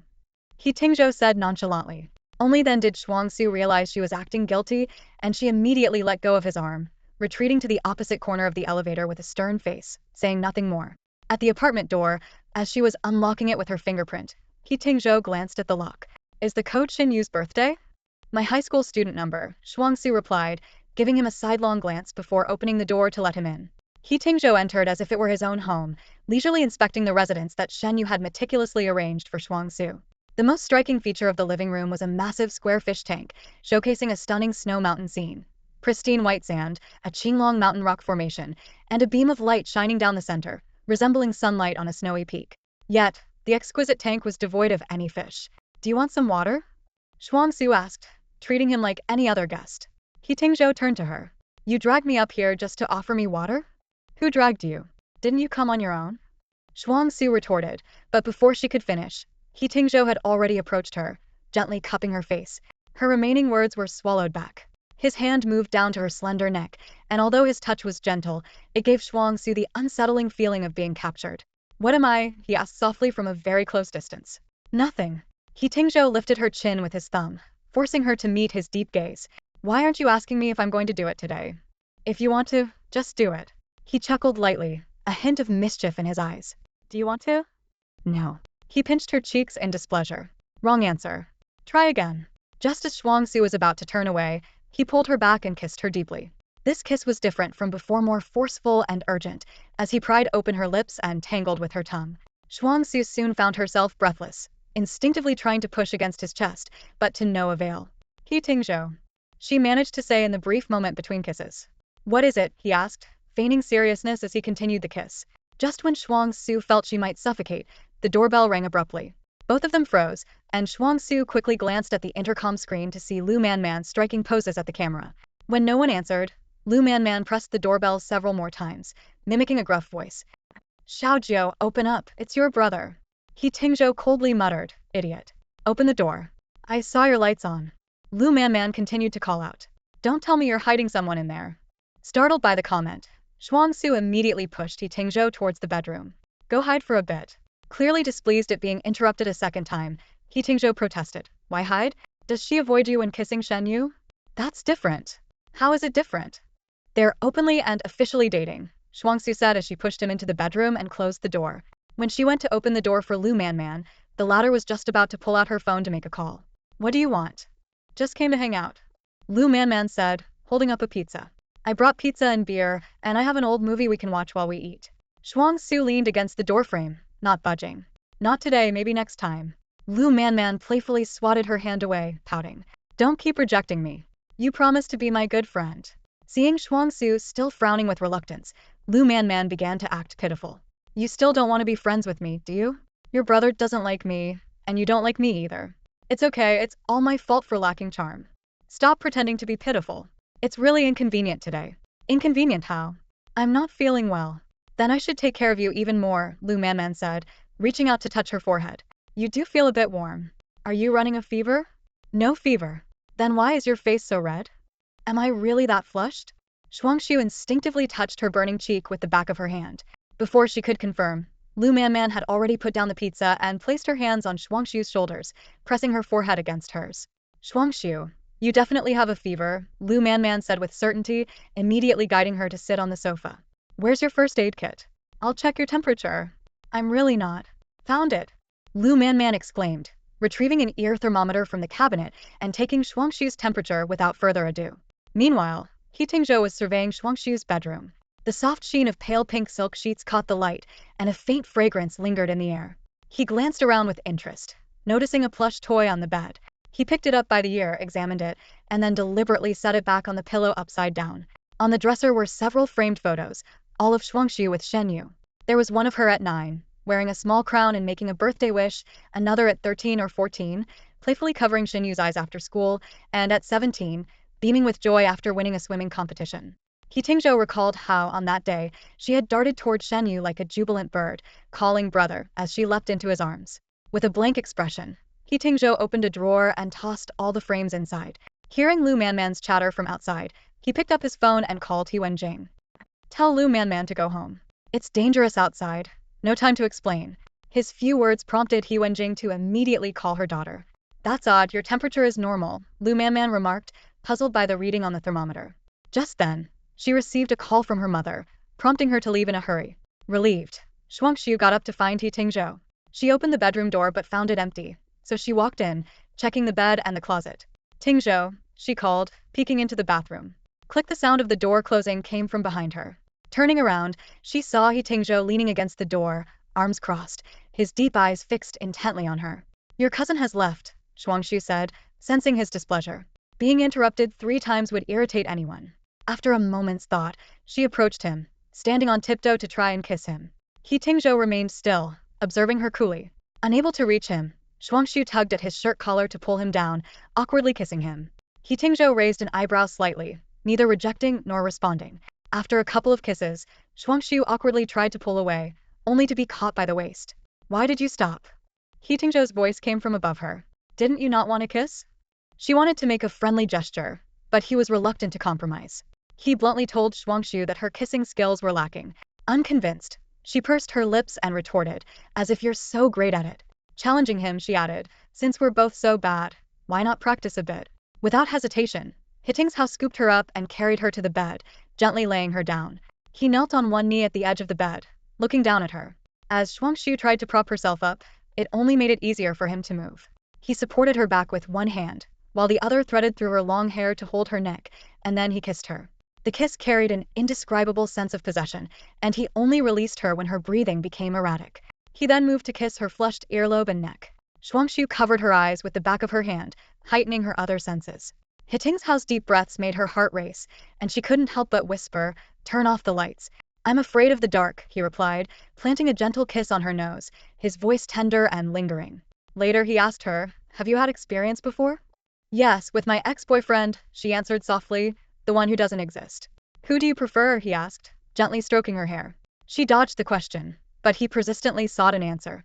Pressed into a corner, Shuangxue deliberately said he was better. Upon hearing this, He Tingzhou turned her over and whispered in her ear, Shuangxue, you're such a little liar." "What do you mean?" He knows she's lying. Shuangxue couldn't even ponder this question. She was completely overwhelmed by confusion. Through the floor-to-ceiling windows, the bustling streets of a midsummer night flickered outside, while inside, a romantic atmosphere lingered. Afterwards, Shuangxue was drenched, too exhausted to even lift a hand. He Tingzhou gently brushed aside her sweat-soaked hair, his lips lingering on the delicate skin of her nape. As she slowly regained some strength, a sense of awkwardness from their intimate encounter crept into her heart. Facing away from him, Shuangxue sluggishly slid out of bed and hastily pulled on her scattered clothes. "Where are you going?" He Tingzhou asked, propping his head up. "To take a shower," she replied, her voice soft and misty, a stark contrast to her usual clear tone. "Want me to carry you?" "No need." Afraid he might actually act on his offer, Shuangxue quickly slipped into the bathroom and shut the door. As warm water cascaded over her, she gradually relaxed. Whether it was the heat or not, her cheeks remained flushed. When she finally emerged from the bathroom after a long while, she found the sheets changed and He Tingzhou nowhere in sight. Too exhausted, she collapsed into sleep. In a half-dream, it felt like someone was playing with her face and earlobes, even lightly tickling her nose. Too tired to do more than instinctively turn away, she drifted back to sleep. It wasn't until after 9 the next morning that Shuangxue woke without the alarm. Her body ached, especially her lower back, and she realized He Tingzhou was holding her from behind, his chin resting on her shoulder. As she tried to gently move his arm, it suddenly tightened around her. "Awake." His husky voice sounded in her ear. "Yeah," Shuangxue replied, feeling a certain warmth against her. Memories of last night flooded back, and she fixated on the gap in the curtains. "Did you sleep well?" He Tingzhou asked lazily. "Not bad." "You slept like a log, and that's not bad?" "You're the pig." "Then let's be pigs together." The phone rang just in time, and He Tingzhou handed it to her. "Can you answer that for me?" "It's your phone." "I'm sleepy," he said shamelessly. Seeing it was Su Zhen calling, Shuangxue answered, "Assistant Su." "Ms. Song," Su Zhen responded calmly. "I'm here to deliver clothes for Mr. He. I'm at your door." Shuangxue took the opportunity to slip out of He Tingzhou's embrace. The room was dimly lit, the light sheets half covering his toned waist and abdomen. His hand rested lazily on the blanket, the defined fingers and veins reminding Shuangxue of the previous night, prompting her to hurriedly leave the room. Outside, Su Zhen held a takeout box in one hand and a neatly pressed suit in the other. After a brief exchange, Su Zhen tactfully set the items down and left. Shuangxue brought the clothes into the bedroom, finding He Tingzhou had opened the curtains and was about to smoke, but then put the cigarette back. "Your clothes," she said, placing the suit and pajamas on the distant cabinet. "Even an orangutan's arms aren't that long, let alone a human's," He Tingzhou teased. "You devour me in bed and then act like a stranger?" Resigned, Shuangxue brought the clothes to the bedside like a servant. "Get dressed and come eat, young master." When He Tingzhou emerged in silk pajamas, breakfast was already set. He had little appetite and spent most of the time watching Shuangxue eat. After she finished, he said, "Are you full? If so, keep me company for a nap." "You can nap by yourself."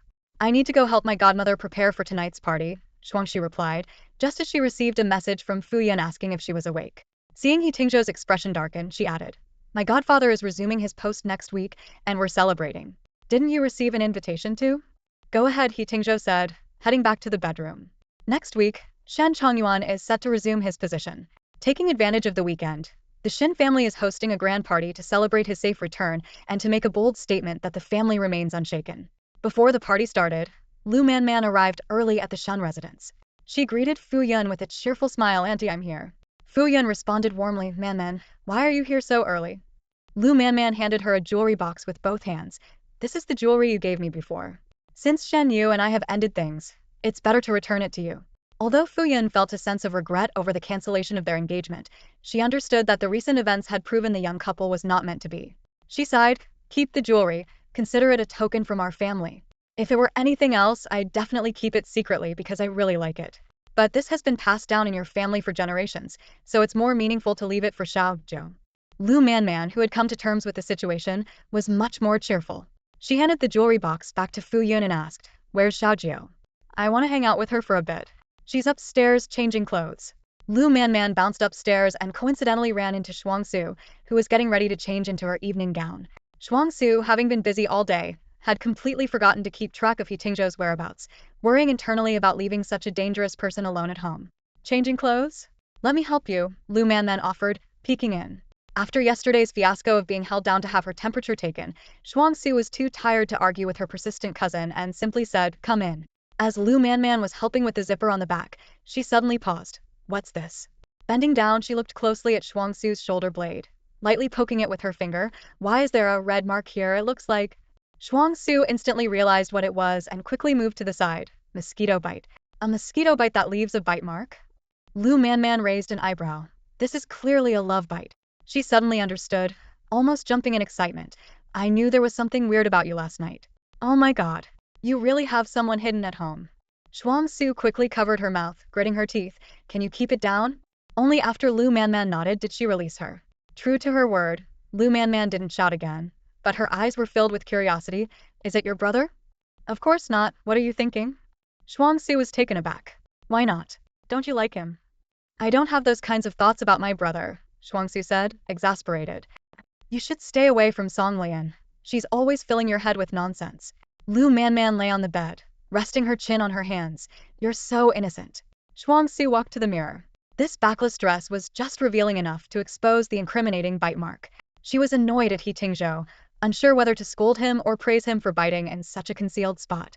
If Lu Manman hadn't noticed, she would have shown up at the party like that. The thought was too horrifying, and Shuangxue couldn't help but cover her eyes.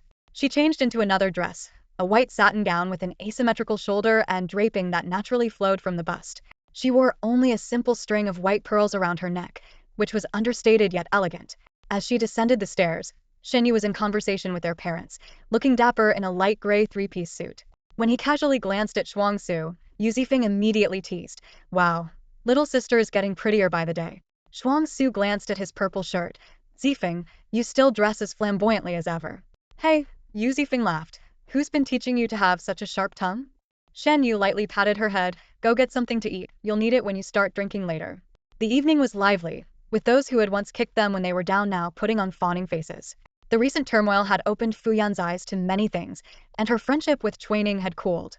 That night, Song Mianji was absent due to work, so Chuaning attended with Song Lian. Fu Yan only exchanged a few polite words before taking Shuangxue to greet other guests. When the venerable Mr. Zheng arrived, the lively banquet hall suddenly quieted down. All eyes instinctively turned towards him, and a subtle tension filled the air. The feud between the Shen and Zheng families was well known to everyone present. Despite this, they still had to maintain appearances. Mr. Zheng's failure this time, coupled with the alliance between the Shen and He families, made his personal attendance a gracious gesture. Long Yuan made it through unscathed this time. Truly a blessing, a guest whispered to Shen Changyuan as they approached him. With the long-standing friendship between our families, I was genuinely worried for you. Shen Changyuan smiled slightly. Thank you for your concern. This incident has actually helped me see who are true friends and who are the wolves waiting to take a bite out of the Shen family. Even with 80 years of cunning, Mr. Zheng couldn't help but twitch his lips at this moment. Forcing a smile, he said, "You see the scenery in a tailwind, and the road in a headwind. This experience might not be entirely bad for you. Your family's Au is indeed capable, getting Chengwei to vouch for him. He has a promising future. Au is still too soft-hearted," Shen Changyuan remarked with a hint of irony, "unlike your Zui, who is bold in his actions, much like you were in your younger days." This comment was a slap in the face to Mr. Zheng. In his youth, he never stooped to something as low as drugging a woman. His face turned ashen, while Zhang Zuya continued to stare intently at Shuangxue. After the turmoil, outsiders believed that He Tingzhou and Shen Yu had demonstrated true camaraderie. However, Zhang Zuya insisted that He Tingzhou was interested in Song Shuangxue, a claim even Mr. Zheng found hard to believe. "You fool!" Mr. Zheng shouted in anger. "All you do is obsess over that Song Shuangxue. Do you think He Tingzhou would lose his mind over a woman like you do? He has grown Yundan Group to this scale in just a few years. Look at yourself. You're so smitten by a young girl that you've lost your bearings. Keep this up, and you'll end up ruined by a woman." Veng Zuya, usually thick-skinned and indifferent to scolding, couldn't stand being compared to He Tingzhou. He kept replaying the scene at the cake shop in his mind. He Tingzhou had never admitted any interest in Song Shuangxue. Although He Tingzhou was close to Shen Yu, possibly opposing him on purpose, and had shown no reaction when he tried to approach Song Shuangxue on the boat. Still, something felt off to him. Watching the bustling banquet hall around him, He frowned and muttered to himself, "Why isn't that he guy here today?" Shuangxue glanced irritably at Jingzui's intense stare, which felt as unsettling as a persistent venomous snake. Just then, Shen Yi stepped between them, his voice gentle. "Xiaoju, take a break." "Wait a moment," the old master Zheng called out to her. "This must be Shuangxue. I heard he bullied you last time. Today, I'll make sure he apologizes to you in person." Shen Yu insisted firmly. "Go on." Just as Shuangxue was about to speak, Fuyun took her hand. "I'm tired. Come sit with me." Understanding that they wanted to send her away to discuss matters, Shuangxue reluctantly followed Fu Yun. She was aware that the situation had escalated into a feud between the Shen and Zhang families. "Are you disregarding my authority too?" the old master asked, displeased. Shen Yu's expression turned impassive. "I've already shown the respect due. If you hadn't protected him, do you think he would still be standing here today?" In his youth, the old master Zhang was a formidable figure, and the Zhang family's rise was far from honorable. Even his apology carried an air of arrogance. "When I was young, Zui's father endured a lot with me. I felt indebted, so I spoiled him when he was born. Your young lady is indeed charming, but he used the wrong approach. That drug his friend gave him was supposed to be harmless, just for fun." "What drug?" Shen Yu interrupted abruptly. The old master was taken aback. Shen Chongyuan, puzzled, explained, "It was on the day of Zhao Zhao's birthday at the Yu family, when you were in Lin City with Man Man. Shuangxue was nearly harmed, and we wouldn't have known if she hadn't mentioned it later." Shen Yu's expression darkened, his fingers slowly clenching. Zhengzi sneered. "Why are you guarding against me? It's your good friend you should worry about. It was the Yu guy who took her away that day." "Shut up," the old master barked, then turned to Shen Yu with a conciliatory tone. "I'm here to make amends for that. A father's failure to teach is his fault. I brought him to apologize to Shuangxue. Apologies that don't lead to change are meaningless," Shen Yu said coldly. "If your grandson ruins himself, it's no loss if the Zhang family falls because of him. But old Master Zheng, how long can you shield him?" The word struck like a hammer, causing the old master's face to change dramatically. "What did you say? Even your father wouldn't dare speak to me like that." Zheng Zui moved forward angrily, but the old master held him back. Shen Yu's words were not without truth. The old master was aging, and Zheng Zui had offended too many people. Without his grandfather's protection, his survival was uncertain. The subsequent scenes continue with Shuangxue's interactions with Fu Yun and Cui Ning, as well as the final conversation about He Tingzhou. Each detail is presented with more concise and vivid expressions. The final scene remains unchanged. Shuangxue suddenly stops in her tracks upon hearing the news about He Tingzhou's sleepless night, feeling puzzled since they hadn't spent much time together. "Where did Zhou Yi go partying again last night?" "Not sleeping at all, he's got some serious energy," someone teased. "Of course he's got more energy than you. Otherwise, why would the beautiful Mu be so devoted to him?" Yu Zifeng said with a mischievous grin. "Honestly, with that body of Zhou Ye's, if I were a woman, I'd want to sleep with him too." "You're such a damn gay." Someone next to him quickly pulled out their phone to record. "Let's record this and play it back for Zhou Yi later." "I was just joking. I'm as straight as it gets." Yu Zifeng quickly defended himself. Amidst the joking, Zhuozhong turned to Yu Zifeng. "Why don't you call Tingzhou and have him come sleep here? He sleeps better with more people around. Why don't you call him yourself?"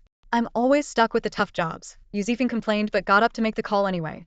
"What kind of quirk is that, needing an audience to sleep well?" someone joked. Meanwhile, Shuangxue was handing food to Fu Yun. Someone asked about Shen Yu and Lu Manman's wedding, and Fu Yun sighed with regret. "Manman is a good kid, but she and our Au just aren't meant to be." As Shuangxue listened, her thoughts drifted away. She recalled the events of the previous night, only remembering how tired she was while He Tingzhou kept bothering her. She slept deeply and thought he had just woken up when she did. After making the call, Yu Zifeng turned around to find Shuangxue standing behind him with a piece of cake. "Brother Zifeng, I saw you drinking a lot just now. Have some food, or you'll get drunk easily." Shuangxue offered the cake. "You're so considerate," Yu Zifeng said, touched. "I wish my brat at home could be as well behaved as you." As they chatted, Shuangxue casually asked about He Tingzhou's insomnia. Yu Zifeng explained that it was a young master's ailment, and the family had hired over a dozen people to create white noise for him. It turned out He Tingzhou couldn't sleep when it was too quiet, especially at night, as darkness and silence would cause his insomnia. This explained a lot. Why he could sleep in a noisy bar, why he would wake her up at night to tell stories, and why he traveled with a beautiful woman in a Changsan. With further questioning, Shuangxue learned that it was related to a childhood trauma when He Tingzhou was kidnapped. The incident left him temporarily deaf, and his mother died during the ordeal. Despite seeing top psychologists, the issue was never fully resolved. Just then someone shouted, "Zhou Yi is here." He Tingzhou arrived fashionably late, wearing a black suit with a casual flair, his jacket open and tie undone. He sauntered in, greeted Shen Yi with a nod, and joined him in the lounge area. Shuangxue deliberately chose the seat farthest from He Tingzhou. When their eyes briefly met, she quickly looked away and politely greeted him.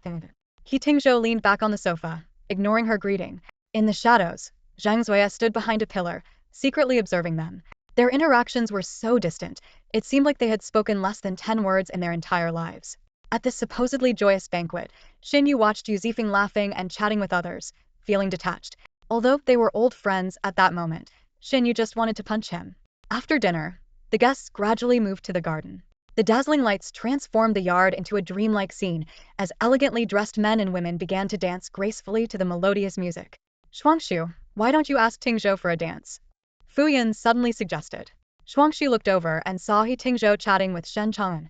He was casually leaning against a column, holding a champagne glass, his relaxed and nonchalant demeanor unchanged even in the presence of elders. Me. Shuangxue hesitated. He's too tall for me. It's hard to dance with him, Fu Yan explained with a smile. Imagining the scene, Shuangxue couldn't help but smile. Now that He Tingzhou was a great benefactor to the Shen family, both Shen Changyuan and Fu Yan were genuinely grateful and treated him with even more sincerity and warmth than before. She couldn't refuse this task of inviting him to dance. She walked up to He Tingzhou, summoning her courage, and said, "Tingzhou, may I have this dance?"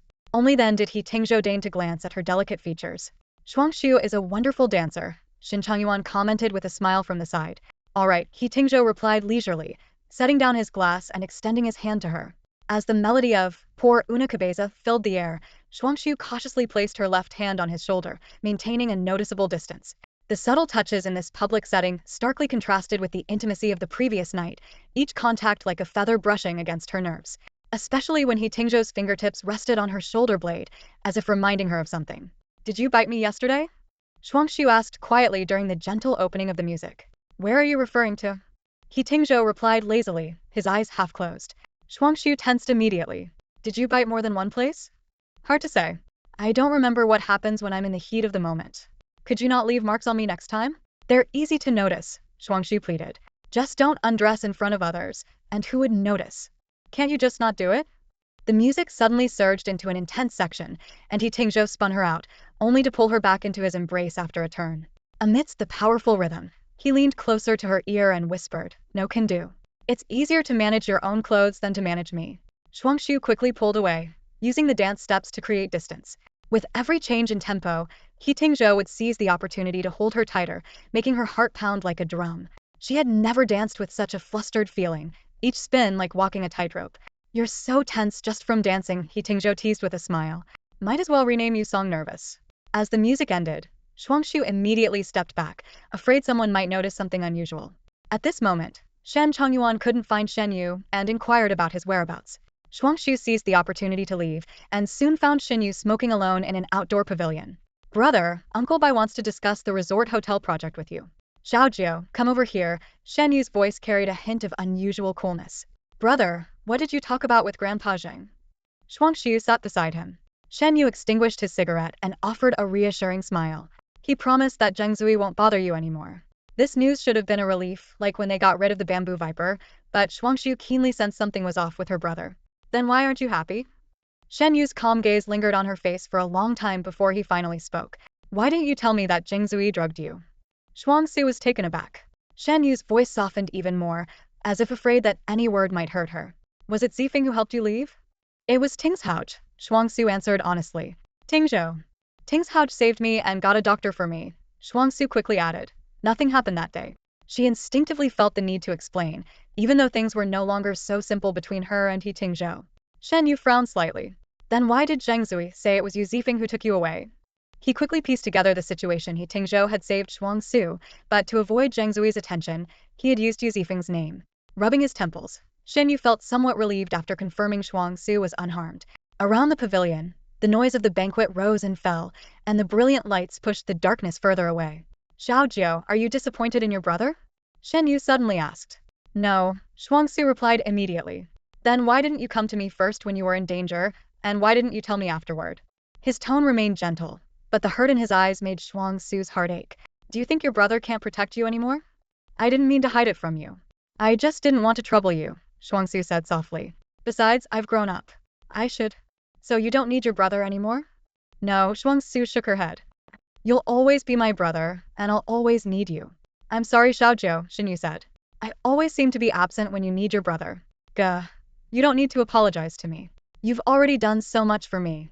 Shuangxue didn't understand Shen Yu's guilt, nor did she grasp the sense of loss he felt when he realized she no longer relied on him as she once did.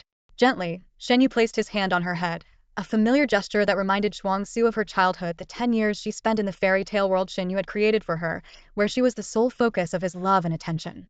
Just as Shuangxue felt a lump in her throat, a sudden scream pierced the air from a distance. Zhou Yi fell into the water. She and Shen Yu were startled by the shouting, and both looked towards the pool. The water was violently churning, and 2 women at the poolside were screaming in panic.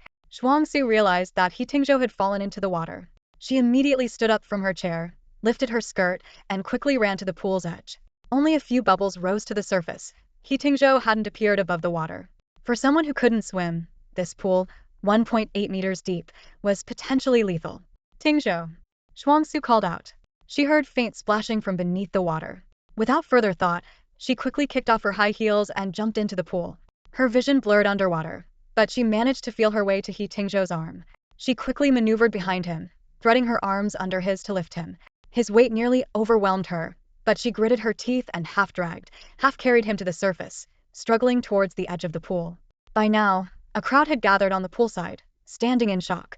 Yu Zifeng was the first to react, reaching out to help pull He Tingzhou onto the shore. Shuangxue climbed out afterward, her satin dress clinging to her soaked body. He Tingzhou leaned weakly against her, and she struggled to support his tall frame. As Yu Zifeng stepped forward to assist, he was stepped on by He Tingzhou's unsteady foot, causing him to hop around in pain. Shuangxue, her face dripping with water, blinked away droplets from her eyelashes. Are you okay? She asked. He Tingzhou coughed violently, clearly having swallowed a lot of water. Shen Yu approached, offering his suit jacket to Shuangxue and taking over supporting He Tingzhou. Let me handle it, he said. You should go take a hot shower to avoid catching a cold. Shuangxue draped the jacket over herself, gave He Tingzhou one last worried glance, and headed upstairs. In the guest room, He Tingzhou seemed to regain some strength and released Shen Yu's support. Shen Yu handed him a set of his clothes. Thanks, He Tingzhou said. No need to be formal with me, Shen Yu replied with a smile.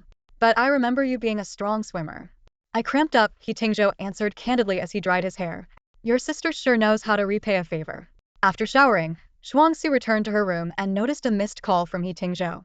When she called back, he got straight to the point. Bring me a towel. She knocked on the guest room door with a towel in hand. He Tingzhou, still in his wet clothes, hair slicked back, looked sharper than ever. He glanced disdainfully at the towel. Whose is this? A new towel for guests, she replied. Too coarse. My skin is sensitive. In the end, Shuangxue had to fetch her spare towel. As she walked, she muttered under her breath. Why call him He Tingzhou? Might as well call him He Tingting. What did you say? He Tingzhou's voice came from behind her. Nothing. She hastily handed him the towel like a thief passing contraband and tried to leave, but he caught her wrist. Stay with me. Are you crazy? We'll get caught. Shuangxue whispered urgently. This is my house. If my brother sees us, we're done for. He Tingzhou looked at her for a moment before finally letting go and closing the door. When Shuangxue came out of the kitchen with ginger tea that Fu Yun had specially prepared, she saw a figure on the stairs. She initially thought it was her brother, and was about to ask if he wanted ginger tea when she realized it was He Tingzhou. He was now wearing a white shirt and gray trousers, casting a detached glance her way as he slowly descended the stairs. Sister, He Tingzhou said flippantly, as if it were just a casual joke about a friend's sister. Only Shuangxue could sense the coldness beneath his words. Do I really look that much like your brother? She asked, knowing that only Yu Zifeng and the others would call her that. He Tingzhou had called her by her full name, addressed her as President Song, and even mockingly referred to her as princess, but never as sister. It's just your build that's a bit similar. I didn't see your face just now, Shuangxue quickly explained. It was true. He Tingzhou's physique was similar to Shen Yu's, just a couple of centimeters taller, with broader shoulders and more defined muscles. The same clothes that exuded a scholarly air on Shen Yu seemed different on He Tingzhou. He had a unique blend of sharp aggression and extreme nonchalance that was He Tingzhou. He Tingzhou's lips curled into a sarcastic smile. So, you mean my face doesn't match, just my body? Is that why you wanted the lights off last night? He asked bluntly, ignoring the passing servants.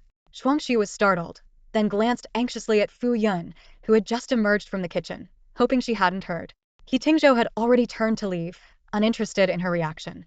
Tingzhou, I made some hot ginger tea. Have some to ward off a cold, Fu Yun said with concern.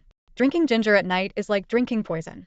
I'm not planning to die today, He Tingzhou replied coldly before walking off. When Shen Yu entered, he brushed past He Tingzhou, who left with an air that warned others to keep their distance. He added, Your sister's eyesight seems off. You might want to get her glasses.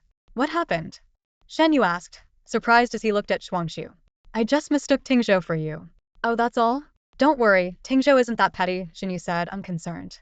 He's incredibly petty, Shuangxue murmured, watching He Tingzhou's retreating figure, feeling as if she had fallen from a great height. How could he have thought that? Fu Yun didn't mind He Tingzhou's rudeness. She was used to his arrogant demeanor, even towards his own father. She urged Shuangxue, drink the ginger tea quickly. You were so reckless, jumping in without calling for help. Saving someone is instinctive. Tingzhou has saved me many times and helped our family a great deal this time. I owed him, Shuangxue replied. Fu Yun patted her head fondly. Good girl. Shuangxue picked up the ginger tea, finding it too hot to drink easily. Just then, Lu Manman, who had been absent all night, appeared and sat next to her. I'm heading your way later. I'll give you a ride, she said, not asking but informing. Lu Manman winked at her, signaling a private chat. Shuangxue didn't refuse. This sibling duo was domineering, leaving no room for rejection or explanation. On the way, Lu Manman kept glancing at Shuangxue, who was preoccupied with resolving the absurd misunderstanding. When they reached Songming Road, Lu Manman insisted on going upstairs with her. Uncertain if He Tingzhou was home, Shuangxue stopped. Why are you following me? Don't want me to come in? Oh, is that man hiding in your house? Lu Manman grabbed her shoulders like a wife discovering her husband's affair. Tell me, who is he? Shuangxue changed the subject. Where were you tonight? I was thinking, Lu Manman said, feigning profundity. Thinking more could do you good, Shuangxue replied, trying to leave. But Lu Manman held her back. Don't go, Lu Manman clung to her. Tell me, if it's not your brother, who is it? How could you move on so quickly? Don't ask. Knowing won't do you any good, Shuangxue said, shaking off her hand. If you don't tell me, I'll tell your brother you have someone else outside. Go ahead, Shuangxue said indifferently. My brother won't care about that. She only worried about Shen Yi discovering her unspeakable deal with He Tingzhou. As for dating men, she was no longer a child. Shen Yi wouldn't interfere. As she was about to go upstairs, Lu Manman suddenly said, Xiaojiu, I really thought a lot today. I realize I might have underestimated the bond between you and your brother. Others look at you with vulgar assumptions. But your brother's affection is pure, and you like him without any fantasies. Your relationship is free of desire, far nobler than those who speculate about you. I used to be afraid you'd take Shen Yi away from me. But actually, I'm the one who came between you two, right? Shuangxue was surprised to hear Lu Manman say such words, and her tone noticeably softened. No, that's not it. There's no one between my brother and me. It's just that I didn't know my place. Lu Manman's eyes glimmered with sincerity in the night. Honestly, I can't quite understand your brother's feelings towards you. But Xiaojiu, I feel that he might not be indifferent to you. Shuangxue shook her head gently, her voice firm. He only sees me as his sister. And that's perfectly fine. She was unwilling to risk disrupting the status quo, fearing any change might further distance her from Shen Yi. In the stillness of the night, the house felt empty. Lying in bed, Shuangxue recalled He Tingzhou's indifferent face as he left. His words echoed in her mind. Considering someone else in bed is an insult. Although she didn't understand why he felt that way, she guessed that someone as proud as He Tingzhou couldn't bear the feeling of having his dignity trampled. Her thoughts drifted back to the past. He Tingzhou was actually the first to notice her feelings for Shen Yi, even before her then best friend. He used to visit the Shen household often, and whenever he played chess with Shen Yi, she would be on edge, always hoping Shen Yi would return soon. Once, when Shen Yi went upstairs to change, she played chess with He Tingzhou in the living room, her eyes constantly darting to the staircase. Suddenly, He Tingzhou asked, Do you like your brother? The question struck Shuangxue like lightning. Facing his meaningful gaze, she was so nervous that her mind went blank, and even breathing became difficult. When Shen Yi came downstairs, her heart raced as if it would leap out of her chest, terrified that He Tingzhou might reveal her secret. But he said nothing, seemingly uninterested in her little secret. However, from that day on, He Tingzhou never appeared at the Shen household again. He Tingzhou knew her secret. Shuangxue turned over, grabbed her phone, and quickly typed a message. I don't see you as my brother. I just wanted the lights off because I'm not used to being so exposed. If you're afraid of the dark, we can leave them on in the future. The message seemed to vanish into the void, with no response. She waited a while, sighed softly, and put down her phone. He Tingzhou's moods were as unpredictable as the weather. He Tingzhou's car entered the compound, and the armed police at the gate saluted and allowed them through. The driver, a retired veteran, was alert and whispered a warning to the resting He Tingzhou through the rearview mirror. That car has been following us. He Tingzhou opened his eyes and glanced at the suspicious vehicle in the mirror, then signaled to the guards. He strode towards the unremarkable black sedan. Just as the occupant was about to flee, armed police surrounded the car. He Tingzhou tapped on the window, and the man in the baseball cap avoided eye contact, a camera resting on the passenger seat. Do you know where you are? You must have a death wish at such a young age. Got a terminal illness. He Tingzhou's tone was casual yet intimidating. I was just passing by. The man stammered, his legs shaking. Hand over the camera. The man's hesitation for a second made He Tingzhou click his tongue in annoyance, prompting the armed police to raise their guns, scaring the man into quickly handing over the camera. As he flipped through the photos, He Tingzhou's fingers paused on an image from the previous night. He looked up coldly. Did you show these to Zheng Zui? I did, the man confessed. Young Master Zheng wanted more sensational evidence. Do you want a tour of my bedroom? He Tingzhou sneered. Under the threat of guns, the man in the cap revealed Zheng Zui's instructions. He Tingzhou got back into the car. Take me to meet your master. The next day, colleagues invited Shuangxue for hot pot. With no word from He Tingzhou, she agreed to go. After picking up Xiao Liao, they crawled through the traffic. A colleague joked that their 918 wasn't even as fast as a Wuling, but Shuangxue remained unbothered, telling them to go ahead and order. During the meal, Shuangxue read bedtime stories while eating. Xiao Liao mistakenly thought she was pregnant, but Shuangxue explained it was due to insomnia. A colleague with a 5-year-old daughter shared parenting tips and promised to send a list of storybooks. After dinner, they laughed and chatted as they left the restaurant. In the crowded mall elevator area, Shuangxue was discussing bedtime stories for different age groups with her colleagues when a chime sounded behind her. Mr. He! Xiao Liao exclaimed. In the elevator stood He Tingzhou alongside a classic beauty. She wore a form-fitting sleeveless gown, her hair elegantly pinned with an ivory hairpin, holding a delicate folding fan with grace. The beauty held the elevator door, asking in an elegant tone, Miss Song, aren't you coming in? Shuangxue averted her gaze from the beautiful Mu and stepped into the elevator. She turned to face the elevator doors, deliberately ignoring He Tingzhou. The others followed her inside, and the chatter abruptly ceased, leaving the elevator so quiet you could hear a pin drop. As the elevator doors slowly closed, He Tingzhou's deep voice sounded from behind. Have I learned to become invisible? Someone seems to not see me. The employees of Post-Apocalyptic Company immediately responded nervously. Hello, Mr. He. Not talking about you. He Tingzhou's words directed everyone's attention to Shuangxue. Only then did Shuangxue turn around, her face bearing the professional smile she reserved for clients. Hello, Mr. He. What a coincidence. Are you here for a meal too? Yes. He Tingzhou glanced at her deliberately polite smile. What did you have? Mayu fish. It must be delicious, right? Not really. After this brief exchange, Shuangxue turned back around, as if completing a formality. Mu Yanshu chimed in at just the right moment, her voice gentle.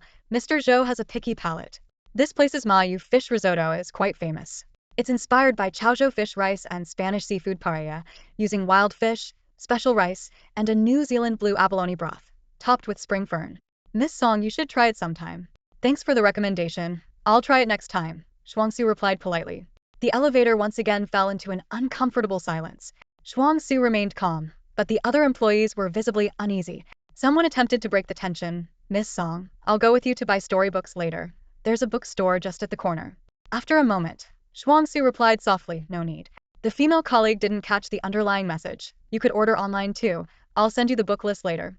Not buying anymore, Shuangxue said evenly, though inwardly she mocked her own unnecessary concern. There were plenty of people to tell him stories. She wasn't needed. She didn't want to be just another admirer among many. Feeling sorry for He Tingzhou? The heir of the He family had everything he could want. She might as well focus on herself. This was just a transaction. Fulfilling her role was enough. The elevator reached the ground floor, and Shuangxue quickly walked out. Her colleagues behind her whispered about Mu Yanshu's appearance and speculated about her relationship with Mr. He. Shuangxue merely responded indifferently, maybe. It wasn't until she left the mall that she remembered her car was in the underground parking lot. She frowned. After seeing off her colleagues, she headed to the hospital to visit Shuyang. Undergoing chemotherapy, Shuyang had lost over 10 kilograms and, after losing her hair, had decided to shave her head. When Shuangxue arrived, she was trying on new clothes and wigs. Shuangxue lay silently on the hospital bed, listening to Shuyang lament about her reduced bust size. After some light-hearted banter, Shuyang sensed her concern. Not happy today? Shuangxue was silent for a moment. Senior, if you had to be with a man who was also involved with other women, how would you overcome the psychological barrier? Wearing a pink wig, Shuyang sat on the bed, thoughtfully analyzing her situation. Was it purely a physical aversion or jealousy? Was it voluntary or forced?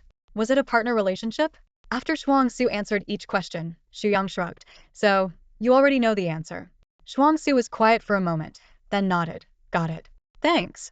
This relationship was her own choice, Shuyang said firmly, meeting Shuangxue's eyes. He Tingzhou is not her partner. There's no fidelity between them to speak of. She looked at the confused expression on the younger woman's face and felt a wave of sympathy. Though she didn't know the specifics of why Shuangxue faced such a decision, she knew her naive junior well. You haven't had much experience in relationships. Encountering such a complicated situation with your first man makes it easy to confuse physical and emotional boundaries, and to stray off course. Xu Yang gently patted Shuangxue's shoulder and advised earnestly, I've been in a few relationships, and the biggest lesson I've learned is that men are just for fun.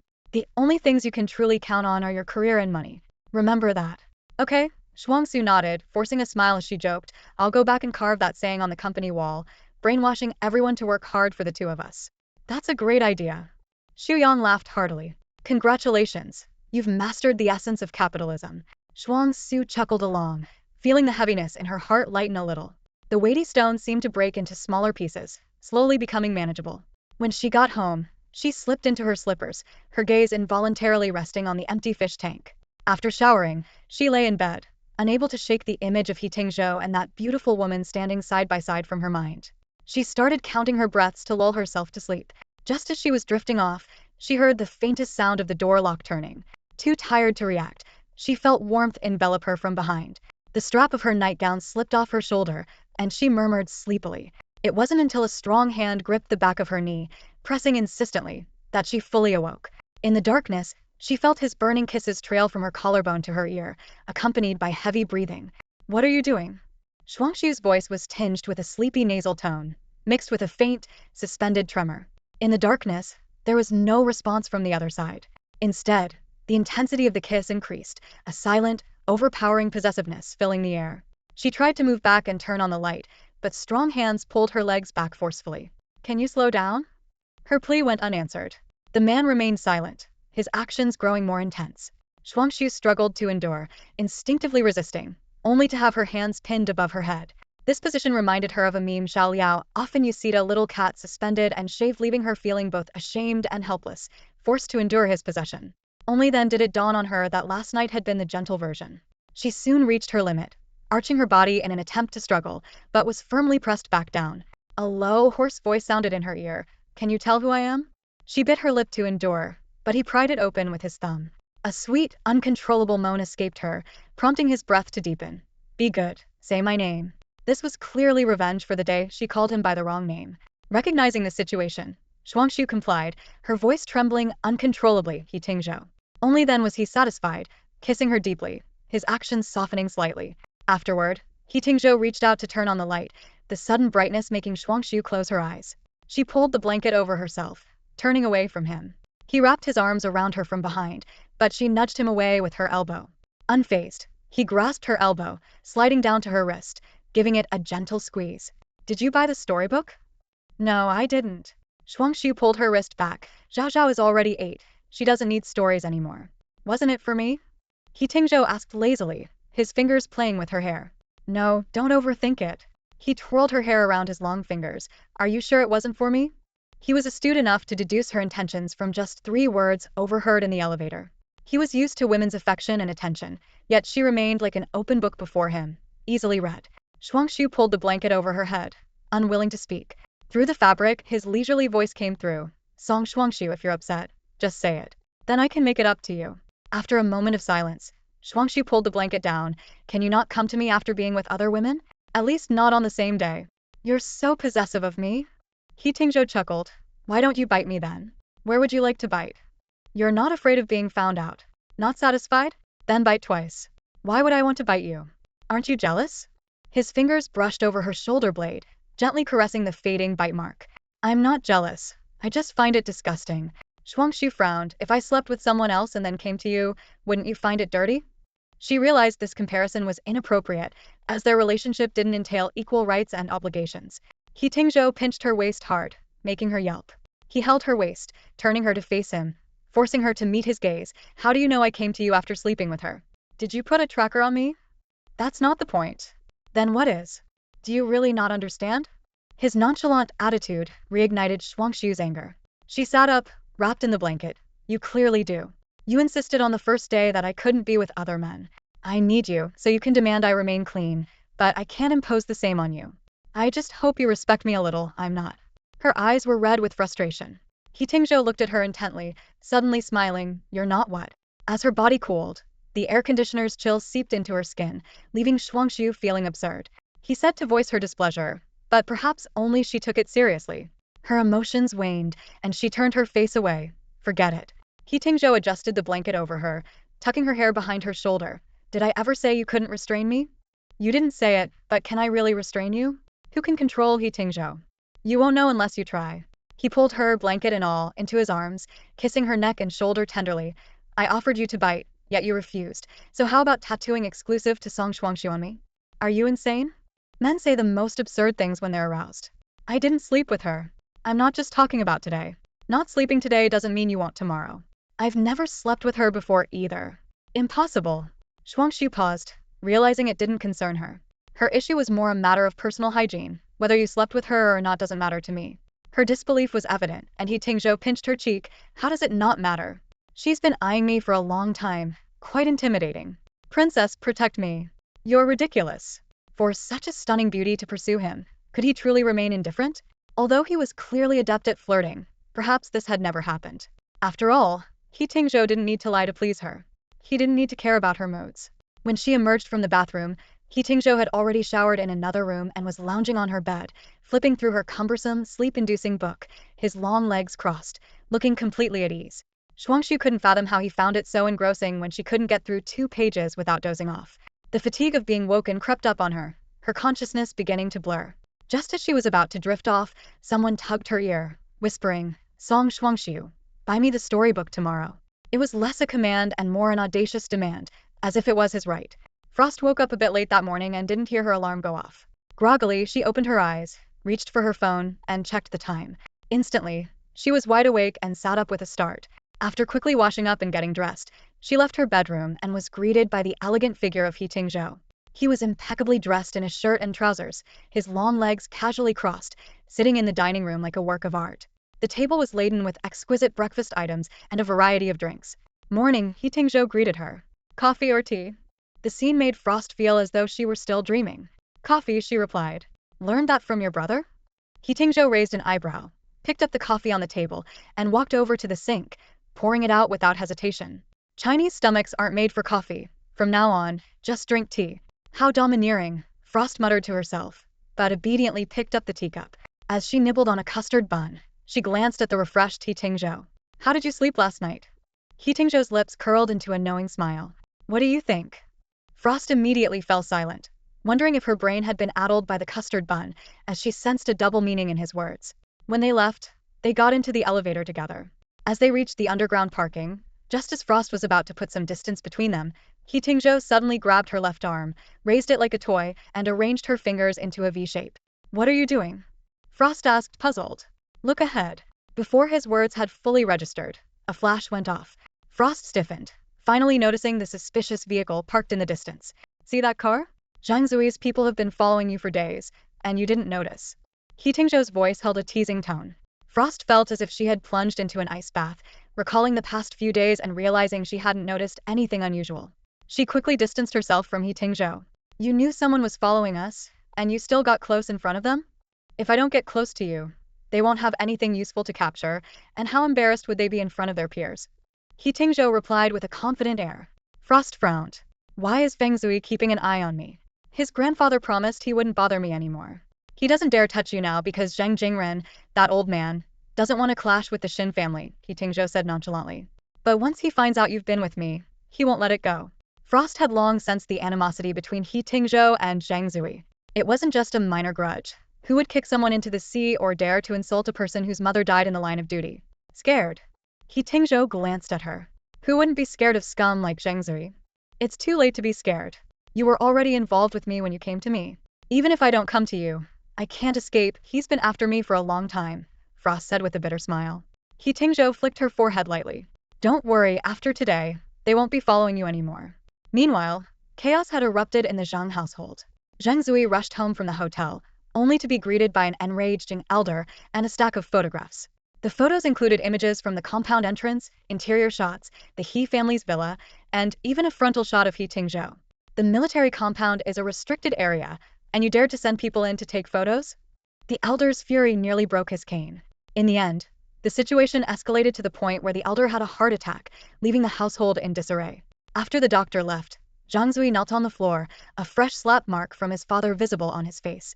Even knowing it was a trap set by He Tingzhou, Zhang Zui had no choice but to swallow his pride and promise not to provoke the He family again. After Shuangxue finished her morning meeting, she returned to her office and immediately received a message from her brother, Tingzhou. She opened it to find a photo. In the underground parking lot, she stood in front, her delicate face showing a puzzled expression, making a peace gesture. Behind her, Tingzhou's tall figure stood, holding her hand up with one hand and resting the other on her right shoulder. Despite their non-intimate pose, the photo exuded an inexplicable sense of closeness. Tingzhou's well-defined face was particularly photogenic, with a lazy smile at the corner of his lips. Instinctively, Shuangxue glanced around the empty office, her heart rate slightly increasing. If this photo got out, it would spread across Yanqing in no time.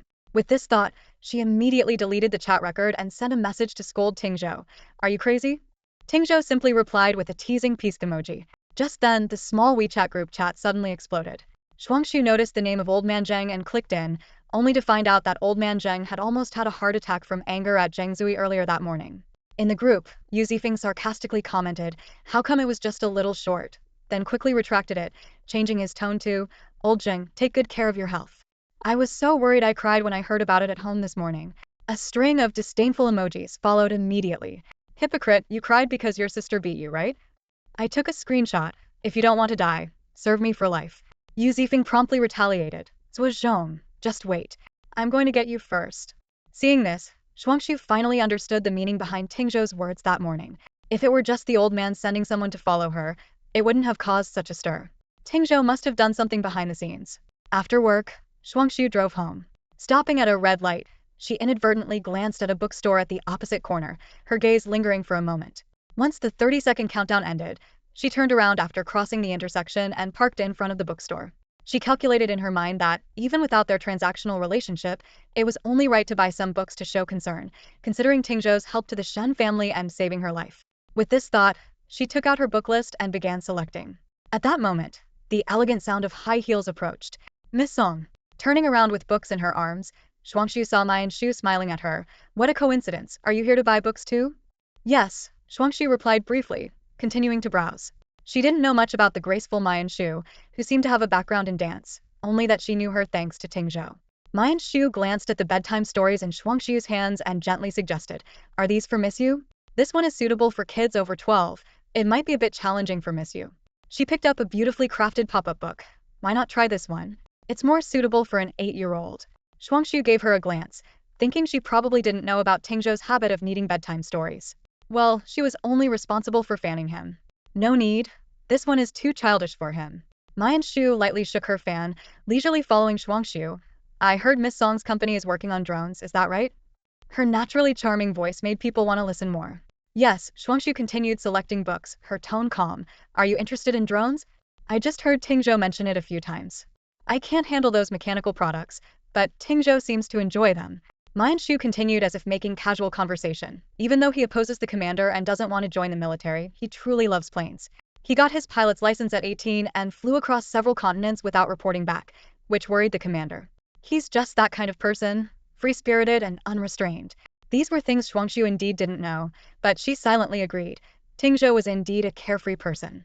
"Miss Song and Tingzhou must have a lot in common," Mayan Shu suddenly remarked. Shuangxue quickly recalled their conversation in the elevator yesterday, ensuring there was nothing problematic, then casually picked a book from the shelf. "Tingzhou and I just talk about work, nothing much in common." Mayan Shu carefully observed Shuangxue's expression. Although their conversation in the elevator yesterday seemed ordinary, some things couldn't be hidden.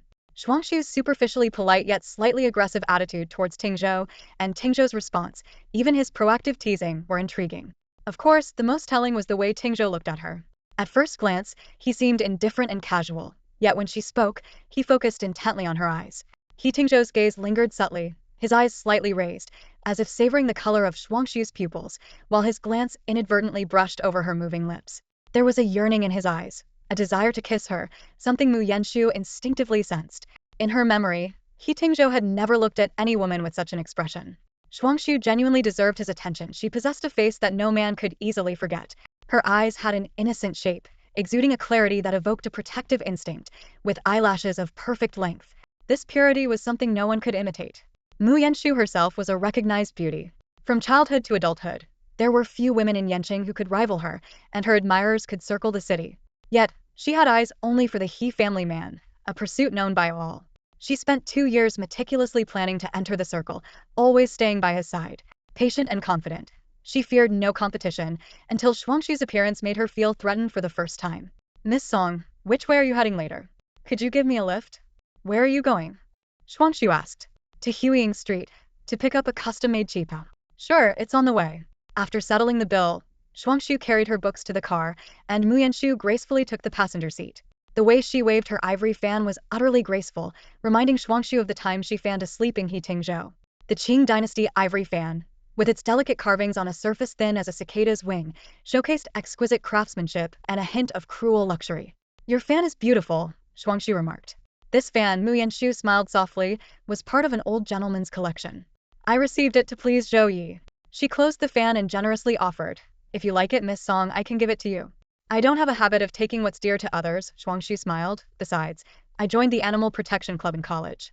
Mu Yanxu was aware of the origins of ivory, but her appreciation for its luxury clearly outweighed her compassion for animals. Upon reaching Huiying Street, before she got out of the car, she asked, Miss Song, would you mind adding me on WeChat? After exchanging contact information, Shuangxue started the car and drove away. In the rearview mirror, she saw Mu Yanxu still smiling, watching her leave. An inexplicable unease welled up inside her. Was it guilt? Why did everyone seem like a detective with a keen eye? Returning to Songming Road, Shuangxue cautiously glanced around before getting out of the car. As expected, the suspicious vehicle from the morning was nowhere to be seen. Although He Tingzhou hadn't mentioned if he would come, and she deliberately didn't ask, she secretly hoped he wouldn't. Yet, when she stepped out of the bathroom after her shower, He Tingzhou was already in her bedroom.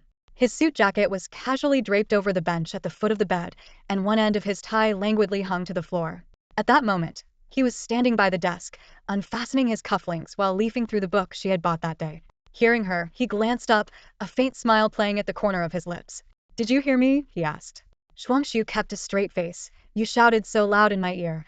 Even the dead could hear. Seems like making a wish near your ear works better, He Tingzhou said leisurely as he walked past her. Princess Aladdin? Shuangxue lay on the bed for a moment, sensing He Tingzhou coming out of the shower. The mattress dipped slightly on the other side as he lay down, propping his head with his hand. Start, he said. His posture suggested he was more like a principal at a public lecture than someone ready for a bedtime story. Shuangxue turned to look at him. Are you going to sleep now? The warm, orange glow of the bedside lamp softly illuminated the room as He Tingzhou watched Shuangxue begin her story. His gaze traced her features in the light, from her brow to the tip of her nose, finally resting on her lips. Her white skin seemed almost translucent under the light. Her voice was gentle and unhurried, like a soft spring rain. He Tingzhou didn't absorb a single word. Midway through her reading, he suddenly leaned in. Shuangxue's voice halted abruptly as his face drew closer until he kissed her, savoring her lips like tasting candy. The kiss was as gentle as the spring rain, with a fresh scent lingering in the air. After a moment, he pulled back and naturally wrapped his arm around her waist. Shuangxue continued reading, though his hand roamed restlessly over her, tracing her silhouette through the silk of her nightgown. Are you listening or not? Shuangxue gritted her teeth.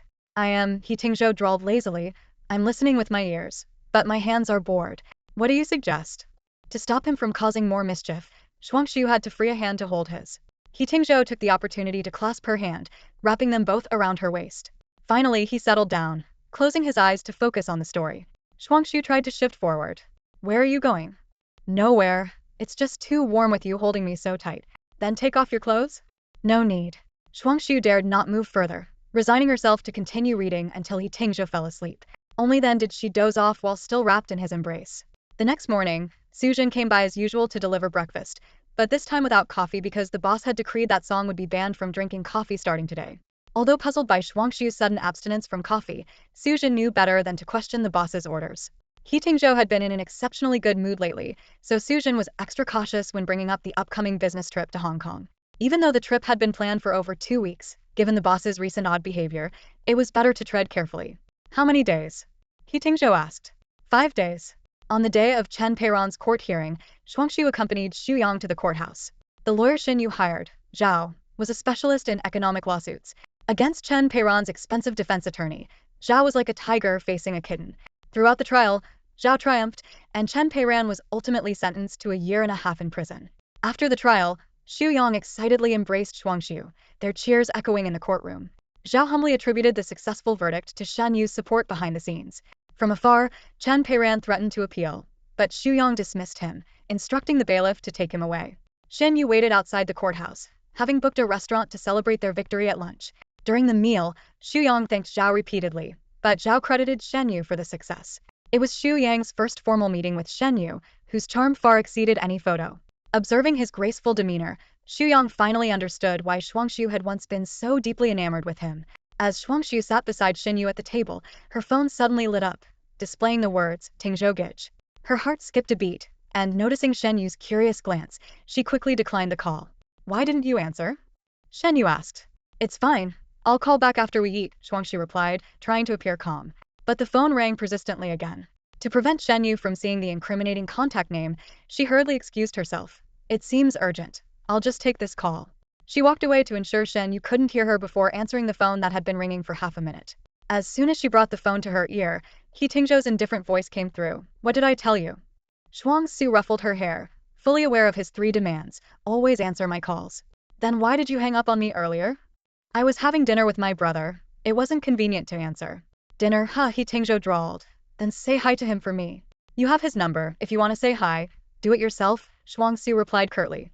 "What do you need from me?" In the background, the empty noise of the airport and the roar of airplanes could be heard. He Tingzhou said, "I'm heading to Hong Kong. Business trip.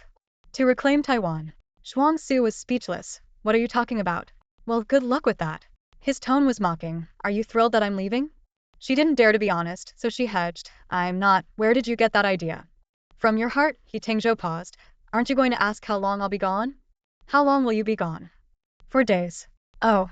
After a few seconds of silence, He Tingzhou, clearly dissatisfied with her perfunctory response, slowed his speech. Shuangxue, I'll give you another chance to say it again." "Say what again?" she ventured. "Safe travels." The sound of the cabin door closing came through, silencing the background noise, and He Tingzhou's voice turned wistful. "What, are you going to fire a cannon at me?" Back at the dining table, Lawyer Zhao suddenly remarked while cutting his steak, "Is your sister seeing someone?" Xu Yang, who was secretly trying to drink, nearly choked. Shen Yi glanced at Shuangxue, who was on the phone in the distance, expressionless. "Why do you ask?" "She seems a bit nervous," Lawyer Zhao chuckled. "My daughter was like that when she was dating secretly." "Shuangxue is 22. It's not exactly a secret romance anymore," Xu Yang quickly intervened. Shen Yi said nothing but noted Shuangxue's unusual reactions during her phone calls. Feeling Shen Yi's gaze, Shuangxue hurriedly ended her call. "Come back soon." This was apparently the right answer, as He Tingzhou's tone finally softened. "I'll return as soon as I'm done."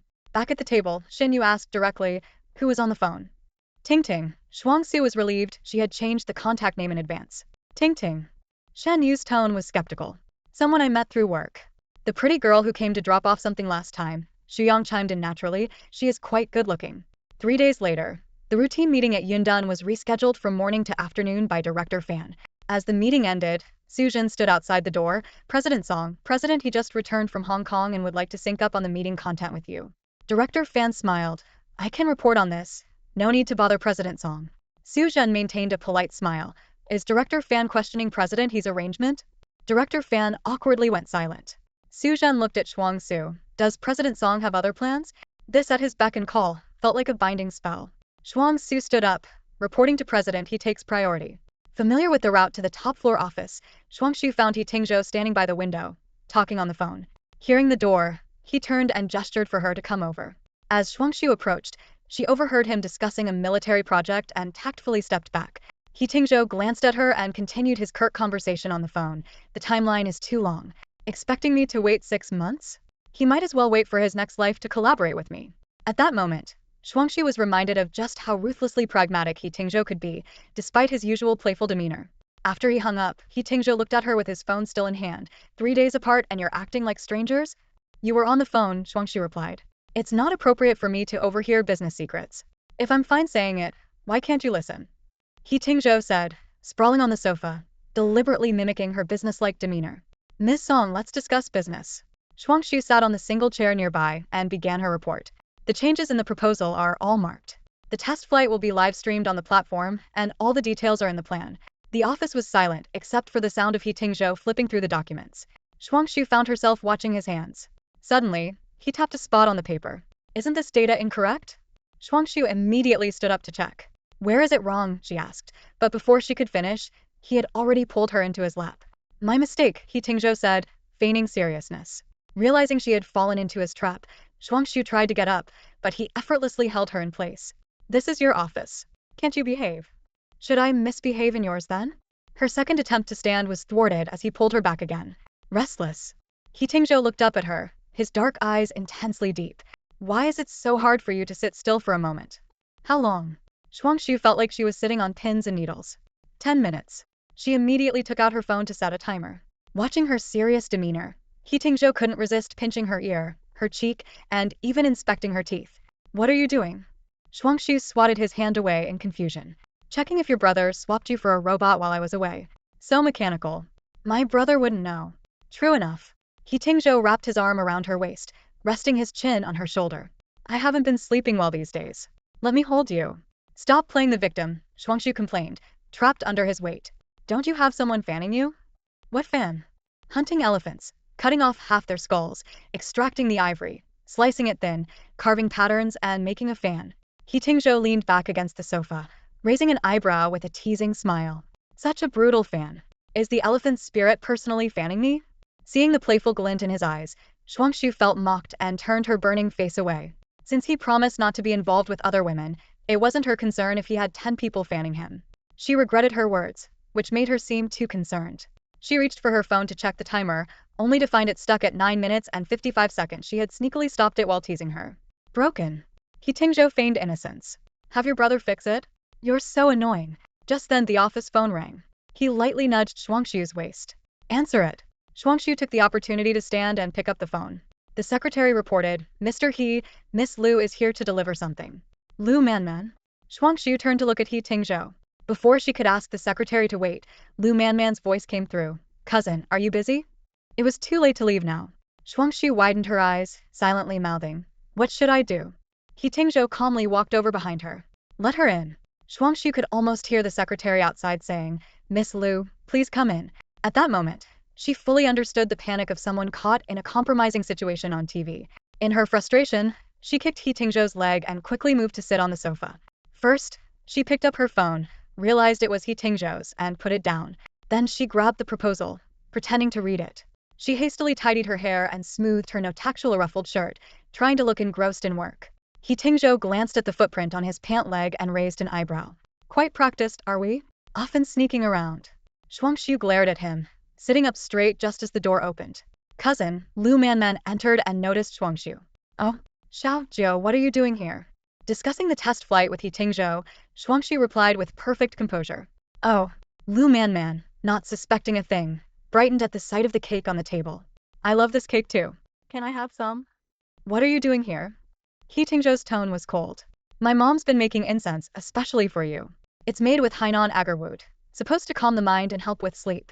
Liu Manman handed over a delicate bag. Here. He Tingzhou took it and placed it on the table indifferently. You've delivered it. You can leave now. Usually, Liu Manman would have scurried off, but with Shuangxue present, her courage seemed bolstered. Can I have a piece of cake? She took a step and a half towards the sofa, then suddenly stopped. Frowning, she sniffed the air like a curious dog, her gaze landing on He Tingzhou. Did a dog eat your brain, or did you eat a dog's brain? He Tingzhou said icily. Liu Manman looked puzzled. Cousin, why do you smell like Xiaojiu? Shuangxue's eyes were on the documents, but it was as if a bolt of thunder exploded in her ears, crackling and booming like fireworks. He has your scent on him. Liu Manman's voice was firm and unwavering. He Tingzhou remained calm, showing no signs of panic. Shuangxue's mind raced. This was impossible. He Tingzhou hadn't stayed at her place for days, and they had only shared a brief embrace earlier. How could he carry her scent? Liu Manman's gaze darted between Shuangxue and He Tingzhou, creating a tense atmosphere in the office. Shuangxue gave He Tingzhou a look, signaling him to say something. Leaning back, He Tingzhou appeared indifferent and spoke slowly. Perhaps Songzong can explain this. Internally, Shuangxue cursed him for being an unhelpful teammate. Facing Liu Manman's scrutiny, she forced herself to remain calm. It's the scent from the office diffuser. Xiaojiu, I know your scent, Liu Manman replied, unfazed. I've been learning perfumery from my mom since I was young. My nose is sharper than a dog's. Cornered, Shuangxue had no choice but to take Liu Manman out of the office. In a private room at a Japanese restaurant, she succinctly explained her relationship with He Tingzhou. Liu Manman was floored, as if struck by lightning. So the man at your place last time was my cousin? Yes. No wonder you wouldn't tell me. Lu Manman murmured, I just convinced myself to let you and your brother be, and now you're involved with my cousin. Shuangxue, you're quite the brother killer. Shuangxue pleaded with Lu Manman to keep it a secret, promising to owe her a favor. Lu Manman eventually agreed, but as she left, she said meaningfully, Xiaojiu, have you ever thought about how heartbroken your brother would be if he knew you were sacrificing yourself for the Shen family like this? Back home, Shuangxue soaked in the bathtub, pondering the day's events. Lu Manman's discovery had been a wake-up call. She thought she could keep it hidden, but there were always unexpected ways for the truth to slip out. Suddenly, the bathroom door swung open, and she opened her eyes to see He Tingzhou standing at the entrance. He wore a white shirt with black pants, which accentuated his tall, slender frame. His hands were casually tucked into his pockets as his gaze slowly drifted over her. The steam from the bathroom hung in the air, casting an intimate haze over the scene. Shuangxue instinctively curled her legs, trying to shield her naked body. I'm taking a shower, she said, her brows furrowed, her almond-shaped eyes full of displeasure at his disregard for boundaries. He Tingzhou, showed no awareness, standing there nonchalantly. Close the door, she said, frowning. He obligingly closed the door but remained inside with her. His long legs stepped forward as he began unbuttoning his shirt, saying, Let's shower together. Shuangxue gripped the edge of the bathtub to stand up. I'm done. You can shower by yourself. Just as she was about to step out, she felt a firm grip around her waist, pulling her back. He Tingzhou's eyes lingered on her flushed face. Are you really clean? Ready to run? Don't push it, she retorted. She was completely naked, while he was fully dressed, and the stark contrast made her instinctively resist. What do you mean by pushing it? He chuckled softly. Never showered with your ex-boyfriend? He wasn't as adventurous as you, Shuangxue replied with a touch of irritation. How boring, he remarked. His silk shirt quickly absorbed the moisture from her skin, clinging to him. The heat, whether from her or his own body, was palpable. After days without intimacy, this teasing was hard for He Tingzhou to resist. Sensing his change, Shuangxue dared not move. He discarded his clothes, drawing her back into the water. The spacious tub could easily accommodate several people, yet he insisted she sit on his lap. Why didn't you explain in the office today? She asked. What could I say? Her sense of smell is sharper than a dog's. Faced with such a keen sense of smell, there was no plausible excuse to offer. Seeing her troubled expression, He Tingzhou leaned against the tub, trying to reassure her. She won't say anything. Can you relax now? No, I can't. But her concerns seemed to trouble only her. He Tingzhou had never feared being discovered. He was He Tingzhou after all, fearless and unafraid.